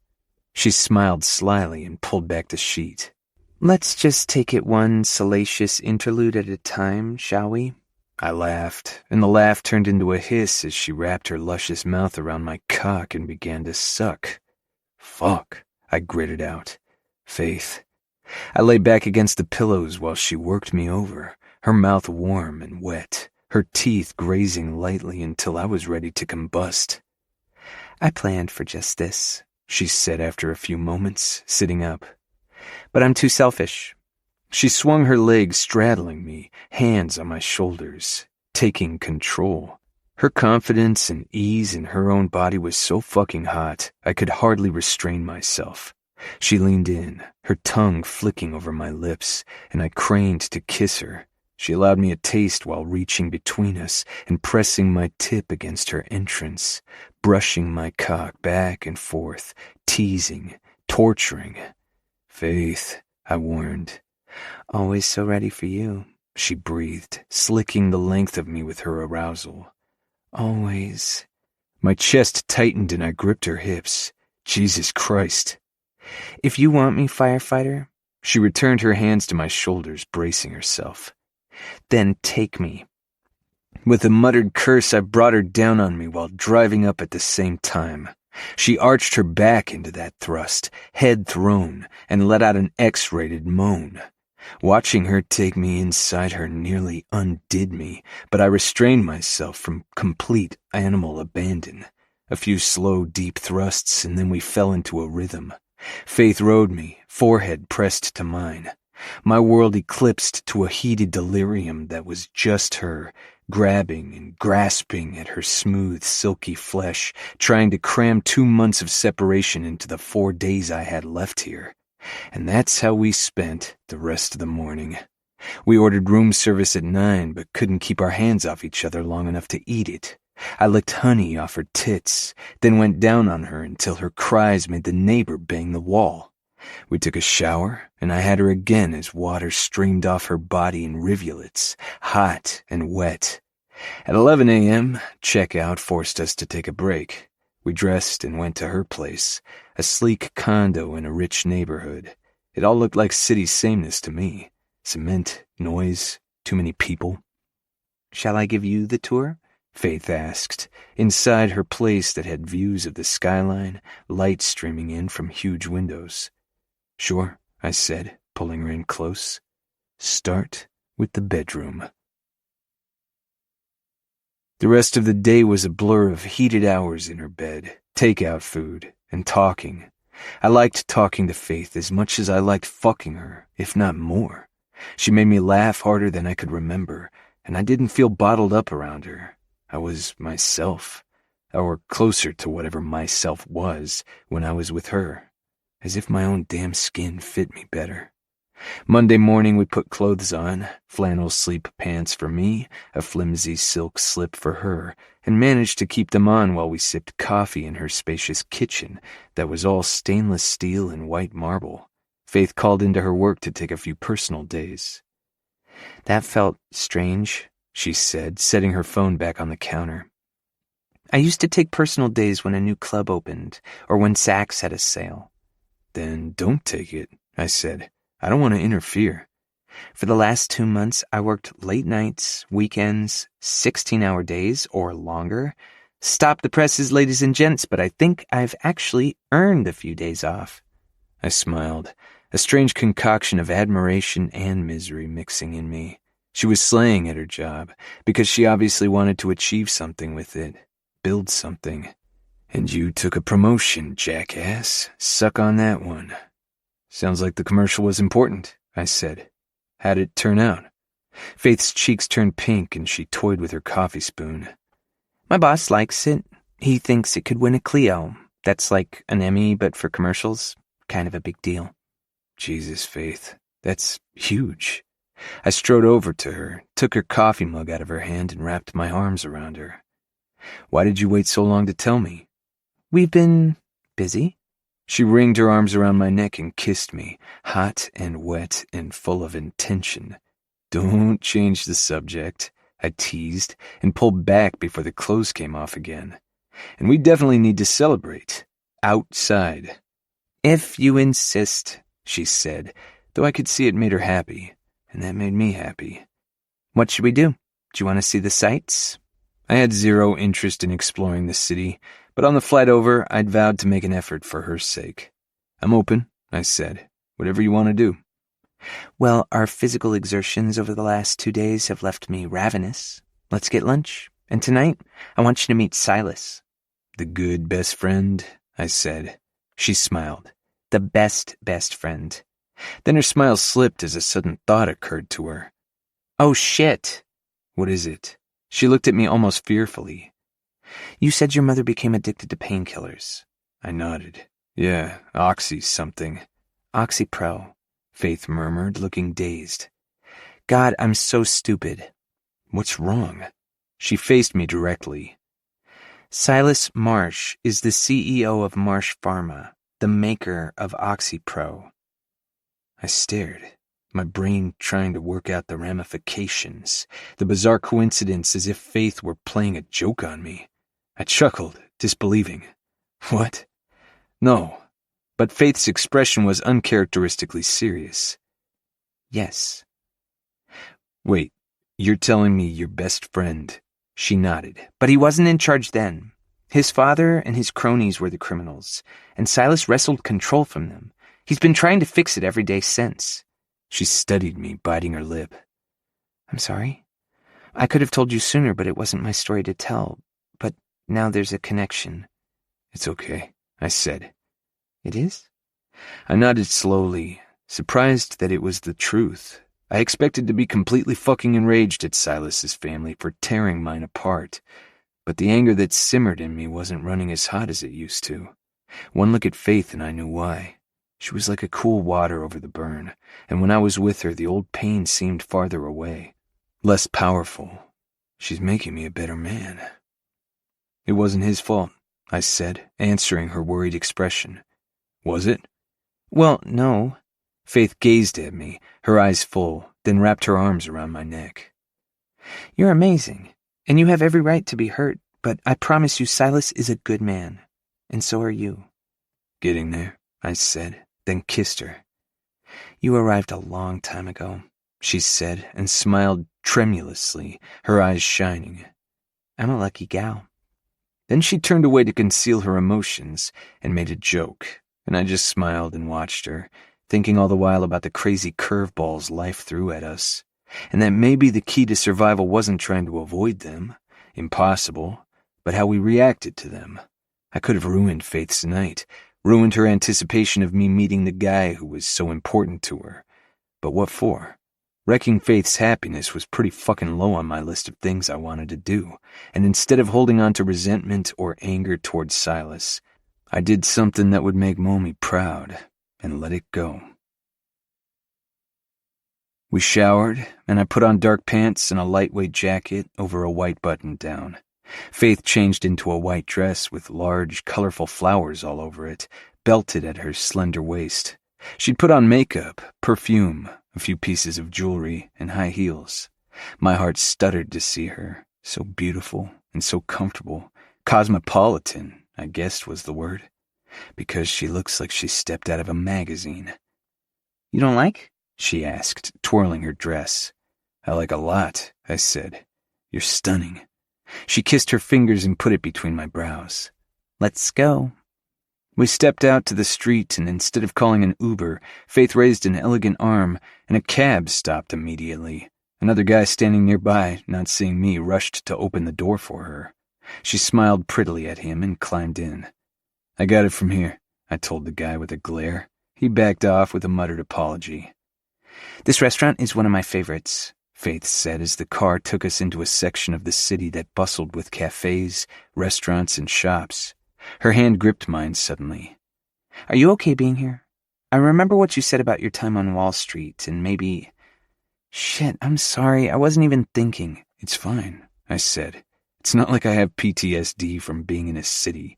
It's more like I don't belong here anymore, but she does. I'm fine, I swear. I leaned in to kiss her. Thank you. For what? Being you. I see what you did there. She smiled slyly, but her cheeks colored again, and then she kissed me with a different kind of intention, just because she wanted to. We are so fucked. We stepped inside the restaurant that was bright and busy with a glass wall behind the bar that made the bottles glitter. People in business attire sat, talking with briefcases by their sides instead of beach bags. It all seemed loud and chaotic, but Faith was in her element. She chatted with the maitre d' as if they'd known each other forever, and then we were guided to the bar to wait for our table. We hadn't been there for longer than a minute when a gasp cut through the bar chatter. Faith? A woman with dark hair and dressed in designer clothing from bag to shoes approached, her eyes fixed on me. I thought that was you. Viv, Faith said, looking suddenly nervous. The women air-kissed each other's cheeks. Asher McKee, this is my friend Vivian Simone. Clearly this was the friend whom Faith didn't tell about Hawaii. Also clearly Faith hadn't told her about me either. A knowing smile I didn't like spread over Vivian's red lips. A pleasure. Faith has been keeping you a secret, apparently. Faith laughed lightly. What are you doing here, Viv? Oh, I'm meeting Jill and Bianca for lunch, Viv said, still sizing me up. But who cares? I'm dying of curiosity. Tell me, how ever did you two meet? It's the craziest story, Faith said. I twisted my ankle on a trail, and Asher was one of the firemen who came to my rescue. Vivian's eyes widened, her voice turning cool. I see. This happened in Hawaii 2 months ago. Well, yes, Faith said. Vivian brightened, appraising me all over again with fresh eyes and looking strangely triumphant. A firefighter. Now it all makes sense. She laughed loudly like a clanging bell. A little souvenir from your trip? My hackles went up. No, it was more like I couldn't stand to be away from Faith for another second. Uh-huh. Take a number, honey. Viv looked at the door. My friends are here. This restaurant's a bit played out. I think I'll take them somewhere else. So nice to meet you, Asher. She shot Faith a wink and sauntered out to join two women at the entry. All three looked our way, whispering together, then went out in a burst of laughter. She seems fun, I muttered. I used to be like that, Faith said. Not all that long ago either. She raised her eyes to mine. You might not be able to tell, but she's glad to see you. The distance between her and me lately now makes sense to her. Her phone on the bar buzzed a text. Yep, see? She showed me the text from Vivian that read, "That's my girl," followed by 3 flame emojis. Faith gave a small sigh. At least it's universally acknowledged that you're hot. Her smile faded. She thinks you're just another guy in a long line of guys I won't remember being with in the morning. Doesn't matter, I said. It doesn't make you anything less than Faith. I know, but she thinks she knows what's happening between you and me, and she wouldn't believe it if I told her it was something else. As if I weren't capable. That's on her. I reached across the table and took Faith's hand. You don't have to prove yourself to anyone but you. You're sweet. She gave my hand a squeeze. Before you, I only had Silas saying things like that to me. It's like you go along on a certain path, and it seems fine and fun, and maybe a little reckless, but you don't know what else is out there until you sit still for a minute. She shook her head. Anyway, it feels nice having someone else who believes in me. Where are your parents? I asked. Do they know? Know what? That your agency wants to make you a partner, and that you probably made an award-winning commercial. Do they know any of that? They're here, but they're not really here, if you know what I mean. I called my mother a few days ago and left a message telling her about the ad, like shouting into a void, still waiting for the return call. I scowled. What the hell is her problem? Where do I start? Faith toyed with a cocktail napkin, then glanced up at me. You really want to hear this? If you want to tell it. There's not much to tell. I told you about their money and how they wanted me to go to a good college and all that, but that was basically the beginning and end of their actual parenting. They divorced when I was 10, and the ensuing custody battle was a little rough on me. They fought for you, I said, but she shook her head. They made me choose who got custody. What the fuck? You were 10? She nodded. Neither was truly hoping to be the chosen one, by the way. They just wanted to use me as a weapon against the other. I opted to live with my dad, but only because Carmela worked for him, and she was my favorite housekeeper. I knew she'd end up taking care of me more than either of them, but my mother never forgave me. Which is kind of silly because she was never cut out to be a mom. She should have stuck with her horses and that awful hairless cat. I coughed a laugh, mostly out of admiration for this woman who was stronger than she knew. But I'd known. I knew it when I told her she could have crawled out of Ho'opi'i if she'd had to. Anyway, Faith continued. My mother stopped speaking to me, and my father, immediately upon achieving his marital freedom, began taking a series of girlfriends, each one younger than the last. I like to make a lot of jokes about my father's proclivities with younger women, but it's actually kind of terrible. I believe it. After I graduated college, I moved as far away from both of them as I could. Now my mother's in Connecticut, and my father's in Miami, with my new 24-year-old stepmother, and here I am. Here she is, basically alone but for Silas. And you know, it didn't bother me for a really long time, Faith continued. Or at least I didn't feel like it bothered me. I've been partying it up with Viv and basically acting like my father's mistresses, taking advantage of men with money, even though I don't need it. It wasn't until I met Silas and saw how he was with his husband, Max. I think that's when things started to shift for me. Hawaii must have pushed me over the edge. She arched a brow. Or down a trail, which wasn't very nice if you think about it. I smiled. I get it. I'm the opposite. I never stopped being pissed off at my parents, even though it's been years. I should just fucking let it go, but I can't. You're always waiting for that alarm to go off, Faith said quietly.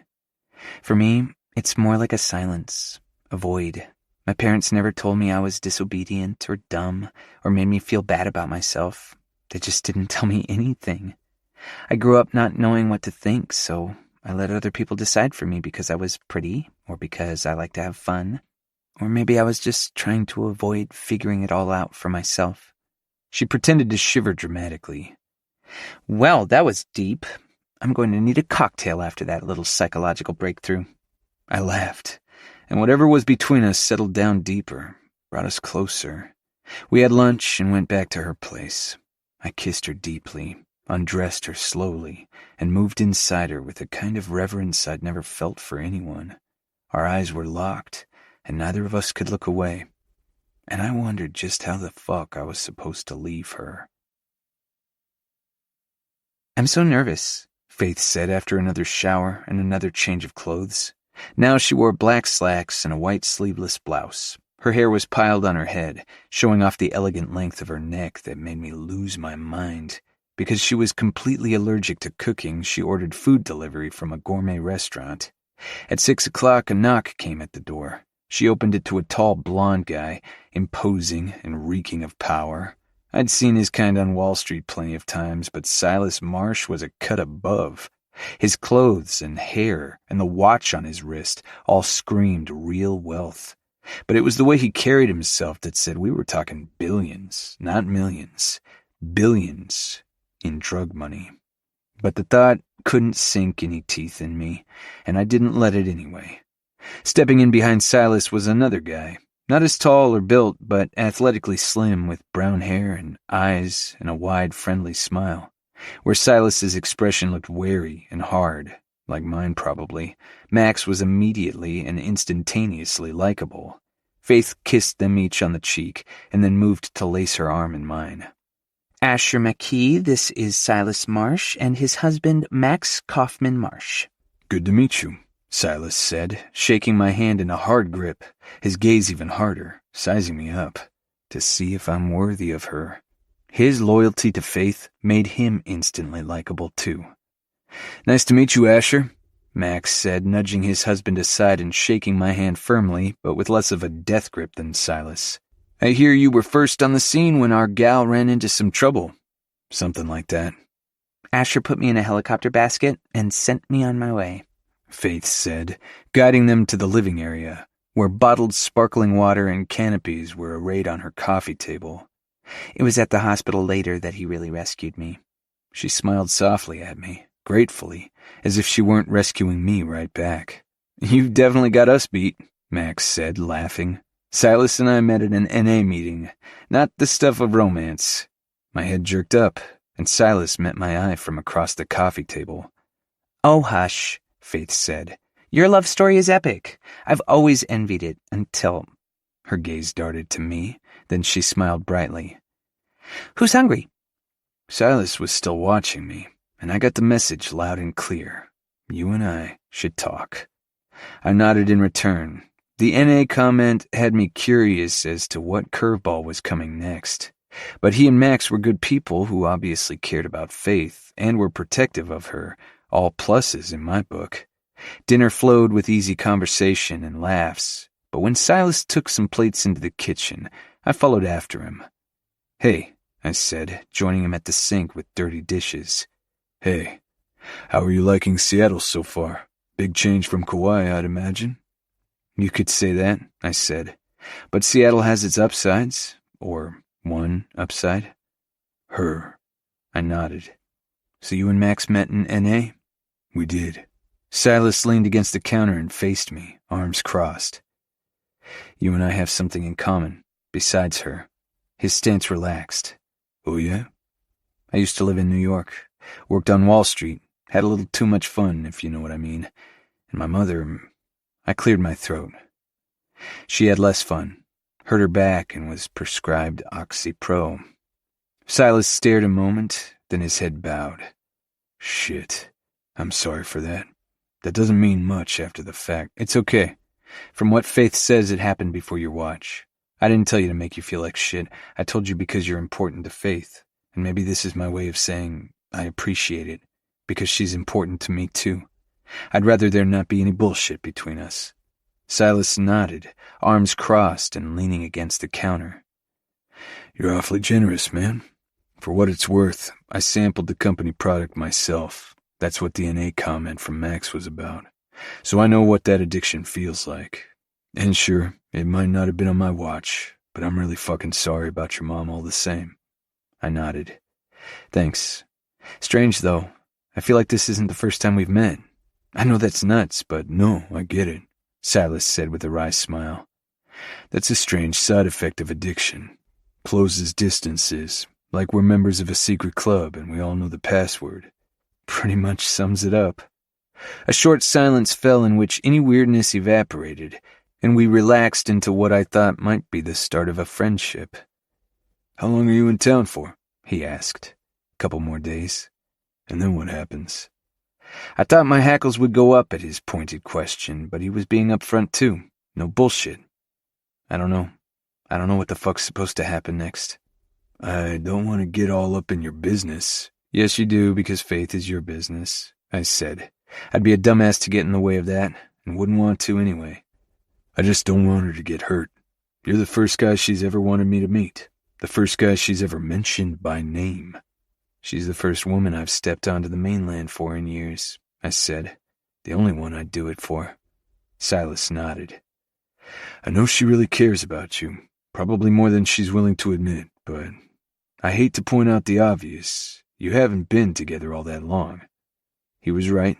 Faith and I were new, but how I felt about her seemed like it was set deep down in me, as if it had been there forever and had just been waiting for her. It's hard to remember that sometimes. Nothing wrong with that, Silas said. She seems really happy. But you're there, and she's here, and that's fucking rough.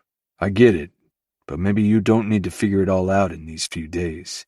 Maybe let things happen the way they're supposed to happen. That was the opposite of how I operated. Being in control and staying that way had been my life's goal. The second you let your guard down... Silas broke me out of my thoughts with a hand on my shoulder. You're a good guy, Asher. I can see that. I smirked. And if I hurt Faith, you'll kick my ass. Correct, Silas said with a grin. But that's not what I was going to say. I was going to say, because you're a good guy, I'm not worried. Things will work out. His grin widened and his eyes softened.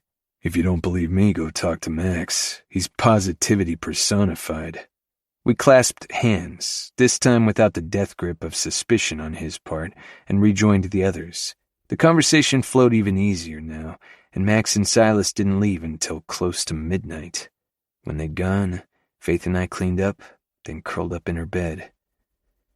I noticed you and Silas had a long chat in the kitchen, she said, her head tucked under my chin. Everything okay? Seems like you two hit it off. We got our shit sorted. She relaxed against me. I hope he didn't give you a hard time. Not much. He wanted to run a background check, criminal record. She laughed. He's protective. It's sweet. I pulled her closer. I'm glad you have him. Someone to take care of her when I can't. Faith could take care of herself, but that didn't stop me from wanting to protect her, keep other people's negative bullshit off of her, and let her be who she wanted to be, because I knew it could be something special if given half a chance. But not in Hawaii. The islands had put her in crutches, and her time there was spent in pain, sweaty and struggling. Here, she was effortless, elegant and sexy in designer dresses and heels. Cabs screeched to a halt for her, and men broke their arms hurrying to open doors. She was alive and vibrant in a completely different way than she was in Kauai. This city was her natural habitat, and I snuffed out whatever unspoken hope may have been lurking in my heart. It wasn't fair to her to do anything else. Here we are again, Faith said 2 days later at the departures terminal at SeaTac. We're stuck, aren't we? Trapped somewhere between hello and goodbye. I nodded, my arms around her waist. She gazed up at me searchingly. What do we do? I thought about what Silas had said. We just keep going, make it work the best we can. A long-distance relationship? Faith frowned. More like long-distance relationship. Let's just take it day by day and see what happens. She nodded, her green eyes searching mine. A relationship means... No fucking around with other people, I said. I won't, Faith. I promise. I think you're it for me. I won't, I said again. Her smile was beautiful and kind of broke my heart because I knew no one had given her that kind of consideration before. It made me glad it was me. I won't either, she said. I don't think I could anyway. You've set an awfully high bar, firefighter. Same, woman. I bent and kissed her, and we said our goodbyes. Again. And as I walked away from Faith, I had a deep certainty that there weren't too many more times I was going to be able to do that.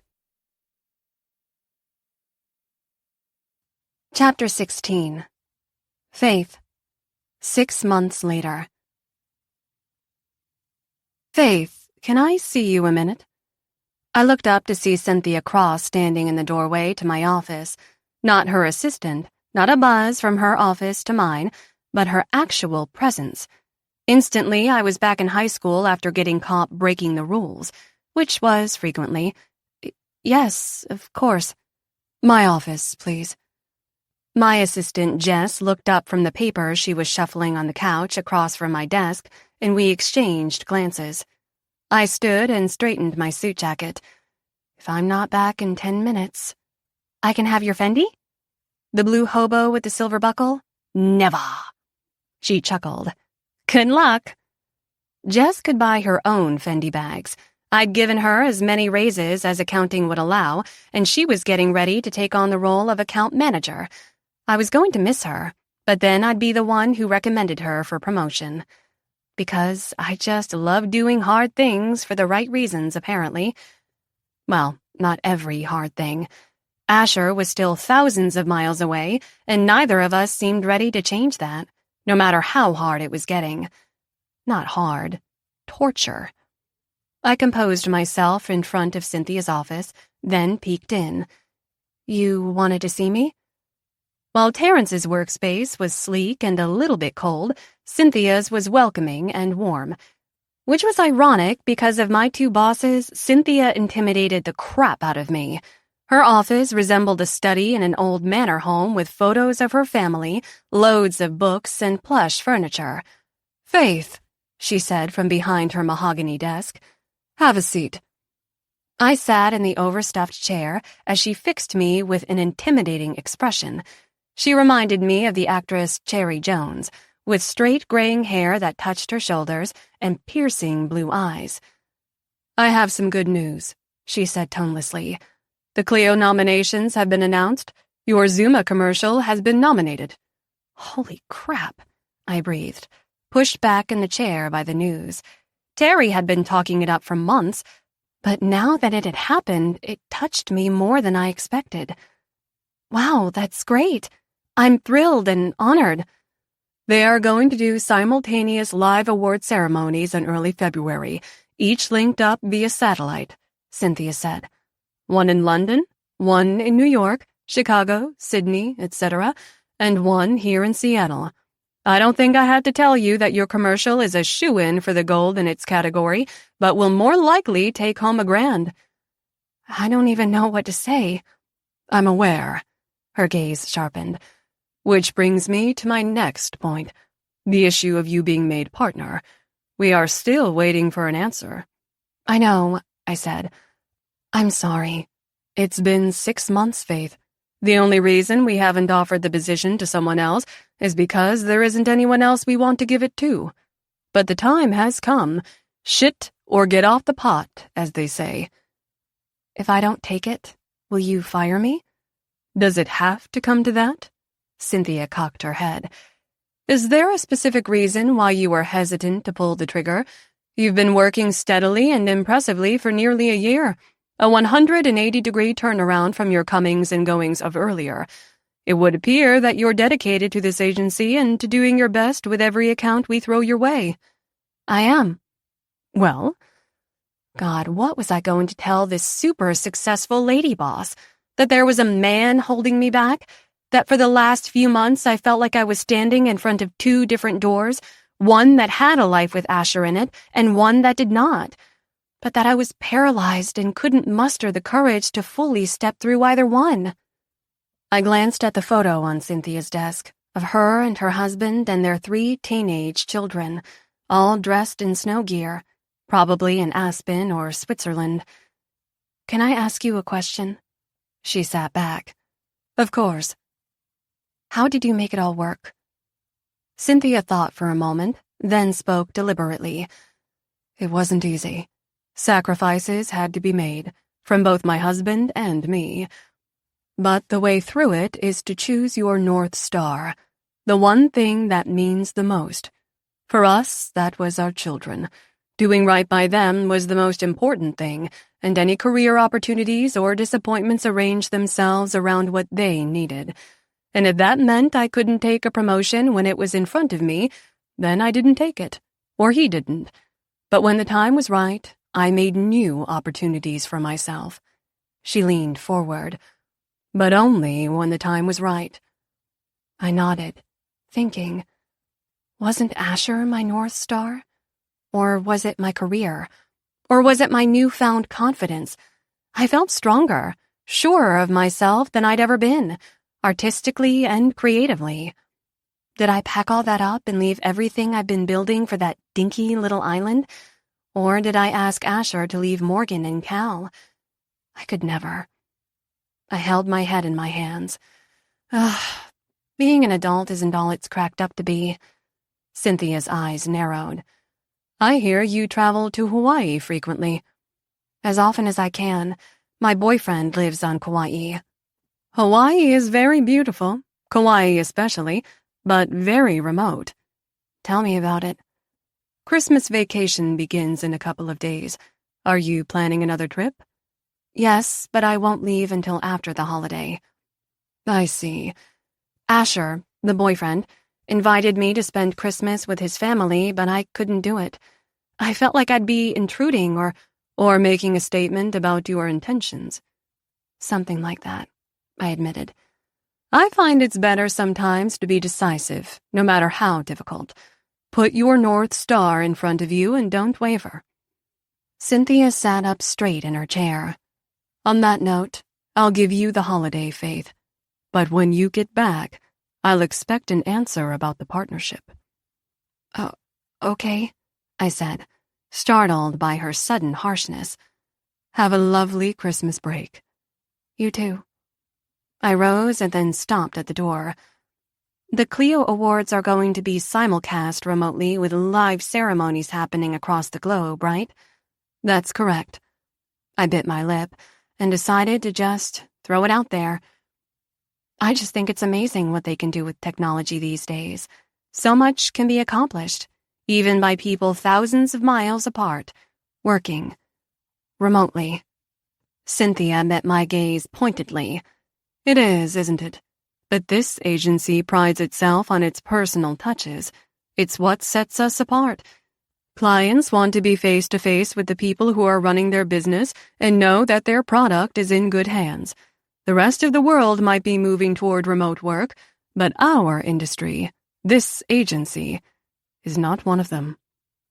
That answers that question. She straightened some papers on her desk. "Anything else?" "No," I said with a tight smile. "That's about it." My parents were out of the country for the holidays. My mother was in Sorrento, and my father's new wife had convinced him to do a tour of Southeast Asia. I received a standard Christmas card from both, clearly something their household staffs prepared. I spent Christmas with Silas and Max and Silas's brother Eddie. Everyone was wonderful and did everything they could to make me feel welcome, but I still felt like an interloper. When Christmas Day was safely behind me, I got on a plane and flew to Kauai.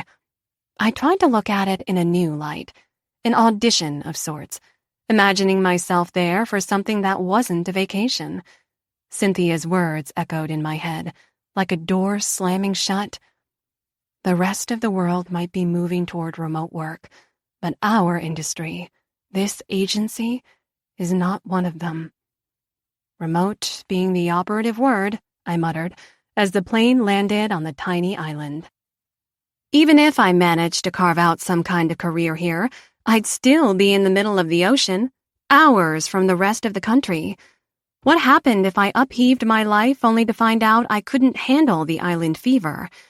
Same flaky faith, only the stakes would be so much higher. But there was a deeper question I was avoiding, one that came from my heart and was getting more insistent every day I was away from Asher. It demanded to know if it belonged to him. Handing it over to him was both the absolute only thing I wanted to do and the most terrifying. What if he didn't feel the same? What if he got sick of me? What if— "Shut up," I muttered, as I walked down the gangway, garnering a look from a passerby. Asher met me at baggage claim. I clung to him, inhaling him and basking in the solidity of him. Falling into his arms felt like pieces of myself falling into place. Like coming home? How was your flight? He asked, pulling back to hold my face in his hands, his thumbs brushing over my cheeks. Long, I said. The kid behind me wouldn't stop kicking my seat. Asher nodded absently, his gaze roaming. I grinned. You didn't hear a word I said. Yes, I did. You said you wouldn't stop kicking the kid behind you. I laughed and kissed him and put all the turbulent thoughts on hold to just be with him. We went back to his house and spent several long, heated hours becoming reacquainted. After the first need had burned itself out, we lay tangled and naked, while the sun set in hues of violet and honey outside his bedroom windows. How was your holiday? I asked, tucked in his arms. Good, he said. But we got a bit of shit news. Morgan and Nalani's house is in a mudslide zone, apparently. Oh no, really? What's going to happen to it? We're still waiting on the final report from the surveyor, but it's not great. If they're in danger of sliding off the mountain, they have to move. That's awful. Their home is so beautiful and cozy and homey. He nodded gravely. I'm worried about Momi, too. Her arthritis is getting worse. The wheelchair used to be only for major outings, but now it's permanent. I hate that, I said. Can we see her? She'll be at the family lunch tomorrow. And how is everyone else, mudslides aside? Asher and I had stayed in close communication since we'd embarked on our relationship, but it wasn't like hearing the new developments in his voice, because no matter how often we talked or FaceTimed or grabbed a few days either here or in Seattle, it just wasn't the same. And getting impossible. They're doing great, he said. Christmas is always a busy season for their businesses, but now even more so. They're expanding pretty fast. His fingers tangled idly in my hair. The humpbacks are here now, and Morgan is going to start boating excursions for tourists to take their photographs with the whales. That's absolute genius. It's going to be incredible. Not to be weird about it, but seeing the whales up close, watching them breach and the mothers with their calves, it's kind of a spiritual experience, especially in February when they're everywhere. You should see it. He held my gaze intently, the intention coming through those dark eyes of his loud and clear. You need to be here. In February. My stomach dropped as I realized Cynthia wasn't the only person growing impatient with the way things were. I smiled weakly and glanced away. I bet it'll be beautiful. Asher stiffened at my non-answer. Yep.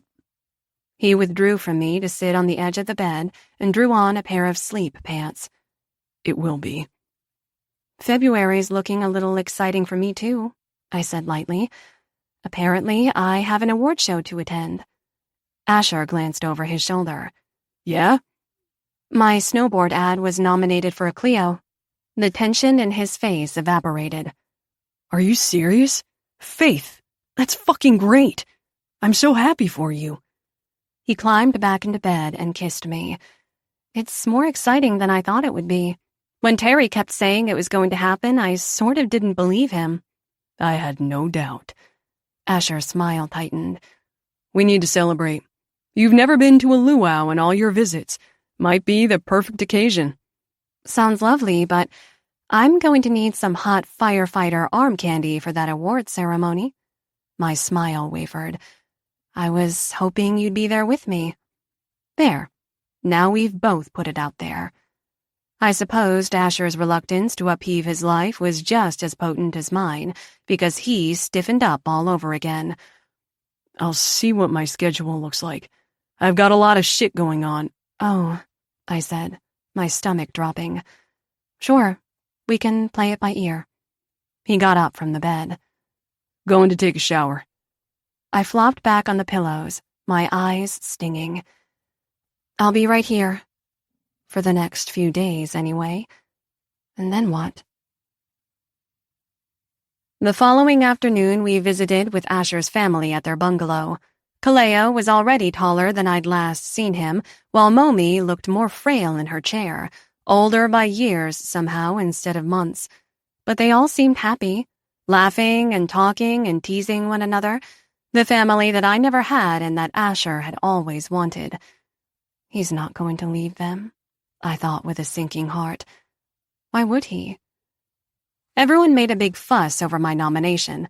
Naladi made her key lime pie and Morgan barbecued ribs and cooked up some homemade hurricane fries.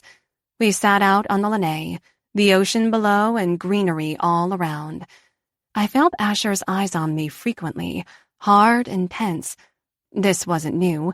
Usually there was a silent question floating between us of when we were going to be alone so we could have sex again. But this time around, his glances were heavy with a different kind of impatience.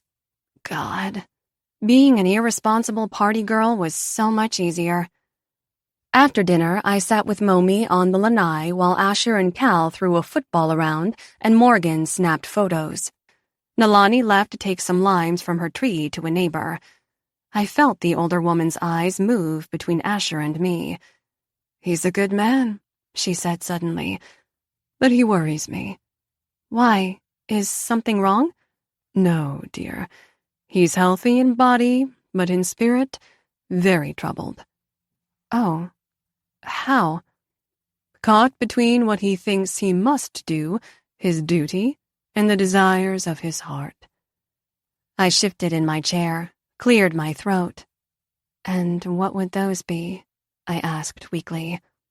Momi was quiet for a moment, lips pursed. When she spoke, it was as if to herself. He's never forgiven his father for abandoning them when they were young, or his mother for abandoning them to her addiction. Carrying that anger in him is not good for the soul. She gave a definitive nod of her head. He needs to practice the ho'oponopono. The ho-po-po what? It's a Polynesian tradition of forgiveness and healing.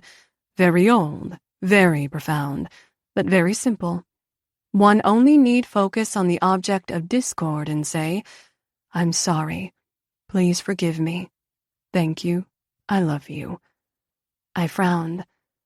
Why would Asher need to ask forgiveness from his parents? They're the ones who made a mess of everything. Not from them.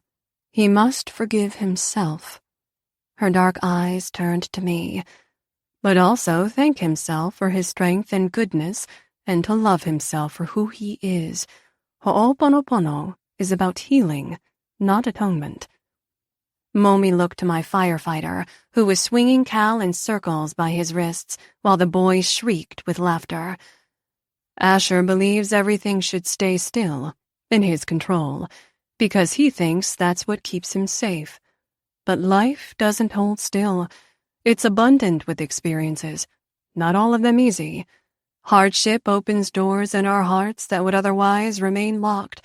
The neglect of his parents is a hardship, but he should try to see it as a gift that has helped him make him who he is. Good, kind, protective of those who need him. She touched her gnarled fingers to my wrist and smiled.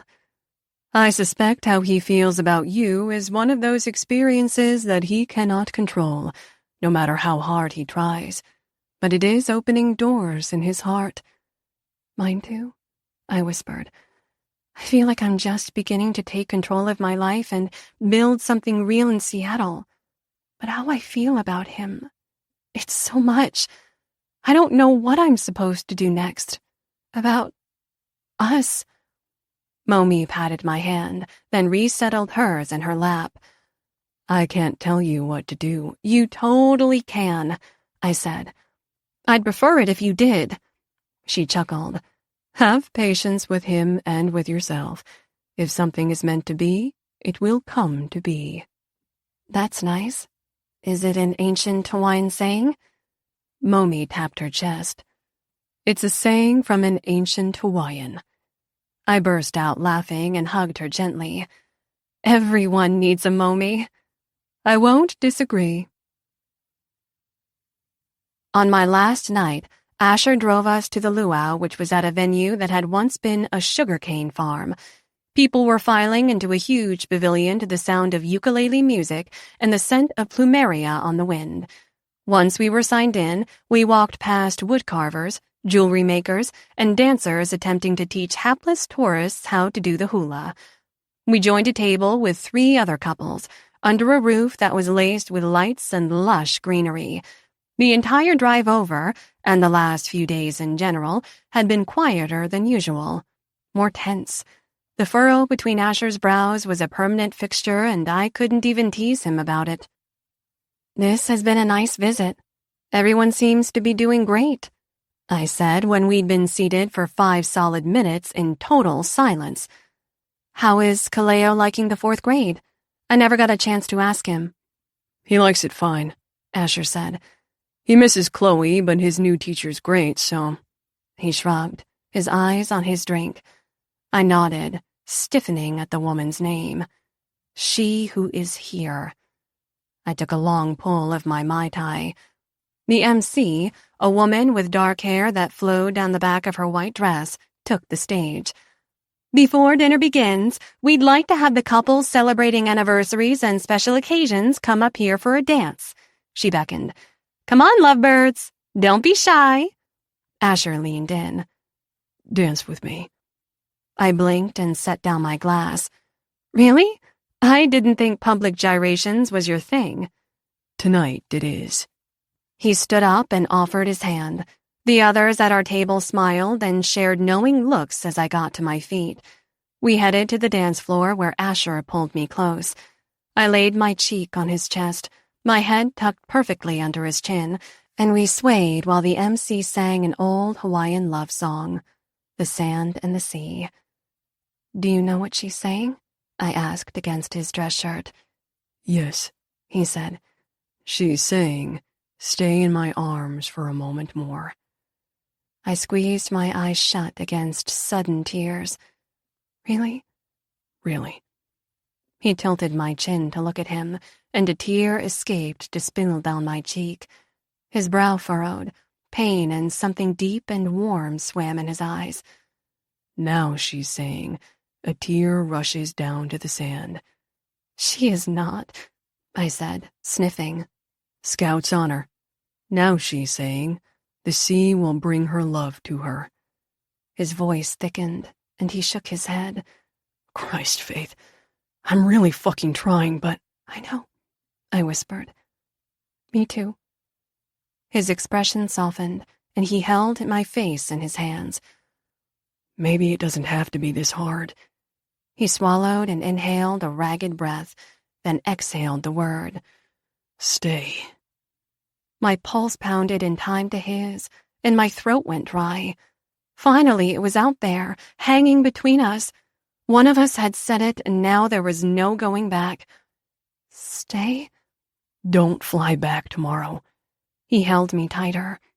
Stay here, with me. My eyes were locked on his, my jaw working, completely unsure of what was going to pop out of my mouth. A hurricane of conflict warred in me in those few seconds. I wanted to say yes, to take the plunge and fling myself at a new life with him, to give him my heart and let everything else fall into place. But another part whispered that I wasn't strong enough, not brave enough. I'd missed the city I loved, and being at the agency and the life I knew. What would happen when I realized I couldn't cut it on the island? I'd have ruined my career and us at the same time. The fear wrapped me in a tight grip, pushing the air out of my lungs, pushing out the words. I can't. Asher stiffened, his hopeful smile turning to a hard grimace. Why not? Well, for a lot of reasons, I said, firming my voice. There are the Clio Awards in February, and my bosses are demanding an answer about partnership, not to mention my life is there, and Asher's hands dropped from me abruptly, leaving me cold. The song had ended, and the other couples were returning to their seats. I can't fucking do this. Asher. Seriously, Faith. What the hell are we doing? He shook his head, conflict darkening his expression, then turned and strode for the exit. I followed him out to the deserted parking lot, my heart clanging madly. Asher! I called, catching up to him where he stood pacing in a small circle. You have to talk to me. What's there to say? He whirled on me, his face a mask of anguish. Something's gotta give, Faith. Well, why do I have to be the one that gives it? Because I have family, and you don't, he thundered. I recoiled as if he'd slapped me, and he softened, instantly remorseful. I'm sorry. I just mean, you could have a family too. You could be a part of it. That's not fair, I said, my voice quavering. I may not have what you have, but I have a life in Seattle. I have Silas, and I have my career, and I have... Silas! I know, Asher said, carving his hand through his hair. A few months ago, I thought I'd made peace with that, but I was wrong. I can't keep going on like this. What are you saying? I'm saying I can't go on like this, Faith. You there and me here, grabbing a few days at a time in between long stretches of nothing. It's too fucking hard. You think it's easy for me? I demanded. You think I don't miss you every day? Every hour? Great. So we both know something has to change. Maybe you can move here for 6 months. Just try it. See what it's like. I know what it's like. It's small and quiet and miles away from anything. I crossed my arms over my chest. Why don't you move to Seattle for 6 months? He made a face as if he'd smelled something sour, and I scoffed. Yeah, exactly. And no matter who gives it a try, 6 months later we're going to have this exact same conversation. Yeah, well, I don't want this conversation at all, Asher said, and resumed his pacing. My breath caught in my chest. Are you giving me an ultimatum? He stopped and tore at his hair. No, I'm just saying... Fuck! Tell me what I'm supposed to do, Faith. You tell me what I'm supposed to do. I want you, and I need you, and I want to be with you, but... I want the same thing, but they're about to make me partner, and I want that too. I'm building something, and I've never built anything before. Nothing that's lasted. I don't want to just walk away. Asher stared a moment.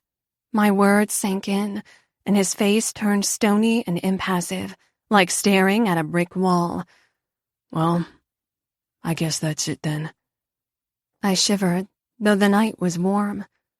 What do you mean? I think we need a break.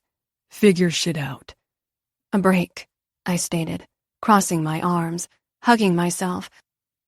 You mean you want to break up with me? No, I don't know.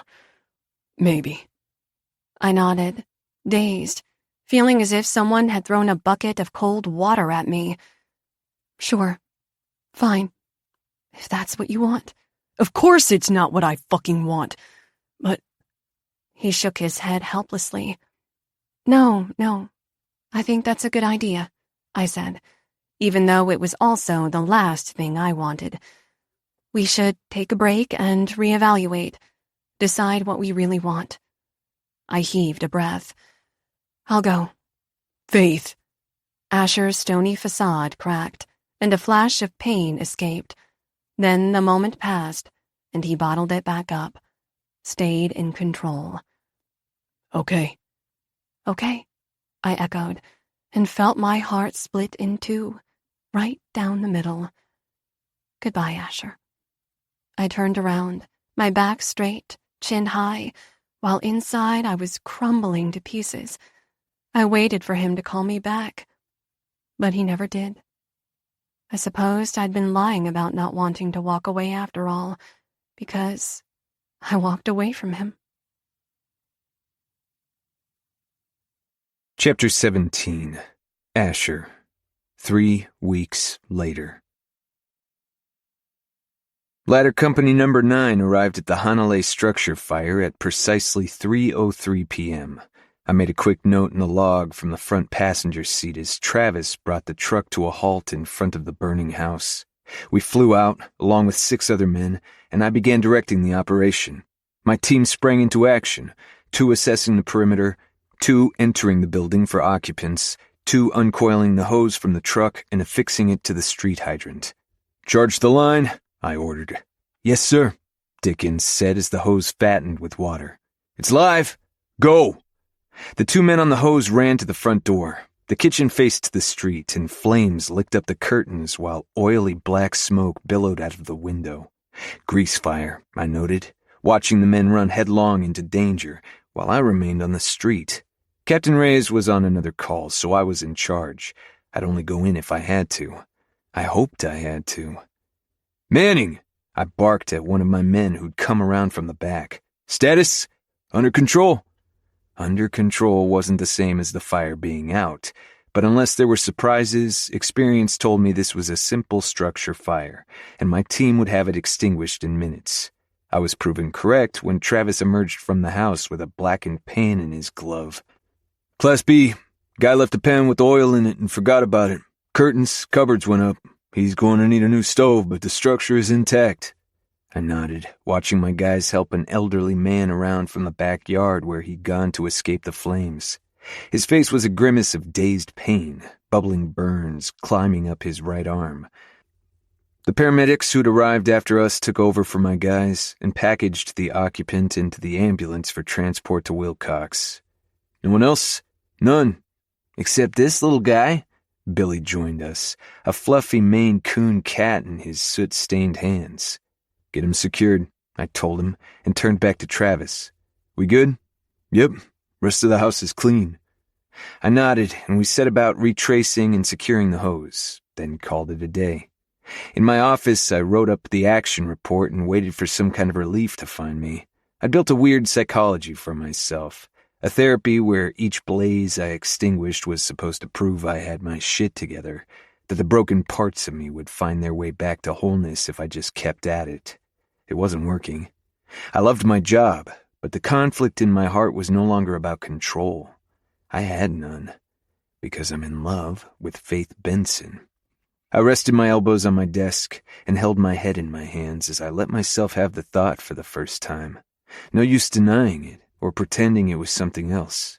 I was fucking crazy in love with her, and the thought scared the shit out of me while flooding me with serenity at the same time. The serenity I'd been searching for my whole life. Fuck. It had been several weeks since I'd kicked her out of my life. The anguish of missing her and wanting her had to stop, and so I stopped us. I stupidly thought ending things would give me some control, as if I'd magically stop loving her and could go back to my old life. But that life was gone, and I didn't want it back anyway. I want her. Today was the last shift of mine for several days. I went back to my place, too big for just me, huge and empty. I'd just showered and changed when my phone rang with Morgan's number. "Mommy is in the hospital," he said, his voice tense with worry. "Her neighbor called me. She fell out of her wheelchair. They think it's a broken hip." Fell out? How the hell did she fall out? I thought the state paid for a nurse to be with her a few days a week. Yeah, well, apparently this was one of the days without. Fucking hell. I'll hire her a better nurse. Private. Round the clock. You're the best, brother. She's at Wilcox. Meet you there? On my way. I arrived at Wilcox and was directed to the 3rd floor where Momi looked small and frail in a big bed, the head tilted to a slight incline. She looked to be asleep, but she peeked one eye open when I stepped in. "Aloha, Asher," she said with a tired smile. "Shit. I'm so sorry, Momi. I said, moving to pull a chair by her bed. What are you sorry about? That I'm a frail old lady? That I tried to get in my chair without help when I knew better? I should have hired better help a long time ago. She snorted. Oh, sweet boy. When are you going to realize that you can't keep everyone safe or free from pain? Least of all yourself. I'm not thinking about me right now. And that is the root of your problem. You rarely think about you. She patted my hand. The time has come to take care of your own heart. Okay, but you're... Knock, knock, said a voice at the door, and Morgan stepped in with a bouquet of yellow roses. Did Asher bring flowers? No? I win. I'm the best grandson-in-law. I rolled my eyes. Nalani is on her way. Morgan kissed Momi's cheek. The doc tells me it's a hairline fracture. Could be worse, but you'll have to make some lifestyle changes. No more jazzercise for at least a month. He took her hand. How are you feeling? Fine. Momi shot me a pointed look.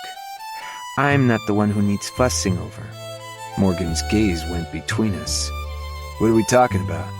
Nothing, I said. Momi scoffed. Asher and I were about to discuss a few necessary lifestyle changes that need to be made for his health. Morgan's confusion vanished, and he pulled another chair up. Ah, yes, say no more. Not to gang up on you, bro, but I agree with Momi. Agree about what? Lifestyle changes. One big old change, specifically. He smiled with a twinge of sadness. Time for you to do for you. I scowled. Okay, we're not here to talk about my problems. Momi, I'm going to be fine, she said. And if not, there's nothing you can do about it. I'm an old lady. I've lived a full life. And though I'm not quite ready to say goodbye, when I do, I'll look back on all my years and the love I have and be grateful. Because that is the measure of a life, my dear. The love you have, it's worth everything. Morgan's eyes met mine, solemn and grave. It's time, brother. What the hell are you talking about? I'm talking about Faith, he said. You love her, right? I started to protest, but it was useless, and I didn't want to anyway. Yeah, I do. So the real question is not who lives where, but do you trust her with your heart? And can she trust you with hers? If the answer is yes, Morgan shrugged. The rest is just logistics. Pretty fucking serious logistics, I said. Sorry, Momi. She sniffed. Now shush. Listen to Morgan. He turned to me, arms crossed. What did you say when I told you I was moving to Kauai 8 years ago? I said you're crazy. After that, I don't know. Morgan's smile softened. You said, whatever makes you happy, bro. And I am. I'm ridiculously happy. I have everything I could ever want, and it's all thanks to you. It's not you made it possible. His eyes shone and his voice grew thick. You made a promise to take care of me, and you did. Now it's your turn to take care of yourself for a damn change, to be happy with her. His face broke into a grin. We're going to be okay.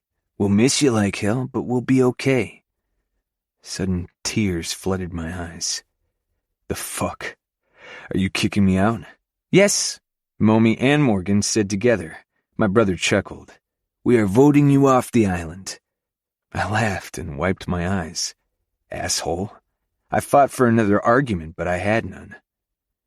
I thought it'd be impossible to leave, but all I want to do is give Faith everything, and that includes the life that she wants, her perfect life. Her perfect life has you in it. I nodded slowly as I realized that that only life I wanted had Faith in it, and maybe it didn't matter where I was. So long as I was with her, I'd be home. I glanced between Morgan and Momi, my voice thickening. This is going to suck. As if you're going to get rid of us, Morgan said. You're a plane right away. I'll be unemployed. Morgan scoffed. They'll have fires in Seattle just for you. I snorted and wiped my nose. Doesn't she have some kind of big award ceremony coming up? Momi asked, brows raised. This weekend, I said. It's a big deal, and she's going to win, I know it. Then you'd better be there with her when she does, Morgan said. We sat with Momi for a few hours more until she became tired and kicked us out. I stood up and then bent to kiss her on the cheek. Mahalo nui loa for everything. Then I fixed her with a stern look. You know, you didn't have to break a hip to stage an intervention. A phone call would have worked. What can I say? I'm very dramatic. She patted my cheek. Go to your wahine nani. My beautiful woman. The idea that Faith could be mine permanently was almost too good to imagine. I turned and gave Morgan a hug. I'll give you the info on a new nurse. Of course you will. But don't say goodbye to me just yet. Don't you have some shopping to do?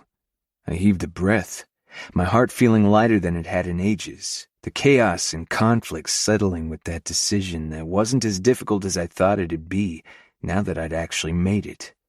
Yeah, I guess I do.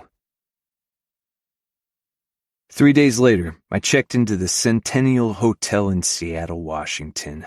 I unpacked my clothes, which consisted of my usual casual shit, plus one expensive suit. From my carry-on, I pulled out a small black velvet box and stuffed it in my jacket pocket. Then I sent a text. I'm here. The reply came quick. Meet me at the Charleston Bar and Grill in 15. I nodded and went out. Hawaiian rain came and went, with skies pouring and then becoming blue at the drop of a hat.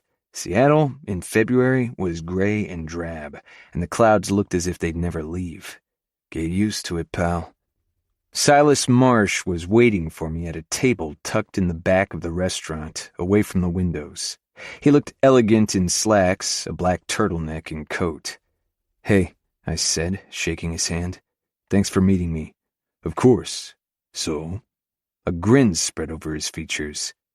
You're going to make an honest woman out of her, eh? A nervous laugh coughed out of me. She still has to say yes, and forgive me for being an asshole. He nodded thoughtfully. She's been a little upset lately, kind of all over the place. My fault, I said. I shouldn't have freaked out on her. I think she was freaking out a little too. I can't blame her. How I felt about Max, the enormity of it was fucking terrifying. To hold someone's heart and keep it safe, it's a big responsibility, and I know she doubts herself. He raised his eyes to mine. I think she was trying to protect you as much as she was protecting herself by running back here. She was afraid of hurting you. I nodded. That pretty much sums it up for me, too. What finally did it? What made me want to give up the island for her? Couldn't have been an easy decision, Silas said, studying me, and I knew he was trying to pry into my soul to see if I could cut it, or if I was going to break Faith's heart in 3 or 6 or 10 months down the road. I thought so too, but it feels right, I said. I thought I needed the island to heal, and I did for a long time, but I think maybe, with Faith's help, I grew beyond that. It's time to take the next step, for her, and for me too. Silas still appeared dubious, and I held up my hands. I'm not saying it's a piece of cake to leave my family, but it's not as impossible as I thought it would be. I have a feeling a lot of the misery we go through is because of the story we tell ourselves. I shrugged. You rewrite the story, and you get a different ending. There are going to be adjustments, Silas said slowly. I leaned over the table. She's it for me, man. If she wants to live in fucking Siberia, I'll do it. Silas relaxed a little, a small smile tugging at his lips. Can I see it? I pulled the velvet box out of my pocket and slid it across the table. Silas opened it, and I studied his expression, hoping I hadn't fucked up. Damn it to hell. Silas blew out his cheeks and dabbed his eyes with a napkin. I let out another short, nervous laugh. Good? Silas shut the box and slid it back to me. She's going to love it. I eased a breath and tucked the ring back into my jacket pocket. A waiter came by with a bottle of sparkling water Silas must have ordered earlier. The champagne of the mineral water world, he said once 2 glasses had been poured. He held up a glass to me. Congratulations. I'm really happy for you. And her. Thanks, man. That's actually what I needed to hear. Maybe it's some old-fashioned shit, but I came here to ask for your blessing. Silas stiffened. My blessing? Her father's not around, and he sounds like an asshole anyway. But you know that because you're closer to Faith than anyone. You mean more to her than anyone else. I shrugged. You're the guy to ask. Silas sat back wearing a small, mystified grin. Well, I'm honored and touched. You don't need my blessing, but you have it. Absolutely you have it. From the second I laid eyes on you. No, correction. From the second I saw Faith lay eyes on you, I thought, finally, someone for my girl to share her life with, because he couldn't be me.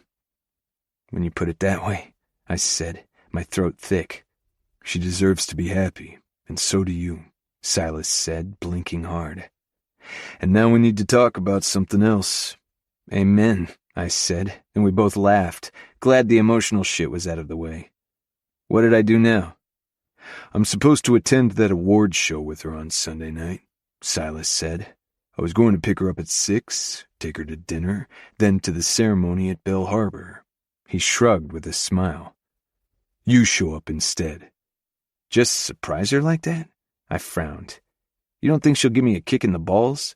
She might, Silas said, but just a little one, to get it out of her system. We both laughed again, and he raised his glass to mine. Asher, my friend, welcome to Seattle. Chapter 18. Faith. Friday night, I opened the door to my condo and tossed the keys on the front table, then dropped both coat and bag on the floor. The sun was setting somewhere behind gray clouds, the sky growing darker by the minute. No sooner did I slump on my couch, exhausted from another long day on the new Red Bull account, than thoughts of Asher infiltrated my brain and heart. 3 weeks and not one word from him. Granted, I hadn't reached out either, but he was the one who initiated the breakup. I had my pride, after all. But pride, I realized, was about as useful as something not useful. I was too drained to think. My new duties as partner at the agency filled my daytime hours and then some, but the nights were long, quiet stretches where I had nothing to do but miss him. I called for Chinese takeout and settled in to watch some Netflix. I flipped aimlessly through a zillion shows, none looking appealing. At the ridiculously early hour of 8 o'clock, I settled myself into bed and picked up the book on my nightstand. I'd begun reading The Age of Innocence at the condo in Kauai when I'd first arrived all those months ago and had bought myself a copy to finish here. It was the story of a young aristocrat in the 1870s, Newland Archer, who is engaged to a pretty young woman but finds himself falling in love with the intriguing, scandal-ridden Countess Olenska. The prose was a tad old-fashioned for my taste, but the story smacked me in the face. Newland and the Countess kept meeting after long absences, stealing moments here and there, neither able to give their love freely. Duty to the lives they'd already chosen kept them apart. I let the book fall against my chest. My heart clenched, and I willed the tears back as I touched the quartz pendant that lay against my skin. What had all this personal growth gotten me? I was slaying at my job, but I'd always had that capability. What I hadn't known was that I had the depth to care about someone as deeply as I cared about Asher, like a canyon of layers, each with different hues and shades embedded in the core of me. But now it all had nowhere to go. Asher wanted a break from me, maybe permanently. He'd chosen his life and I'd chosen mine, and they were half a world away. I set the book aside and removed the pendant. I laid it in my jewelry box on my dresser, then, before I could talk myself out of it, I picked up my phone. "Let's go out," I texted. Viv replied less than a minute later. "For real?" It had been a while since we'd spoken, and I wasn't sure if our break was also permanent. "Meet me at Altini's, 1 hour?" "You don't have to tell me twice," she replied, followed by champagne emojis. "Yes, lots of that," I muttered. I got dressed, ignoring the warning bells in my head and heart that told me it was a mistake. But hell, I'd made plenty of those. Never stopped me before. A slant of silvery winter light fell over me, and I groaned. It had been a while since I'd had a hangover. I'd forgotten how much fun they were. "Oh, God," I mumbled, and wrapped myself tighter in the Egyptian cotton sheets. Cotton sheets that were not my cotton sheets. Different color, different scent. They smell like a man. I peeked an eye beneath and found I was clad only in my black silk bra and panties. Oh, shit. I shot to sitting, a terrible pain hammering my heart worse than any headache. Oh, no. Oh, no, no, no. Hi. I gave a shriek and pulled the bedsheets up to my neck. On the other side of my tangle of hair sat a man in a chair near the window in his huge bedroom.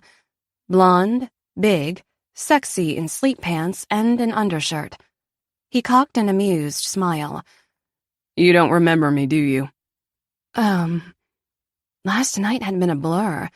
Cocktails with Viv, the company of handsome, rich gentlemen, and then not much else. Sorry. I held my head in my hands. But don't take it personally. I don't remember last night at all. Because when things get hard, I revert to my old tricks. The guy shook his head. I wasn't talking about last night. I'm Jack Phillips. We met almost a year ago under similar circumstances. He offered a teasing grin. I can see how it'd be confusing. Jack, I stared, memories rushing in, blurry and booze-soaked.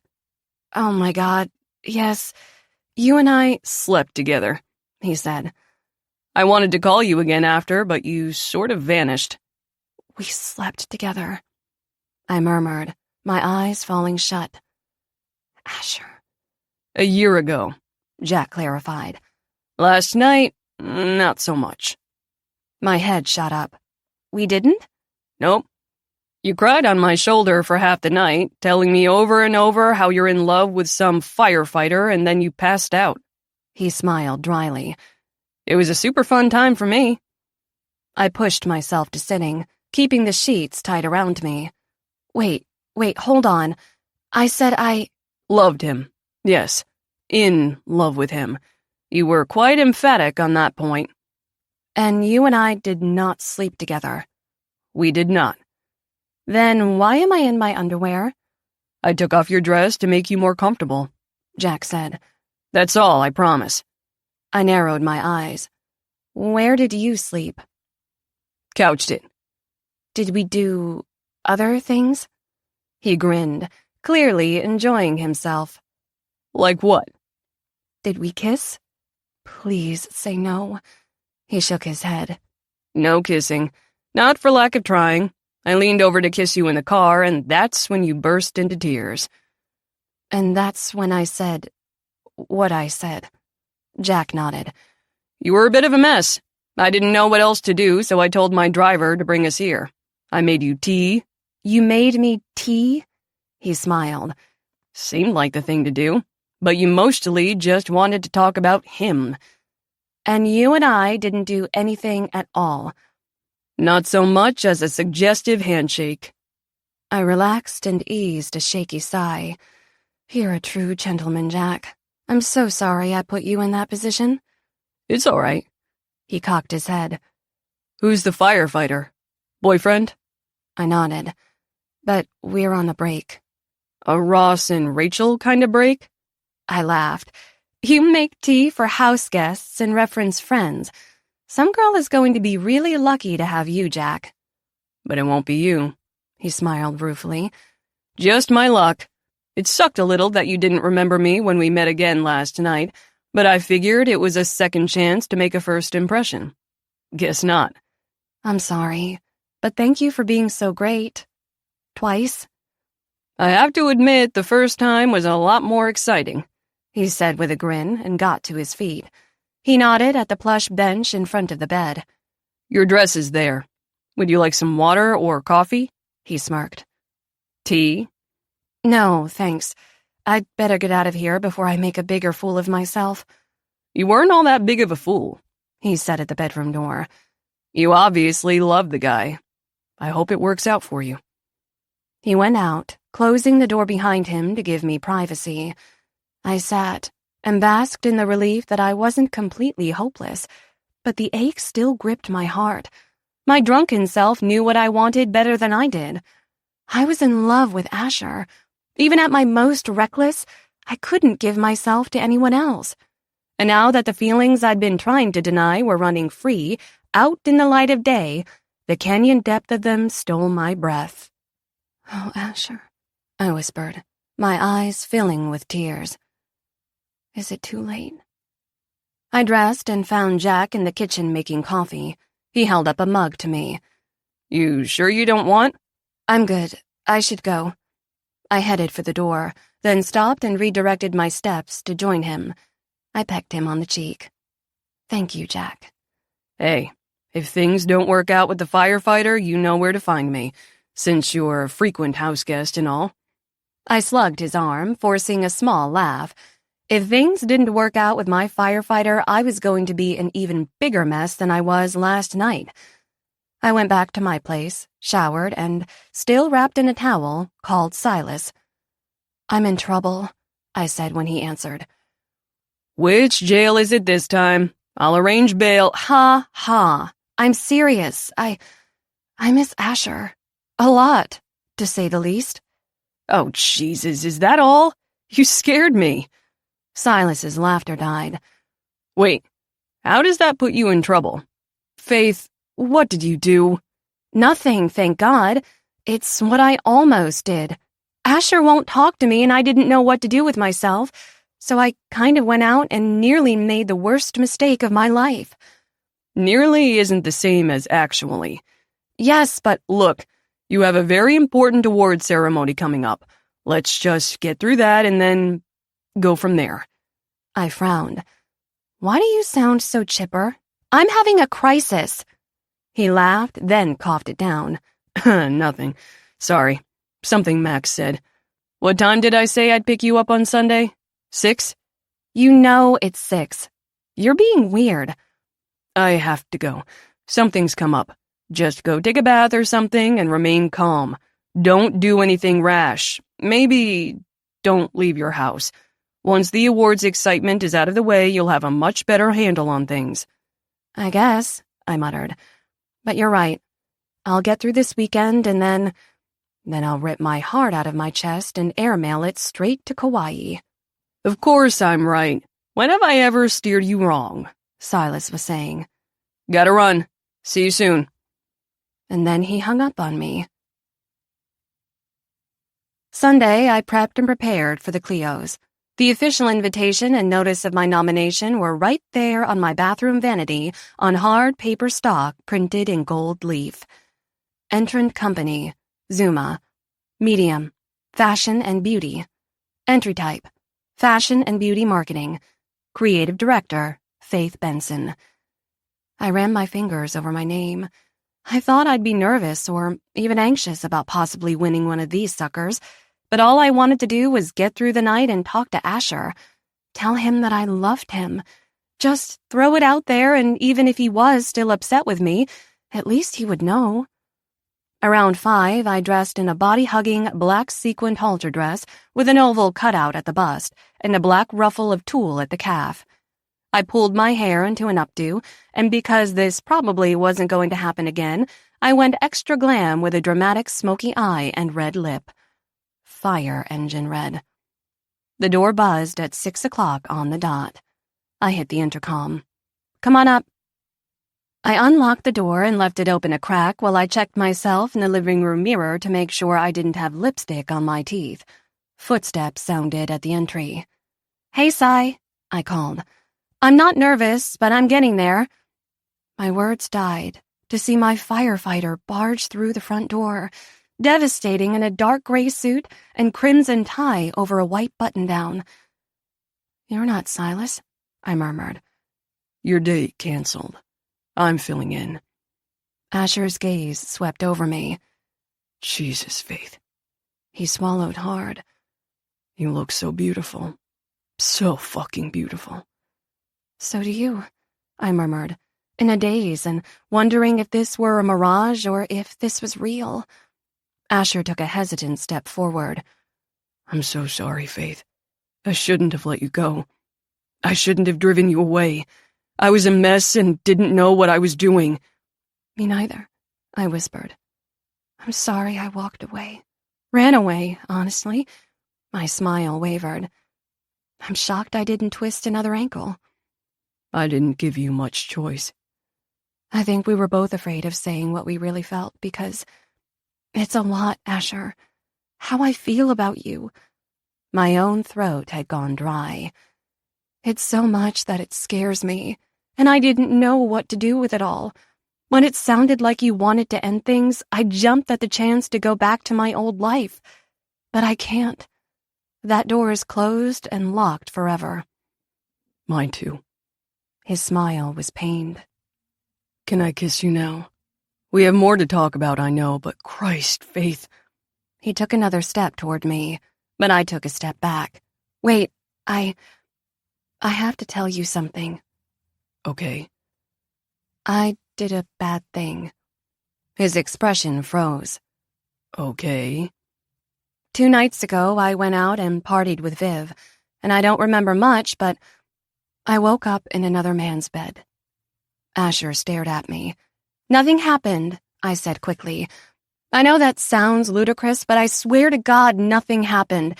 He was a complete gentleman, and we didn't even kiss because it turns out all I could do was cry over you. Okay. I huffed a breath.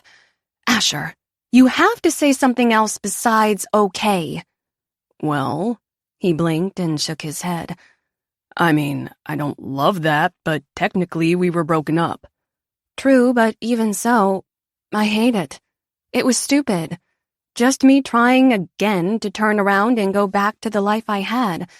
But I can't. I glanced up at him. Do you believe me when I say nothing happened?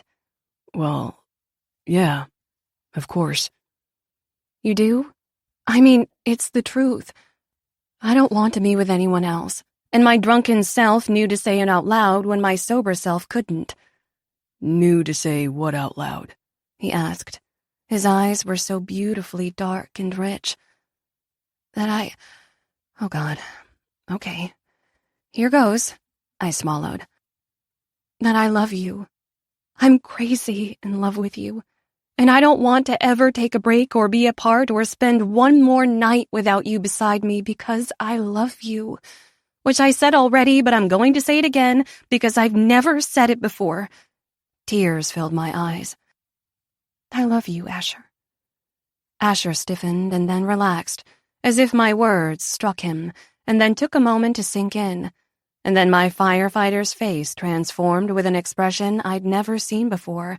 Something so breathtaking.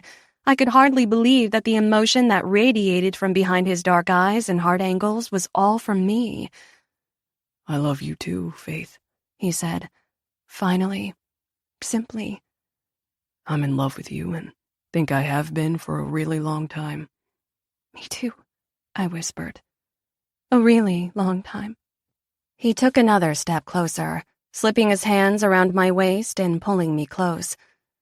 Is there anything else I should know about? No, that's it. Good. Can I kiss you now? God, yes. Asher bent his head and put his mouth on mine.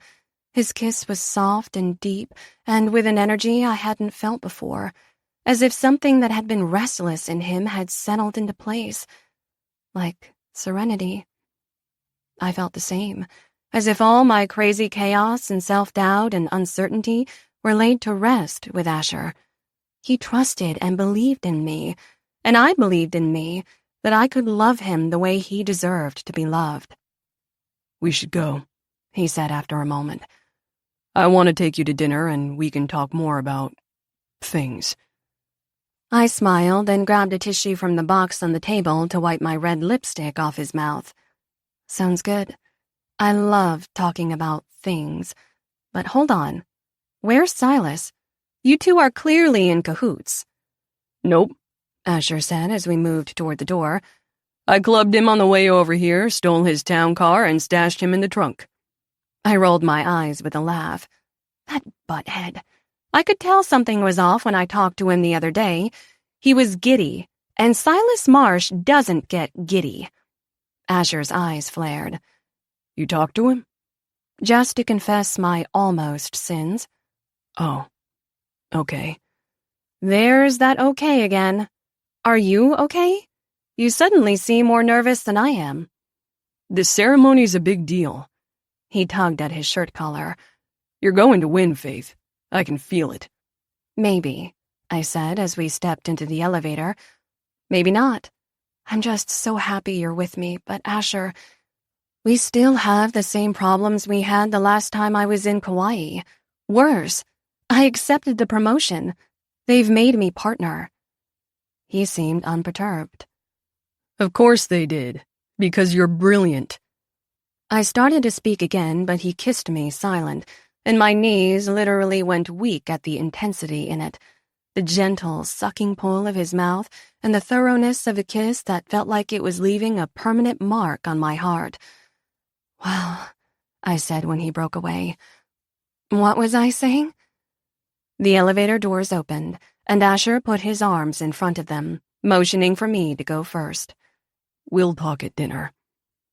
He hadn't been kidding about borrowing Silas's town car. A driver opened the door to the sleek black sedan and took us to my favorite Italian place near the Bell Harbor Center. At a table for two in front of the glittering water, Asher ordered champagne and tugged at his collar again, as if the suit were too tight. We lifted our glasses and a toast, and then he set his right back down again, sloshing bubbly on the tablecloth. I can't do this. My heart skipped a dozen beats. You can't... What? Shit, no, I'm sorry. Asher waved his hands. Jesus, I'm already fucking this up. I was going to do this whole thing with dessert, but I'm not going to make it to dessert. I have to do it now. He reached into his jacket pocket at the same instant his cell phone rang. The timing was so uncanny it was as if he anticipated someone was going to call him at that exact moment. He frowned and pulled his phone from his pocket. It's my captain, he said. Sorry, Faith, I should get this. He hit answer, his expression wary. What's up, Cap? He listened, and his frown deepened. No, I'm at a restaurant. Why? A pause, and I saw fear spark in his eyes. Suddenly dropped 20 No. You can't tell me right the fuck now. The air around us suddenly dropped 20 degrees. My skin broke out in gooseflesh, and every muscle in my body tensed as the blood drained from Asher's face, leaving him a ghastly pale white. He sucked in a breath and then another, struggling to breathe. With his free hand, he gripped the edge of the table, arms stiff and knuckles white. What? He croaked. I reached across the table to him. Asher? No, he's not, he said into the phone. No, he's not. Nolani? No.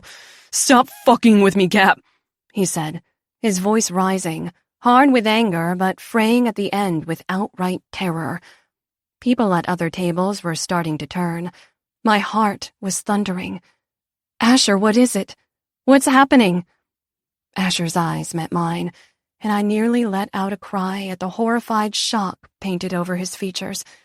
He stared at me, through me, and then nodded stiffly, sucking in a slow breath. Okay, Cap, he said, suddenly flat, toneless. I understand. I'll be right there. He pulled the phone away with shaking hands and carefully set it on the table, as if it were made of glass. Asher? He took another gasping inhale, and when he spoke, his voice was nothing like I'd ever heard, airless and strangled. They're gone. Both of them. Both? I could hardly speak over my own pounding pulse. Who? Not... Nolani and Morgan. Morgan is dead. Asher looked at me helplessly. My brother is dead. Chapter 19. Faith. I stared, unable to move or breathe for a few shocked moments. Asher now gripped both edges of the table, bunching the linen tablecloth and sending his knife and spoon clattering to the ground. The sound broke me out of my stasis, and I jumped out of my chair. "Come on, baby. Come on." I tugged Asher to his feet with one arm, and with the other I motioned for the maitre d' to get his ass over here. "Get our car, please. Now!" He nodded and hurried away. "Come on, Asher," I said gently but firmly. "Walk with me." Like a zombie, Asher got up and followed me through the restaurant. The car screeched to the curb just as we stepped out onto the sidewalk. The driver read the direness of the situation and hurried to open the door. We climbed inside. "Where to, ma'am?" Back to my place," I said, and turned to Asher. "We'll go there and plan what to do next, okay?"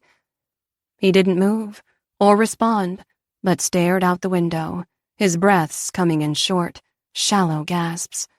I took his hand in mine and held it tight, as if I could channel some kind of comfort to him, even as my own heart was breaking for Morgan and Nilani. This can't be. It can't be. I wanted to ask how, but I couldn't torture Asher like that by making him say it out loud, where it can't be taken back. I harbored a wild hope, as if something could happen that would take it all back and make it right. Asher got another phone call, one that said, "We've made a mistake. Everything is just as it should be." But it wasn't. It won't be ever again. At my condo, I opened the door with shaking fingers and stripped out of my coat. Asher stepped into the living area and began pacing in small circles, his harsh breaths coming faster now. He tugged at his collar, then tore off his tie and let it fall. His suit jacket went next, crumpling in a heap on the floor. I could barely hold my phone, but I got a grip on myself. Asher needed me not to fall apart. "Who do I call?" I have to get back," he said, his voice gruff and thick. "I have to get to Cal. We should have gone straight to the airport, get the first flight back. Tonight." "There aren't any at this hour," I said in a small voice. Asher's head whipped around to me. "What?" I recoiled at the bloodshot, almost crazed stare in his eyes. "I've made the trip so often. There won't be any flights until tomorrow morning." "I have to get back," he said, not comprehending. "I can't be here right now. I can't fucking be here right now." Hyperventilating, he turned in a small, panicked circle, as if looking for a way to escape. My preliminary art mock-ups for the Red Bull campaign were all over my coffee table. With an agonized roar, Asher swept everything off. A glass paperweight hit the wall and shattered, while papers fluttered to the floor. He was breathing hard, his eyes wild and tear-filled as they glanced around the room, seeing nothing, seeing a future without his brother in it. I had no idea what to do, except he was in so much pain and I wanted it to stop. "Asher?" I reached out my hand, fingertips brushing his shirt sleeve, then taking hold, then pulling him to me, then tucking myself into him and wrapping my arms around him, giving him something to hold on to. The tension in him vibrated against me, the grief that was like a deep, thrumming electrical current that needed an outlet. He stiffened, and I thought he'd push me away, but then his hands grasped at me, making fists in my dress, my hair, over and over. Finally, his arms wrapped around me, held me tight, clinging to me as the first wave crashed. Holding Asher in those moments was like trying to hold the ocean, an energy bigger and more powerful than me in my arms, rocking me, tossing me on the current of his pain, and I couldn't begin to fathom but felt running through him. My heart ached to the point of breaking, and I closed my eyes against his chest and held on. "I won't let you go. I'll never let you go." Dry sobs heaved against me, and then he thrust me away with shocking suddenness and resumed pacing, scrubbing his hand over his mouth. "I have to get back. I have to." I nodded frantically, trying to think. Okay, maybe a Private jet? Silas! I'll call Silas. With trembling fingers, I grabbed my cell while Asher paced the room like a caged animal. As the phone rang, I went to the kitchen to pour some water. The shock had made me utterly dehydrated. I could hardly imagine how Asher must feel. Turned inside out. Hey, you, Silas answered brightly. It's too early for award results. I hope you're calling to tell me. Silas, I need your help. I pressed the phone to my ear and poured a glass from the Brita. It's an emergency. The smile fell out of his voice at my tone. What is it? What's wrong? My voice quavered, tears threatening to burst. There's been a tragedy. A terrible tragedy. I went to Asher and handed him the water. He held the glass without feeling it, staring out the window. Faith? Silas was frantic in my ear.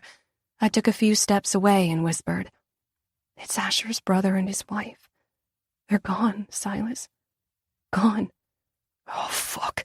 Oh, shit, Faith. God, I'm so sorry. Silas paused, and I knew he was pulling himself together. What can I do? I need your jet. Tonight.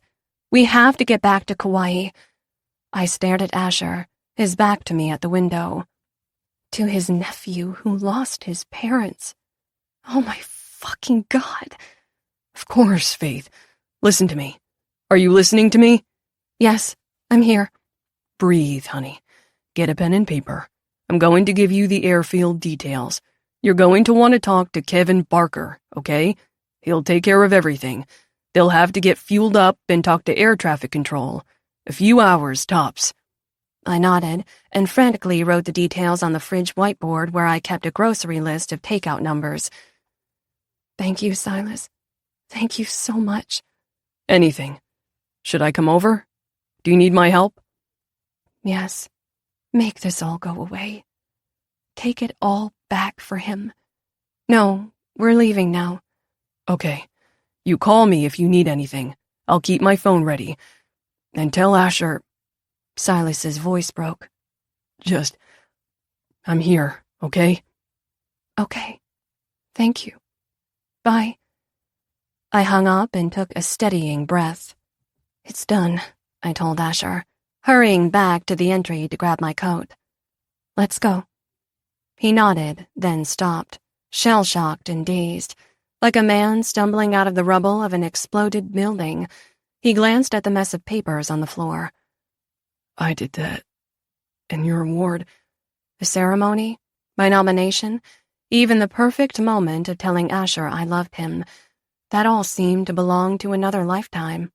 A life where things were beautiful and full of promise instead of suffocating with grief. Forget it. I reached out my hand and took his arm. Come on, honey. Come on. He nodded absently and followed me out. Downstairs, I told Silas's driver to take us to King County Aviation. The airport was a row of private jet hangars. As twilight darkened, I followed Silas's instructions to where his jet was being prepped, a crew already in action.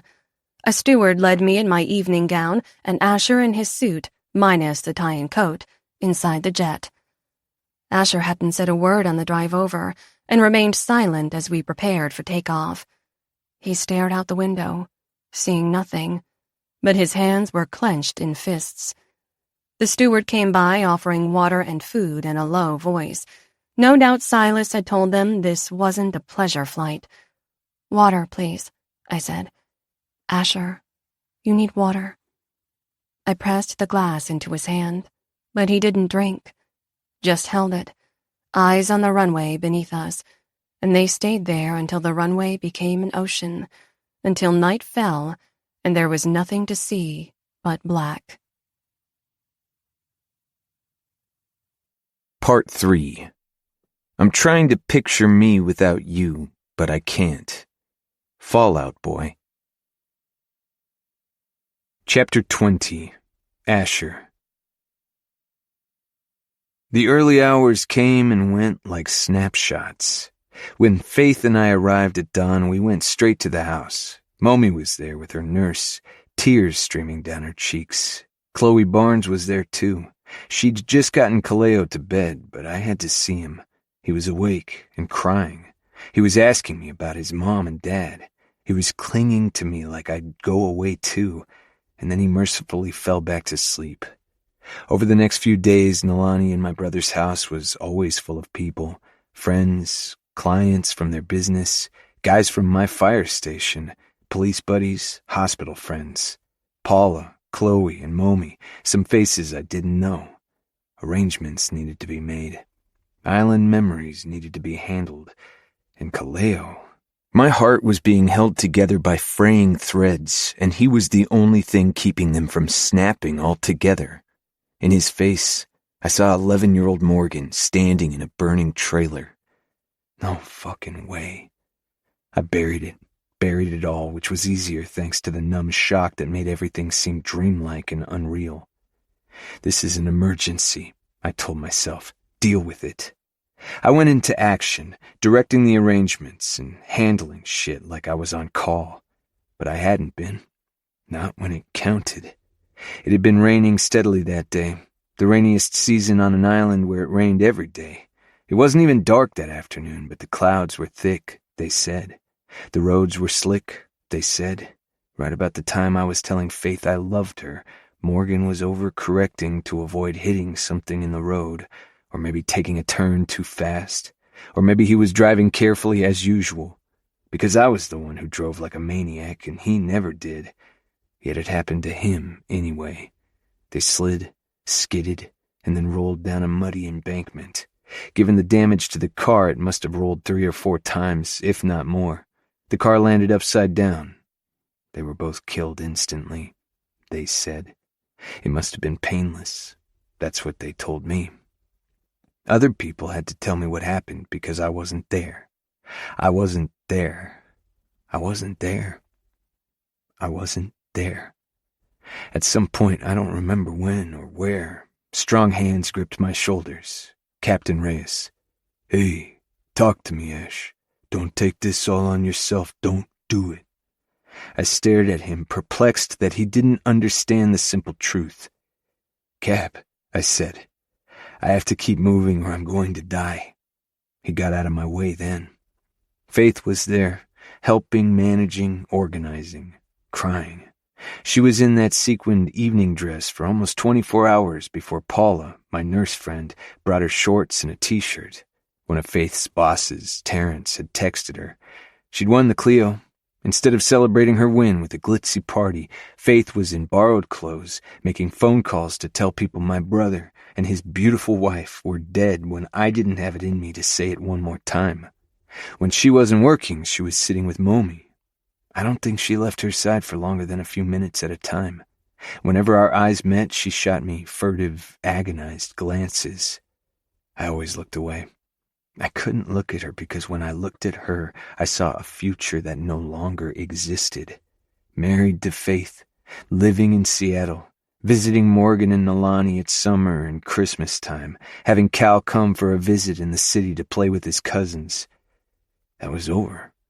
And very soon, the planning and the visits and the condolences and the people moving in and out were going to stop too.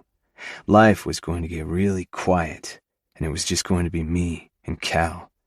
He was mine now, though I didn't actually believe I was the right guy for the job. How could I trust myself when I failed Morgan so fucking badly? I wasn't there. I wasn't there. I wasn't there. The memorial service to put Nalani and Morgan's ashes in the ocean was coming up. Captain Gary and his wife Cindy organized a flotilla of boats because their one schooner couldn't hold all the people who wanted to pay their respects. I remember in college reading a C.S. Lewis book that he'd written after he lost his wife. He said no one had told him how much grief felt like fear. No one had told me either. A deep, dark dread filled me at the idea of going to that ceremony, to see the mourners' tears and hear their cries, and put my brother into the ocean. No fucking way. But I'd deal with that later. Until then, I had things to do. I didn't sleep. I just kept doing, directing, controlling. Control. What a farce. A cruel joke. On the morning of the memorial service, Faith put on a long Hawaiian-style dress and a flower in her hair, and I wondered how it was possible to love someone so much and yet still have to tell them goodbye. But then again, that's what I'd been forced to do with my brother. I hadn't been ready to say goodbye, not even close, but I didn't have a choice. Except this time I did. This goodbye I could control. Another task that needed to be handled. The grief in me was like a volcano that had not yet erupted, tectonic plates of pressurized strain that hadn't yet slipped. Worse, when I looked at Faith, there was a storm of anger and guilt and resentment that wasn't fair to her, but was there anyway. And it all boiled down to that one sentence, that one unrelenting fact. I wasn't there. I wasn't there. I wasn't there. I wasn't there because I'd been with her. Her soft touch fell on my shoulder. Asher, it's time to leave for the marina. The day had come, but I was not going to put my brother in the ocean. Not today. I'd made a decision. Why was everyone in such a fucking hurry? Funerals and memorials only days after the fact? As if everyone were eager to be done being sad and get back to their lives. They had that option. Some of us didn't. I was going to keep Morgan a little longer, but not Faith. I had to let her go. I couldn't bring Cal to Seattle, away from his home after he'd lost everything. He'd lost more than any of us, and Faith couldn't be with me, not here. She might try to make a go of it for my sake, but I couldn't take her away from the life she loved and strand her in the wreckage of mine. She didn't have to make that choice. I could do that for her, at least, when I'd failed everyone else. I failed in my duty, took my foot off the gas, relinquished control. The alarm had gone off, and I was across an ocean and hadn't heard it. They said there's nothing I could have done, but I'll never know, because I wasn't there. I looked up at Faith. Her eyes were red and puffy from crying, but still so beautiful and full of love for me. My vision blurred, but I couldn't cry or I'd fucking splinter into a million pieces. I reached up and touched her hand that was on my shoulder, feeling her skin for the last time, holding it. Then I let go. Chapter 21. Faith. It's time for you to go home, Asher said. We were alone in the backyard where I'd found him staring at the ocean, arms crossed, feet planted in the grass. His face was haggard, his eyes bloodshot and ringed with dark circles. I don't think he'd slept more than a few hours in the 4 days since we'd been back. I'd hardly had a moment alone with him, and now I kicked myself for not seeing how badly he was doing. I'd handled what he needed me to handle and had given him space, but that was a mistake. Go home? No, I don't have to. I'll stay as long as you need me. I swallowed hard. I'll stay— No, Asher said. And the ice in his voice cut through me like a knife, making me shiver. You need to leave.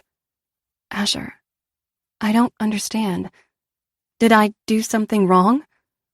His dark gaze was on the horizon in front of him. Not you. Me. I shouldn't have left. I should never have. His jaw clenched, muscles ticked in his cheek. Go home, Faith. Go back to your home. Tears filled my eyes. Asher, Can't you hear me? He thundered, whirling on me so suddenly I took a step back. The house was filled with people, ready to leave for the marina and the memorial service.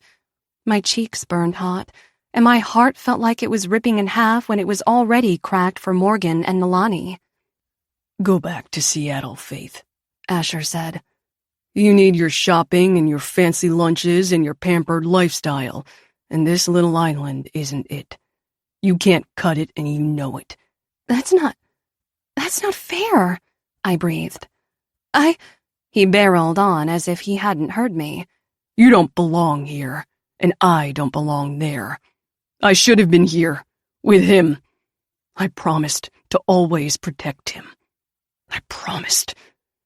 His voice wavered, but he sucked in a breath, like sucking the pain back in before it could break free.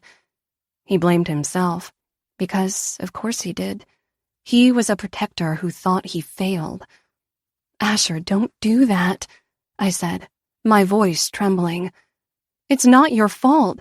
You couldn't have— Don't tell me what I could or couldn't have done, he snarled. Because we'll never fucking know, will we? I recoiled from the accusation embedded in those words, but pain and grief raged over his face like a storm. He held my gaze, and I saw the cracks in his armor where the love tried to seep out. You don't have to do this, I said softly. I can do whatever you need, or be wherever you need me to be. I love you. I need you to leave, he said. That's what I need. I stumbled back a step, the finality in those words cutting me to the core. Okay, I whispered. If that's what you want. He said nothing, but resumed his vigilance over the ocean, arms crossed, closed off to me, like a locked door. Feeling as if I were drugged, half out of my body, I turned and walked across the lawn and up the lanai steps. Momi was in her chair, and she reached out a frail hand. Faith, don't. I stopped and knelt beside her. I have to. It's what he needs, and I can't. Tears choked my throat, and I swallowed them down. When he looks at me, he sees himself in Seattle and not here. I can't add to his pain when he already has so much. I can't do that. He doesn't know what he needs, Momi said, her own eyes shining. It's too new, too raw. Time. That's the healing we all need. He just needs a little time. I shook my head. I have to respect his wishes.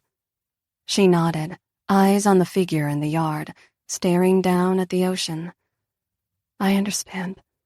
The only way I make sense out of the insensible is to feel there must be a larger picture waiting to reveal itself to me. But I can't see it yet. Not yet. She held me in her bird-like arms. Aloha, Faith. Aloha, Momi. If you need anything, you can call me. Anytime. Empty words. I would be so far away. From her, from Cal, from Asher.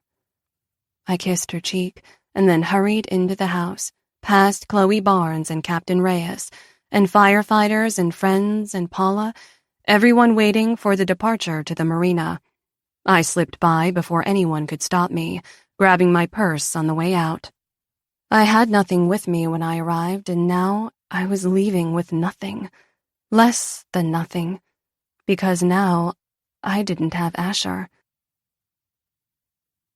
At my condo, I opened the door and stepped into the wreckage of that terrible phone call. My living room was strewn with my work for the Red Bull ad. Asher's suit jacket and tie were still in a crumpled heap on the floor. It was like walking into a crime scene. I left it all and took a long, hot shower, then climbed into bed. I expected tears. For Asher and Morgan and Nolani. For sweet little Kaleo. For my own broken heart. But I fell immediately into sleep, diving into the merciful black. The following morning, I made a pot of strong coffee and faced the messages on my phone. Missed calls from Silas and Terrence. One voice message from Cynthia wanting to know if I had the specs for Red Bull. But for a brief call with Terry in Hawaii to explain why I wasn't there to pick up my Clio, I hadn't checked in with work. I texted him now. I'm back in Seattle. How are you? He returned. The simple question nearly undid me, and there was no way to answer it. I'm okay. We'll be back in the office this afternoon. Take your time. There's no rush. But there was. I couldn't sit around in my condo by myself for much longer. See you soon, I sent. There was a pause, and then, only if you feel up to it. and give my sincere condolences to your boyfriend." I closed my eyes and set the phone down. I gave myself a few more moments of quiet, but it grew too loud too fast. Tears were threatening, and I couldn't do that. If I started, I wasn't sure when I'd stop, and I had to get to work. Because I was a responsible person now. And that's what responsible people did. Chapter 22. Asher. As predicted, the house got real quiet a few days later. My house. I'd had to move Cal to my place on Anini while we waited to know if Morgan and Alani's house was still inhabitable. It wasn't official yet, but the rains weren't stopping, and I suspected it was simply too dangerous. So my nephew not only lost his mother and his father, he was about to lose his home, too. I looked across the kitchen counter at him one evening, where he was working on a drawing, and studied him, searching for clues that he was going to be okay. With Chloe's help, I'd gotten him into grief counseling immediately. I wanted to be sure that I didn't miss any signs. He seemed to be holding up. But shit, how would I know? I had no frame of reference. My parents split on us. They weren't ripped away. "Hey, buddy," I said. "You getting hungry for dinner?" He shrugged, still scratching at his drawing. Near as I could tell, it was some kind of giraffe. I took it as a good sign it wasn't a sketch of the world set on fire, but just an animal. Cal took a sip from his cup that was sitting beside him. It slipped as he went to set it down. He caught it before it spilled all over, but a large splatter of pineapple juice landed on the upper corner of his drawing. "No," he said. "No!" "Oh, hey, let me help you." I hurried and grabbed a paper towel and dabbed at the stain. "See? Not so bad. Just got the corner here." "No, it's ruined," Cal said. Then louder, "It's ruined!" His breath started hitching, and he clutched the paper in both hands, wrinkling the edges, damaging it more than the juice. "Hey, bud, it's fine. It's not ruined. Just a little splash." He shook his head and jumped off the stool. "It's ruined!" he screamed. He threw the paper on the floor and stomped on it, tearing it and leaving shoe prints. "It can't go back to the way it was. It can never go back to the way it was." My heart, that was somehow still pumping, nearly shut down on me. Cal was in full-blown tantrum mode now, crying and sobbing. He snatched the paper off the floor and tore it to shreds. "Never go back," he cried. "Never!" I knelt and took his shoulders in my hands. "Hey, Cal, look at me. Breathe, buddy, okay? It's going to be okay." A crock of shit, but I said it anyway. Maybe he'd believe me. His breathing calmed, and he began to cry in earnest. I gathered him to me, hugging him, and suddenly I was back in the trailer with Morgan at 11, with smoke all around him, and tears in his eyes, needing me to fix everything, to put it back the way it was, but I couldn't because it was ruined. So I just hugged Cal, and willed myself not to fall apart, because not falling apart for Cal's sake was job one these days. I woke up with crushing pain and carried it around all day, not looking at it, not even attempting to look at Morgan except in brief flashes. If I thought about who he'd been, the depth and enormity of a whole human now lost, I'd go insane. The memories, thousands upon thousands, some profound, some simple, tried to get at me every other minute. The simple ones were the worst, the little slices of life that were more human and real than the dramatic moments. His laugh, his dumb jokes, how it was impossible for him to hold a grudge, how he'd actually baked a cake for me when I graduated Columbia. No fucking way. I needed to get back to work or I was going to lose it. Not to mention I'd taken as much leave as I possibly could. I was a lieutenant now. I had duties and responsibilities. I felt stretched to the breaking point. And then my gaze landed on Morgan's urn, sitting on the shelf in the living room. I hadn't been able to put him in the ocean. A lot of people hadn't understood why I wasn't ready to let him be with Nalani, together under the waves. Well, we don't always get what we want, do we? "Uncle Ash," Cal sniffed, pulling out of my embrace. "I want to go home. I know you do, buddy. But it's too dangerous. You have to stay here for a little while longer, okay? I'm going to take care of you, I promise. I know it's a lot. I heard how weak and pathetic my words sounded, but kept going. We're just going to have to do our best, okay? He nodded and wiped his nose. Okay, I agreed. Though nothing was okay, or would be. An entirely different life stretched out in front of both of us, and there was nothing okay about it. I fed Cal dinner, and he took a bath.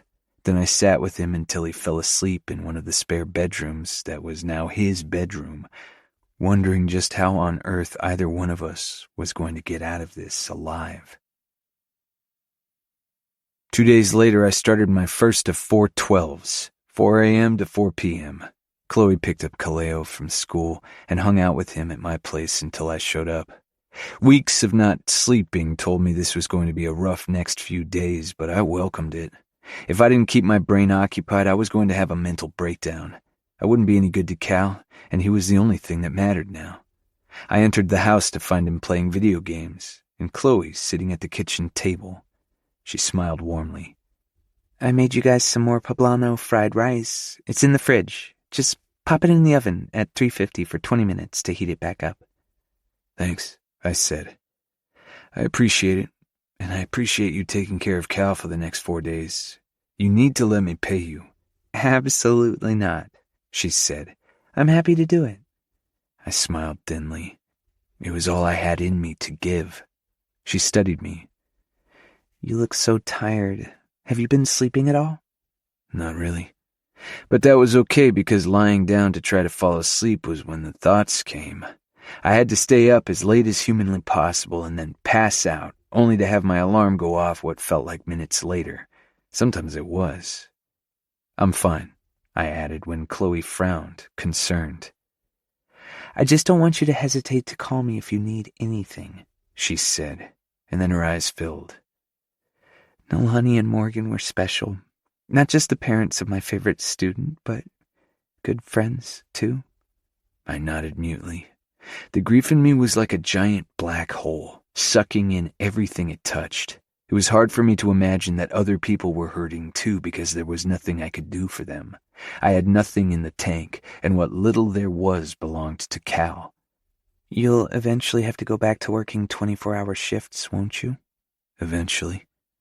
So, I have an idea, Chloe said, glancing down at the island counter. What if I moved in? I froze in the act of pouring us each a glass of water. What? I'd sleep in a spare room, she added quickly. That way I could always be here for Cal, and for you. She put her hand on my arm. You need someone to take care of you, Asher, to take some of the stress off. I want to be here for you, all the time. No, I said, harder than I intended, yanking away from her touch.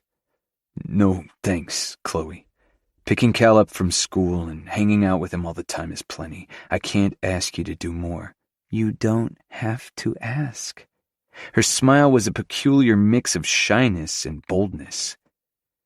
Think about it. She reached out to touch my hand again. See you tomorrow. I watched her go and rubbed my tired eyes. She was right. I'd said I'd have to go back to 24s eventually, but eventually was actually soon.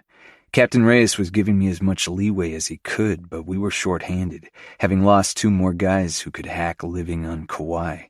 They thought a job in Hawaii was all about living in paradise until they realized how remote the smallest island really was. Which is why I did the right thing with Faith. Except it didn't feel right. But how would I know? I was a fucking mess.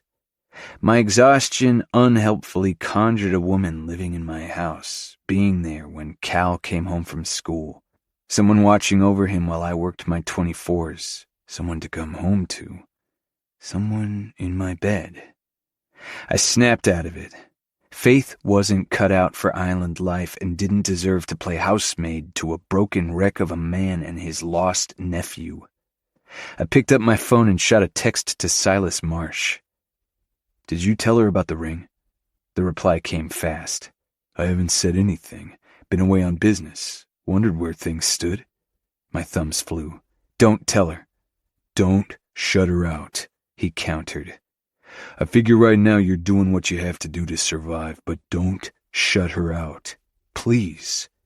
I closed my eyes and inhaled a steadying breath. Keep it between us. If you have any respect for me at all, you will do that for me. The rolling dots of another text popped up, but I shot off one first. Thanks for everything, Silas. I wrote and then put my phone on mute and joined Cal at the TV. Is Miss Barnes going to live with us? Cal asked, his eyes on the video game. No, I glanced at him. Why? You want her to? He shrugged. You could marry her instead of Faith. I flinched as if he'd socked me in the chest. What? Why would you say that? Because you're alone, Uncle Ash, and sad. I'm sad about your mom and dad. And Faith because she's not here? I swallowed hard. Yeah, I'm sad about that too. She doesn't want to live here? I don't think so, buddy. It's not for everyone. A sudden thought jolted him, and he looked at me with wide, fearful eyes. Do we have to move to Seattle? Nope, we're staying here. Oh, because Daddy said... Kaleo got choked up, but composed himself with more gravitas than I thought an 8-year-old possessed. Daddy said you were going to move to Seattle and marry Faith. Yeah, well, that's not going to happen anymore. You don't have to worry about that, okay? Okay. And then he leaned his head on my shoulder and played his game while the tears dried on his cheeks. Chapter 23. Faith. A knock came at my office door and Terrence peeked his head in. Hey, busy? I looked up from the pile of work on my desk, the mountain I was climbing instead of thinking about Asher. Of course, that was impossible, but a gal could try. I could also try jumping to the moon on a pogo stick and have the same result. I smiled. What's up? I just wanted to let you know that the Red Bull people are extraordinarily happy with your work, and so are we. Cynthia sends her kudos. My smile thinned out. I'm so glad. Terry frowned and he stepped in the office. Can I sit for a minute? Be my guest. He took a seat in the chair opposite my desk and sighed, studying me. How are you, Faith? And please don't insult me with some bullshit. I'd like to hear the truth. I don't know how to answer that, I said. I'm doing my best. Hanging in there? He nodded. I'm not your boss anymore. I'm your business partner, and hopefully your friend. Of course. On that note, if you need anything, I want you to come to me as a friend and as a business partner. Do you understand what I'm saying? If you have any requests or plans or ideas, come to me, okay? My smile was so forced it made my cheeks ache. If you're worried about me skipping town and going to Hawaii, you don't have to. It's not going to happen. No?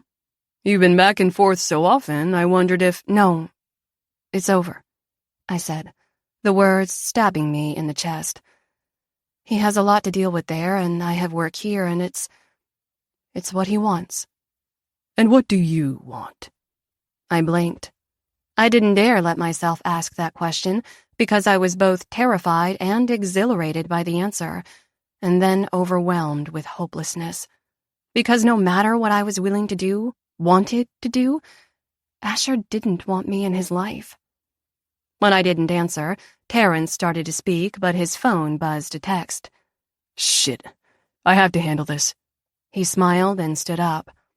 I'm just saying, let's not lock any doors, okay? Keep them unlocked so my firefighter can barge in.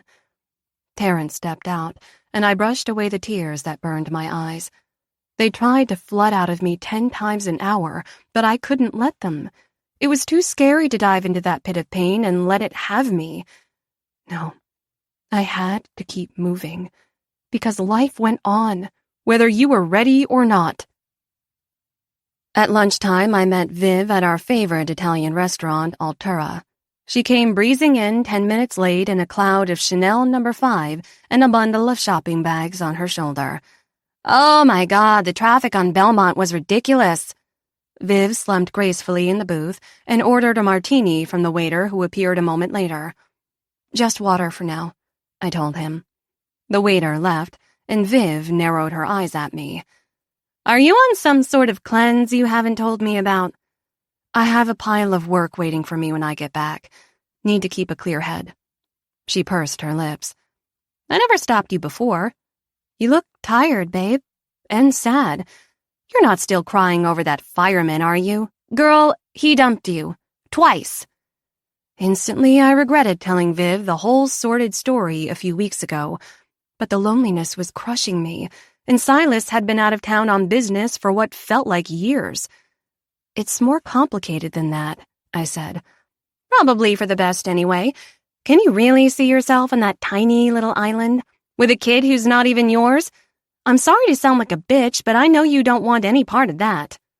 "I love him," I said simply, and I realized with some surprise I could have been talking about Asher or Cal.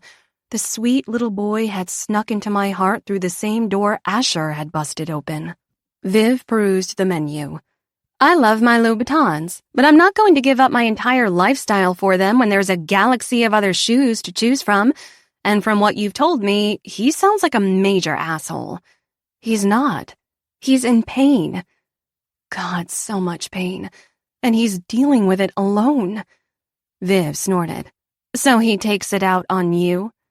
I toyed with my fork. "I think maybe he was pushing me away, trying to protect me.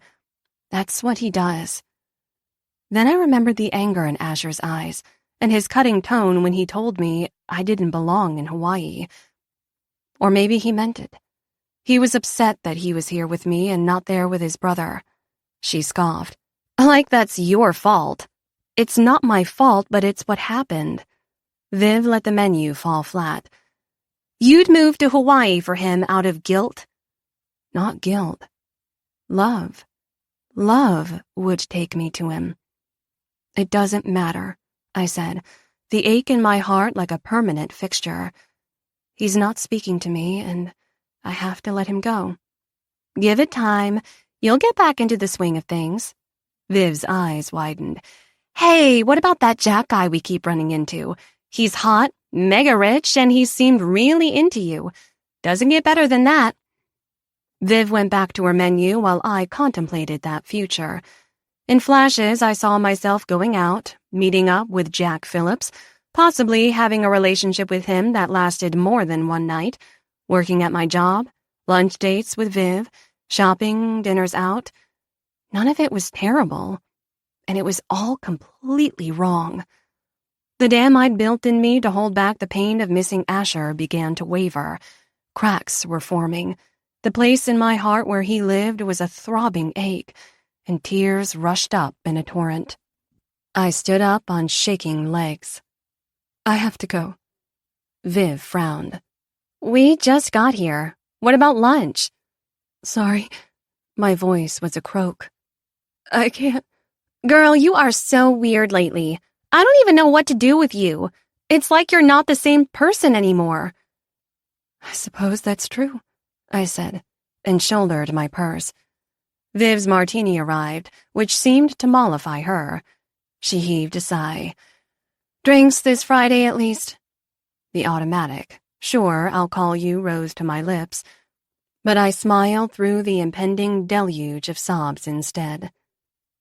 "Goodbye, Viv," I said, because in that moment, I knew I wasn't going to see her again. I made it to my condo just in time. No sooner had the door shut than the dam burst. The keys dropped from my hands as great, heaving sobs rolled through me like waves in a tsunami. Sobs so deep and hard my hands began to shake, and I felt dizzy. I sucked in deep breaths, staring wildly around until my frantic gaze landed on the hall closet. Asher's jacket. I needed something to hold on to or I was going to break apart.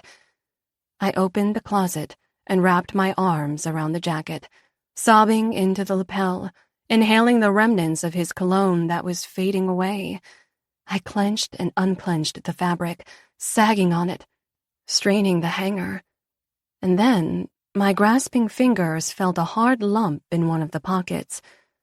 I slipped my hand inside and touched something covered in velvet.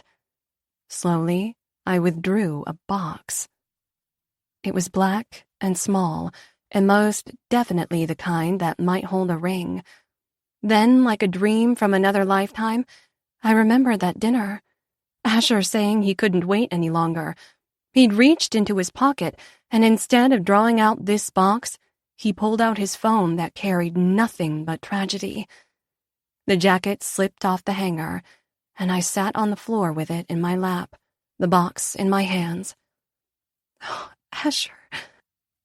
And then the tears that fell were warm and soft, my breathing easier, as some of the cracks in my heart began to fill with hope. Chapter 24. Asher. The rains had hardly let up for a week, and the radio in my Jeep said a storm was coming. No shit, I muttered. A storm had begun the second I got that fucking phone call from Cap and showed no signs of quitting. I'd just come from a meeting with my business manager. I'd assigned Al Jacobs to look into Island Memories and tell me where it stood. After a thorough audit, he discovered that at the time of the accident, the business had been on a profitable upswing. But the family-run aspect was its greatest asset, Al had said. You can hire new people, but I don't know that it'd be the same. Not even close. Nalani's warm smile and charisma and Morgan's photography made their business what it had been. I couldn't hire anyone to take their place. They were irreplaceable, and even if I did, I was stretched too thin to keep tabs on it. Sell it, I'd said, the bile rising in my throat. Whatever it makes, put in a trust for Kaleo's college. Very good. And the house, Morgan and Nalani's house, Al told me, would have to be torn down. It and 3 other homes on their road were one bad storm away from sliding down to the ocean. Cal could never go home again. Move everything to storage, I'd replied. Everything? Al frowned.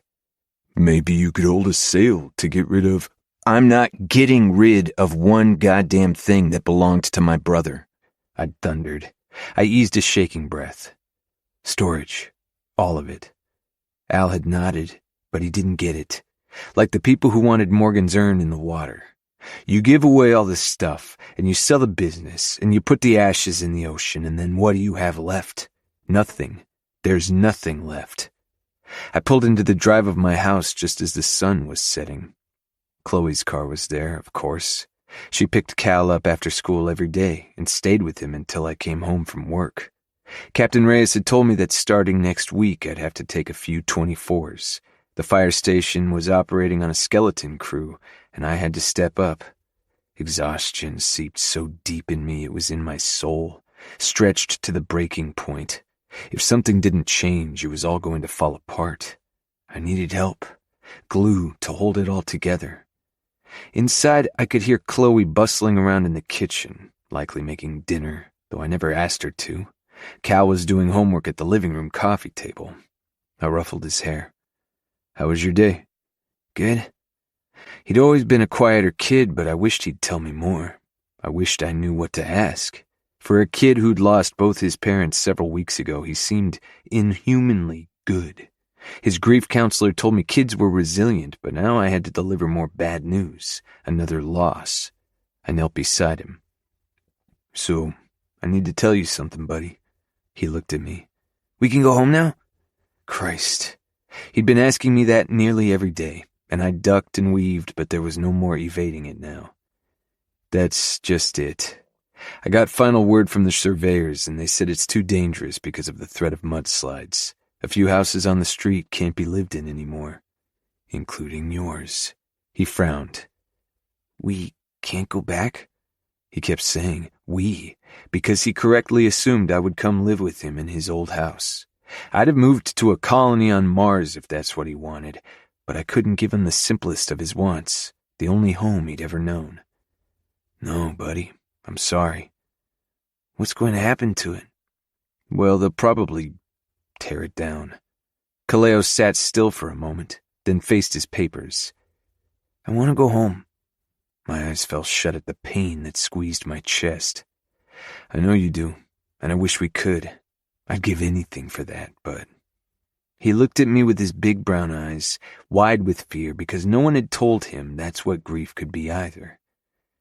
Can't you fix it, Uncle Ash? Can't you and your fireman friends fix it so it won't slide? I can't fix anything, not a goddamn thing. I shook my head. I wish we could, buddy, but you're going to live here, and we can decorate your room the same way, however you want. I'm going to live with you forever? Yeah, I almost said I'll take care of you, but anger gripped my throat in a chokehold. First Morgan, then Cal. The universe, or God, or whoever the fuck kept stealing parents from little kids and leaving it to me to step in, as if I could replace them. Okay, Kaleo said dully, and went back to his work. I didn't know what else to say, so I ruffled his hair again and joined Chloe in the kitchen. The scent of spaghetti sauce laced the air, along with the garlic bread baking in the oven. Hey, she said with a smile. How was the meeting with your manager? Terrible, I said in a low voice. Have to sell the business, and I just had to tell Cal the house is gone. Too dangerous.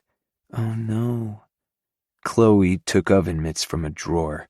She knew my kitchen like the back of her hand. How did he take it? I don't know. I'm sure it's fucking horrible, but I can't read him.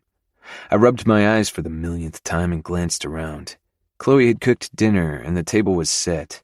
Cal was doing his homework. Stability, something I was struggling to give him. Chloe, I was thinking about your offer to move in here. It still stands. But you'd keep your own place, I said, and it wouldn't be permanent. I couldn't ask that, just until I get my shit together. Her smile was wide, and her eyes warm as they looked at me. That's what I want, to help you however I can. I nodded. But, and I don't want to sound like a presumptuous ass, but I can't be anything to anyone right now. An understatement. My heart was completely shattered, but every little piece still belonged to Faith, and always would. Missing her was another brick on the pile I carried around, one of the heaviest. I know, Chloe said, and I'm not trying to pressure you. There are no conditions for me being here, or expectations on my part.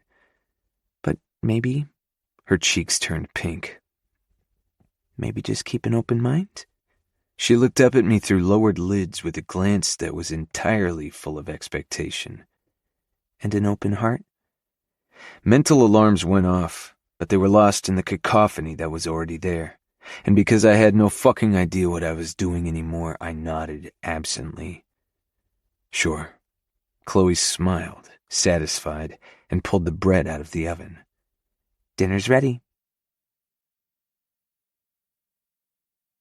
Chapter 25. Faith.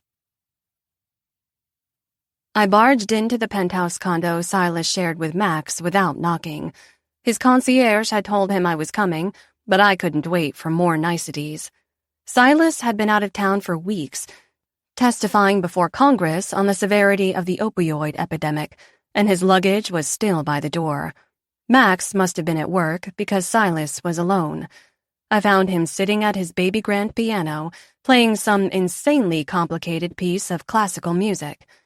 He saw me out of his periphery and stopped, turned on the bench to face me. Faith, hey. What is this? I thrust him the velvet box I'd been clutching in my hand for almost 24 solid hours. Silas stared. You haven't opened it? Not so much as a peek, because if it is what I think it is, this is not how I want to see it for the first time. I swallowed hard. Is it what I think it is? He nodded, his voice low. Yeah, it is. Oh, God. I moved to the couch and sank down, my knees giving out. Asher was going to propose to me. He wants to marry me. Wanted to marry me, I muttered, tears stinging my eyes. past tense. Now it's all ruined. Nothing's ruined, Faith. Silas sat down beside me, the ring box in his hand.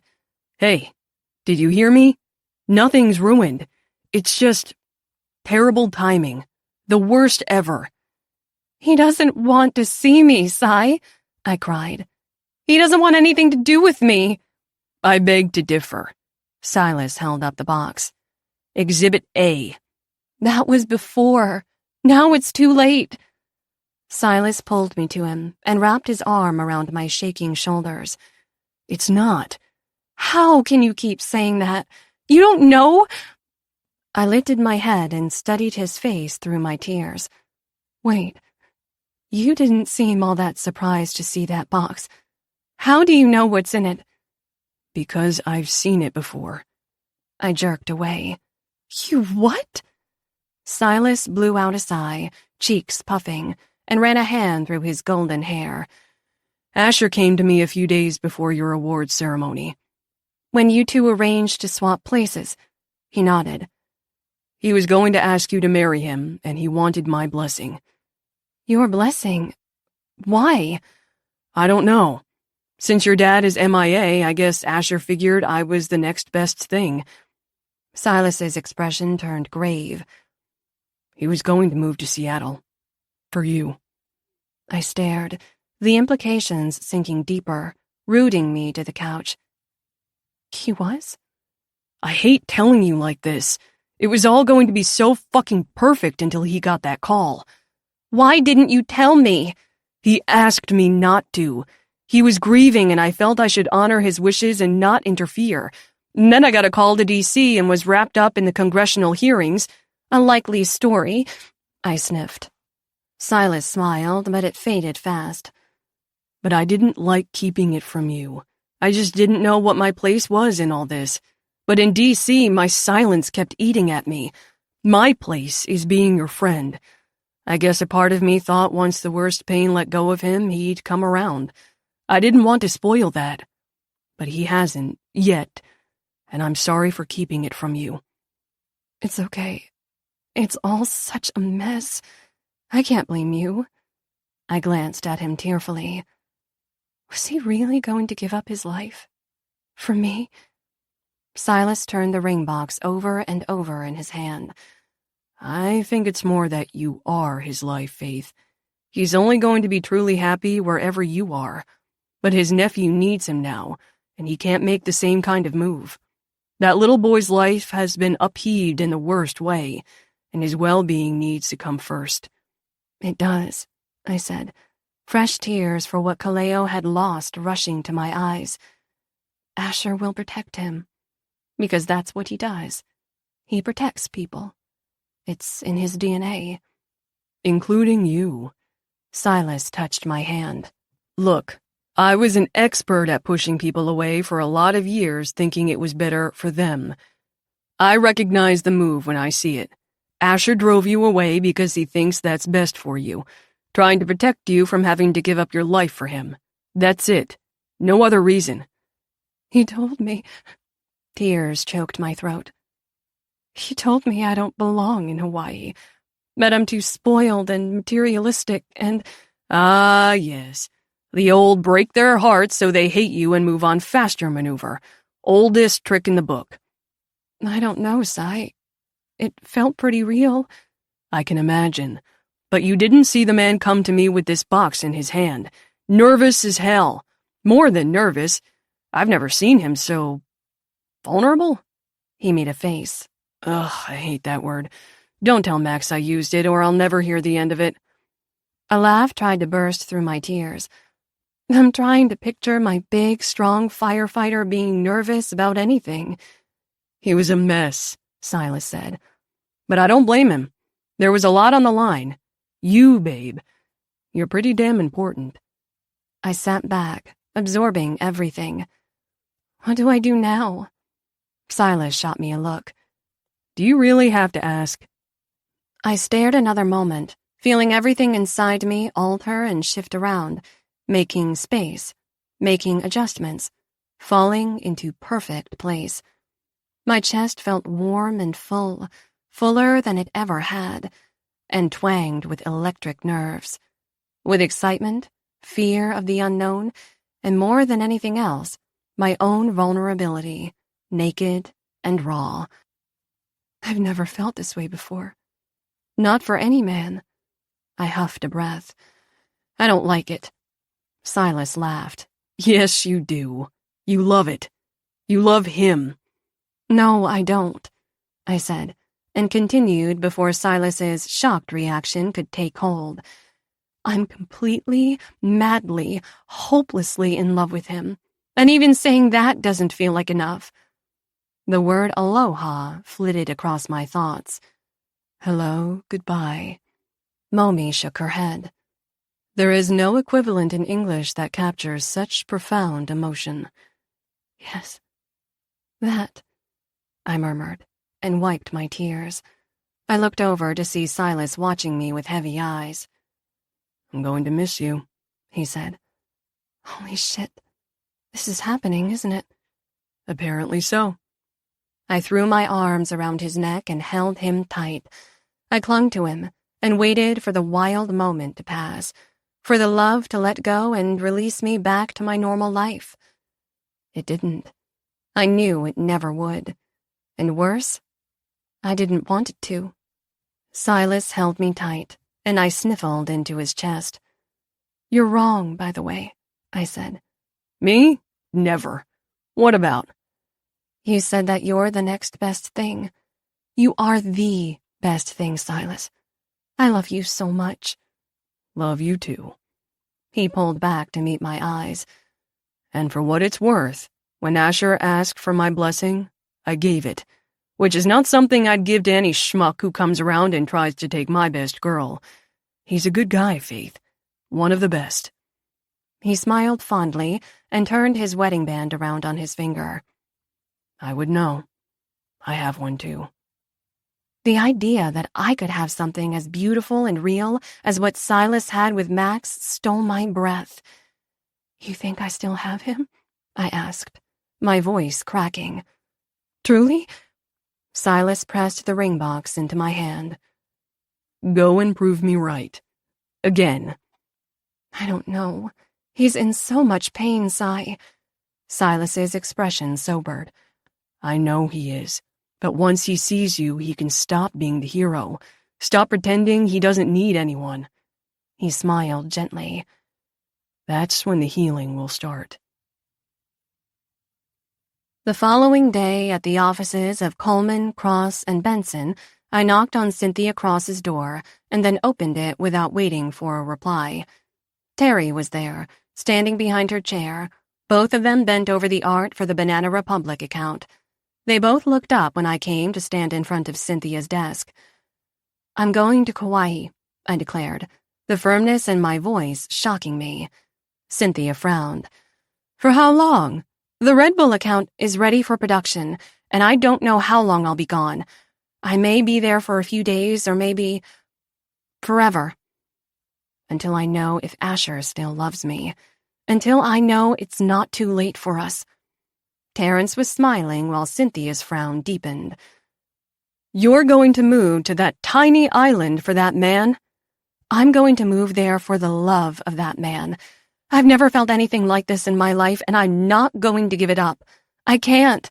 It might be a huge mistake, or it might be everything I need, but I won't know until I stop being so damn afraid of how much I love him. I looked at Cynthia.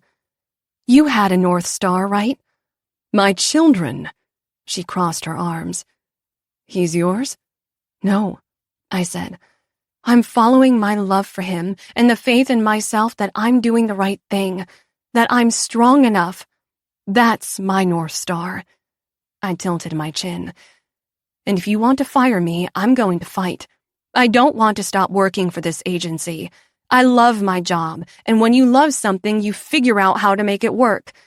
If you value me as you seem to, then you will help me make it work. I let out a shaky breath. So that's where I stand. Just thought you should know. They both stared at me, but time was wasting. I turned and strode out. I was nearly at my office when Terrence caught up to me. Faith, wait. I turned. I'm sorry, Terry. That was probably more personal than is appropriate for the office, but I have to do what I have to do. And I'm here for it. He shook his head and chuckled at my mystified expression. Didn't I tell you to come to me with any requests? You're okay with me leaving? Like you said, we can make it work. He cocked his head. That was quite a speech, though. One for the books. I eased a breath. For all my bravado, I'd still been scared shitless they'd laugh me out of my job. It might be for nothing, I swallowed hard. It might be a short trip. He smiled. Maybe not, but you won't know unless you go, right? He offered his hand and gave a firm shake. Good luck. We'll miss having you here in the office. Thanks, Terry, I said, and breathed out another sigh of relief, which lasted all of 10 seconds. The entire plane ride to Lihue, my surety disintegrated, and 1,000 panicked, inane thoughts crowded in to steal my peace. This is a big fucking step. The biggest. What am I doing? Giving up my fabulous condo? Will Asher still want to see me? Can I even bring my Peloton to Hawaii? Excuse me. I clutched at a passing flight attendant. Can I please have a double vodka martini? But when she handed me the drink, I didn't throw it back in one gulp as I'd planned. For all my brain's hamster wheel panic, the deeper truth was like a solid heart stone, a North Star. They say growth comes through adversity and strength is built by resistance. I wasn't growing in Seattle. I was stagnant in my own complacency, marinating in a sparkling, bubbly, adversity-free existence that had been wearing me down. I needed to step out of my comfort zone and grow, which was why I sought out Kauai in the first place. And it gave me Asher. I loved that man with all that I was. I loved his island because it was where he called home. He'd been prepared to give it all up for me. He'd been willing to sacrifice being with his family, his friends, his buddies on the job, the contentment and peace that he'd been searching for his whole life and had found on little Kauai. He'd been ready to trade it all. And I had to hope the only reason he'd do that was if he felt some shred of that peace when he was with me. More than I wanted cocktail hour and city streets and shopping sprees, I wanted to love him and be loved by him. Not to become lost in Asher and give myself up to him, but to be more with him, more of myself than I yet knew, because I had something to give too. I touched the quartz pendant around my neck and smiled out over the ocean that stretched for miles, endless, like possibilities. Life wasn't just one thing, or even one place. It was boundless potential and experiences waiting to be explored. Seattle would always be there for me, but what I felt for Asher wasn't going to come around again. I refused to let it go. Chapter 26. Asher. The storm arrived. Dark, thick clouds rolled in, and the rain was constant. Late that afternoon, after my shift, I checked in with Momi to make sure she and the live-in nurse I'd hired were going to be safe. I drove to Momi's little house in Hanalei, not far from where Morgan and Nalani lived. Had lived. Past tense. I had to remind myself of that often. My brain was hardwired to expect my brother's goofy smile, hear his voice on the phone, his laugh and his dumb jokes, and his hugs that I pretended I didn't like but actually needed more than I could have known. Stop it. The grief was circling close today like a hungry wolf, always shadowing me, ready to sink its teeth in and tear me to shreds. Not yet. I pulled onto the drive that led to Momi's bungalow. The house was pure old Hawaii, wood interiors and filled with island art, koa wood sculptures, woven rugs, beads, and old photographs of Momi's family. All dead now, including her daughter, Nalani's mother, who'd raised Nalani alone until cancer took her. Momi had outlived her daughter and her granddaughter and was still here. She hadn't given up. The nurse, Marianne, met me at the door and we walked through her emergency supplies and procedures, Then she told me that Momi was in her room, about to nap, but wanted to see me. "Aloha, Asher," she said as I walked in, though her eyes were on the window where rain smattered the glass. Don Ho was singing about beautiful Kauai on an old turntable. Momi turned to me, thinner and even more frail since the broken hip. Her long hair, that recently had a little bit of black in it, was now completely white. Grief will do that to you. It sucks a piece of your soul away. "Come, sit." I pulled a chair up to her bed. How are you feeling? "Old," she said. "and running out of time." Jesus, don't say that. She scoffed weakly. "I'm not dying this minute, child, but I'm going to say what I need to say to make sure it's said." She fixed me with a pointed look. "Where is Faith?" You know where she is, I said in a low voice. I can't bring her back here, Momi. I can't make her live a life she doesn't want. "How do you know what she wants? Have you asked her? Or did you push her away because you assumed that was best for her?" She thrives in the city. She told me 100 times the island is too small. I waved my hands. Doesn't matter. Chloe offered to move in and I said yes. Momi's eyes flared. "Ai ke akua I kokua mai iahu," she muttered, shaking her head. I need help with Cal, and maybe you'll fall in love with her the way you love Faith," Momi snorted. "And you're supposed to be the smart one." I scrubbed my eyes. The other day, I had a meeting with my business manager. Island Memories has to shut down. I can't run it, and even if I hired someone, it was all Morgan. His photos. I cleared my throat. And their house is going to be torn down, and I had to tell that to Cal. And it's all just too much. "Oh, my boy." Momi patted my hand. "I wish I were strong enough to help carry your burdens, but I have a feeling you wouldn't let me. The only thing I can do is give you our words, and I want you to listen." Our words? Mine and Morgan's. What do you mean? Momi turned to the rain on the window, the rivulets that streamed in random patterns.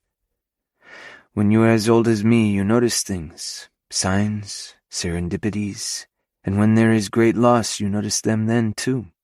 The little gifts that let you know you're not as alone as you think you are." She turned to me.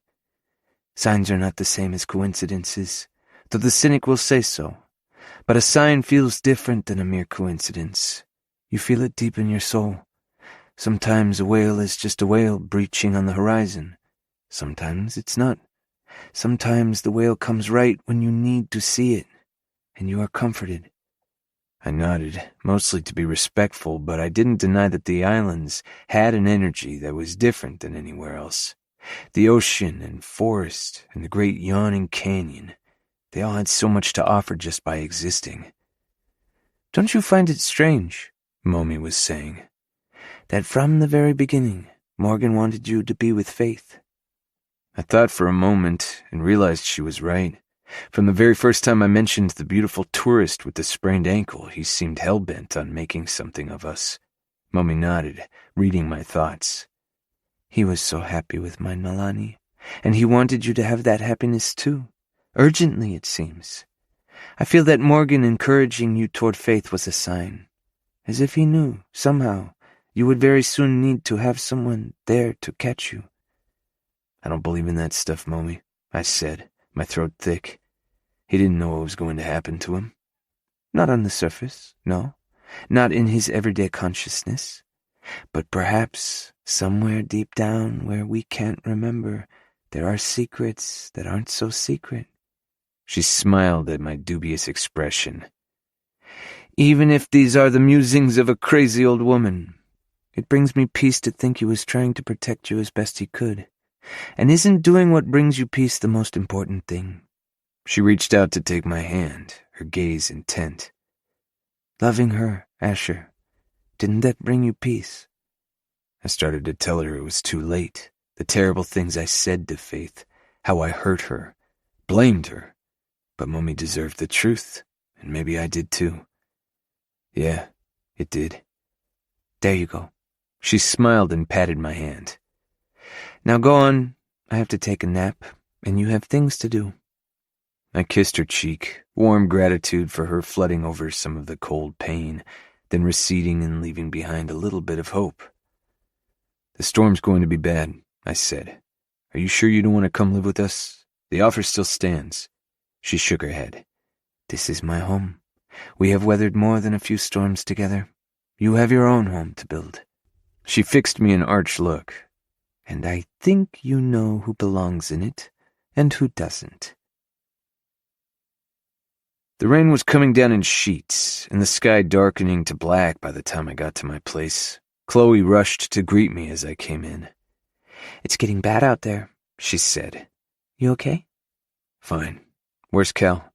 "Upstairs. He's had dinner and is playing in his room. He says the storm doesn't bother him, but I'm not sure. It's hard to tell how he's doing. He's so quiet lately, more than usual." I nodded and moved away from Chloe, who was standing too close to me. She'd been moved in for 2 weeks, which I now knew was 14 days too long. It was wrong, her and me. All wrong, and we'd never be right. She would never be who I wanted to come home to, and I hated myself for giving her hope that we had a chance. "Chloe, we have to talk," I began, and then my glance landed on the large manila envelope on the kitchen counter. "What's this?" "That came for you today," she said, following me to the kitchen. "It's from your business manager. I think they're photographs." Wordlessly, I took the envelope that was heavy and stiff and sat with it on the couch. I tore it open, and photos spilled over the coffee table. Morgan's photos. A note from Al Harris said they were the last roll in his personal camera. With shaking hands, I fanned them out, hardly able to look at any one for longer than a moment. Photos of Nalani and Cal at their house, laughing or being silly. Of us at a dinner on their lanai with the sun sinking into the ocean. Of Momi and her quiet, knowing smile. And of Faith in me, sitting at their table. She was laughing, full and real, and so goddamn beautiful my chest constricted. And there was me, smiling at her, seeing only her, because even then she was becoming my entire world. I felt Chloe hovering. "They're beautiful photos," she said. "Morgan's?"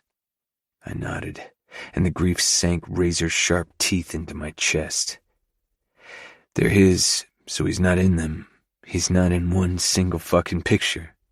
I bent, covering my eyes with one hand as a terrible sob tightened around me like an iron band. The couch dipped as Chloe sat beside me, her hands on me, wrapping around my arm.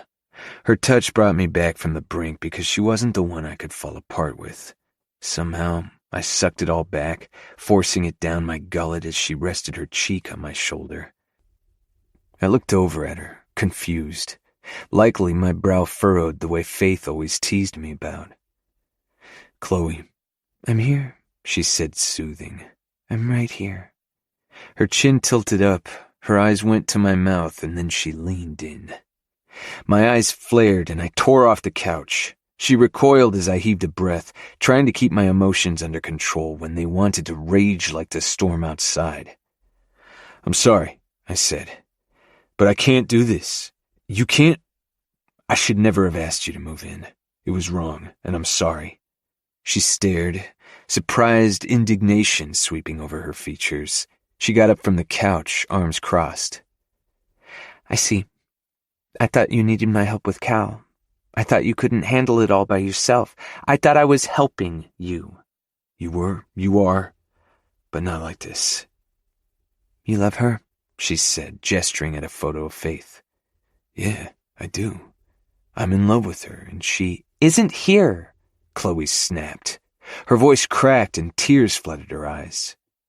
"You're grieving and in pain, and she's not here. But I am, Asher. I'm right here. And worse," her jaw quavered. "I always have been. Always." My head bowed. I'd been so stupid, so careless. "I'm sorry, Chloe, I am, but I can't be what you want me to be. I appreciate everything you've done, but I have to fix what I broke." "And Cal? Suddenly you can manage him without help?" "I don't know what I'm going to do, but I'll figure it out." Lightning crashed, and a few seconds later, thunder boomed, shaking the house. "I'll go," Chloe said. "No way, not now, not in this storm. Let me check on Cal and we can talk more, and just give me a minute, okay?" She nodded reluctantly, hunching deeper into her sweater. "Sure, fine. Thank you." I took the stairs up to the second floor and knocked on Kaleo's door. No answer. "Hey, Cal." I cracked it open. "It's getting pretty gnarly out there. You doing okay?" I pushed the door open all the way. His bed was empty, desk chair empty, the room was empty, but the window was open and Cal was gone. Faith. I'd seen plenty of rain in Seattle, but a tropical storm was another beast altogether. The rental car guy at Lihue Airport tried to talk me out of driving, especially as someone who's not used to the weather, but I turned on my considerable charm to convince him and hit the road.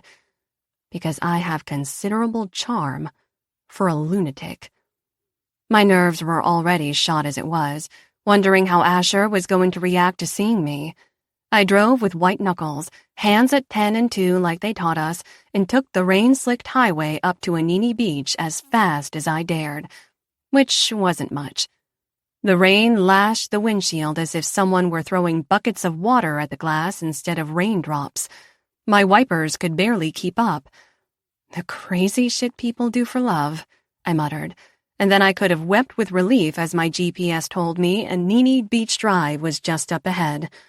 Even so, I nearly missed the turn through the torrent, but I was going about 8 miles an hour, with no one behind me, thankfully, because no one else was dumb enough to be out in this mess, and I found the drive. I crept the car along the private road to Asher's huge place and parked, relieved to see lights on. Because I had rushed out of Seattle with only a small bag of luggage and no raincoat, I hurried up to the front door in jeans and a sweater and was soaked instantly. This is it. The rest of my life starts now. I heaved a breath and knocked.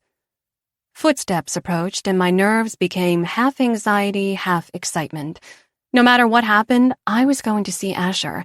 Even if he kicked me right back out into the storm, I could tell him one more time that I loved him and that I... Chloe Barnes opened the door. We stared at each other. She looked about as horrified to see me as I was to see her. She glanced behind me and crowded the door so I couldn't see in and no one could see out.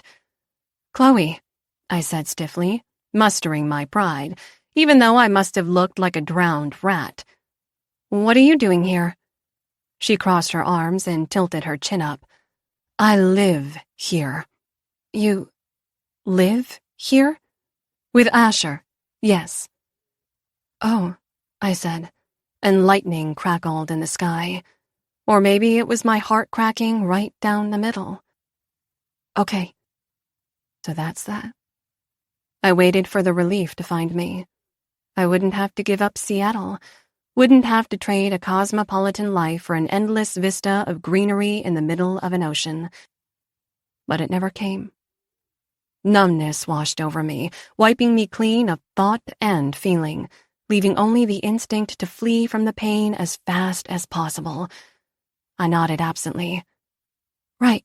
Well, sorry to bother you." And then I turned and walked back to my car, the rain drenching me to the bone. I wished it would just sweep me away. Asher. I came thundering down the stairs, my heart pounding in abject terror. "Cal?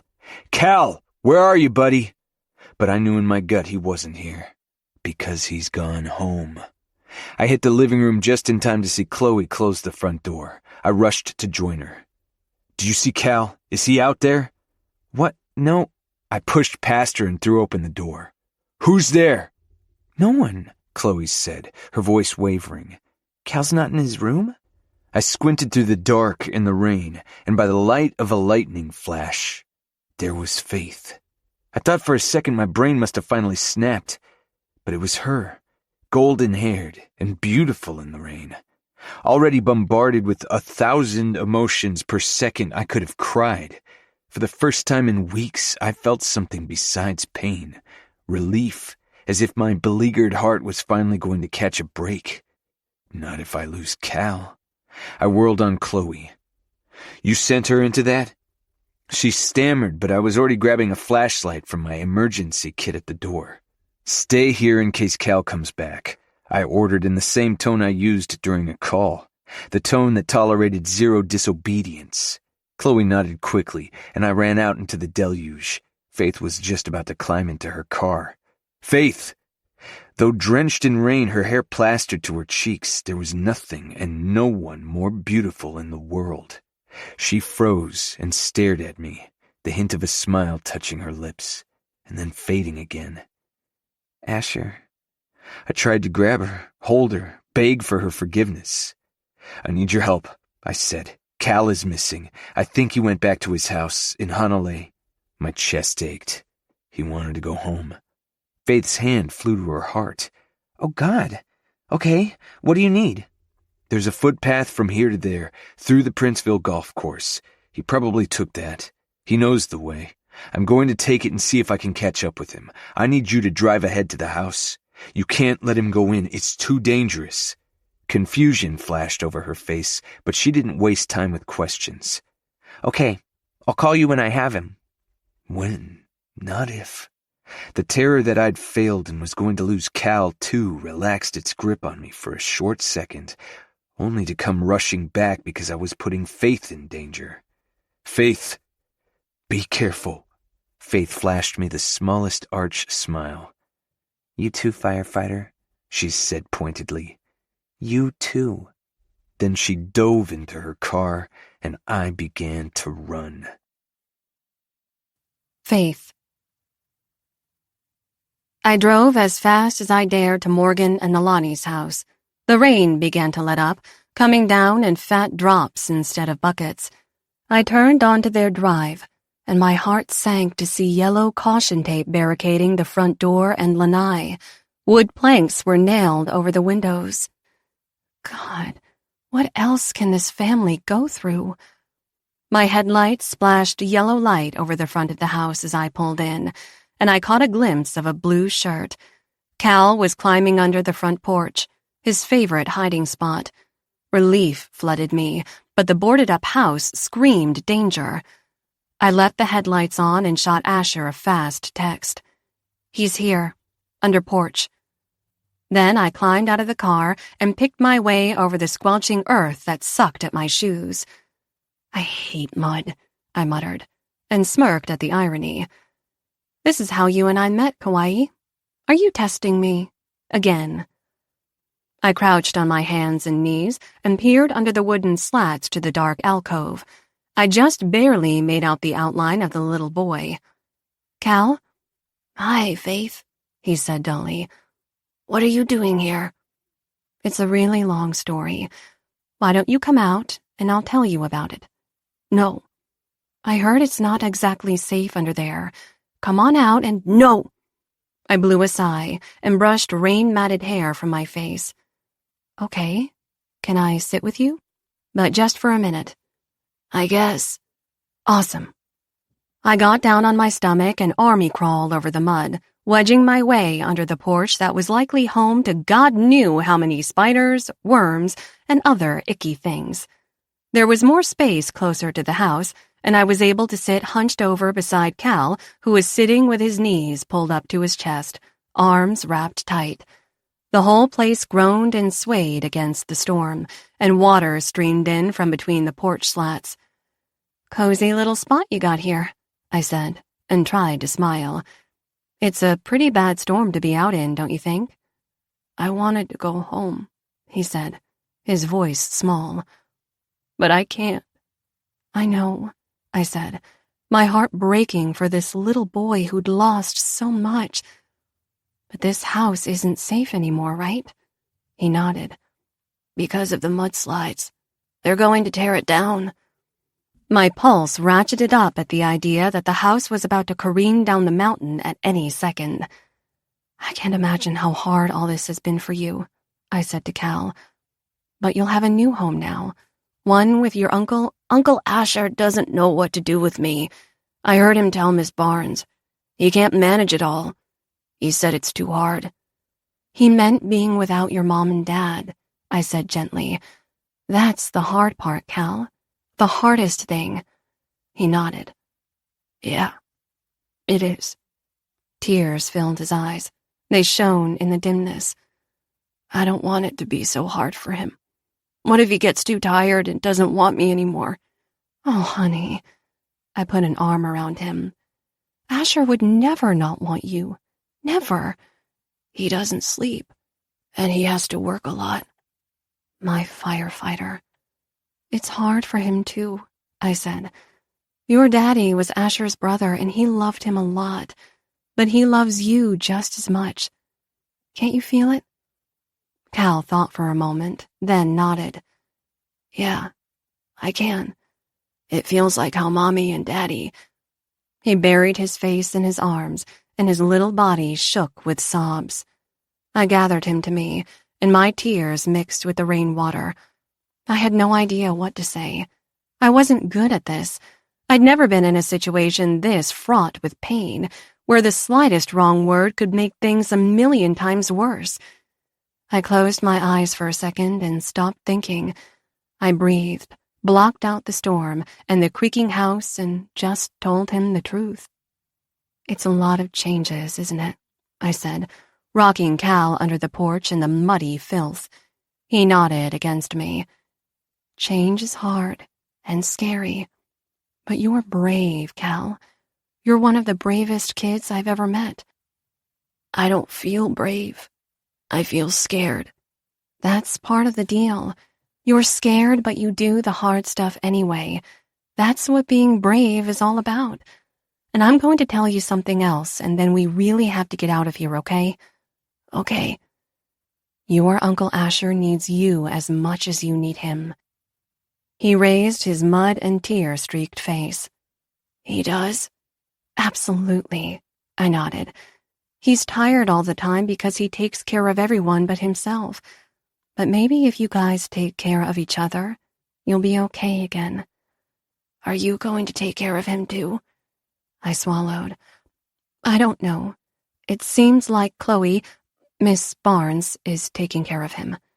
Not anymore, Cal said. Tonight, Uncle Asher told her she had to leave. He said it was a mistake. I faced forward. Oh. Footsteps sounded from the rain that was finally letting up. A flashlight beam swept over us. Cal! Faith! Asher called, his voice ragged with fear and exhaustion. In here, I called, and looked to Cal. Can we go home now? He thought for a moment and then nodded. I guess so. That a boy. You're my hero. Me? I thought only firefighters like Uncle Ash could be heroes. The tears threatened again, but I forced them back. They are. He is. But brave little boys can be too. 100%. Brave little boys who lose everything and keep going. Cal smiled and wiped his nose. I like that. He crawled out from under the porch, and I followed. Asher was waiting for us, drenched and haggard, relief flooding his expression and tears filling his eyes. He dropped to his knees, head bowed, and the flashlight fell from his hands to splat in the mud. Cal rushed to him, threw his little arms around his neck. Asher wrapped his arms around the boy, both of them clutching one another, both sobbing, both letting the storm break over them. Finally. I hung back, smiling, though my own eyes streamed watching that sweet little boy and my firefighter, racked by grief and love at the same time. Because in the end, they were the same thing. Chapter 27. Faith. I drove us back to the house and waited in the kitchen while Asher had a few quiet words with Chloe. The rain had stopped, and she didn't live far, so he felt it was safe enough to let her go. I don't think she would have stayed anyway. The look she gave us when we came in said everything. I felt bad for her. I couldn't think of a greater torture than loving Asher McKee and him not loving you back. Asher took Cal upstairs to give him a bath and put him to bed, while I made use of the downstairs shower and washed all the cold rain and mud off of me. I was covered head to toe, thanks to my little foray under the porch. After, I wrapped myself in a towel and went to the living room where Asher was waiting in sleep pants and an undershirt, having freshly showered too, his hair still damp. His eyes widened when he saw me and my almost nakedness. I sat on the armrest of the couch, my palms on either side of me, as if bracing myself. For him. Faith. I shook my head. Later, I said, my voice thick, my entire body flooded with 100 different emotions, one stronger than any other, pure, unadulterated love for him. Asher read my meaning and his eyes darkened. I didn't touch her, he said, his voice hoarse. I know, I said, and leaned back a little, my legs parting. Come here and put your hands on me. Because I knew what he needed, and it wasn't to have to rehash all of his pain and his reasons for doing what he did. We'd have time enough to talk later. Right then, in that moment, he needed relief. He'd let himself go with Cal in the rain, but I was going to give him another kind of release and show him he wasn't going to have to do this alone. Not anymore. Asher took a step toward me, and then another until he was right in front of me. My heart pounded, but I felt calm at the same time. Serene. He raised his hands to my face, holding me reverently, but it wasn't time for that either. I moved his hands down to my shoulders, to the edge of the towel. I watched him swallow, his Adam's apple bobbing, and then he sucked in a breath, and with one hand undid the tuck in the terry cloth.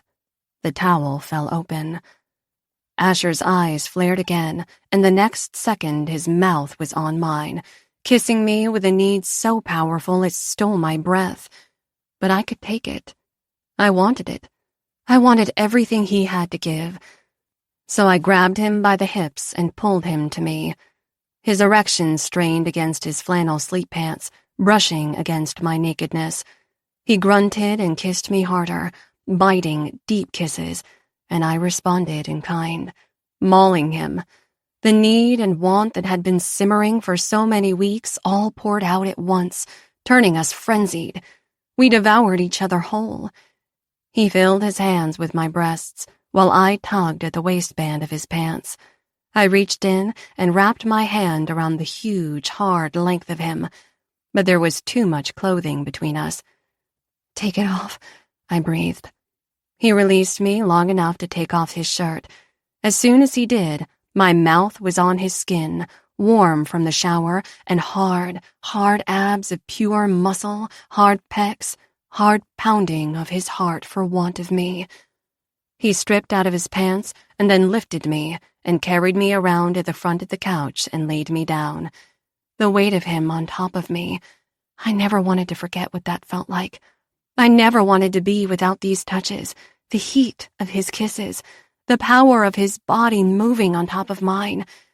He slipped inside me with one easy thrust and made a sound that was half sob, half growl of pure need. Faith, he breathed into my neck. I clung to him, my arms wrapping around his broad shoulders, while he spread my legs another few inches to get at me better, deeper, to drive into me harder when I was already delirious and on the verge of an orgasm. A few heated thrusts was all it took, and it crashed over me. Asher felt the pleasure shuddering through me and gripped my hip, driving hard and slow to draw it out. After a few moments, with the aftershock still running along my limbs, I pushed against the hard wall of his chest till he was sitting. Then I straddled him, reached between us, and guided him back inside me. He gazed up at me, exhausted to the bone but still fighting. His eyes were darkly beautiful and full of love for me but swimming with pain too. I silently vowed to take as much from him as I could, for the rest of my life, starting that night. Give it to me, I whispered hotly in his ear, writhing on top of him, rolling my hips. Give me everything. I felt his answering grip on my hips tighten as he pressed his face into my neck. He knew what I meant. I began to ride him harder, and he moved me up and down on him, using my body. Yes, I breathed. Just like that. His jaw clenched and his eyes turned black as I craned down to kiss him, a biting, sucking kiss. He grunted into my mouth, and then the suddenness of another orgasm burst through me with his relentless thrusts.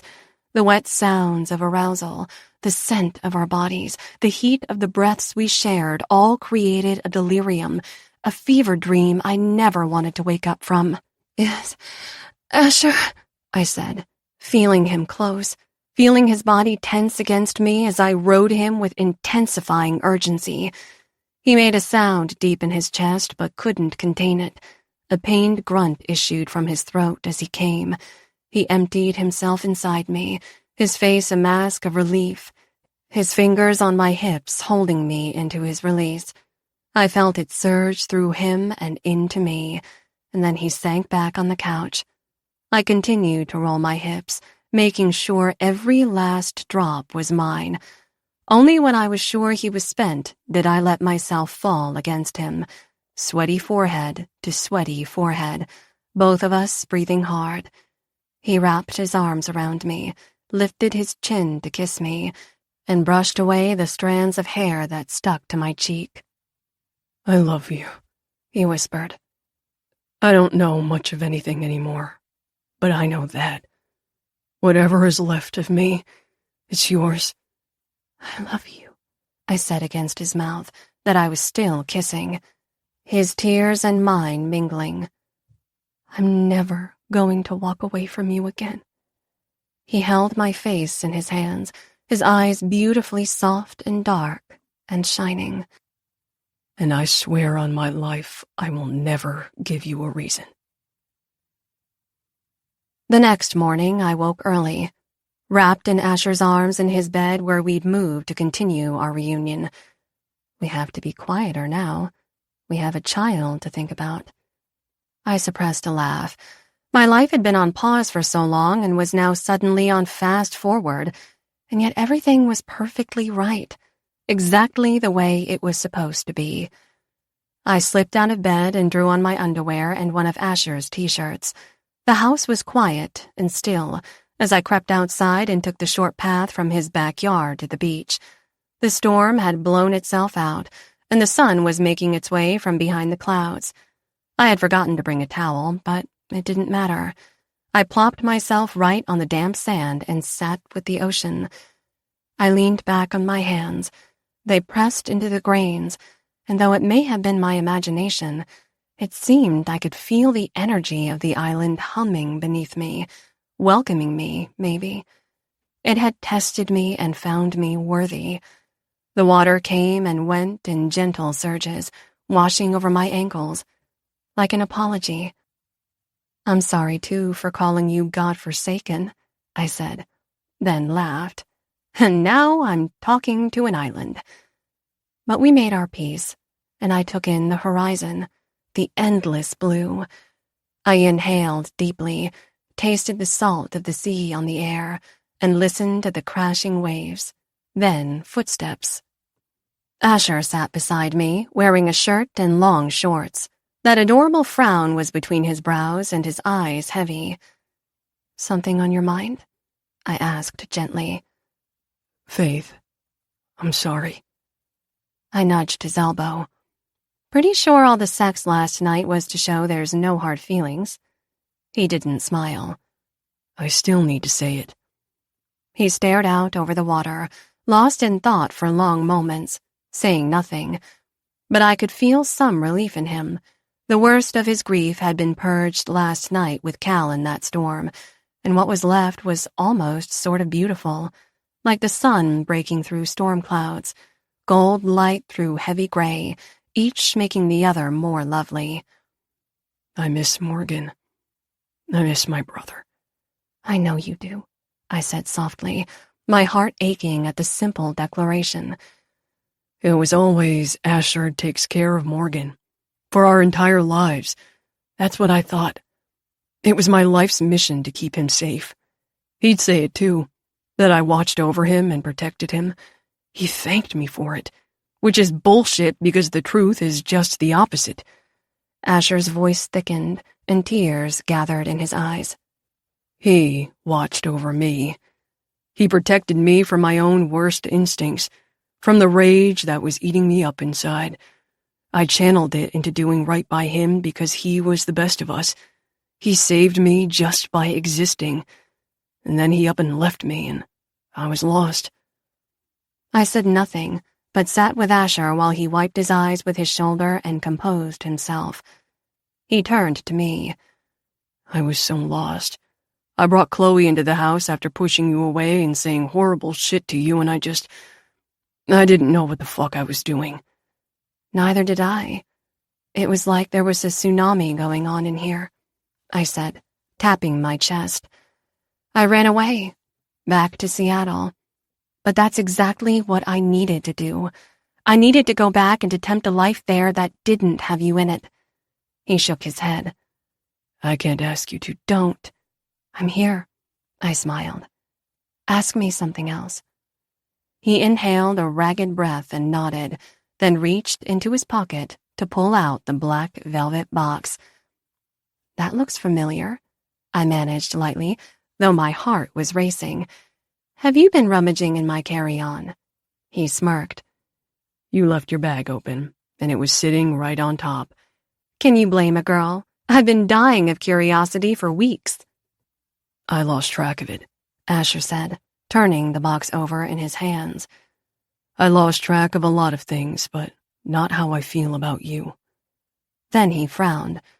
Wait, you haven't looked at it? Nope. And I think we need to take a moment to appreciate the Herculean amount of willpower I have exhibited on that front. He laughed and shook his head. God, Faith, how can I laugh right now? How can I be so crazy in love with you when my heart feels like it's been trampled 1,000 times? Because we have an infinite supply. I reached out and touched his cheek. Your heart is safe with me. I'll take good care of it. I promise. Asher made a gruff sound, his eyes shining, and the next thing I knew, he was on one knee next to me in the sand. He held out the box and reached to open it, then stopped and fixed me with a grouchy look. You have to stand up or else all this kneeling doesn't mean anything. I laughed with tears in my eyes and got to my feet. So bossy. Faith, he said, his voice hoarse. I don't know what's coming next. I don't know what's going to happen tomorrow or even in the next hour, but I know that I love you. That is something that will never change, not so long as I live and breathe. Whatever happens, I will always love you. He opened the box, and there it was, a beautiful, shimmery gray pearl surrounded by diamonds in a wide gold band. My hand flew to my mouth. Oh my God. I never imagined. So beautiful. It's like Hawaii with little city lights all around it. It's us, Asher said gruffly. Faith, will you marry me? I nodded slowly at first, and then vigorously, the joy bursting out of me. What was the point in standing up if I'm just going to fall on top of you? I cried, and then did just that, flinging my arms around him, both of us on our knees, kissing while I said yes, over and over again. He slipped the ring on my finger, where the pearl seemed to absorb and reflect the gray of the ocean after a storm, while the diamonds captured the glint of the sun peeking through the clouds.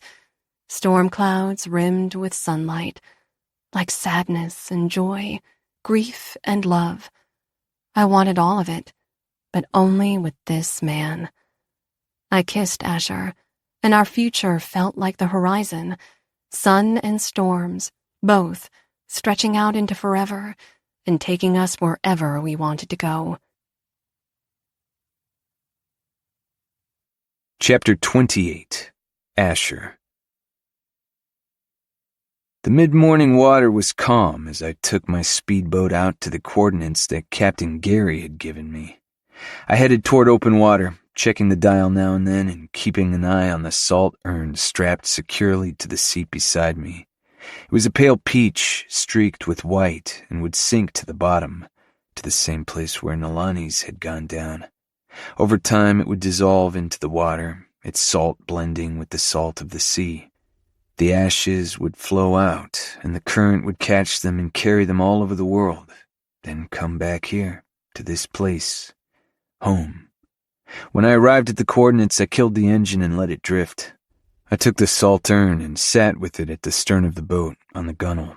It was heavy, heavier than I had expected it to be when I first received it, and yet so light.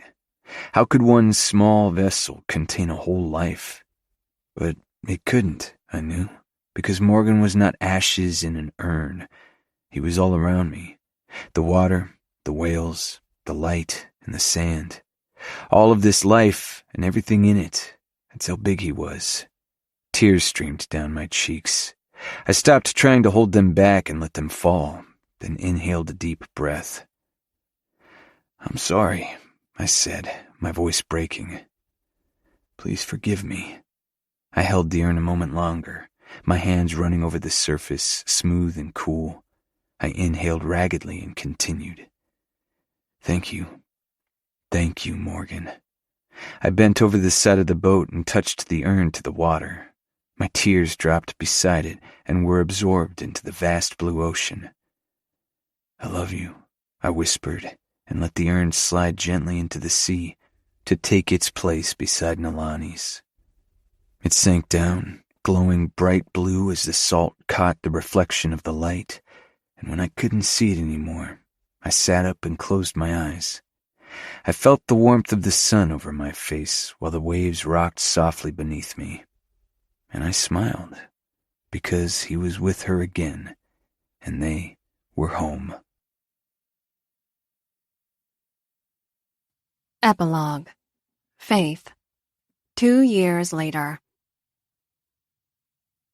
I stared out over the Seattle skyline that was gray and heavy with rain. Behind me at the conference table, I heard low murmurs and the shuffling of paper. I smiled to myself. The coffee company people could pretend like they had something to talk about, but at the end of the day, they knew my campaign was the one they wanted. Ms. Benson. I turned and slipped my hands into the pockets of my Chanel suit. It was easier to surreptitiously touch the subtle curve of my belly that way. "Gentlemen, you have thoughts?" Mr. Galveston, the VP of Marketing, nodded. We feel that your vision for our product is the most closely aligned with our vision. He extended his hand. Congratulations. I don't recall that we've ever had a more invigorating or innovative approach to selling coffee than yours. I smiled broadly and had to refrain from glancing at my watch. Kind of you to say. I'm just happy that you're happy. Now, if you'll excuse me, gentlemen, I will leave you in the capable hands of Jess Browning, our head of account management. I gestured at my former assistant with a smile. She'll take care of wrapping up any details. I exited the conference room as fast as I could without appearing to be hurrying. My flight wasn't until the following morning, but in my mind, I was already back in Kauai. Back home. My hand slipped to my belly for the millionth time. Not to mention, I need to share the latest developments with my husband, that sexy bastard. Terrence fell in stride next to me. Another home run from what I hear. Already? I smiled. Word travels fast in this joint. It's good to see your face, Faith. In person, I mean, as opposed to Zoom. Don't get used to it, Terry. You're not going to be seeing me around these parts for a while. Well, I'm glad you made it back for this meeting and a taste of the city. Tell me, do you miss us at all? A little, I said, although I was finding my desire for skyscrapers and sidewalks to be a lot less potent than they used to be. Mostly I missed my best friend Silas and his husband Max, and you, of course, Terry. Naturally, he said with a grin. I guess the next time I see you, there'll be a new Benson McKee in the family. At least one. I said, and checked my watch. My pearl and diamond ring glinted in the light, and I paused to admire it. Again. Even years later, it still snagged my gaze. But what can I do? As I like to tease Asher, when you have the world's most beautiful ball and chain on your finger, you can't help but admire it. Terry gave me a brief hug and a kiss on the cheek. Congratulations again, and don't be a stranger now. He started down the hall. I'll send you the specs for the new potentials. I'm on the job. Thank God for that, he called.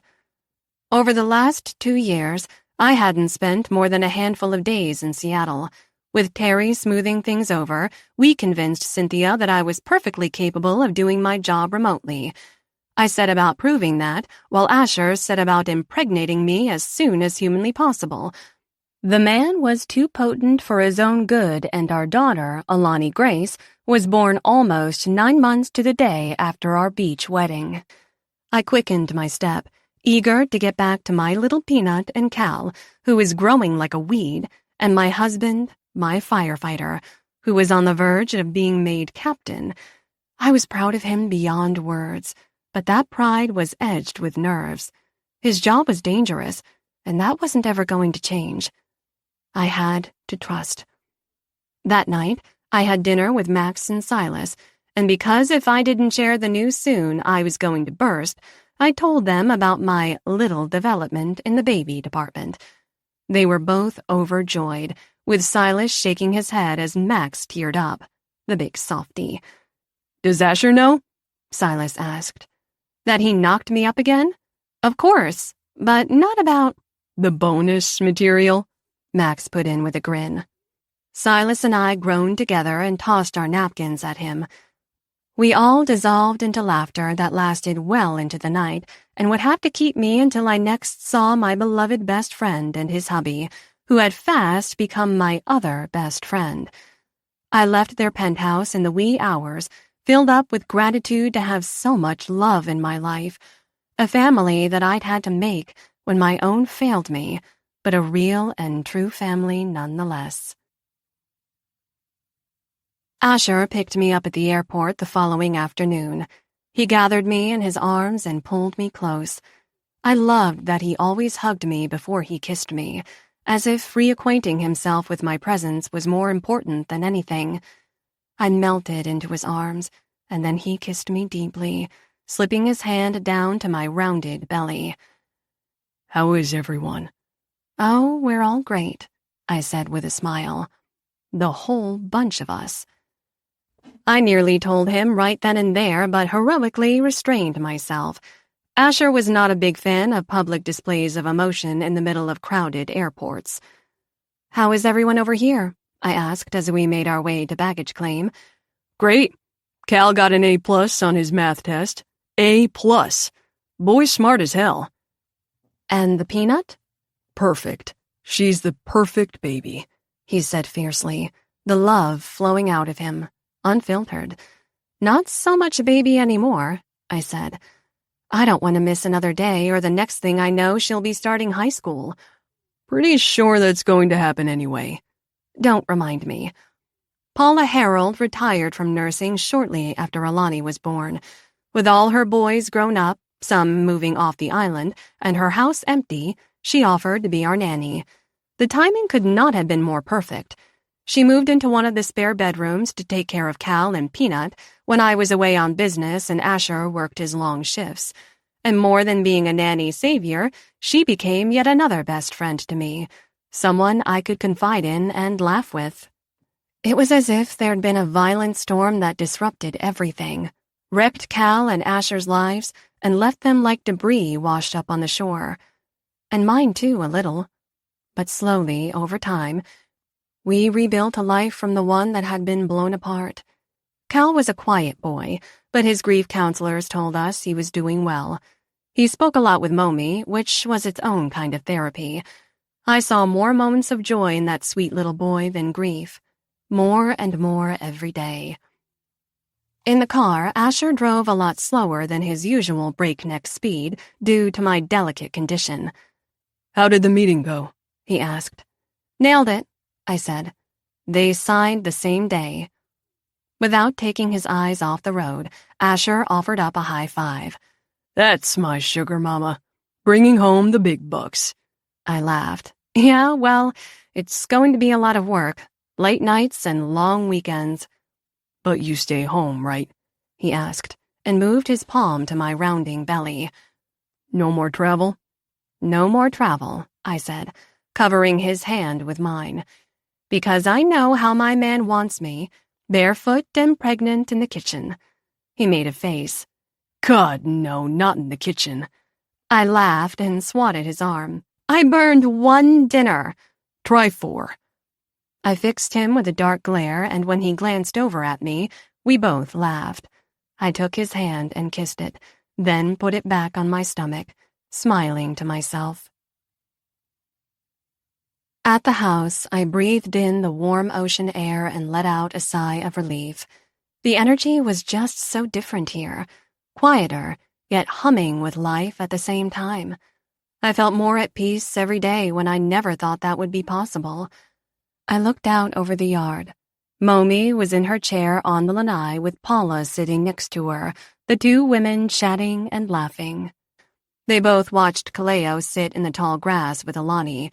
He pointed out different bugs and watched her squeal with laughter when a ladybug landed on her chubby little hand. Lately, he'd taken to introducing her as his little sister, which never failed to make Asher and I choke up. So beautiful, I murmured. The most beautiful, Asher said, but his eyes were on me. I leaned over and kissed him and nearly told him then, again, but something told me to wait. Not to mention I couldn't wait 1 more second to get to my kids. I greeted Paula and Momi, exchanging hugs and kisses, then hurried down into the yard. "Mama!" Alani shrieked, and came toddling toward me as fast as she could, her blonde, wispy curls floating around her like a halo. "Holy crap, my heart's going to explode," I murmured just as she reached me. I scooped her up and smattered kisses all over her chubby cheeks. "Hello, baby. Have you been a good girl? Oh my gosh, I missed you so much." Kaleo joined us. He was nearly 11 now and getting so tall. She was about to eat a ladybug, but I stopped her. My hero. I'm sure the ladybug thanks you too. I set Alani on my hip and pulled Cal to me for a hug and kiss to his forehead, then ruffled his hair. "I missed you. Why are you getting so big? Stop it." "I missed you too," he said, and wrapped his arms around me and then briefly, awkwardly patted my stomach. "It's bigger already." "Just wait." "Is it?" "No, I had a big lunch." He laughed, and a thought crossed my mind, one that I'd been having more and more. We're all going to be okay. The sun sank slowly while Asher grilled hamburgers. Paula had made a pasta salad, and my contribution was to put ketchup and mustard on the table. We sat down to dinner that was full of easy talk and laughter, and Peanut fell asleep on my lap, her soft curls brushing my chin. After a while, Momi and her nurse went home, and Paula helped Cal get ready for bed. I put Delaney down, and Asher and I were finally alone in our bedroom. I changed into a short, satiny nightgown that barely concealed anything. It drew Asher to me instantly, which was why I put it on in the first place. He came up behind me, kissing my neck and then rubbing away the knots of work stress. "Yes, please." I leaned in to his touch. I needed this desperately. His hand slipped down over my breasts. "How about here? You mentioned they get sore." I rolled my eyes with a laugh. "Actually, yes. They're sore as hell." "Already?" he asked, his mouth on my neck again. "You're only 12 weeks. Seemed like with Alani it took longer for the discomfort to set in." "The discomfort? Is that what we're calling it? You're too cute."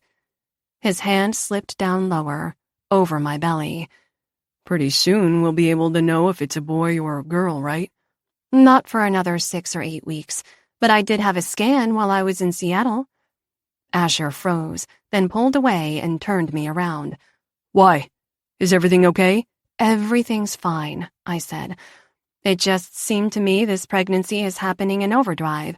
I only have 3 speeds these days: exhausted, nauseated, or horny. There is no middle ground. 1 out of 3 ain't bad, Asher teased, though the concern was still bright in his eyes. And so, I said, moving to my carry-on luggage that was still at the foot of the bed. I wanted to make sure that it was all normal hormone craziness, and it is, I promise. But I held up a sonogram with my finger covering 1/2 of the grainy black and white candid of my uterus. This is our baby, I told Asher, and watched his face melt with pure joy and love. Then I moved my finger. And this is our other baby. His eyes widened, and he stared at me, then to the sonogram, then back to me. Twins? Indeed, firefighter. You are too damn virile for your own good. I used to joke around that you only needed to look at me sideways and I'd get pregnant, but I'm beginning to think I was right. Asher grinned. The grin turned into a chuckle, and the chuckle turned into a laugh until he fully lost it. Tears of mirth streamed down his face, and he clutched his sides. I gave him a little shove in the chest. "It's not funny," I cried, laughing also. "Do you know how big I'm going to get? Not to mention we just doubled our child count in one fell swoop. I'm going to have to sell my condo in Seattle to pay for college for all these kids." Asher just laughed harder because that wasn't exactly true. He still had all his investments chugging along, and I may have been prone to exaggeration. He sat on the edge of the bed, his laughs slowing, and pulled me onto his lap. I can't believe it, he said, his hand roaming over my belly again with a new curiosity. Twins. "Believe it, pal," I said, and rested my palms on his cheeks, cherishing this man because sometimes I didn't have the words for the love I had for him and the life he gave me. I can just hear it. Can't you? He said softly. Morgan, laughing his ass off. "I can hear it," I said, and Nalani elbowing him with teary eyes because she's so happy for us. They both are. He gazed up at me. I'm happy for us. "Me too," I whispered, stroking his cheek. "Me too." This is the end of Between Hello and Goodbye, a Podium audio production. If you enjoyed this audiobook, we would love for you to rate and review it. For more rousing romance, check us out at podiumaudio.com and sign up for our newsletter. We promise we won't spam you. Also, consider joining our community of listeners, fans, and trolls on social media. We're active on Instagram, Facebook, Twitter, and Reddit. We'd love to connect. You have been listening to Between Hello and Goodbye, Book 1 of Between Hello and Goodbye, produced by Hannah Grenfell, written by Emma Scott, performed by Teddy Hamilton, a member of SAG-AFTRA, and Desiree Ketchum. Text copyright 2022 by Emma Scott Books, LLC. Production copyright 2023 by Podium Audio. All rights reserved.